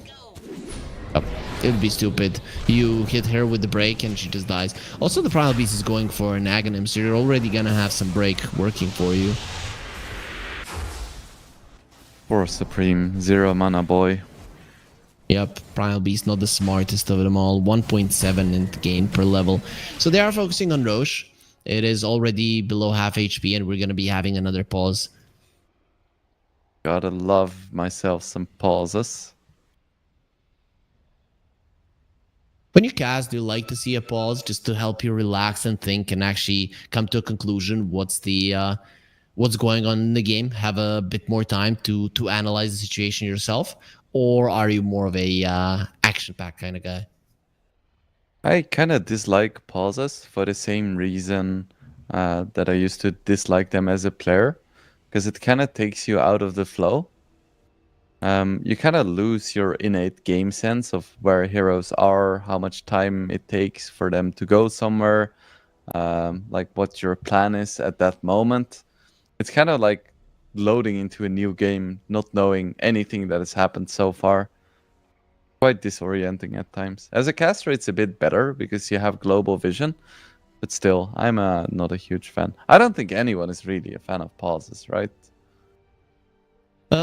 I don't know, man. Players really did complain quite a lot when they removed the pause in the first 3 minutes, and now every single time that we get into a competitive game, they use their ability to be able to pause at that time. So I think that most of Dota players, one would think that most of Dota players actually do enjoy the pauses, or maybe it's a small minority that is actually just bullying the rest of us. I think not being able to pause in the first 3 minutes is the single best change ever in Dota. Yep, I tend to agree. So there are think internet problems for Eki. Like the cumulative amount of time saved for humanity is already in the years. I'd say in the Decades? yeah, decades at least. It's At amazing. least. I just want to say a heartfelt fuck you to everyone who queued up, accepted, and then like went for a smoke. Now you get an abandon. Get fucked. What if... Are we gonna be okay with the guys who maybe had some stomach issues so they had to go to the bathroom? Nah. Weakness. Get out of my games. Yeah, you could go like cartoon, like mom, bathroom, right? That was an option, but you decided to leave your PC rather than to Or stay you and could have fight. just gone before you queued, Harry. You don't have to make it weird. That's why I said stomach issues, right? You don't know when it's gonna start rumbling. Radiant's top tower is under attack. Okay, fine. Radiant are scanning. Alright, we are back into Dire's this bottom game of tower Dota, is this under attack. absolutely normal game of Dota. Where This Boom is why we about don't to like die. pauses, because Caster starts talking nonsense. Boom is gonna get stunned up again. We see a hookshot that does nothing, but it doesn't really matter. He turns around with the bulwark. Your shield, it needs to be 3 times that size to be able to survive this amount of damage. Dire's I don't bottom really tower know what the is plan under is for Mouse right now. They're kind of just running around. But when does that change, right? Is there a time? Is there an item? Is there a situation where they want that to change when battling is actually an option once again? Well, this is a nice opportunity, I think. Do they have the damage to kill this Wind Ranger? Doesn't look like it. It's so slow. Oh boy, He is and now they're surprisingly tanky. He's gonna be turning around with the BKB. Actually focuses on Saneko. Eki wind runs away. There's a BKB on Mighty TP out. Not gonna be happening. They have a hook shot as well as the stone gaze turned into stone. He wants to fight. He wants to get the stun off. The cold snap will not allow it. The flames of the Lina have been extinguished, and now they want Vengan as well with the hoof stomp. The sunstrike not gonna be hitting because the clockwork pulls him in to bring him closer to Smiling Knight, who gets a double and is now overwhelmingly ahead of the Lina in terms of net worth. Yeah, that was such an awkward way to start the fight. Because they used all of their spells on a Wind Ranger who just pressed her single defensive button and then they couldn't kill her, but they still tried to. And it gave all the time in the world for the rest of T to just TP in and help out.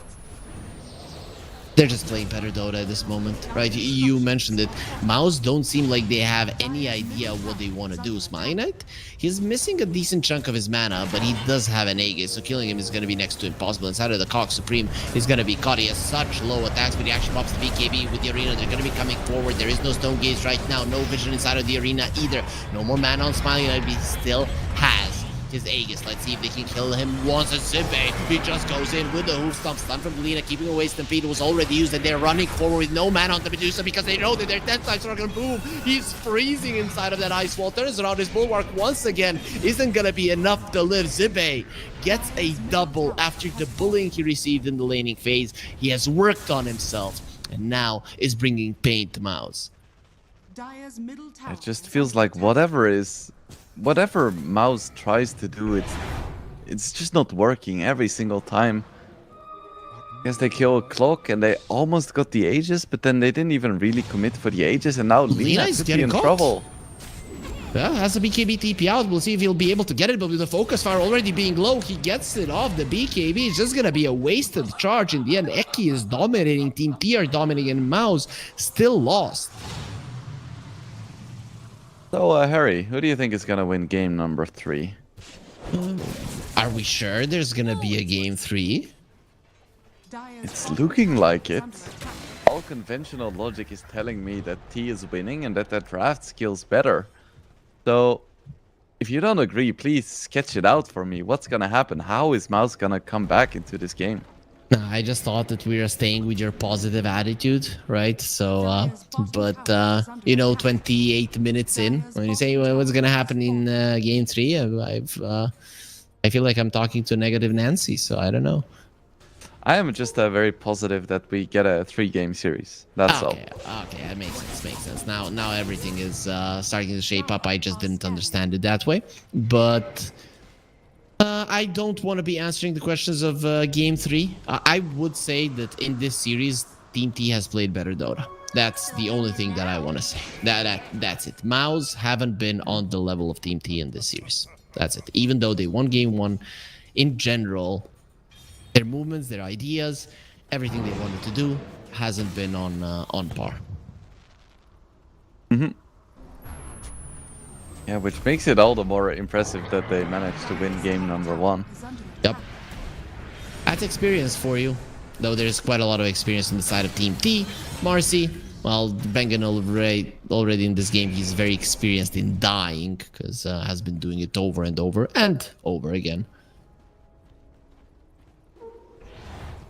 Dire are scamming. Mouse is smoked. They still want to try and make something happen. If they can find Smiling Knight, kill him before he gets his ulti off, that would be the perfect start to a fight, but they didn't quite have what it took there.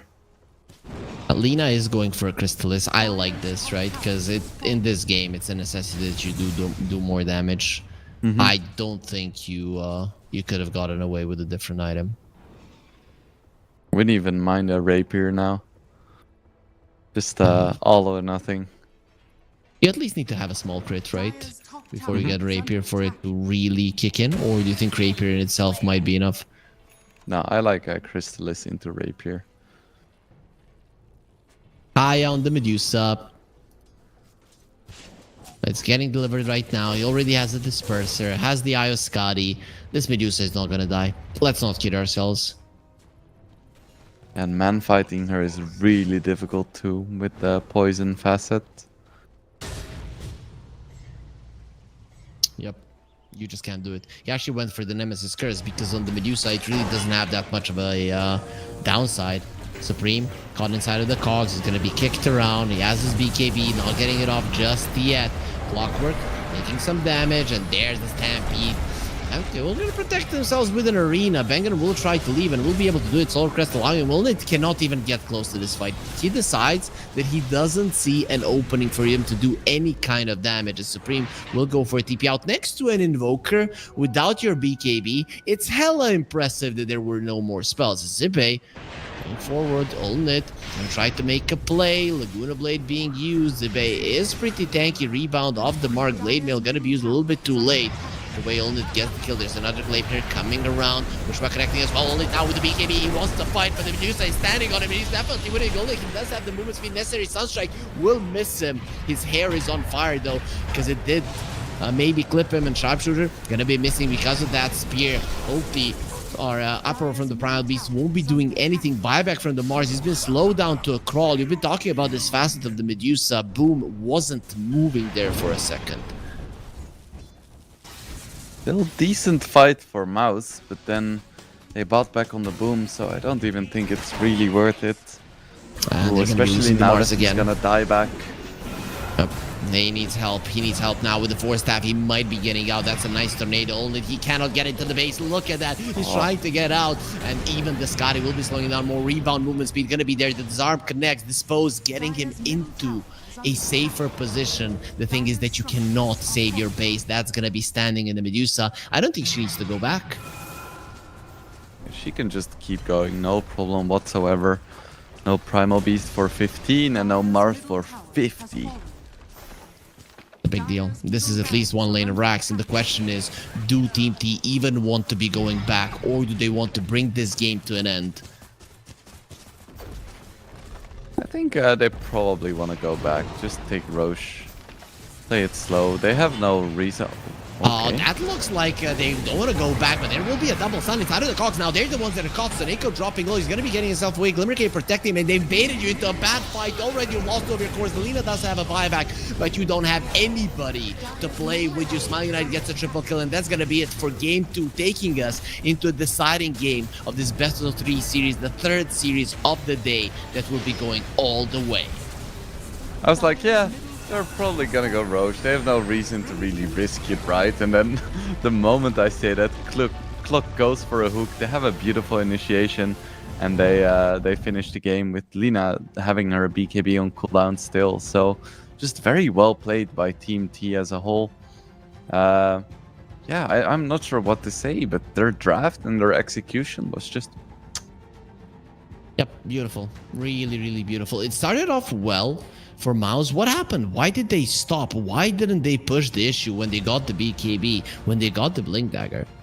Well, they tried to push the issue when they had the BKB, but then, you know, the Primal Beast decided to run into 4 heroes or something and just get right-clicked to death. So that certainly did not help, I'll tell you that much.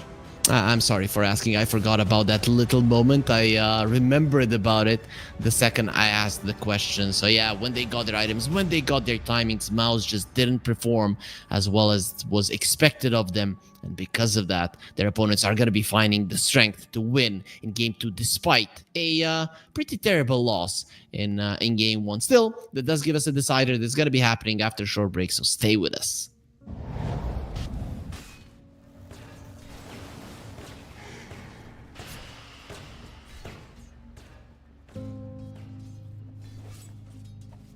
Sorry to disappoint you.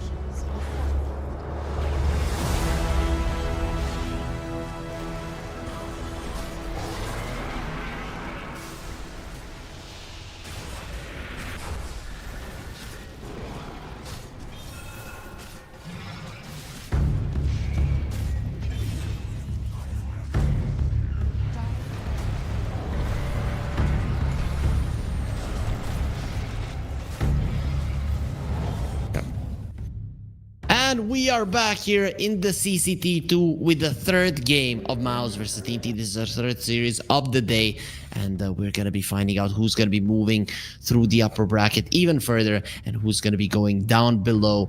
Wingblade, from my perspective, TNT have been looking like a better team thus far. But does that mean that they're going to win?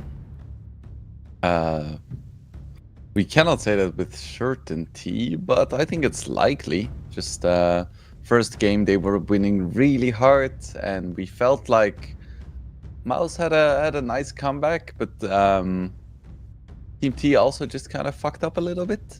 That's a game they should have won. Second game is another game they should have won and did. So that leaves us with the third game where we both agree that Team T has been looking stronger today. Of course, Dota is a game of many, many variables, and the first one is the draft, and we should be getting into that one fairly soon.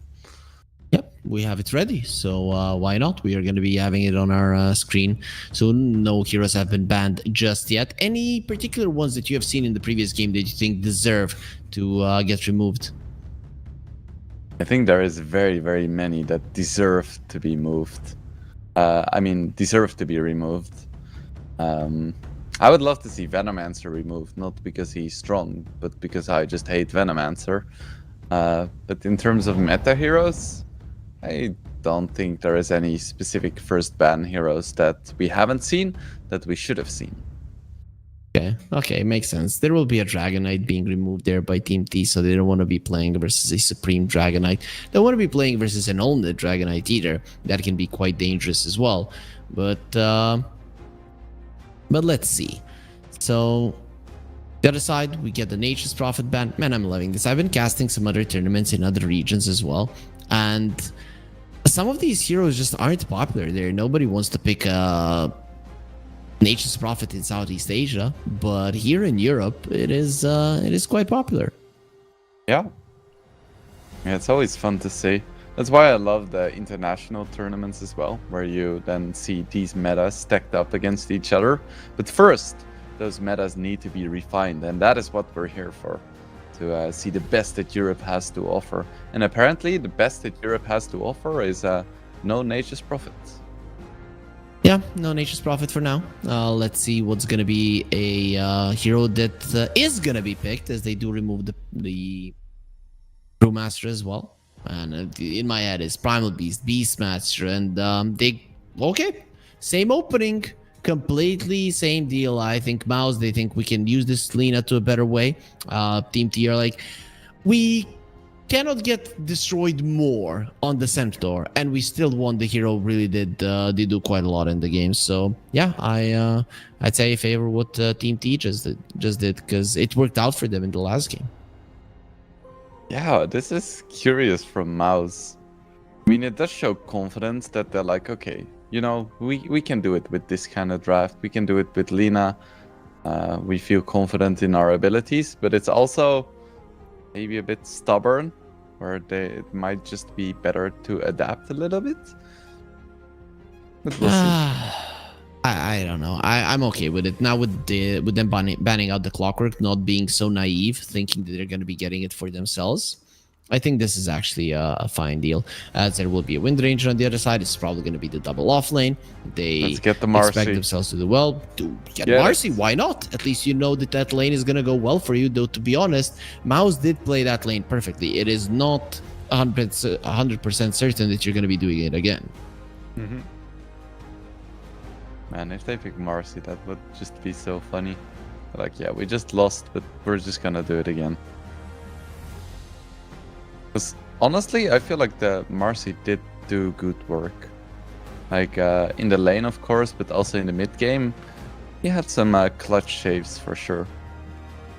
Yeah, I agree. They look quite decent for the Marcy, but I think all of those saves did happen in the early game, right? Later on, sure, dispose save when you're in your base is fine, but there is a good chance the hero would have survived anyways. With Mouse taking this long to go for this pick, I assume it's not going to be the Marcy. Yeah, I guess so. What other options do they have? They could go for a Phoenix, which would be quite nice, I think. Both Centaur and Wind Ranger not known for their ability to hit egg, but Stampede is quite good against Supernova. Very good at their ability to run away from the egg. I mean, you could go for a Mars again if you want to. I just don't think Phoenix is the pick now. Ooh, wasn't expecting that. Okay, yeah. It took that much time just to pick a shit hero. Why do you think so? Like, Shaker, I'm just kidding. Now, I thought he was going to be played more when the Aftershock actually had it level 1. Because that's so good. It made the hero so much better. On level 2, you were as strong as you were on level 3 back in the day. And now, with it being removed, I just don't see him as that great. I like his innate ability. It's cool. It looks cool. It has a solid idea, but I just don't think that the hero is all that great. Yeah, same. I think it's one of the victims of Dota's power creep, where every hero is just so incredibly tanky right now. I remember back in the day, when you got like a 3-hero Echo Slam, you could like kill 2 supports straight off the bat. But these days, everyone is running around with like 3000 HP and 2 defensive items at like minute 20, and then it's really hard to have the same impact as an Earthshaker. For sure. And he definitely takes a long time to come online. He's not as strong. I think there needs to be a new way to play this hero. People have to find a new way to play this hero. Just playing it as the support that dodges fights, gets a fissure out from time to time, just farms the blink dagger isn't good enough. You need to be active earlier. A Batrider is strong even without the blink and stronger with the blink. The Earthshaker is not a hero without the blink, and then somewhat of a hero with the blink. Mm-hmm. Honestly, what I would love to see is every Dota hero nerfed to be the level of Earthshaker, so that we don't have to find a new way to play, and just like the Blink Echo is the meta again. That would be lovely. It is cool. It does make for some interesting games for sure, but I think you are daydreaming right now, Wingblade, because Ice Rock hasn't been changing this game for the past 20 years for just him to revert it all back. As there will be an Invoker and the Crystal Maiden on the other side. This Team T lineup looks like they really want to be always gunning for that extra kill, right? Because you have so many spells that you can spam. These are the types of lineups that I like to see. You get one kill and then you start running forward. You have the Stampede, Hoof Stomp, you have the Shackle Shot, you have the Frostbite, and every single hero that you catch, unless there is a complete turnaround of the enemies, is going to be taken out. But with the PA coming out, that will put the lean onto the mid lane with the rotations of the Shaker that might actually work out versus the Invoker. And the PA versus all of these heroes later on in the game, she one-shots them. So that's going to be quite nice. This is very interesting. I feel like Mouse has just patched up their game to the next patch. Like, yeah, all of those meta heroes, yeah, we're not gonna pick them. Here you have some Earthshaker PA gameplay. A PA is somewhat meta. We see it from time to time, right? I guess. I wouldn't call her meta, I would call her meta adjacent. Okay, yeah, that's actually quite nice. Adjacent meaning, yeah, exactly. Just kidding. We're big English speakers here. We know all the words in the world. All the words, the best words. We only use the best words. Exactly. Big, strong words. One day we should come, and just use the harder words so that we don't understand each other and the viewers don't understand us at all. That'd be quite a flex. I mean, Harry, you don't need to use any more difficult words for me to not understand you. You've got that covered.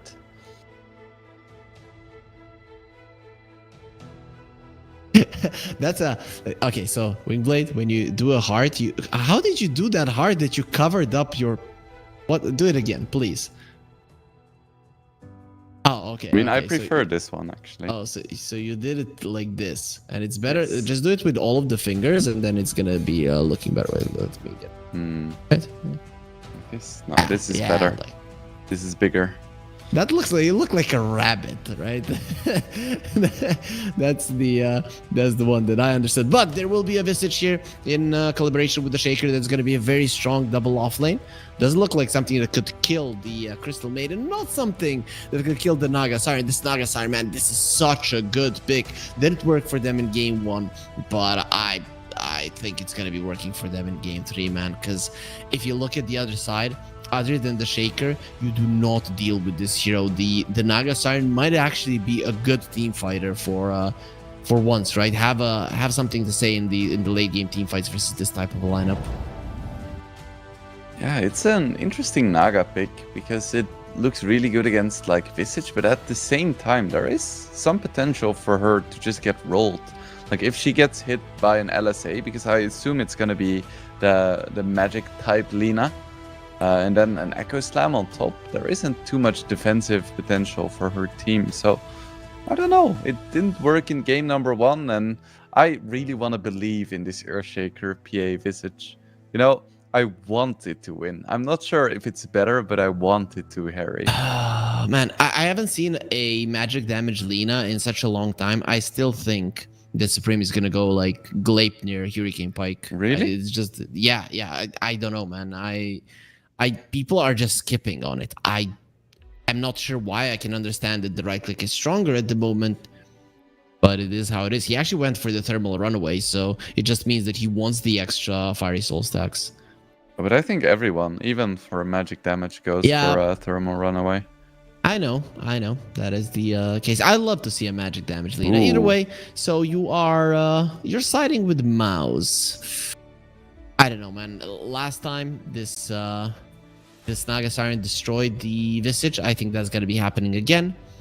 I think Wind Ranger and the Centaur are going to be having a much better time right now. Mikey will be doing decently with the Invoker. I can see so many liabilities on Mouse, so many heroes that are easy to kill, and so much mobility and kill potential on the other side. I think Team T, if they play this properly, it's their game. Okay, we'll see.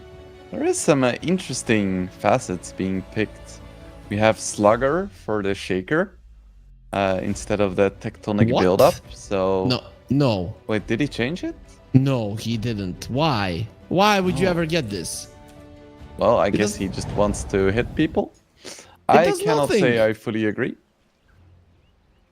Enemies killed with Enchant Totem or Earthshaker's other abilities are sent flying, dealing damage to enemies they hit. Like, I don't know, man. I don't know how it works. I don't see this happening. I don't think it's great either. And also they have Methodical on PA, which I also think is pretty bad compared to Veiled One. This is how I understand people that play PA quite a lot. They say Methodical is better if you can get away with it. And the Veiled One is if your team needs you to be split pushy a bit and stuff like that. But this is like the preferred one from the PA players that I've talked to. Oh, I think they're wrong, because there is like a 3% win rate differential in pubs. I think that's significant.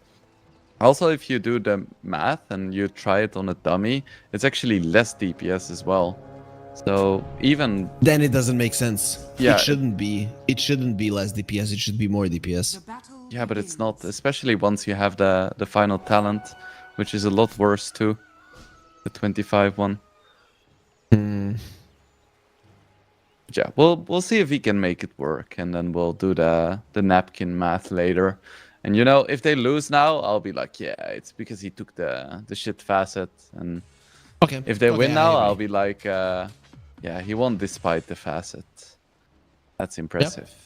Awesome. That's a good way. Never be wrong. Never admit you are wrong until you absolutely have to.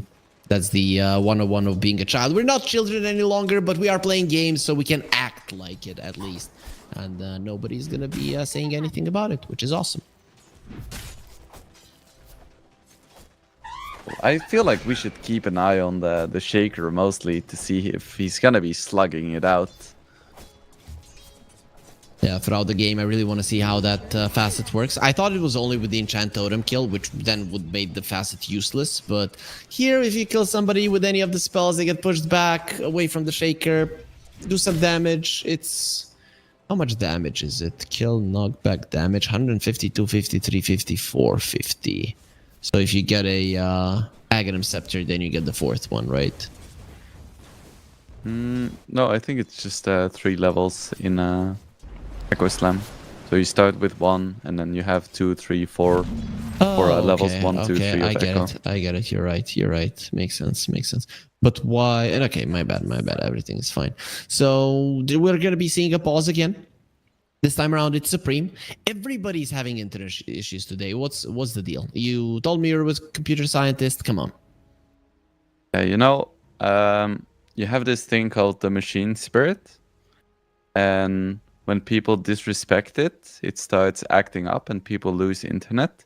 So whenever you see these players being paused, what they do, they walk away from their PC, they light some incense, and they do some light ritualistic chanting. And that tends to fix it, at least in the short term. For long term, you need like bigger systematic sacrifices. But for now, this works just fine, as we can see with Supreme. He's back. I expected a different answer, but sure, that works as well. This is why I'm not a computer scientist, right? Because I don't know these things. And I'm really glad that you were able to explain it to us. Ibe, again, he's struggling. He's going to get the hoof stomp off, get the PA off his back, but he won't be able to get it off his back for long, and it will be only that gets the first blood. So I thought he was going to be doing better, but actually Enchantress seems to be a much bigger problem than any other hero. And once again, Miles, they are crushing the laning stage. It's actually even the Visage of it winning versus the Naga. Yeah, that's interesting, because in game 1 we saw Smiling Knight just absolutely crush Boom in practically the same matchup.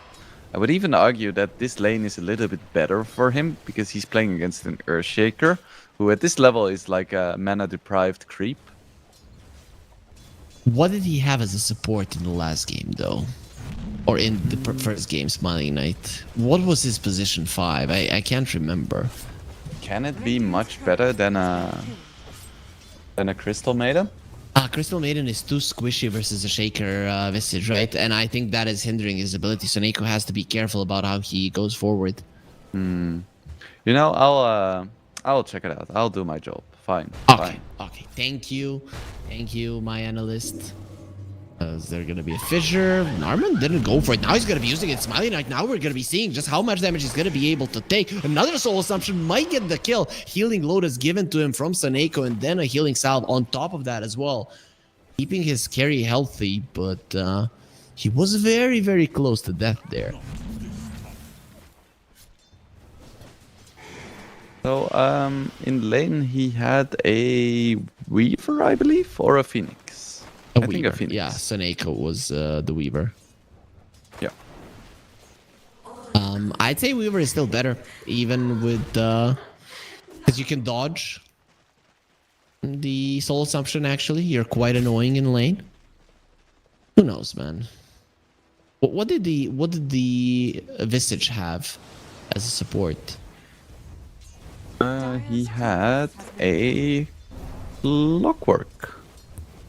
Okay, I'm surprised they didn't do better in that lane, actually. Yeah, me too. Okay. I guess he learned, right? Last time was a mistake. Now Boom is going to be at full force. One thing that the Shaker does give you is lane equilibrium. So that can most definitely help when you're being pressured. As Bengan is pressuring Eki right now, who's pulling the creep wave. He needs to bring it to his teammates. And Smiling Knight on the bottom lane got blocked in by the fissure. So he's going to be taking a decent amount of damage because of that. He went for some quick raindrops. I like to see that on the Naga Siren. You generally want to use just 5 charges to block damage, because then it's like a slightly more healing self in practice. And then you just put it on your backpack until you go jungling, and then it's like a permanent partial clarity, which is just really nice to have. It's always nice if you can save it, though. Versus a Visage, I don't think you can get away with it. You need as many of those raindrops as you can get. It is pretty much a necessity to be able to live in that lane at all. We'll see if he manages. Speaking about managing, Zibby isn't managing to survive very well, but his CS is okay. Oh, this is a problem for Olnit. He needs a creep wave to come fairly soon, but Suneko will be rotating, and this looks like a very dead PA. Another blood grenade will be used. He's surviving as much as he can. Zibe dropping low. He wants to get one more hit in. Those blood grenades are doing the work. Where's the hit? Suneko will be finishing him off with the Crystal Nova, and that does leave Bengen on his own, especially with Zibe coming forward. He's thinking about it. Has a healing salve.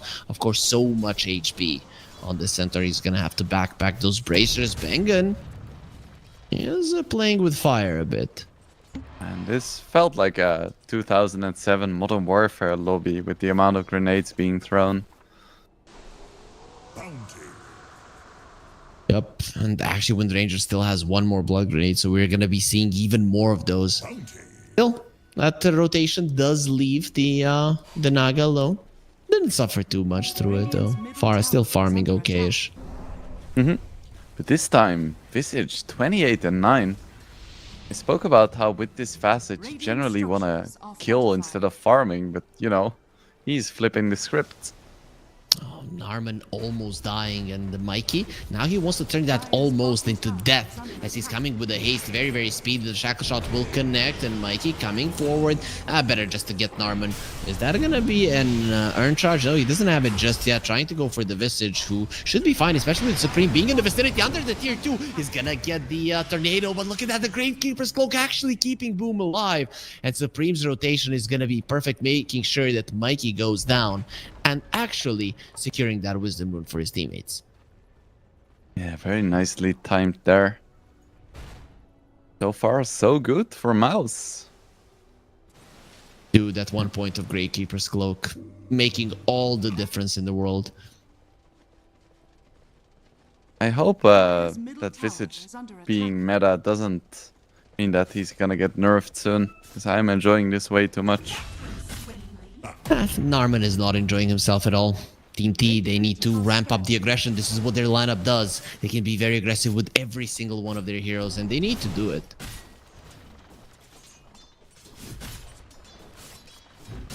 Looks like it's actually Onit who is the most farmed hero right now. And he used to be quite a mediocre laning hero, but I feel like these days she's quite good. Visage getting reeled in. He turns around with his whole assumption, loses his life. Now Bengen could be in trouble, especially with the power shot getting him low, and they actually get the tower down. Yeah, T slowly turning it around here. Was a 2k lead, now less than 1k, and getting the tier 1 bottom. Very nice for them.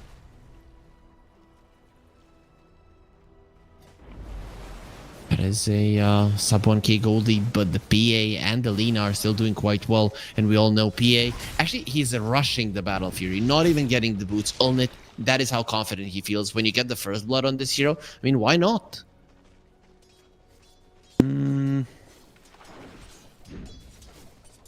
Well, there are a few reasons why not, but I feel like this game it could work. He is very, very close. Teach us. This is why I want to have carry players in a as my analysts. Come on, teach me. Why wouldn't you rush a Battle Fury in this, let's say in any game, not this particular one? Well, there is two big reasons and then one slightly smaller reason. The big reason is that it's really hard to be aggressive or do anything on the map when you just have a Battle Fury. Well, if you go for threats first, you can at least like sometimes TP in and still get a kill. The other one is you can't really run away from heroes because you have no movement speed and you have like 800 HP at 10 minutes, which also isn't great, so you're very vulnerable to ganks. And then the third and final reason is that having a Battle Fury without boots doesn't even make you farm that fast compared to just buying threats first, because threats is such an efficient item that during the build up towards a Battle Fury, you're gonna farm slightly faster because of it. So it doesn't even delay your Battle Fury by that much, because threats are a really good farming item too. So thank you for listening to my TED Talk, and please buy threats before Battle Fury. Thank you. Okay, and then why is it solid in this game for him to get away with it? Because as we can see, he still has his tier 1 and his team is applying most of the pressure, which means that the first two reasons aren't as relevant, which means that there is a hypothetical situation in which he farmed faster because of the Battle Fury and he doesn't die for it or miss any kills. And he's gonna have it in just 330 gold, so that's like 2 waves, and it's pretty much done. Narman, speaking about being done, he does have arcane boots, but of course he would like his blink dagger as fast as possible. That's gonna be taking a little bit longer unless he is allowed to farm, which needs to be allowed by his teammates first and then by the enemies as well.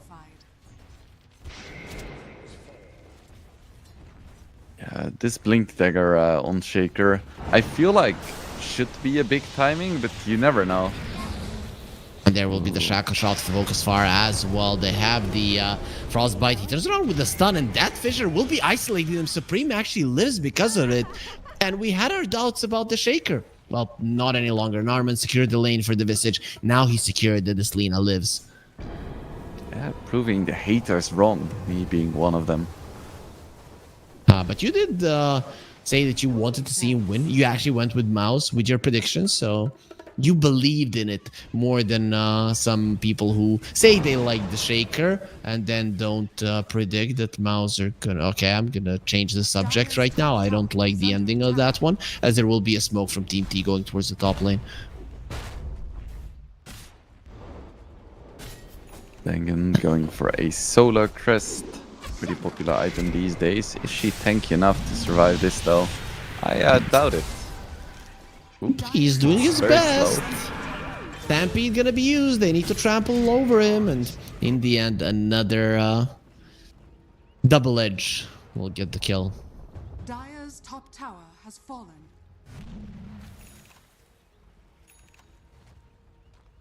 There is a blade mill up on the center.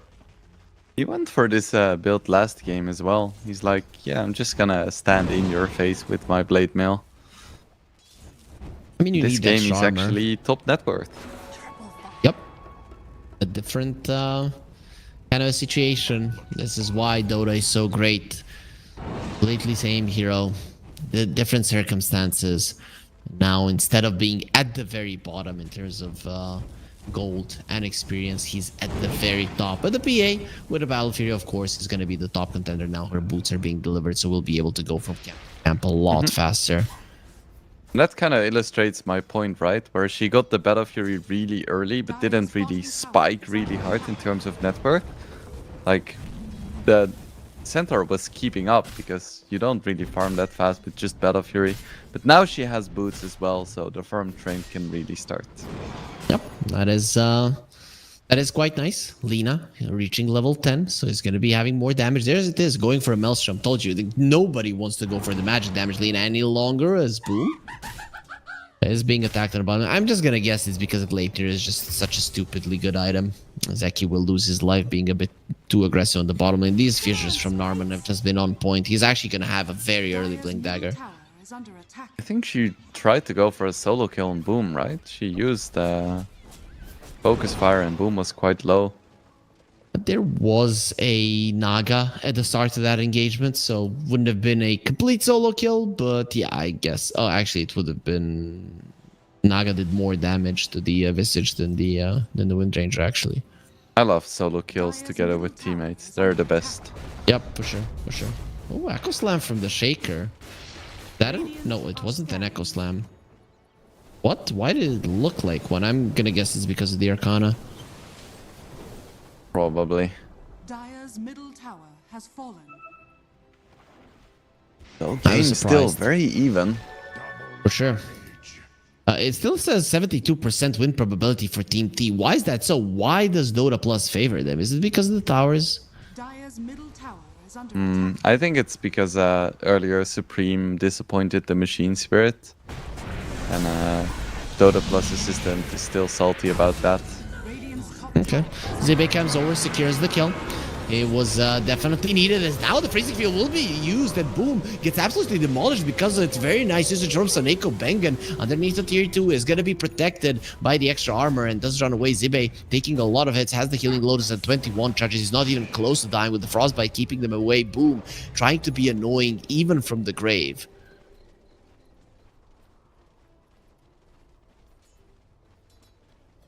Zibe has a blink dagger coming up, so this is a point in the game where Team T can start ramping up the aggression somewhat. I don't think Lina is really ready to fight, nor is PA, so this is go time. Will be a smoke being used. Team T, they understand that they're stronger at this moment. We talked about just how their lineup could be getting kill after kill, as now they're gonna be jumping in. PA jumps forward, dodges the stun, but doesn't matter. There's just so many stuns that they have, and the EMP will be getting him low. He actually gets himself away, being caught by the net, reeled in onto that power shot and slain. The assassin will be the one that gets caught as they're going for more. The frostbite does connect. Tornado keeps the play for a very long time. There will be another frostbite to make sure that Boom never again walks inside of his base. As Saneko TPs to the mid lane. They are not done chasing. Look at that Naga Siren already chasing for more. They want to be able to get on top of the Shaker, who now finished his blink dagger. So even if you would have killed him, it wouldn't have changed much. Let's see if with the blink dagger, Mouse is able to do something in this game. Once again, Lina. He's gone. He's just gone this time around. The fissure protecting him is not going to be enough. And look at Zibe coming forward. That's a bit too deep. The tornado only connecting onto the Shaker. Zibe is out of the Seeds of Serenity, and there's the sleep. You guys are going to be taking a nice nap. Bengen a little bit longer than some, because the song was ended and they want to take him down. Illusions will be able to do. There's the Echo Slam connecting onto 4 heroes. Narman is going to be revealing his blink dagger in the best possible way. Wasn't that great, because they do lose the PA either way. He just came back, but you do bring down the 4 heroes that you've been able to catch. Oh, who even comes out on top? Probably Mouse slightly. But they had to commit really heavily there. And again, it's not PA getting the farm here, and she needs an additional 2 items before she can really fight BKB, and then 1 more item on top.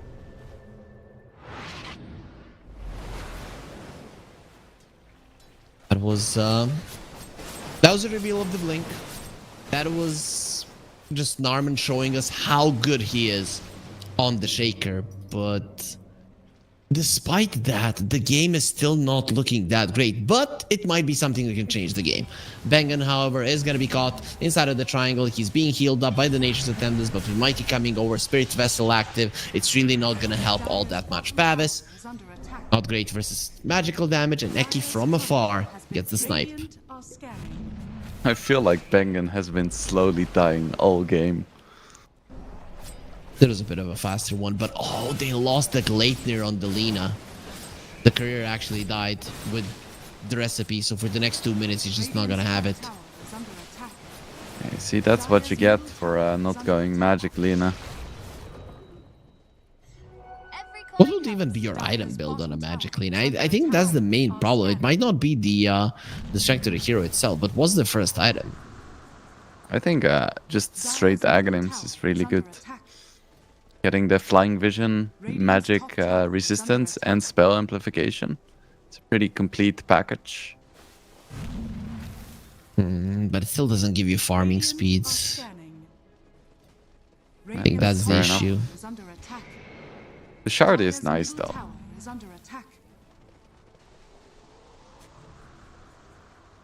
Let's see. Echo Slam is back up, so Mouse could try to go for some kind of play here. Ideally finding the... Oh, Supreme. Are you gonna get solo killed by Eki again? No, well, he turns around. He's gonna try and fight. And, well, it's not a solo kill. It's a solo kill with the help of friends. Eki dealing most of the damage. Frostbite helping. This is... A sister betrayed you? I mean, I guess the Lina really wasn't expecting that. This is so painful for Supreme. Just keeps dying like that. And he is his team's most farmed hero. You cannot afford these deaths. Shaker is going to be caught. He's taking a lot of damage right now on the other side of the map. Eki will take him down. He's everywhere, just bringing people down, as they will be finding the Visage as well, reeling him in. There will be a hoof stomp, tornado to save him for the time being, but very soon after the shackle shot, he will lose his life as well. Naga illusions just very easily bring Boom down, as Mouse, they are seeming more helpless by the minute. This is starting to look eerily similar to game number 1, which means that Mouse may just run away with this one, right? I could see it happen, but in this game, I don't think I favor Mouse inside of a team fight unless it's super later into the game and the PA is super farmed. I think in a team fight that Team T are actually going to be doing well because they have so many heroes that contribute so much in a long fight. Again, in game number 1, they had Phoenix Enigma, so they also, in theory, should have been really strong in team fights. Dire's middle tower is under attack. Now we are gonna put that to the test. Mouse going for a 3-man smoke. Echo Slam is ready. What can they find here? Big old lead, Eki. They want to go. They will go for Ulnit, who doesn't have a BKB just yet. Loses all of his mana. The shackle shot will connect. He's all alone. But Team T don't necessarily know this, so they back off for now. This'll come in handy. Very scary. Now Guardian Team Breeze T is Wind gathering Ranger. up as well. Pretty cool. Another smoke, this time bought by Crystal Maiden. Question is, when are we gonna see the first big objective push or Roche? Well, that is a solid objective that's going to be taken down. Sunstrike, a little bit too late. Narman gets his shard. The big deal for a Shaker, right? You can now focus on the Yules, focus on something that's going to keep you alive and already have that shard. That's going to be a big contribution in team fights. Mm-hmm.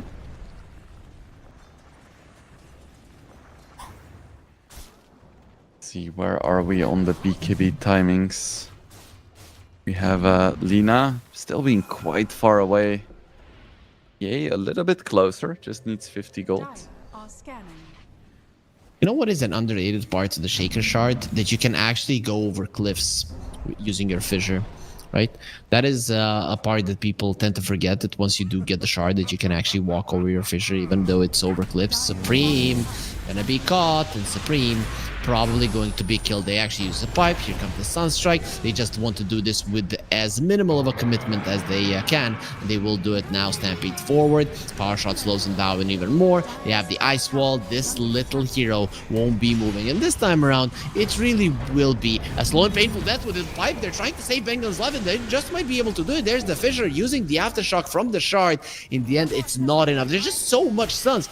A cold snap, ice wall, tornado, hoof stomp, frostbite. Just how do you get out? Shackle shot, and there's the silence with the Sunstrike reel in. He just wants to keep Ulnit in place for as long as possible. Was trying to force out the BKB most likely. Mm-hmm. A 9k lead.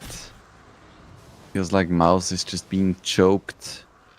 Can barely leave the base. So how is Supreme ever gonna be able to get his BKB? Well, by the PA carrying her weight, she has been very quiet for the entirety of the game. Is level 15, so does have the cast range on the Phantom Strike. Maybe they go for Roche. This is very scary, considering that the enemies have all of their tier 1s available. They can very easily understand that this is happening. And there it is. Already they're TPing. They understand if you lose a fight right now on the side of Mouse, it could be the end of this game, of this series. Eki already in position. Running in, uses the Shaka shot, wind run away. It's gonna be a power shot coming out. Dagger, double hoof stomp, gonna be connecting, reel in. Bengen, they're gonna be targeting him. The Shaker goes in, instant tornado. Not gonna allow him to do anything. Also clipping the Visage in the back. So Shaker is not really going to be contributing in that fight, and he's the one that you need. Now with the song, they're going to be resting, but look at how they've been caught. Here comes the Meteor and the Deafening Blast with a beautiful shackle shot. It is a disaster for Mouse. They went for a fight. They knew they couldn't win, and then they ran away like cowards, but only one of them will survive, and that's the PA. Going for a sneaky Roche was kind of what started the comeback for Mouse in game number 1. Maybe they wanted to relive their glory days, but this time Team T still had their tier 1, didn't commit for the tier 3, knew exactly what was going on and took advantage. Yep, and now they're going to be taking the Roche as well. That is a big deal, right? You get it on Smiling Knight, you could actually go high ground. The Echo wasn't used, so that's a good thing going for a Mouse. But in this game, they're already in single-digit win probability on Dota Plus, and I tend to agree. This is looking really, really good for Team T at the moment. Mouse showed confidence in the draft by once again first picking Lina, and once again not really working out for them.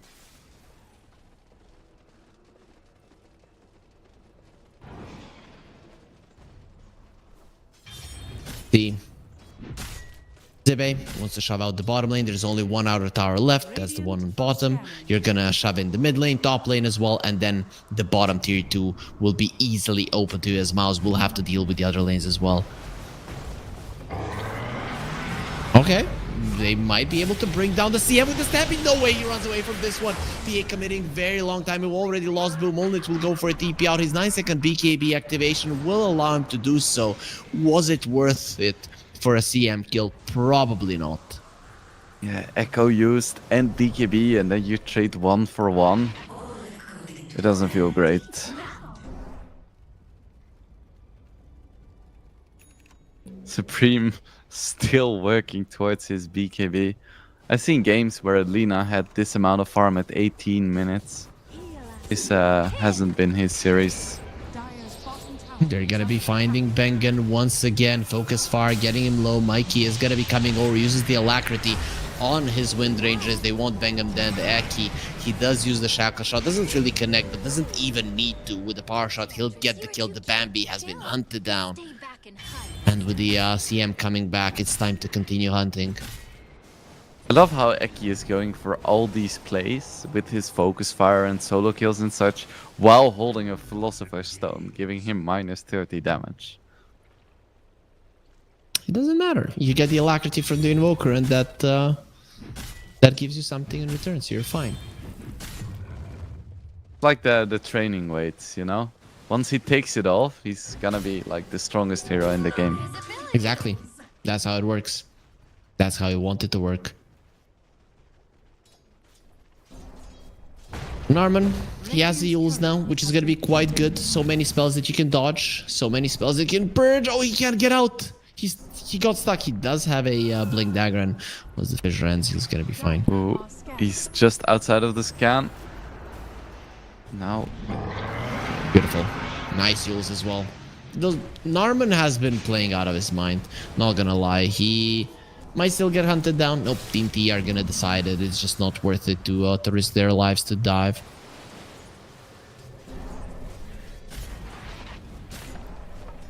They are looking towards a PA. He's gonna get another solo kill. Let's go. You know what? Once Solid gets his Nullifier, next time that he goes for that kind of a play, he's gonna be in trouble. They want Olnid dead, pulling him in, BKB TP out. Nice decision. You understand that your life is pretty much in danger. This could be a signal to try and go for some kind of fight or high ground push though. There it is. Narman already gonna be caught. Sunstrike coming over just to contribute a little bit in the damage department. Soneko pops his ulti, understanding he might not get a better chance to do so. Just get a hero off the map. It's gonna help you pushing.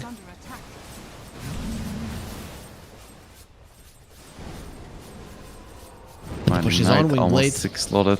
Radiant's top tower is Oh, yeah, the last time when you said it, it actually worked out. They won. There will be a Gleipnir. I think this is the first time I've seen it in the game. And look at that EMP just pulling them in. Lina does have a BKB, will stand their ground. However, boom, he's not going to be able to do it. The Glyph is being used, doing some damage, but the Naga Illusions are going to be helping to tank all of that from his teammates. Bengen is protected by the Glimmer Cape, but now they turn around on him as well. Blood Grenade still flying through. Even now, reel him in. And it is gonna be a fish doing the fishing. This time around, Bengen is not gonna be escaping. There's 2 heroes without buyback that are gonna be taken out. And look at that, Olnit doesn't even want to contribute. Dire's bottom barracks are under attack. Yeah, it's a rough one for Mouse from start to finish. Radiant's top tower. Of course, game isn't over just yet. They still have a PA who is reasonably farmed, and of course the Echo Slam potential. They're gonna have to make something happen very soon. Have to make something happen right now. It will be a 20k gold lead here for the side of Team T. They will bail for now. Just 1 buyback is enough to dissuade them. I think it is the idea of the previous or of game 1 that is going to dissuade them from the push. Yeah, perhaps. Aegis is gonna expire now. Zibe, Echo Slam, stunned up, nullified as well, follow-up stun. He is not dying, no way he's gonna be able to survive this. And with the song, now they're all caught together. They used everything they had in the tank. Now, here comes the Meteor, pulling them all in. Zibe returns into a fight. There will be a BKB from Olnit trying to go for a CM, and he does get her down. Supreme very low, will be losing his life onto Zibe, trying to kill him, but this guy, you do more damage to yourself than you're doing to him. With the nullifier onto poor Bengen, he'll be taken down next. Now, it is gonna be Olnit without his BKB. He's actually cleaving people down, but very soon left on his lonesome Narman. He's gonna be trying to get himself away, but there's nobody that is gonna be protecting his carry, and now he's gonna be next on the menu with the Cold Snap. He cannot move. Spirit's Vessel on him as well, will die to the damage of Mikey, instantly buying back. They have 2 more ready, and they can fight the 3 versus 3. The question is it even worth it? Attack. Dire's middle barracks. Yeah, my goodness, Zibe, what a tank. Incredible. Dire's middle tower. They used absolutely everything, every single ability, every ultimate in the game. They still didn't have enough. And they found And the that Shaker was as well. before He he just even bought used back. his You have to buy- buy back now. He actually gets the blink away after the Yule's usage. Now Zibe. Last time this didn't go too well for you. Nullifier being used. Zibe pops the blade mail. Not really a target at this moment. Lina needs to be careful. Will punch him a couple of times. Supreme takes a lot of damage. And with the pipe, he doesn't take anything. 1 more crit from the PA will do it. Let's see if they're going to be going for it. Protected by the Shadow Amulet and 4 staffed out. Zibe will be fine. Dire's middle tower is under attack. Yeah, this man just doesn't take any damage.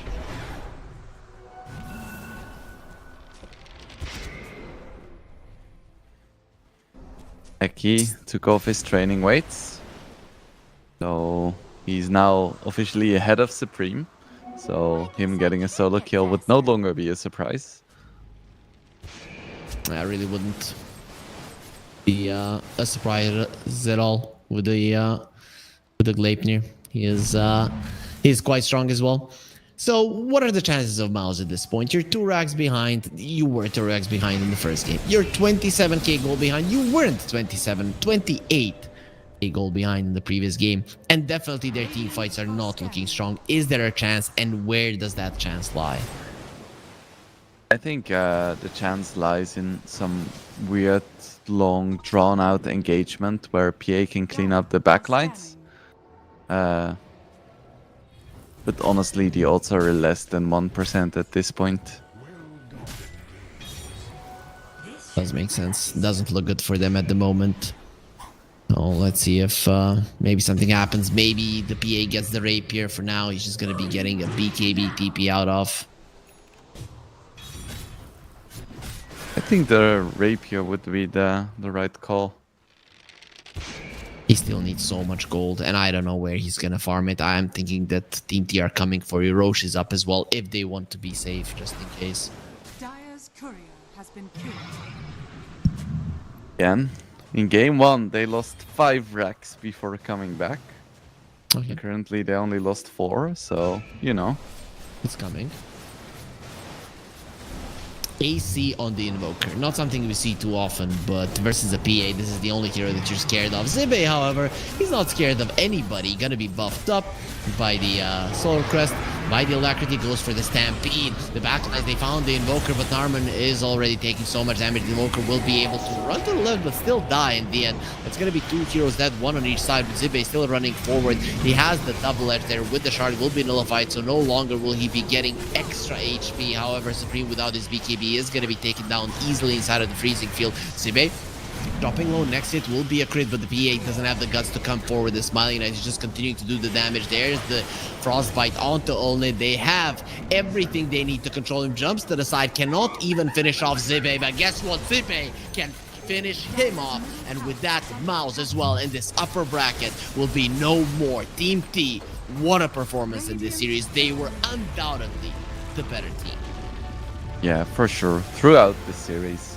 I guess game 1 was a fluke after all then? Yeah, I'm gonna say it was, to be honest, 3 games in a row. The side of Team T for me looked like the better team, and they have deserved this victory. Mouse, with the victory of game 1, I thought there was no way that they're gonna lose this series, but alas, here we are. Yeah, it's a testament to Team T's mental fortitude as well. Like you mentioned after the first game, how do you come back from this game that by all means you should have won? And then, well, they found some way, they managed.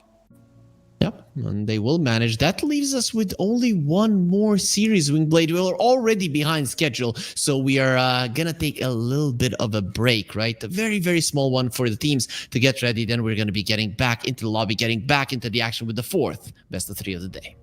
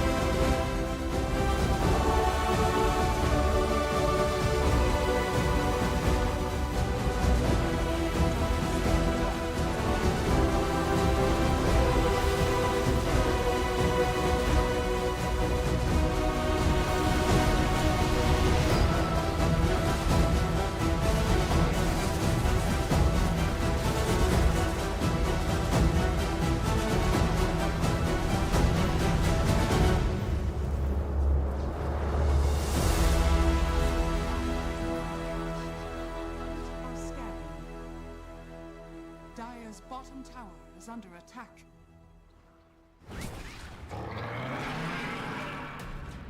Dire's bottom tower is falling. Radiant's top tower is under attack. I tested your metal.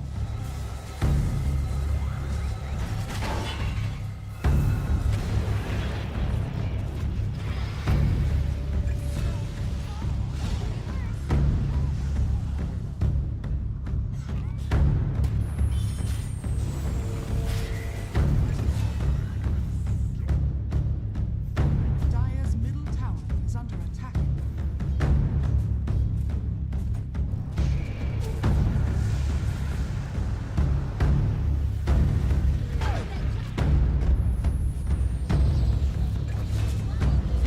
Dire's structures. And we are back with the last series of the day here at the CCT2 to find out who's gonna be moving forward in the upper bracket in this last matchup. And Wingblade, we're gonna have two amazing teams. So I think this time around we might have a clear favorite. For me, Nightfalls yesterday didn't look as convincing, but Liga looked awesome. Yeah, same here. I was expecting the first series to be a little bit closer, and now the second one, yeah, I would expect Liga to come out on top quite convincingly. Oh, you and also Nightfalls sometimes yesterday that wasn't the case, but usually when they would win really fast, and even if they would lose really fast. So I wouldn't be surprised. We're not gonna get the 8-minute GG out that you witnessed in the group stage, but I think we could be seeing some action-packed fast games. I don't know if you agree. Yeah, I hope so. I do want to see it go to a best of 3, ideally, but quick action-packed games, I am all for. Okay, so one thing that we can remind ourselves of is the rosters of these teams. So production, if you would be so kind to show them to us. There they are. Nightballs, VTune, Warwick, Kami, Janter, and till the end. What did these guys miss yesterday to impress us, right? They still made it. They still won, but it wasn't clean, right? So Wingblade, did you notice something missing in their gameplay? Specifically, I'm gonna have to take another look at their matches, but I feel like it was mostly just like small efficiency plays that distracted them from like the big picture, where often they would be like picked off or just be in a weird place in the map where their team as a whole wanted to be somewhere else, just like the realization that you're not playing your own hero, you're playing your entire team together with your teammates. I felt like that was sometimes missing for them. Okay, I guess that is fair. I would agree with that. No, nothing to add. But what about Liga? What about the guys that got directly invited to the playoffs so far, haven't lost a game? Is that gonna change? Let's look at Liga. Who's playing for them? And like always, our production is gonna be instantly giving us that. You, Mirage, Malik, beautiful. Hellscream, and Panto. Yeah, very beautiful pictures. Oh, insane. I wish I could look like that.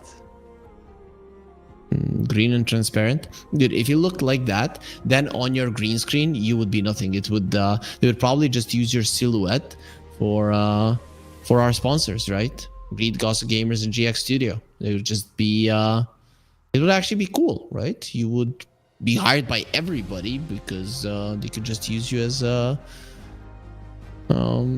commercial stand. Yeah, seems good. Even in real life, just running around like that seems quite nice. I just hope that this game, Nightfalls, they don't pick Slark. That would be nice. I take back everything I said about like game sense, macro, objectives, that kind of stuff, and change my advice to don't pick Slark. Okay, that is very good advice. You know what's also good advice? To go into the draft and see how that is going, because we are here. You're not here for our faces. Oh, we are directly into the game. Production.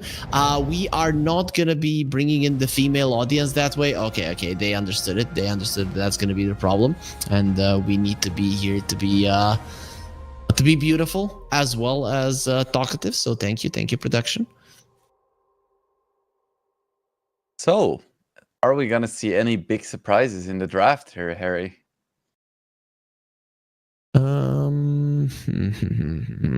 Surprises in the draft. I would say no. I think when Hero goes through like a Tinker, he would get picked. Maybe this Enigma ban this early on is somewhat of a surprise, but not really. There's some teams that just utilize the hero better than others. So I don't know what hero would even surprise me. I have to check that. Like a Ricky. I don't think we're seeing a Ricky, man. That's the point of Ricky, Harry. I forgot because I haven't seen him for such a long time. But obviously, I haven't seen him. Yeah, I'm dumb. Okay, let's go for somebody else. A Pugna mid. I would be surprised by that, and I would be pleasantly surprised too, and delighted. Please give me the Pugna mid. I think he's cool. He's friendly. And maybe an Abaddon. Abaddon would surprise me in any way. Any other hero being picked, I would be okay with. I think there's a spot for them in the game, but there are just a couple that I just would be completely against. I think Abaddon is such an interesting hero because throughout Dota's history, he has been like at 55-ish% win rate in pubs. Almost every single patch. And just completely ignored in pro games. Yeah, I just maybe think not it's completely. fascinating. Yeah, because one Yules counters you, Kiting counters you. You don't do a lot of damage. It's just hard, right? If you want to play him as a support, you need a certain type of lineup that he's gonna be able to buff up. If you overdo it with the numbers, he's gonna be buffing people too much. If you just slightly under some certain threshold, he's gonna be completely ignorable and dealable with. I don't know, man. It's just such a hard hero to make work in competitive gameplay.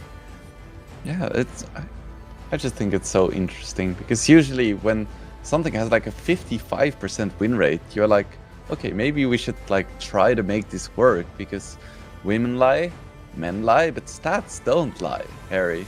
But apparently, they may not lie, but they may give the wrong impression, especially because the stats are for pub games, like you mentioned, and pro games are technically the same game, but they're also a completely different league.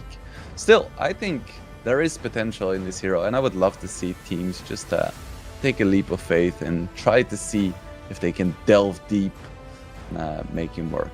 Alas, maybe not this series.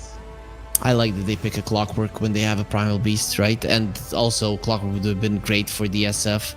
I think Night Bulls right now, they made the same mistake that was made by what do you call it? I can't believe that I forgot that Mao's in the previous series, right, in game 1, where they picked up Alina, and then they thought that they were gonna be getting a Clockwork, and they're just not gonna happen. I think Clockwork, if you want to go for these heroes, is a better opening than an SF is himself. Yeah, I'm inclined to agree. Because with Clock, there is so many heroes that do a similar thing to what SF does, where they're like high damage heroes that just need a tanky body in front. But there is not that many heroes that are similar to Clockwork, just in terms of pure tankiness, disruption, early lane prowess.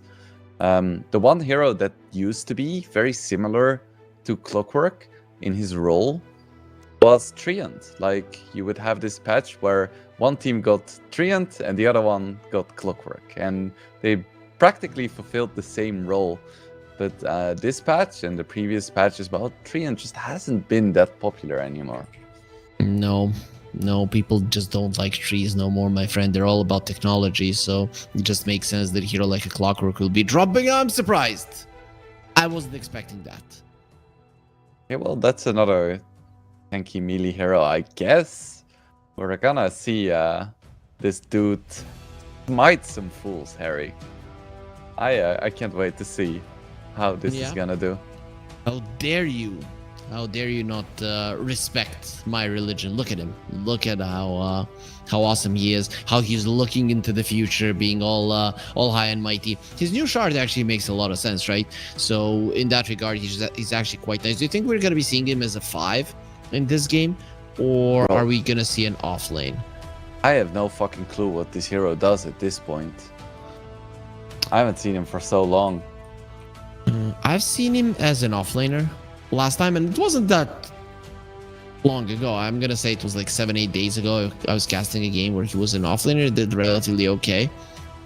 My goodness, his patch note changes are like a fucking essay. So can you summarize this? What is different about Omni Knight? Why would you want to pick him now? When you heal yourself with the shard, you heal yourself again 3 seconds afterwards. I think that's the main thing, the main change overall. And your Hammer of Purity has been changed to an attack modifier, so it doesn't give sticks no longer, which is nice. If I think that's what they did, has been properly converted to be an attack modifier. Yeah, that's and his Hammer of Purity cannot be stolen. So it's actually quite good. The mana cost was decreased. So in general, his laning phase has been buffed and his healing capabilities have been buffed. Let's put it that way. Okay, interesting. I think if I were playing Omni Knight, I would rather Rubik steal my Hammer of Purity than my Purification. But I guess it Or is Repel. consistent with other similar spells. True.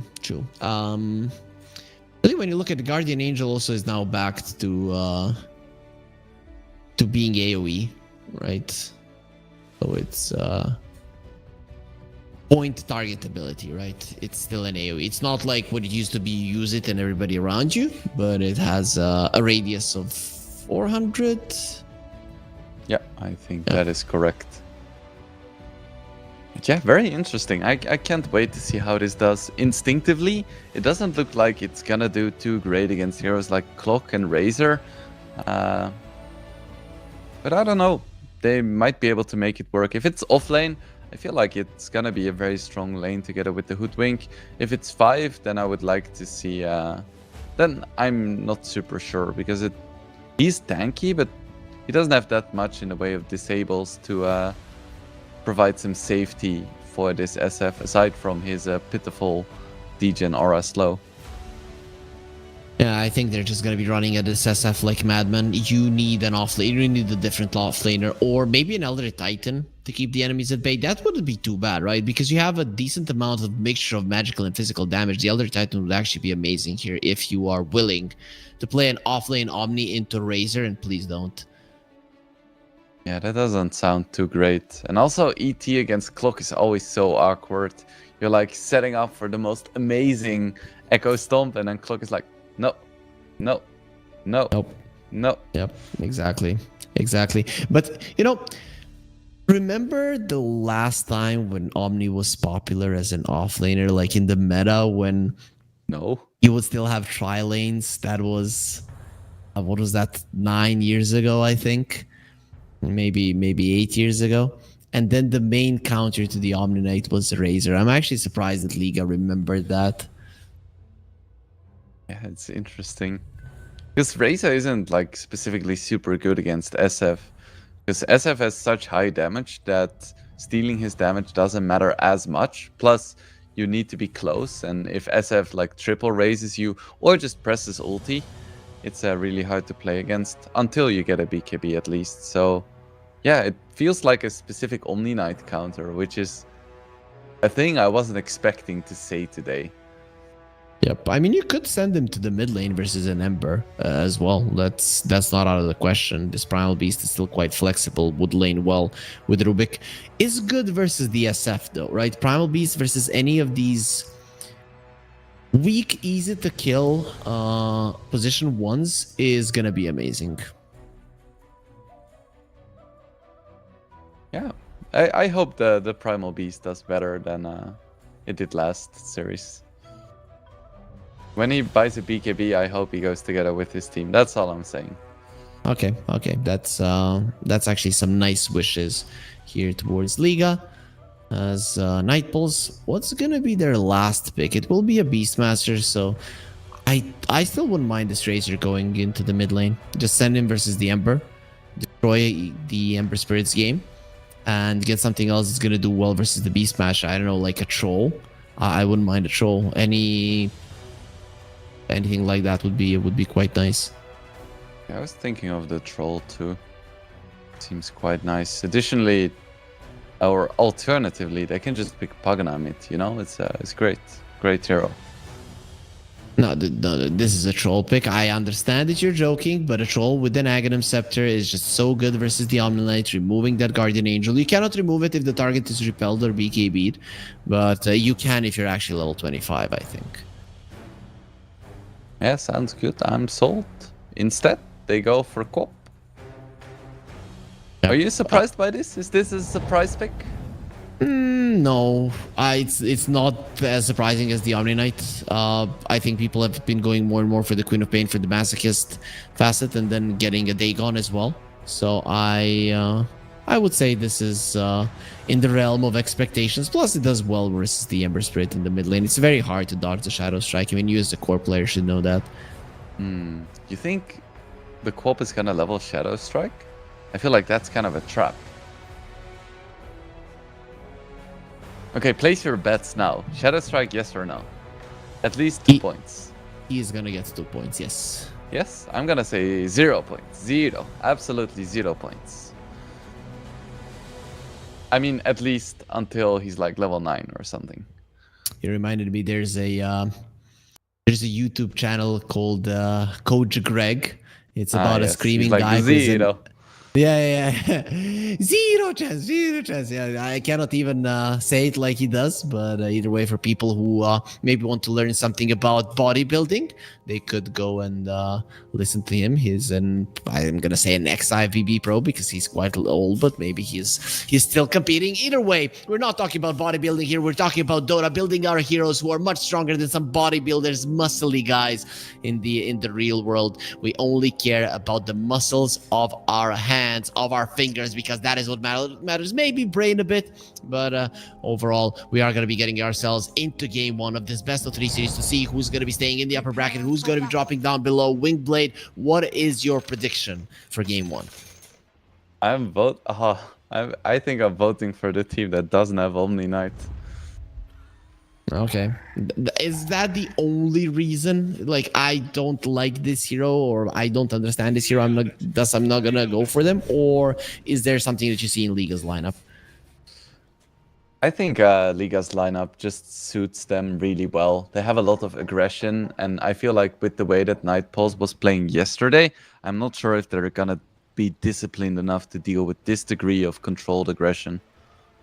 Yep, I think that makes sense, right? And this Liga lineup, it is not that well known, but you have Hellscream and Malik, and I think that double offlane is the biggest problem that you have, and the biggest, let's say, vulnerability of Night Pulse comes from their safe lane. So I would be very much afraid, and I agree with your prediction. I'm gonna be going with Liga as well.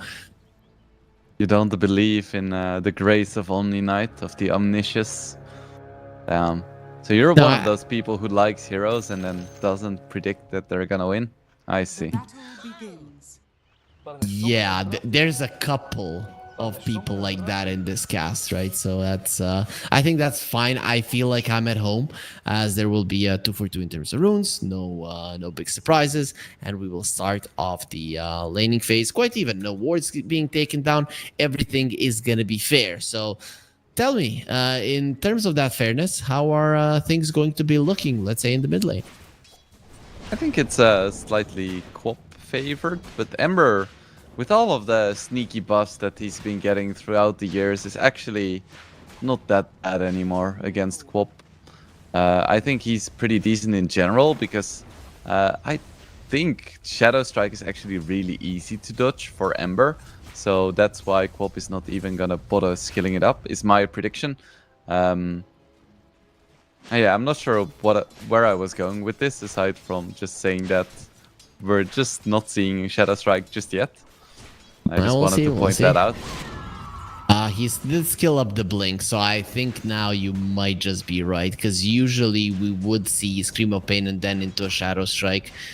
I've seen so many Embers just use the Sleight of Fist, and then the Shadow Strike follows them and still connects. Like, how does that happen? Yeah, it's... So, you're immune during Sleight of Fist, which means that if the actual projectile hits you while you're Sleight of Fisting, then you disjoint it. But for instance, if you Sleight of Fist very far away and the projectile doesn't hit you, it just follows you. So, it kind of depends on where you Sleight of Fist. It's a bit finicky, but if you're close to a creep wave, you're gonna disjoint it almost every single time.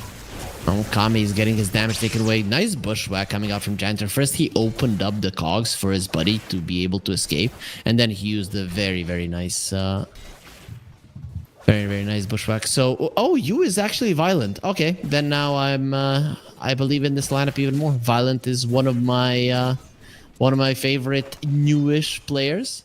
I've always been a fan of his Juggernaut. Unfortunately, not really a hero that's being played right now.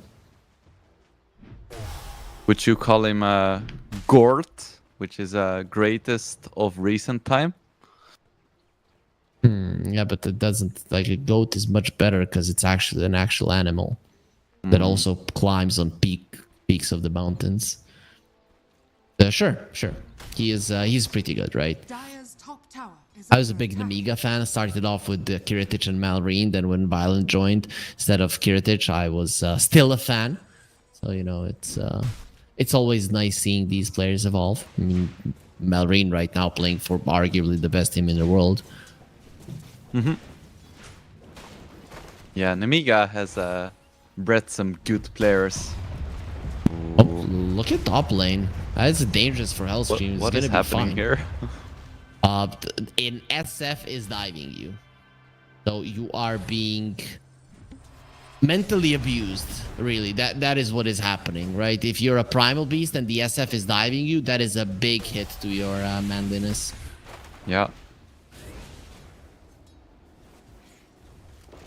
SF not doing super great in terms of CS. Surprisingly, it's the Beastmaster who's the biggest surprise.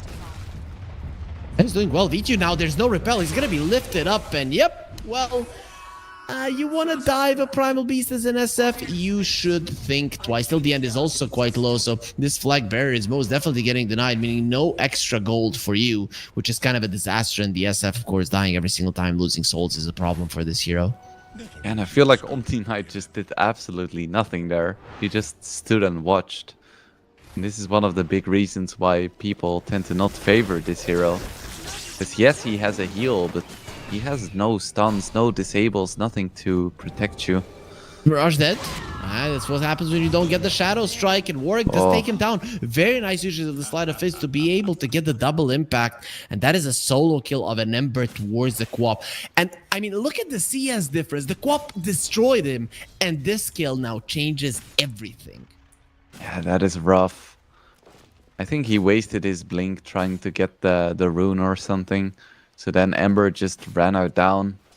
That's an uncharacteristic mistake. So let's just take a small peek at net worth. And yeah, they're within 50 gold of one another now. That's rough.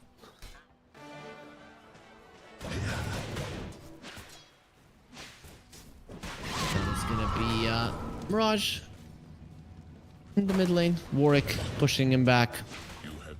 That's gonna be all fine there for Mirage this time around. As they do bring down Kami, that is a big one. Losing Panto in the process doesn't really matter, as Yu is going to be coming forward. It actually brings down Janitor as well. So much damage was taken. This Razor packing a punch, a very, very strong punch, bringing down two of the enemy heroes. Now even that Razor is going to be doing quite well. It's been a relatively turbulent laning stage with a few surprises here and there. So far, I don't think there is someone who's clearly coming out on top. Definitely not. I mean, though, if you look at the net worth, everybody is kind of close to each other. Maybe a difference of 300 gold max between the top and the bottom, which is a good way to end the laning phase, right? Is Warwick and if coming inside of the cogs. The Queen of Pain is dead, doesn't have to blink. One more hit, and there it is. Warwick gets him down. Looking towards Panto. He wants to take him out. Nice lift up from the Rubik Hellscream will be able to save his other support, but not really the Queen of Pain herself, which is a problem. Poor Quop doing so well in CS and then dying every single fight.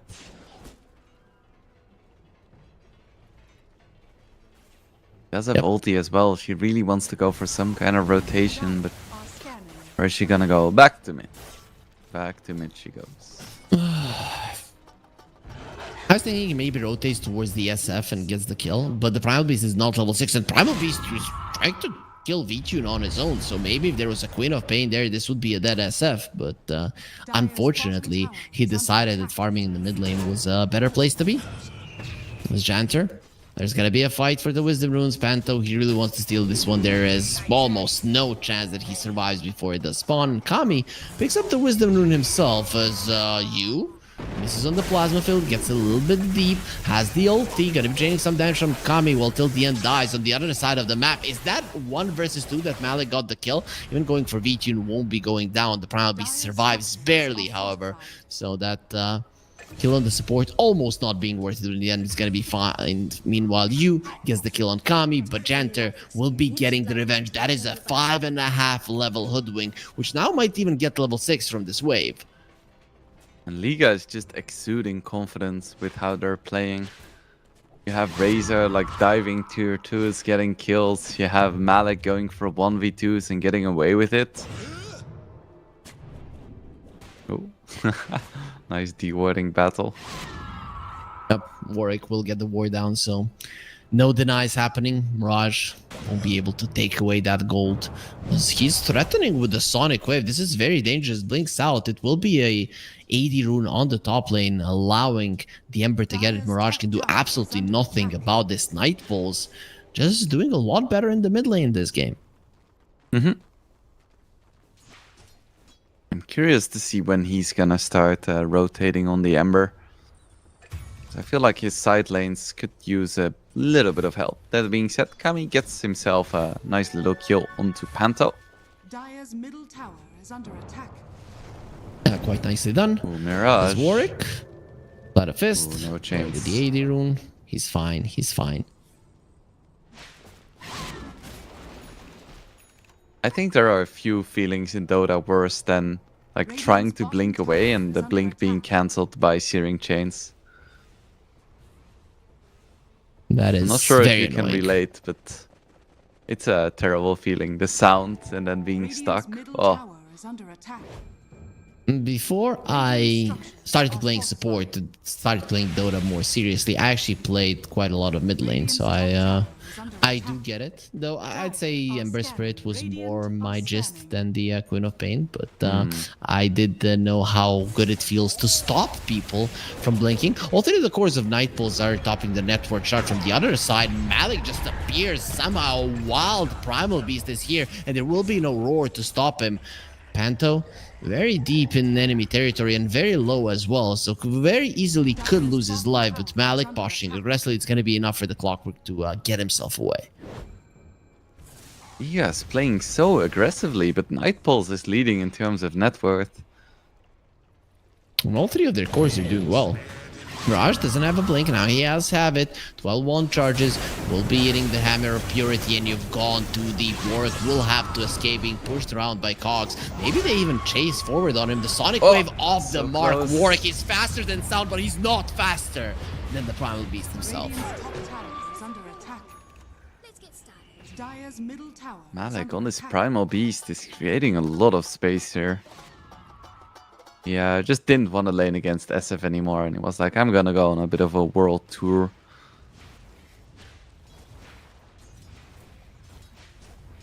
That is a Dire's sub middle 1k tower goal lead is for under Liga. attack. After that fight, they are gonna be equalizing, even getting slightly ahead. The SF still untouched, even with some of the pressure that was applied to him in the laning stage and dying once. He's still at the top and looks to be remaining there. Yeah, SF is just doing SF things. having a great time farming. We saw yesterday that sometimes it can work out really well, and other times it just kind of falls apart. It's all kind of depends on positioning and momentum. You get caught off guard like twice or 3 times, and then suddenly you just keep dying and dying. As they will be finding the clockwork, sharpshooter connects. He's gonna be going for the hook shot, but it is a point blank hook shot. Just buys him a second of his life, and ultimately he does get taken out.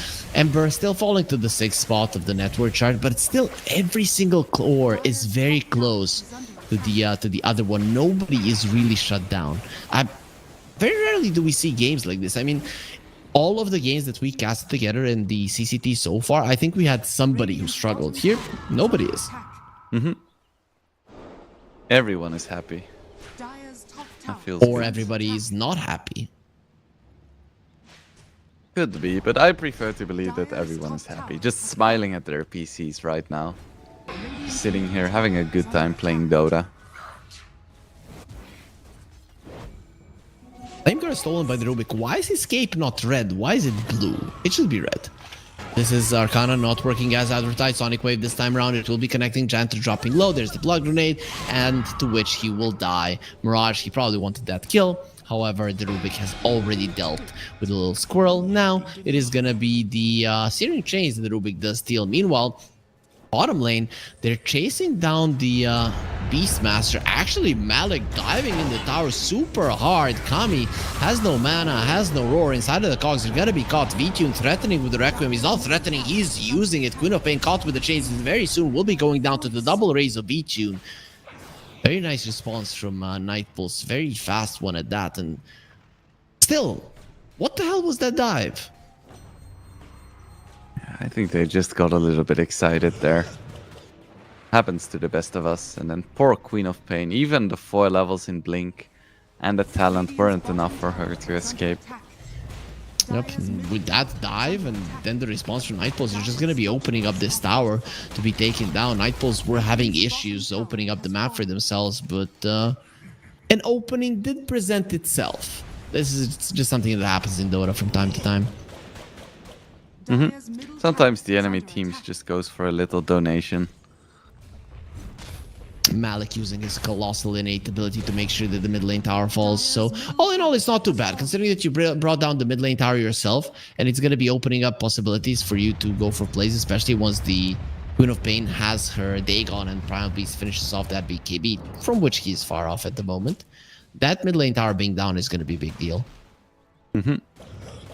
Even with the fight going slightly awry in the bottom lane, Liga, they take it back, and once again, we're in that space where everyone is close and everyone is happy. It feels like slowly but surely the SF is getting ahead. Yeah, he definitely is. That's gonna be having a Mask of Madness and a Dragonlance Hurricane Pike on the menu. Very nice versus the Clockwork. Some versus the Clockwork. Rubik is going for a mech, so we're seeing this more and more. I don't know if you personally are a fan. I think I like it this game because there is a lot of physical damage. There is gonna be a lot of fighting, so I think it makes sense. I think it's better than something like a Glimmer. Oh, Kami's gonna be protected by the Bushwhack. Turns around with the roar. The Primal Beast will be tamed. Sharpshooter finishes him off. That is gonna be a killing spree gone. You next on the menu. He's gonna try to run away as Panto thinks about saving him. Not gonna be happening. Sonic Wave in the backlines doesn't even get a single kill because the Dagon just wasn't finished. It's being delivered to the Queen of Pain at this moment, but they're chasing forward. They wonder that chains are ready. Warwick will go for them. Now the question is, do you have enough damage to take her down with the Requiem and the Bushwhack? You should have more than enough to break her spirit and her legs as well. VQ gets a double Kami next on the menu. They do get a consolation prize, but at a cost of one of their supports. VTune gets a triple, and Nightpulse are in full control of this game after that engagement. The Omni Knight did so much work there. The Razor got an insane drain, but he was just dealing 0 damage every single time. So he was running away, and usually like chasing a Razor when he's draining you is not something you can do, but with the Omni Knight, they made it work beautifully. Yeah, you have this Beastmaster who's already innately tanky, especially with the Aghanim Scepter, and then you're healing him with till the end, protecting him even more. That is gonna be a hard guy to bring down. Yeah, now Clock could be in trouble once again, but his entire team is close. And Warwick doesn't exactly have a lot of mana. It's the left Nice very onslaught. nice usage of the Rubik telekinesis till the end. It's gonna be giving the purification to the Rubik as Hookshot does connect. The one Chanter dead. What a nice usage of the Sharpshooter. Instantly gets out of the cogs and lives. The Omni Knight dying is really not that big of a deal. Warwick dropping low. Dagon gonna be used for the first time in this game. And here comes the Shadow Strike, so he gets himself away in time. And the Queen of Pain blinks away as well. So finally, Liga, they get themselves a relatively clean fight. They kill a hero and bail out with everybody. Yeah. Seth just getting further and further ahead of everyone else, though. Now almost 2k up on the Razor. I feel like once he gets his Pike and BKB, it's gonna be a spooky hero to fight into.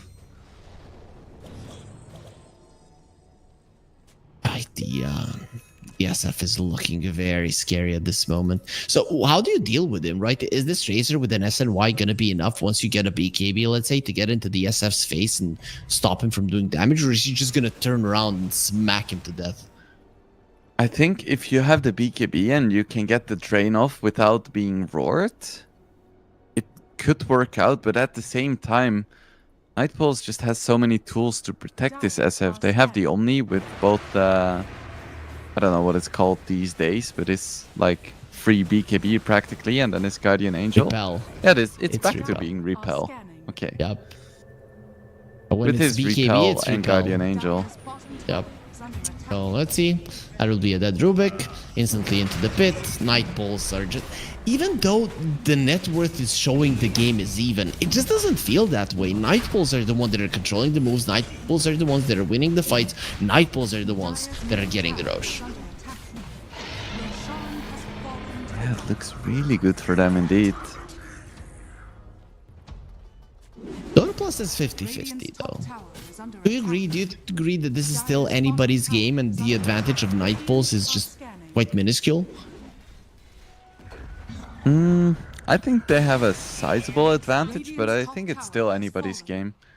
I think Razor, Primal Beast, Quop is quite a fearsome tri-core. B-Tune is actually going for a tier 2.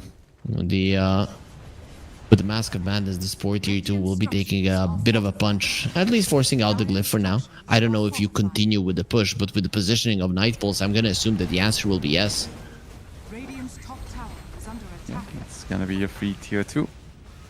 Warwick has a Mage Slayer, very nice on Ember, especially against the Quop.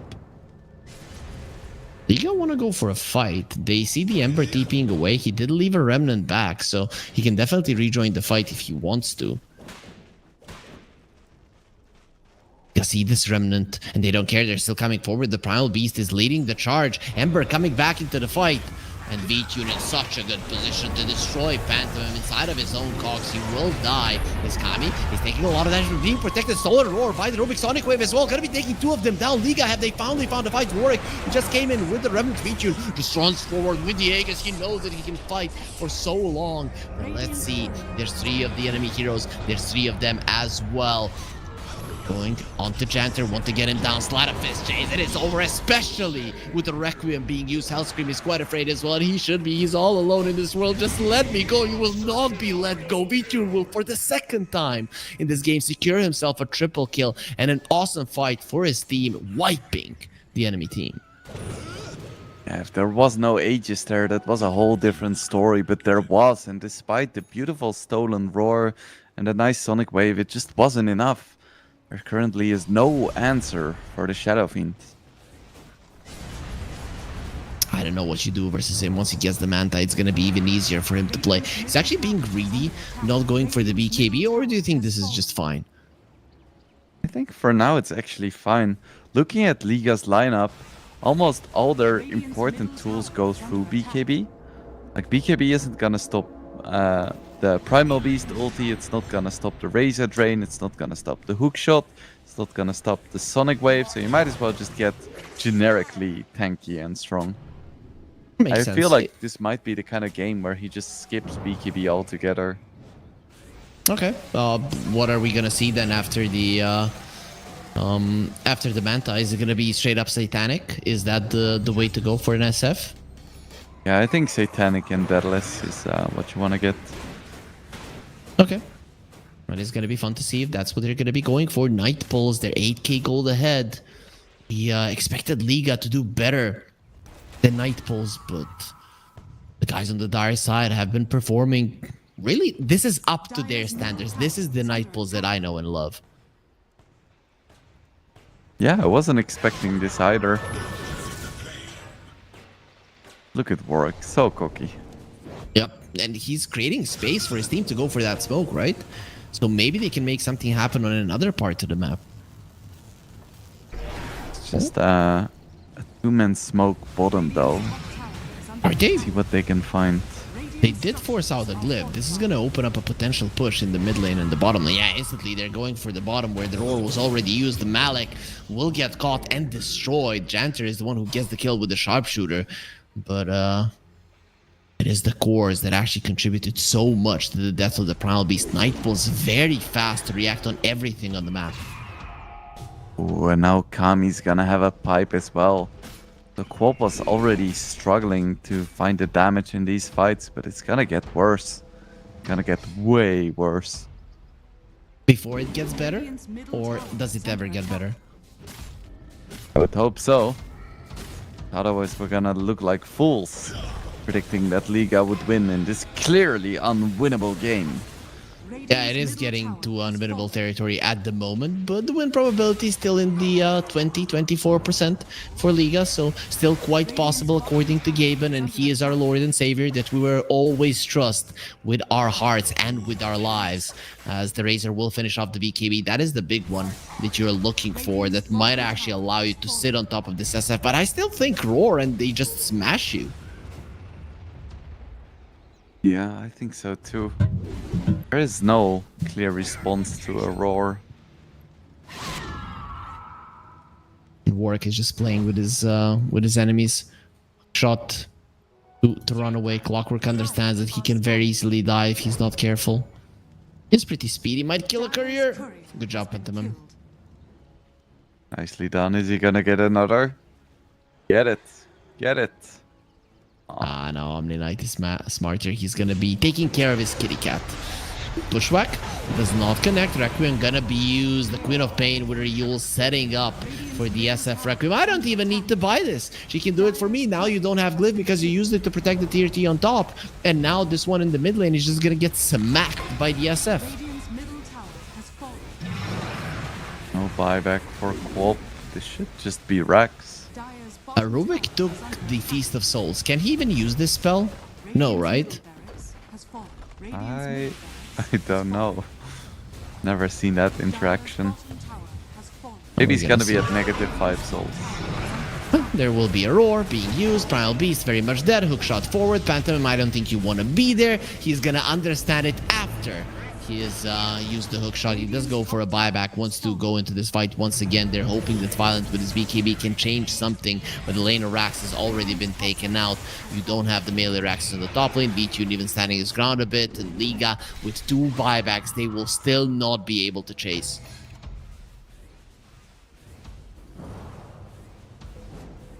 This is a last hurrah. Leipnir keeping them at bay.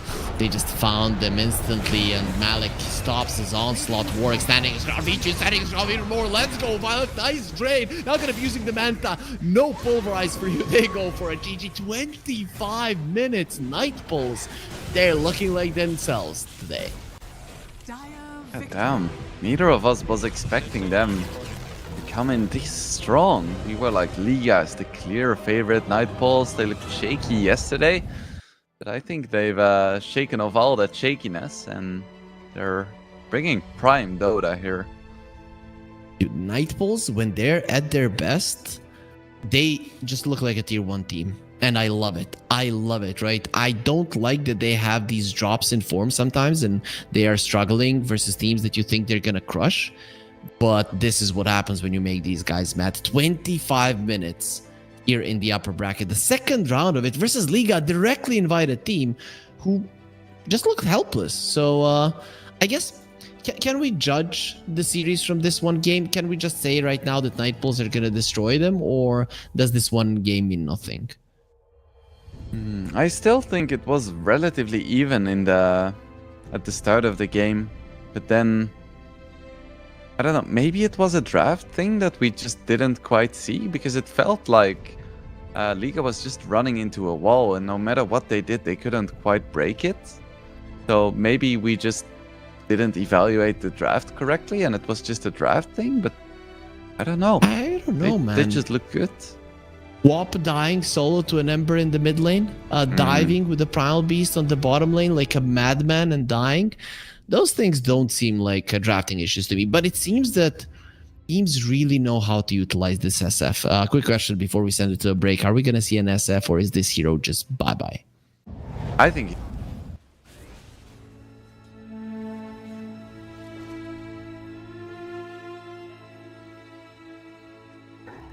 Radiant structures are fortified.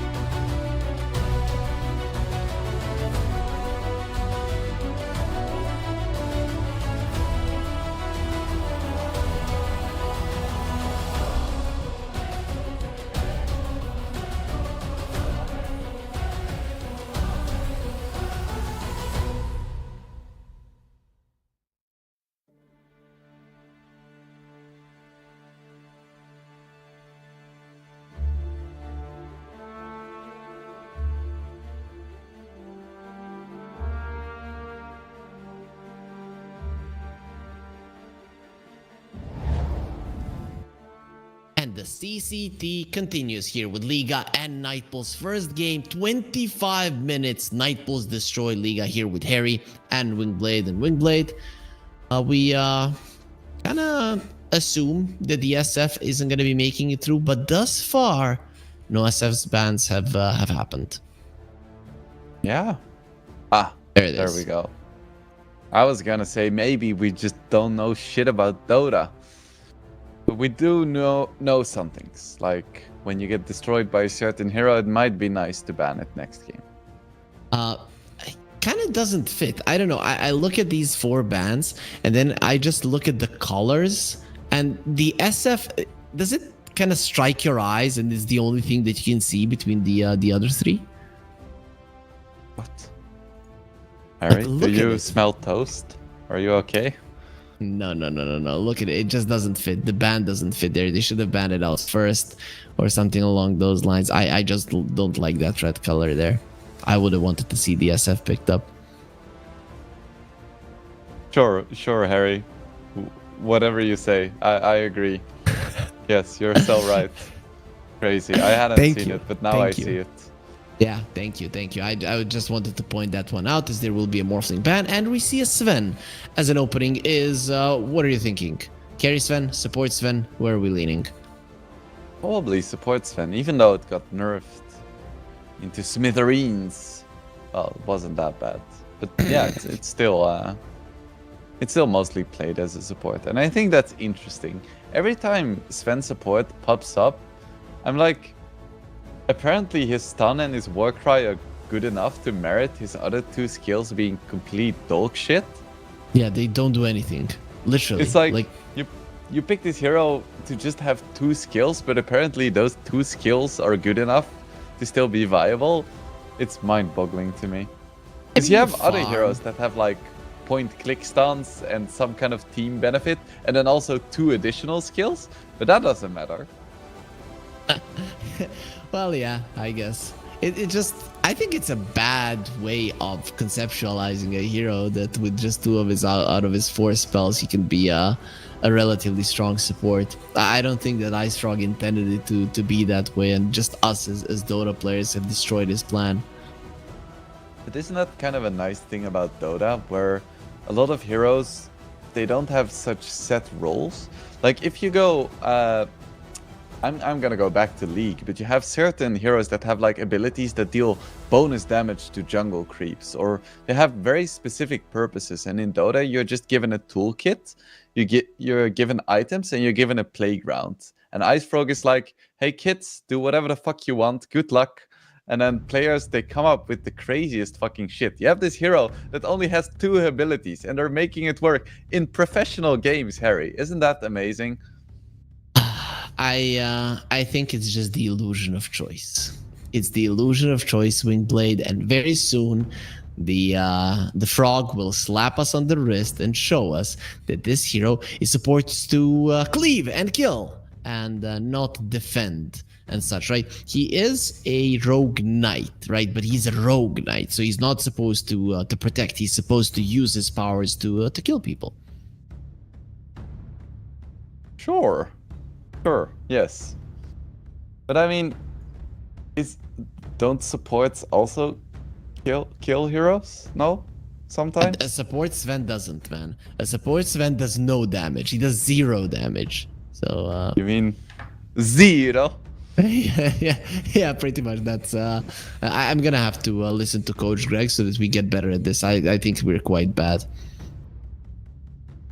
Yeah. So let's get back on track, away from the game design shenanigans. We have a Pango mid. This is another hero that was nerfed over and over and over again, but apparently after being ignored the entire day, it's back to being first pick. Please explain to me why. Okay, so here's the deal. This is how it's gonna work from now on. I am the guy who speaks, destroys my throat, and screams like a maniac during the games. You are the guy who acts smart. But I think the Pango was actually banned in the previous game, though, right? Wasn't he? I don't know. What what the hell are you for? There will be an Aegis Prophet, though. That one was definitely banned out today, so we're finally going to be getting to see him. So Liga going for something completely different, and I like that they're changing the approach, because what happened in the previous game definitely didn't work out for them, as we do see a Luna and the Hoodwink, and now it's all but certain that it will be a Sven support with the Luna. With the Luna and her new, defensive ways of the hero with the Sven, it's actually going to be almost impossible to bring this hero down. Mm-hmm. And yeah, you were right. Pango was first phase banned last game. So, fair enough. It's a big brain. Yep. That's why, wait. How we do it, right? I now have a bigger head, and signalizing that I was very smart today. Please no white hairy freak again. I'm still recovering. Yeah, no. That was Gopher. Right now, our production is a cool guy, right? Who's not gonna be doing it. Yeah, this is a cool combo. We spoke about Luna briefly in the last series, but together with Sven, she's indeed gonna be a tough cookie to crack. Liga, they go for Wind Ranger. That could be support, could be a core. I'm guessing it's hard to keep things flexible right now because you have a Pango as well. He's quite flexible as well. So you need to reveal something. What are they gonna reveal? Let's see. Pick another flex hero. No, please don't. I've seen so many teams in my years as a player and caster just get themselves into this idea, oh, we're gonna fool the enemies, they're not gonna know what we're doing, but very soon they understand that they don't know what the hell they're doing, and then everything just blows up in their face, and they found themselves in a situation where the draft doesn't really work together. With the Clockwork pick, now we can assume that this is gonna be a carry Wind Ranger, right? Laning with the Clockwork does look like a pretty solid lane, and Wind Ranger is quite decent versus a Luna. I think so too. Yeah, looks quite nice. So all they would need now is an offlaner, probably, or a mid. Yeah, offlane or mid. I wouldn't mind an offlane Pango. Really, the Luna and the Sven won't be able to run you down, really. So considering that they're gonna have the last pick, I think you might even come to that decision once you see what the enemies have to offer. It is an invoker. I was expecting maybe a primal beast would be good in this game, but when the Clockwork came out, I think that's probably what dissuaded them from it. Yeah, it's always so awkward to be rolling around inside the cogs. Yep. But the invoker, pretty good, right? You can remove the shield crash, you can remove the wind run. It actually does make a lot of sense to pick the invoker here. Yeah, it's gonna be nice in the later stages of the game as well, with Hoodwink just setting up kills with the Bushwhack into Sunstrike. Nice little spicy combo. So we see a Puck ban from Night Pulse. Puck seeing quite mixed results this tournament so far. How do you feel about the Puck? I think he might have been underutilized in the Champion of Champions. I think there are maybe some players here who are pretty good at the Puck that are just too afraid to pick him for some reason. I've seen it. I'm a bit undecided on it. I feel like it has potential, but I've seen it fail so often, and I feel like the big role of your mid is like to create a lot of space, to have like pressure on the map, but it feels like Puck needs so much to get started in that. You think that they're this hero that can make plays right from the get-go, but they need like a Witchblade, and they need some advantage, they need some levels, and otherwise it kind of feels like they can't do anything. So I don't know. There is a game for it, but I don't think it's like a solid mid hero. It's a situational mid hero. The more I'm looking at the heroes being picked nowadays, the more I'm seeing heroes that just have unreliable stuns that the Puck would be able to dodge. And it's the same thing here in this game as well, right? Well, what is going to kill you? A Bushwhack and the Stormhammer? Not really. So, I mean, this game, they did ban him out, so it makes sense. But even in a lot of games, if there's no Rubik, there's not really a hero that deals well with the Puck. With the ban of the Void Spirit, what are they going for? I guess that might be just a targeted ban rather than protecting what you're going to be Gonna be picking next.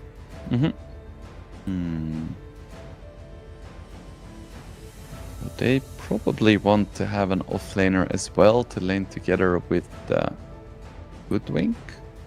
It's gonna be Lycan. Interesting. Oh, this is such a classic tricore. This is like, hey, you see that tower over there? There is no tower over there. Look again.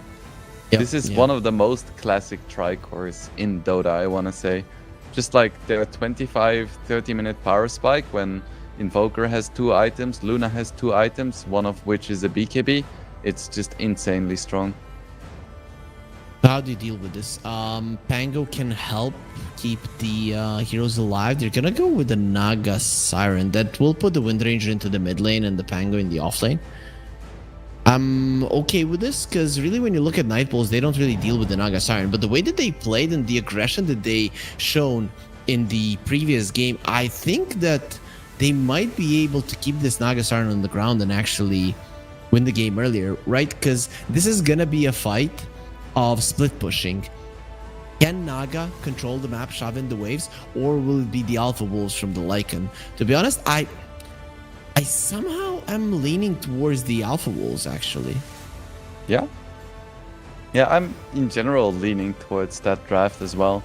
I feel like Naga might be able to go for some shenanigans with like cutting waves and split pushing, but I feel like that is just so difficult to do against this overwhelming amount of push, because all that the creep wave is for is just to break backdoor protection, because the towers are just gonna melt all on their own.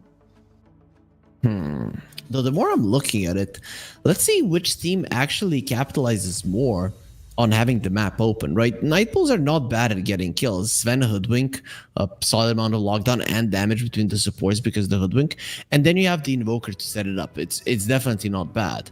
But if you look at the other side and the speed at which they can move around the map, Wind Ranger, Clockwork, Nature's Prophet, even the Pango, like they can be anywhere at any time. I would say, this is how I see it, if Liga play this game to utter perfection, I don't think they can lose. This draft has no weaknesses, but every single mistake with that kind of a mobility can be heavily punished, especially with you losing towers. So, man, it's a hard choice for me. I'm gonna allow my analyst to go first. Are you staying with Night Bulls?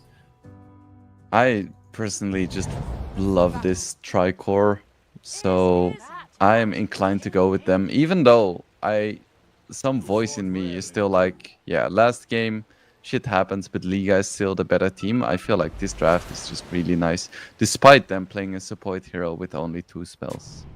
Yeah, I think this is how I'm looking at it. Every mistake Liga makes is gonna be punished much more than a mistake that Night Bulls has.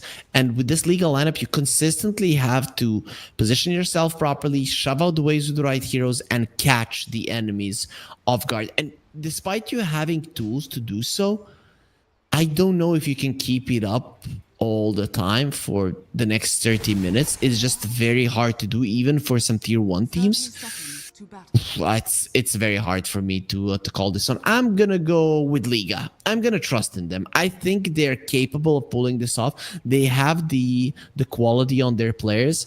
I know it's hard, but it's definitely not impossible. Okay, we'll see. I'm really excited for this match either way. I feel like it's gonna start off quite calm and then we're gonna have a big climax. The battle begins. Well, let's see if that's going to be the case. Malik pushing aggressively. He won't be doing all that much. It seems that it's going to be a 2 for 2 in terms of runes. No surprises going to be happening. Again, an equal start last time. The game was kind of equal for 20 minutes, and then bam, in 5 minutes, as you mentioned, that happened in the previous game. That will happen in this game. It happened in the previous game. Just suddenly, the game ended in favor of Night Bulls. But they're going to be sending... will be a Nature's Prophet laning in the offlane. I kind of expected for this to be a safe lane support. Yeah, I guess it does make sense because the clock is quite nice against Lycan. You're right. You're right. And how are the Sven and the Luna going to be able to kill anybody in this lane? Right, double jump. Plus this massive treant, and they don't really have damage. I don't think they're killing anything. I think the goal is just to give farm to the Luna. But with the Ironwood Treant shenanigans, I think that may be harder than you would expect. Yep. I don't this think lane for me Luna's does gonna look die. like it's... Yep. But she might not get this CS that she wants. For sure, for sure. This is how I feel about the lane as well. Look at that tree and just how annoying. They can't do anything to it. They're smacking it and not doing any damage. Let's look at the other lanes. This one is most definitely going to be boring and not full of kills. But what about the mid lane? What about a Wind Ranger versus the Invoker? How does this matchup go? I am inclined to lean slightly towards the Wind Ranger winning.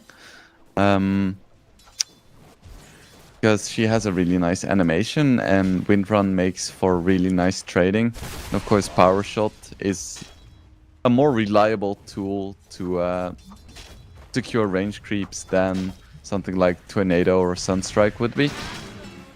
Yep. Plus, you have to use the Tornado sometimes to purge off the Wind Run rather than secure the creeps. So yeah, I would say the Wind Ranger will come out on top, and she is coming out on top quite significantly at the moment. What about the Lycan lane? You said Clockwork is annoying for a Lycan, is definitely showing, but on the other hand, the Hoodwink is getting a couple of CS as well. So is this just gonna be another lane where the Naga Siren does very well? I think so. Yeah, Lycan Hoodwink is like a zero pressure lane. Okay. I would be shocked if they got a kill. Truly shocked to my very core, Harry. Yep, I don't think so either. Or Lycan is just about farming. So when it comes to kills, is Nightpool just gonna have to wait for the Invoker rotations? Is that what you're waiting for? Or maybe even Hoodwink level 6? Yeah, I think it's gonna be down to Hoodwink and Invoker to get kills. All in all, Night Pulse isn't really a very kill-heavy lineup. They're all about first farming and then pushing. But they're not farming too well, though. Every single one of their cores is struggling, especially the Luna. 8 CS. 8 CS at the moment. There is 18 on his counterpart on the other side, and there's 21 freaking CS currently on the Wind Ranger. It's only gonna get worse from Nightfalls if I know something about Dota. I don't think their levels allow them to CS better in lane.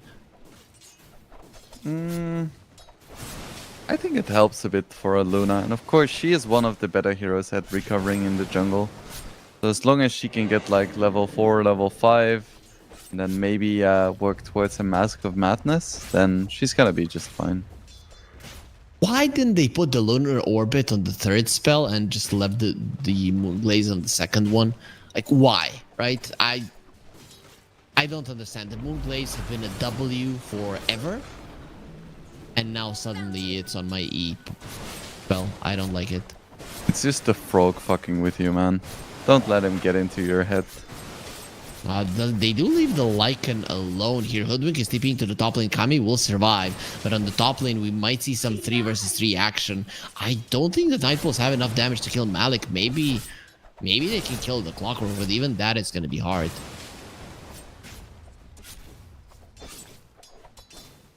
Poor Lycan in the bot lane now having to solo against Naga. It's not the most fun you can have. Especially with Hellscream coming over.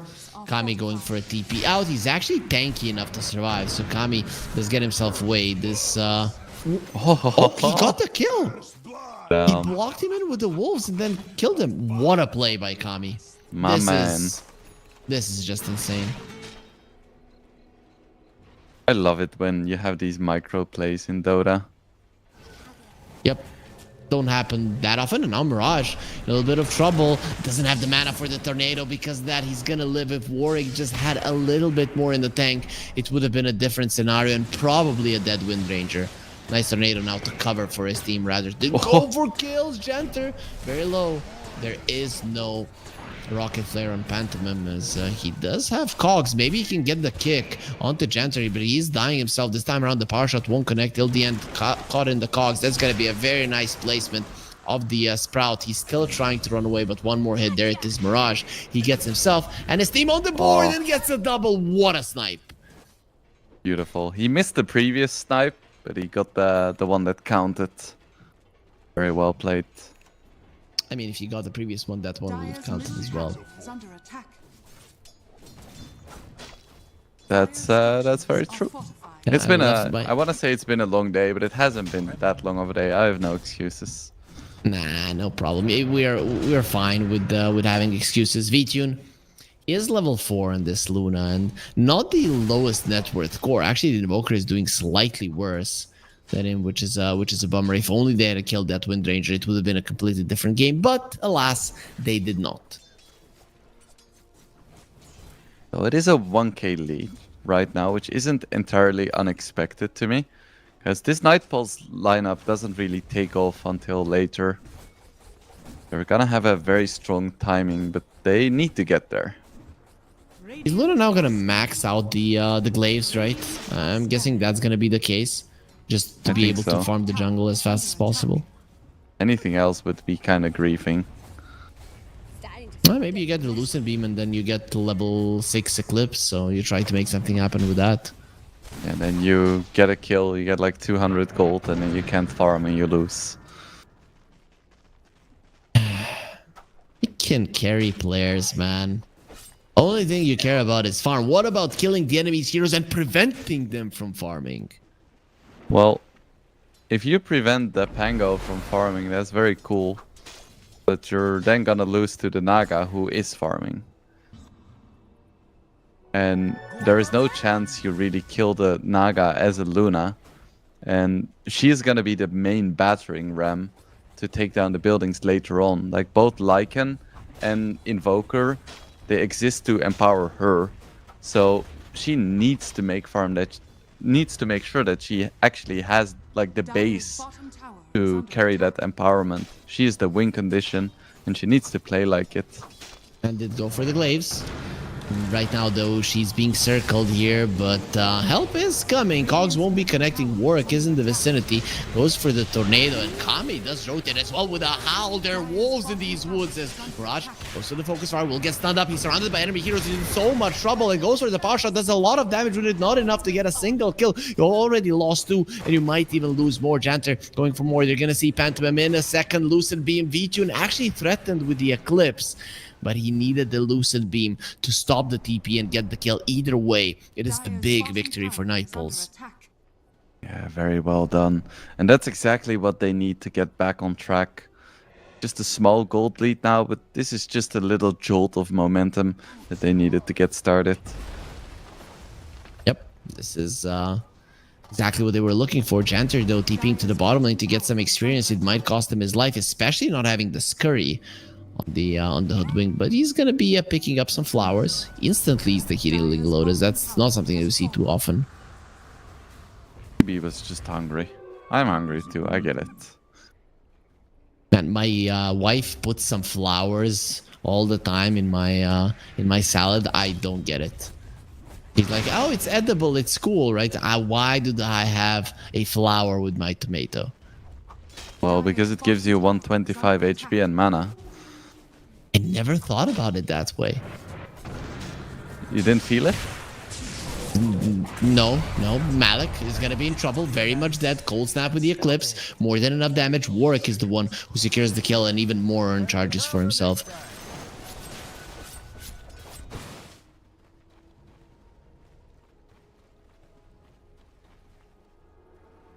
See, it's a 5k net worth at the moment on the Naga Siren. We saw a very farm Naga Siren lose today, but Yu is actually going to be joining on the fight. Catches Warwick, Tornado to keep the illusions away.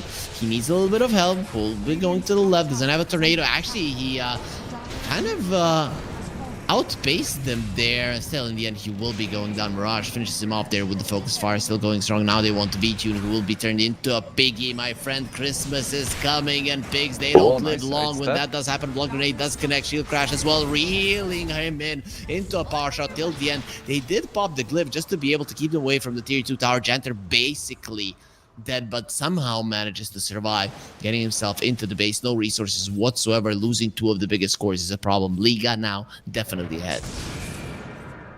Yeah, this really isn't the time where Nightfalls wants to be taking these kinds of fights. Lycan really can't contribute here. And as a result, they're just being pushed back so hard, and Luna just needs to be farming. Like, you can take these fights, but you need a Luna BKB first. And I'm gonna guess he's not gonna be going for a BKB as a Mask of Madness needs a Manta, and only then VTune will be thinking about that BKB. He does have maxed out Moonglaze, and a Mask of Madness really is a pretty fast farmer, so I'm surprised like you that he's not putting more emphasis on. He's at the bottom of the network chart. So it's worth mentioning that it's a pack leader Lycan going for Echo Saber.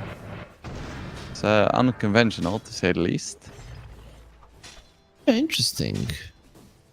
Usually when you would see a pack leader, maybe it would be like Helm of the Dominator. Kami completely changing his approach.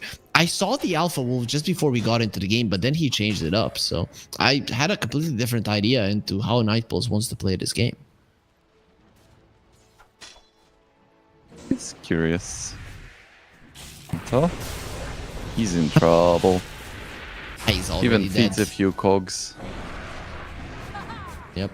VTune hitting cogs and then the glaives bouncing onto the clockwork. Very nice. When it comes to pickoffs, Nightpulse have been doing a good job, but big engagements have been their biggest issue. And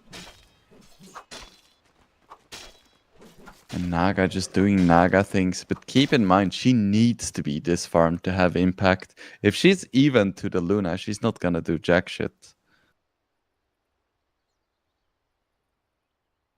Oh, Warwick says go. Malik says 1 minute. So we are gonna be waiting for a minute here. Malik maxed out there on the Pango. Is that level 30 on the Pango, or is that a badge before? I think it's 30. I don't have any 30 heroes. I would never spam a hero. Wouldn't be me. Really? I would never. I've never spammed a hero in my life. Too much of a hipster. Meepo? Nah. I have like 170 games on Meepo. It's not enough. Really? Okay, I have 1,000 games on Nyx, on Earth Spirit, and close to that on Pudge. Damn. I used to be known for my Visage back in the day. Even Thompson was banning it when he came across me in my games. And I have like 200 games on Visage.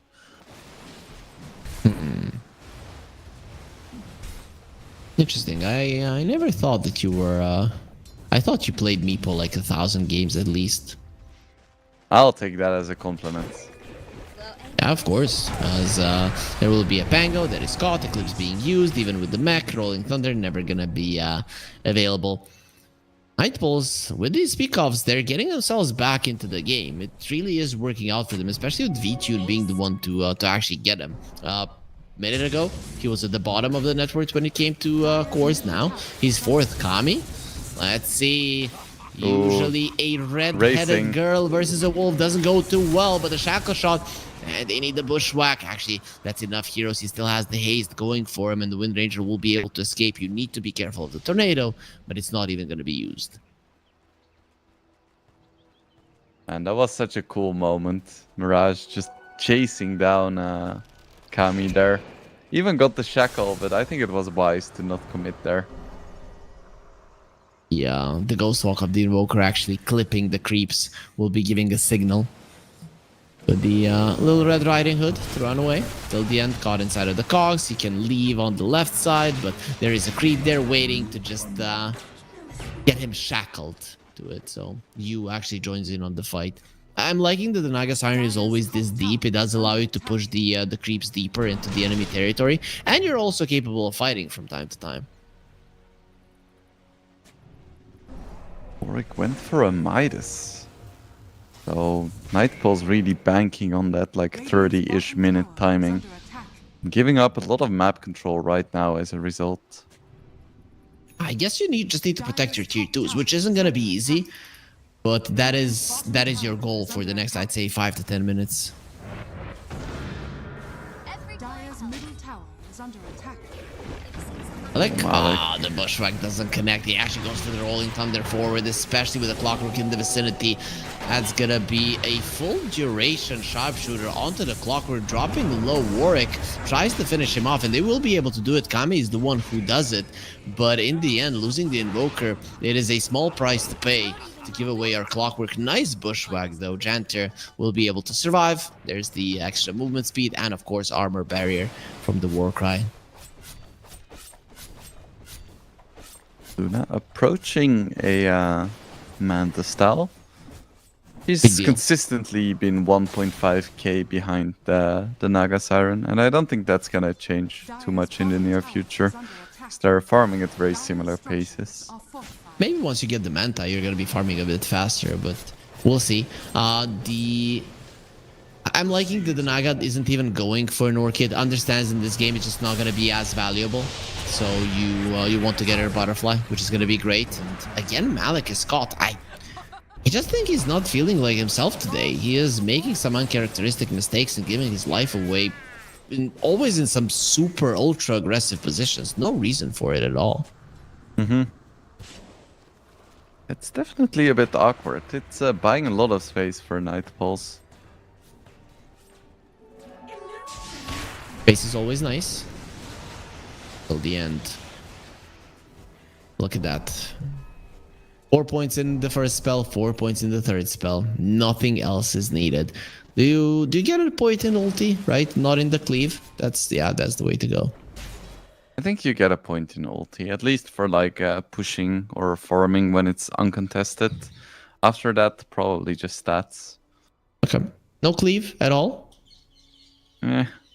Maybe 1 point, but I don't think as a position 5 Sven you ever want to be hitting creeps. Except for if there's like 5 heroes dead and you're pushing, but then the impact is so small. Most games I would rather... Actually, I would probably go greedy because I'm a greedy son of a bitch, but a good player would probably prefer just like 40 extra HP and like 1/3 of a point of armor over getting cleave. There's a 1k gold lead. There is a very interesting number of kills on one and the other side. 6 to 9. 17 minutes in, there really hasn't been many people dying, but the Night Pulse getting more kills, and those kills are keeping them in the game. Kami is so farmed, and is he AFK? He's just standing there. His team doesn't even know. Okay, he's back. All is fine. He's just chilling. Middle tower is under attack. They've been chilling in the grave, right? And the only hero that wants to go with the grave chill is the Visage.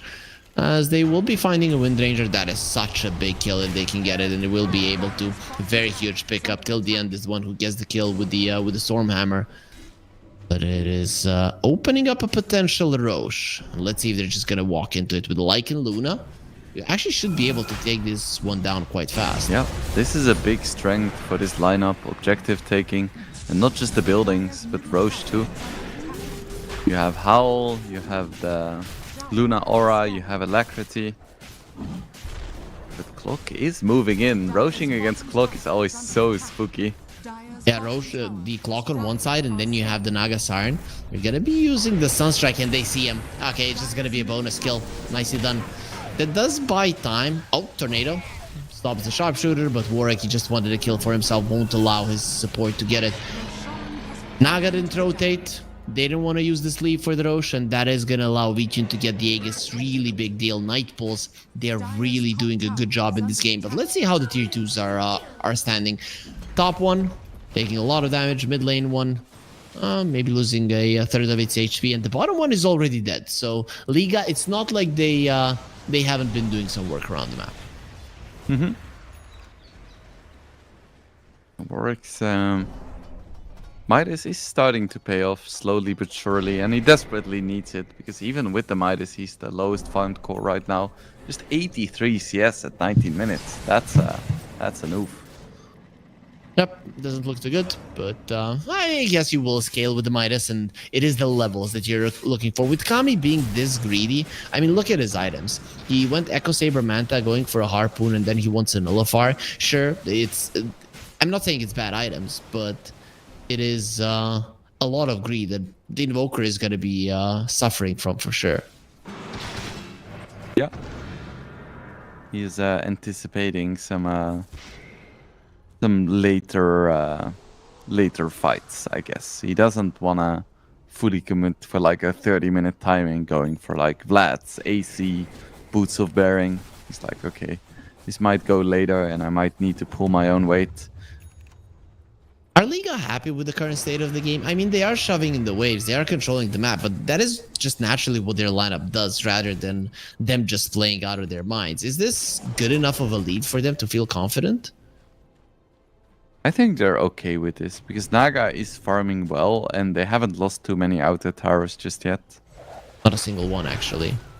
As Kami uses the Manta, gets out of the net. They want the hookshot forward. Very nice microing of the illusions. Kami keeping them behind himself to be able to protect from the hookshot.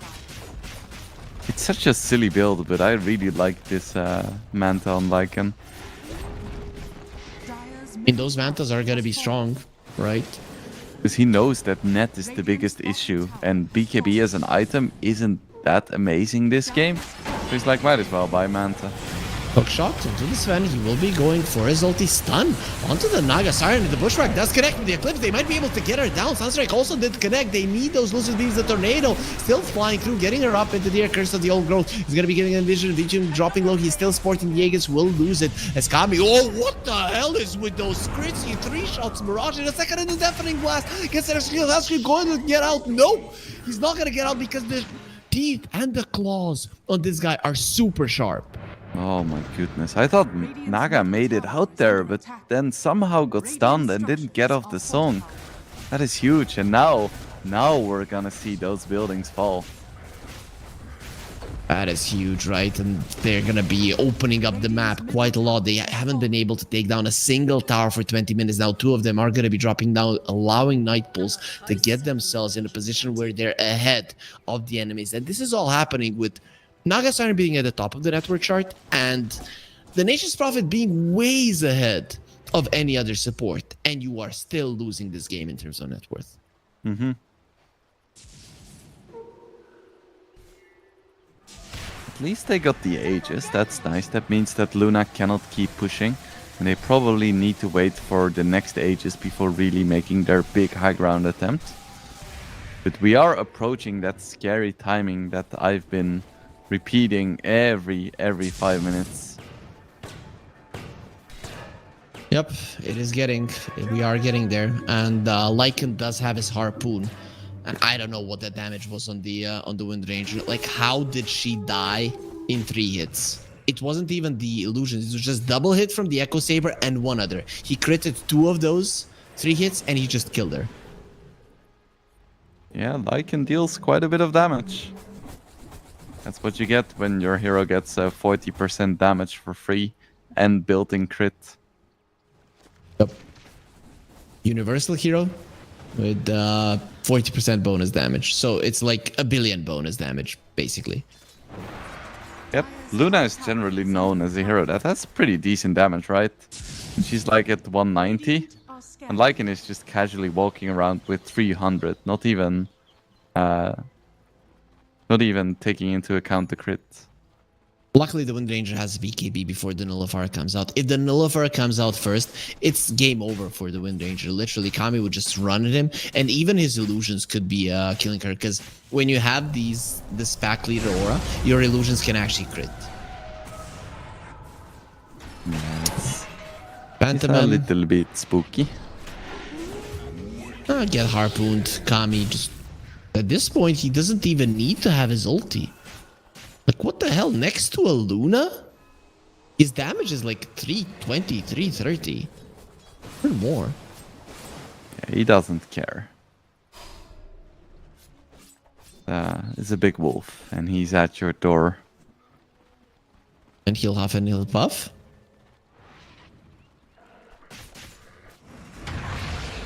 Ooh, Oh, rip Thunder. Sven. Sven. T deep. They are TPing in with Warwick. BKB gonna be popped till the end, still alive. Very speedy. Actually runs away from the Rolling Thunder. This time around, Power Shot was quite close to him. Wouldn't have killed him anyways. He just gets to escape. Kami not even interested of getting into the fight. He's fighting the illusions at this moment. Dire's top tower has fallen. Last outer tower gone though, so that is a big deal. Especially because the split push of this Nature's Prophet could win you the game. Yeah, we haven't really spoken much about the Nature's Prophet because it feels like he hasn't really been doing that much. He's been split pushing, that's it, right? And at the moment going for the Crimson Guard, so he understands that this team needs a little bit more in terms of team fighting ability. Though to be honest, I'd be completely fine with Hellscream focusing on split pushing right now. He should be focusing on surviving, which is not going to be allowed. Invoker, a little bit too much damage. Warwick has started getting some free kills. There's the Shackle Shot, has a 4-staff, hook shot, getting over, and Warwick inside of the cogs will die till the end, encircling the enemy's Mirage, going for a TP out, will be allowed to escape Athos, make sure the Phantom doesn't do the same, and now they're looking towards Malik. There will be a sharpshooter going towards him. He gets the blink away in time onto the high ground, no stuns. What a clean disengage coming out from Liga. Phantom surviving, well, that was next to impossible. That Lucid Beam deals more than like enough damage to bring him down. I really like how it does combo up with the Boomerang. They managed to get the Invoker there, which is nice, but actually looks like Nightpulse doesn't really want to go for the tier 1 and tier 2. I was expecting them to, because the Radiant's top tower Roche is probably gonna be dire side because it's nighttime now. So you wanna take out those towers, but they're like, nah, I'm just gonna run mid. I guess you always need to deal with multiple waves rather than go for towers. I think in this game in particular, it's one of those games where you cannot death ball on one lane. It can come to bite you back, because the enemies, as soon as they're back up, they're going to be able to push every single lane. I guess so. Roche is gonna spawn in 1 minute. I would like to see Vijun go for a BKB. He doesn't want to do it. He wants a Hurricane Pike. I mean, I can't blame him, but it's risky. I think you can blame him. And you should blame him. Oh, Kami. Oh I'm no. gonna do it. This is huge. He has a shapeshift. It will be a hook shot. Let's see if he tries to go for it. He will turn into a big bad wolf, and there's just gonna be another shackle shot. Very nice control. That's Big a kill. really big deal. He's dead for a Just before minute, Roche. which means that Liga could try to go for Roche. And that would be a huge wrench in the plans for Nightpulse. Yep. This is what I spoke about before the series. Sometimes heroes just get picked off, and for what reason? He was just farming neutral creeps where he should have been next to his team waiting for Roche to spawn, because that's what's gonna win them the game, not him having an additional 100 gold. Exactly. It's one of those situations when the Roche should be spawning, and at that point you cannot die. There's situations in a game where it's fine to die, but this was like the worst possible case scenario for Nightpulse. There will be a Sunstrike, so now they know that they've lost the Roche because of the Lycan death. I guess they were hoping it's not going to be that early of a respawn, but fortunately for Liga, they get the big objective going their way. Yeah, this game would have been so different if they had pushed the tier 1 top, so it was harder for Liga to reach the Roche, and they wouldn't have lost the Lycan, and then... Oh, I can hypothesize forever, but that was a huge mistake from Kami and Nightpulse as a whole. Janter went for the go nuts facet, which I'm surprised. Usually we see the tree bound trick shot. It's just so good, does so much damage, but Janter doesn't think so. I guess maybe when there's so many Naga illusions, the shot won't really be bouncing around that much, will it? To the trees. Yeah, and later in the game it skills a lot better. Like the additional tree bounce is very nice in lane when you're like trading one-on-one in the jungle with the support. Late game doesn't really do anything. Let's see though. 1k gold lead. For a Naga lineup, it just doesn't feel that much. Usually you want to be further ahead. There is an Aghanim Scepter now on the Nature's Prophet, which will be increasing their split push potentially even more, but even more so you get more roots in fights, which can be hella annoying.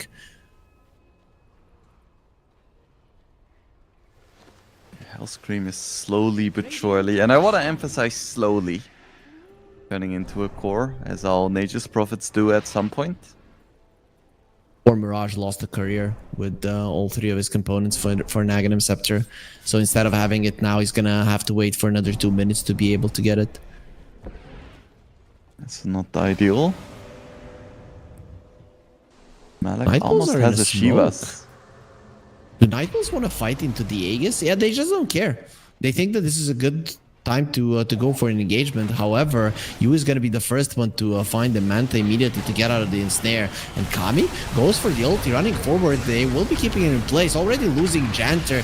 The Sven might be next on the menu, and Luna does not have a BKB, so the Rolling Thunder is destroying you. He went for this fight versus the Aegis, also the enemy team that were more than ready for you, and now the Wolf is going to get hunted as well. Put the leash on that dog. He must dodge the Shaka shot. He actually throws it out onto Mirage, and he might be able to get it. Where's the crit? He doesn't get it. 1A protection, but the Sunstrike will finish off Mirage. They cannot protect their Wind Ranger, but it doesn't matter. It's a huge fight for Liga. They're 6k goal ahead. This is the biggest difference of the game thus far. Yeah, these decisions have been baffling for Night Pulse in the past few minutes. Like trying to force that fight somehow uphill without vision into a Pango when the tier 1 is still up? What were they thinking? Dire's top tower is under attack. They maybe weren't thinking there. Wingblades, hookshot, I don't know how that missed. On my screen, it looked like it had connected. Dire's structures are fortified. Yeah, now it's a 7k lead. Age is still up for another minute on Naga. Oh, Walker getting pulled in. Has to be careful. Gonna use his Force Staff and the Ghost Walk. The Luna is back up, so you have to be kind of careful about what you do. Sharpshooter connecting on the Pango. There's with the Kanda, the Lucent Beam doing so much damage. Clip's gonna be used, but with the sleep, Pango will be protected and safe. Of course, healed up. So much heal coming out from you. Still, Night Pulse has a chance. They just need a BKB on Luna and the next Aegis, and then I think they can still comfortably take fights. They just aren't allowed any more mistakes. Yeah, one other is going to be a problem. Though, who knows? Even if you make one more mistake like that, you will lose one, maybe 2 lanes of racks. It wouldn't be over. Hellscream getting pulled in. Speaking of mistakes, this time around he's going to get picked up. But it is a night and day difference. 4 minutes before the Roche can potentially spawn, you die. It's not that big of a deal.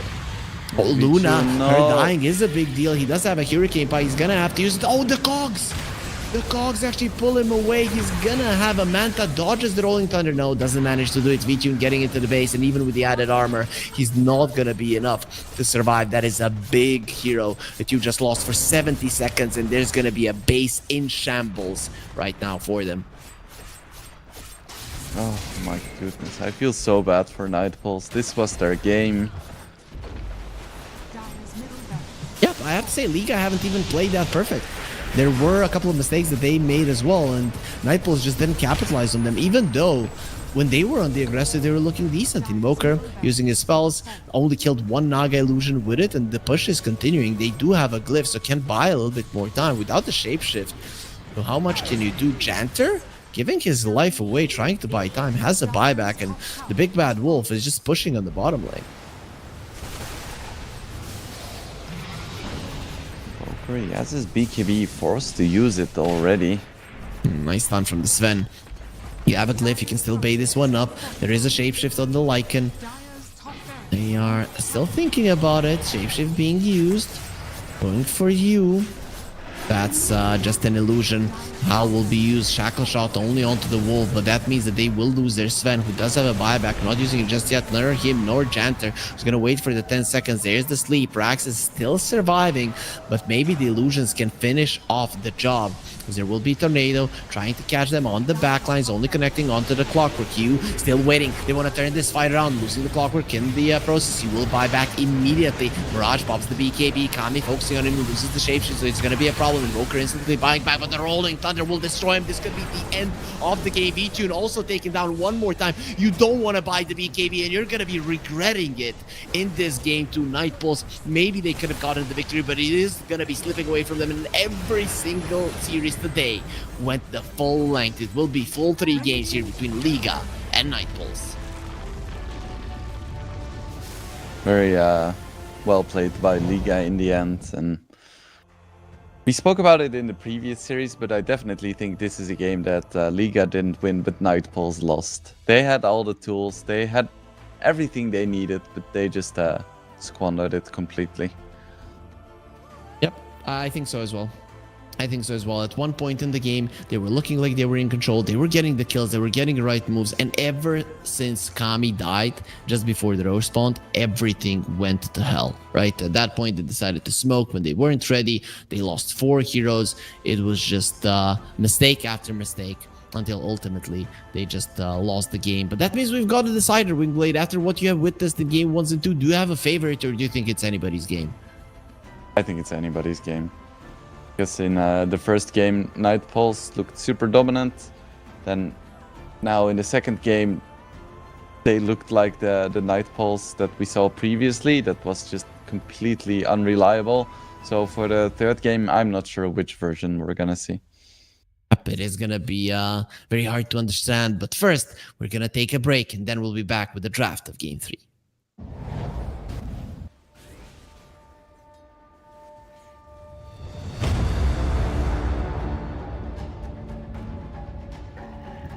Radiant structures are fortified.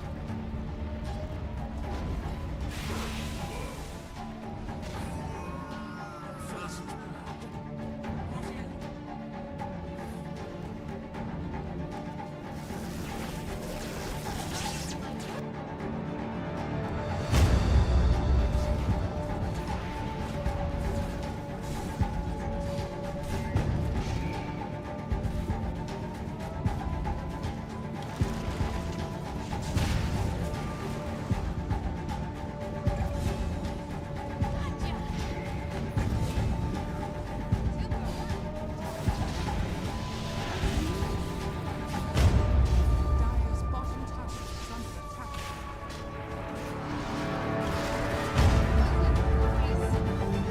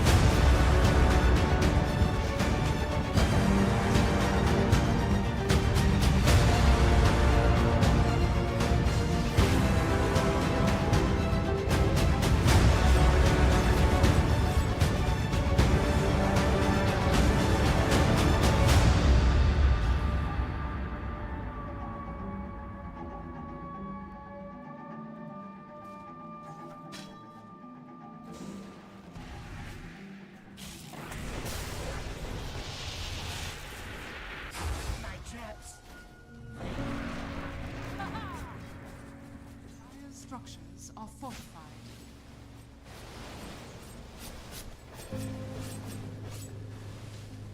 The seeds of fortune.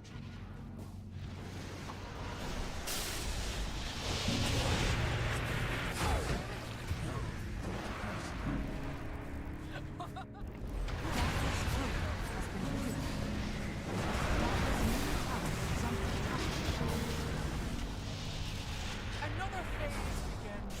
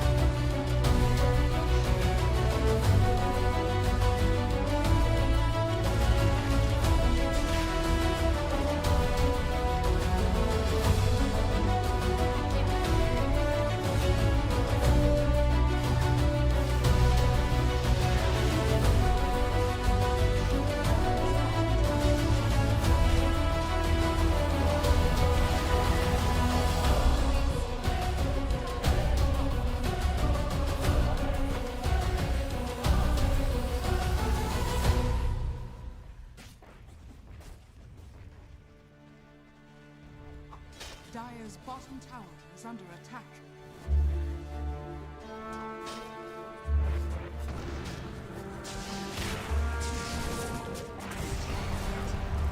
Didn't realize we had started.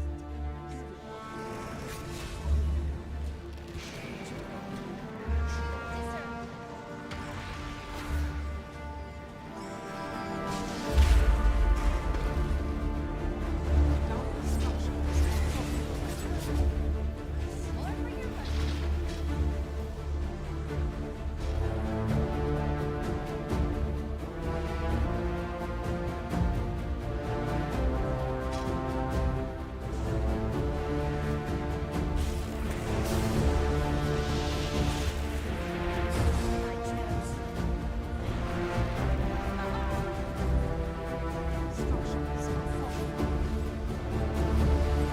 The seeds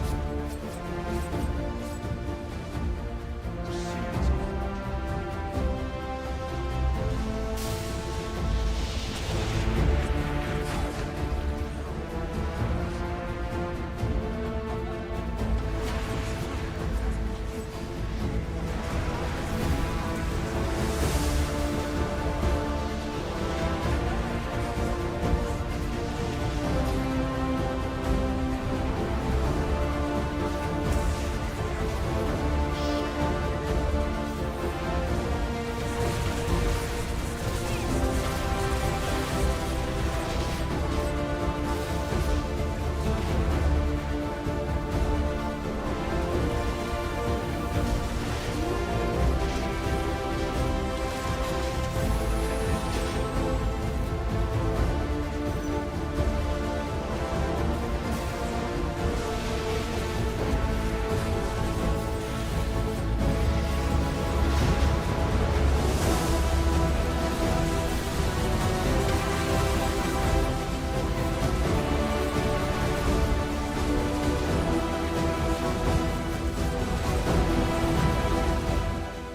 And we are back now with definitely the last game of the day. Night Bulls versus Liga, Game 3. First game goes to Night Bulls in 25 minutes. Liga, it didn't take them much more in Game 2 to get themselves to a victory. And now we are in with the decider, with potentially the two teams that could be at the top of this Champion of Champions. Considering how well they're playing, this might be one of the teams that actually goes all the way. But who will be it going to here in Game 3, Wingblade? Do you have a preference? I know that you said it could be anybody's game, but you have to have a team that you're leaning towards at this moment. You know, I feel like a disappointed dad with Night Pulse. I'm like, Good. so Good. now I'm You know- like, Liga, maybe they just deserve it more now. Because Night Pulse, they had it and they didn't take it, so who's left? It's Liga. Dude, Sunday is my time to hang out with my family. So if I would please not see a disappointed dad today, if that's not an issue. Two of them in 1 week are too much. So get out of that mood and let's be happy for these teams that they are here right now. They know what they're doing. We might be saying, oh, Nightpool's made a mistake, but sure.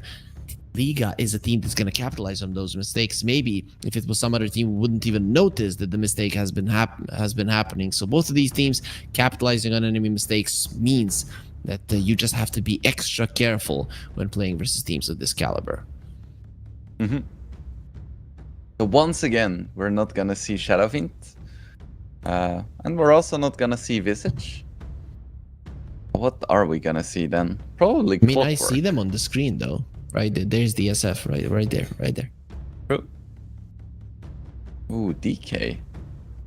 Chikiro is also still in. We could see some double dragon action, or even triple dragon, because Chikiro counts as 2.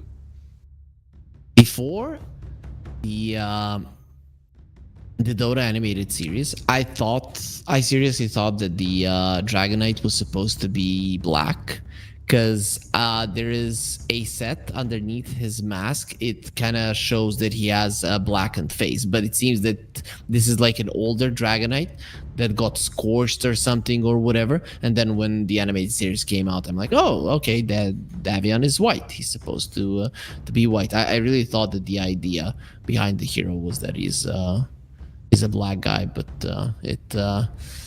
it was just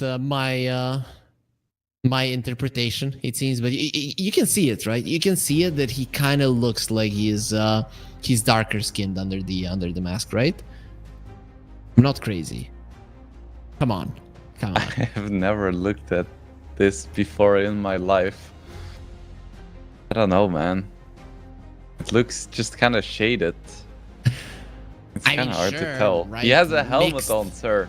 Mixed race. I don't care, right? That doesn't matter, right? So I might be a minority on the internet, but I don't really care about the race of the characters that I'm playing, sir. Of course you do not care about the race of the character. I just said, oh, it's cool, right? I would like to see how the Sven looks under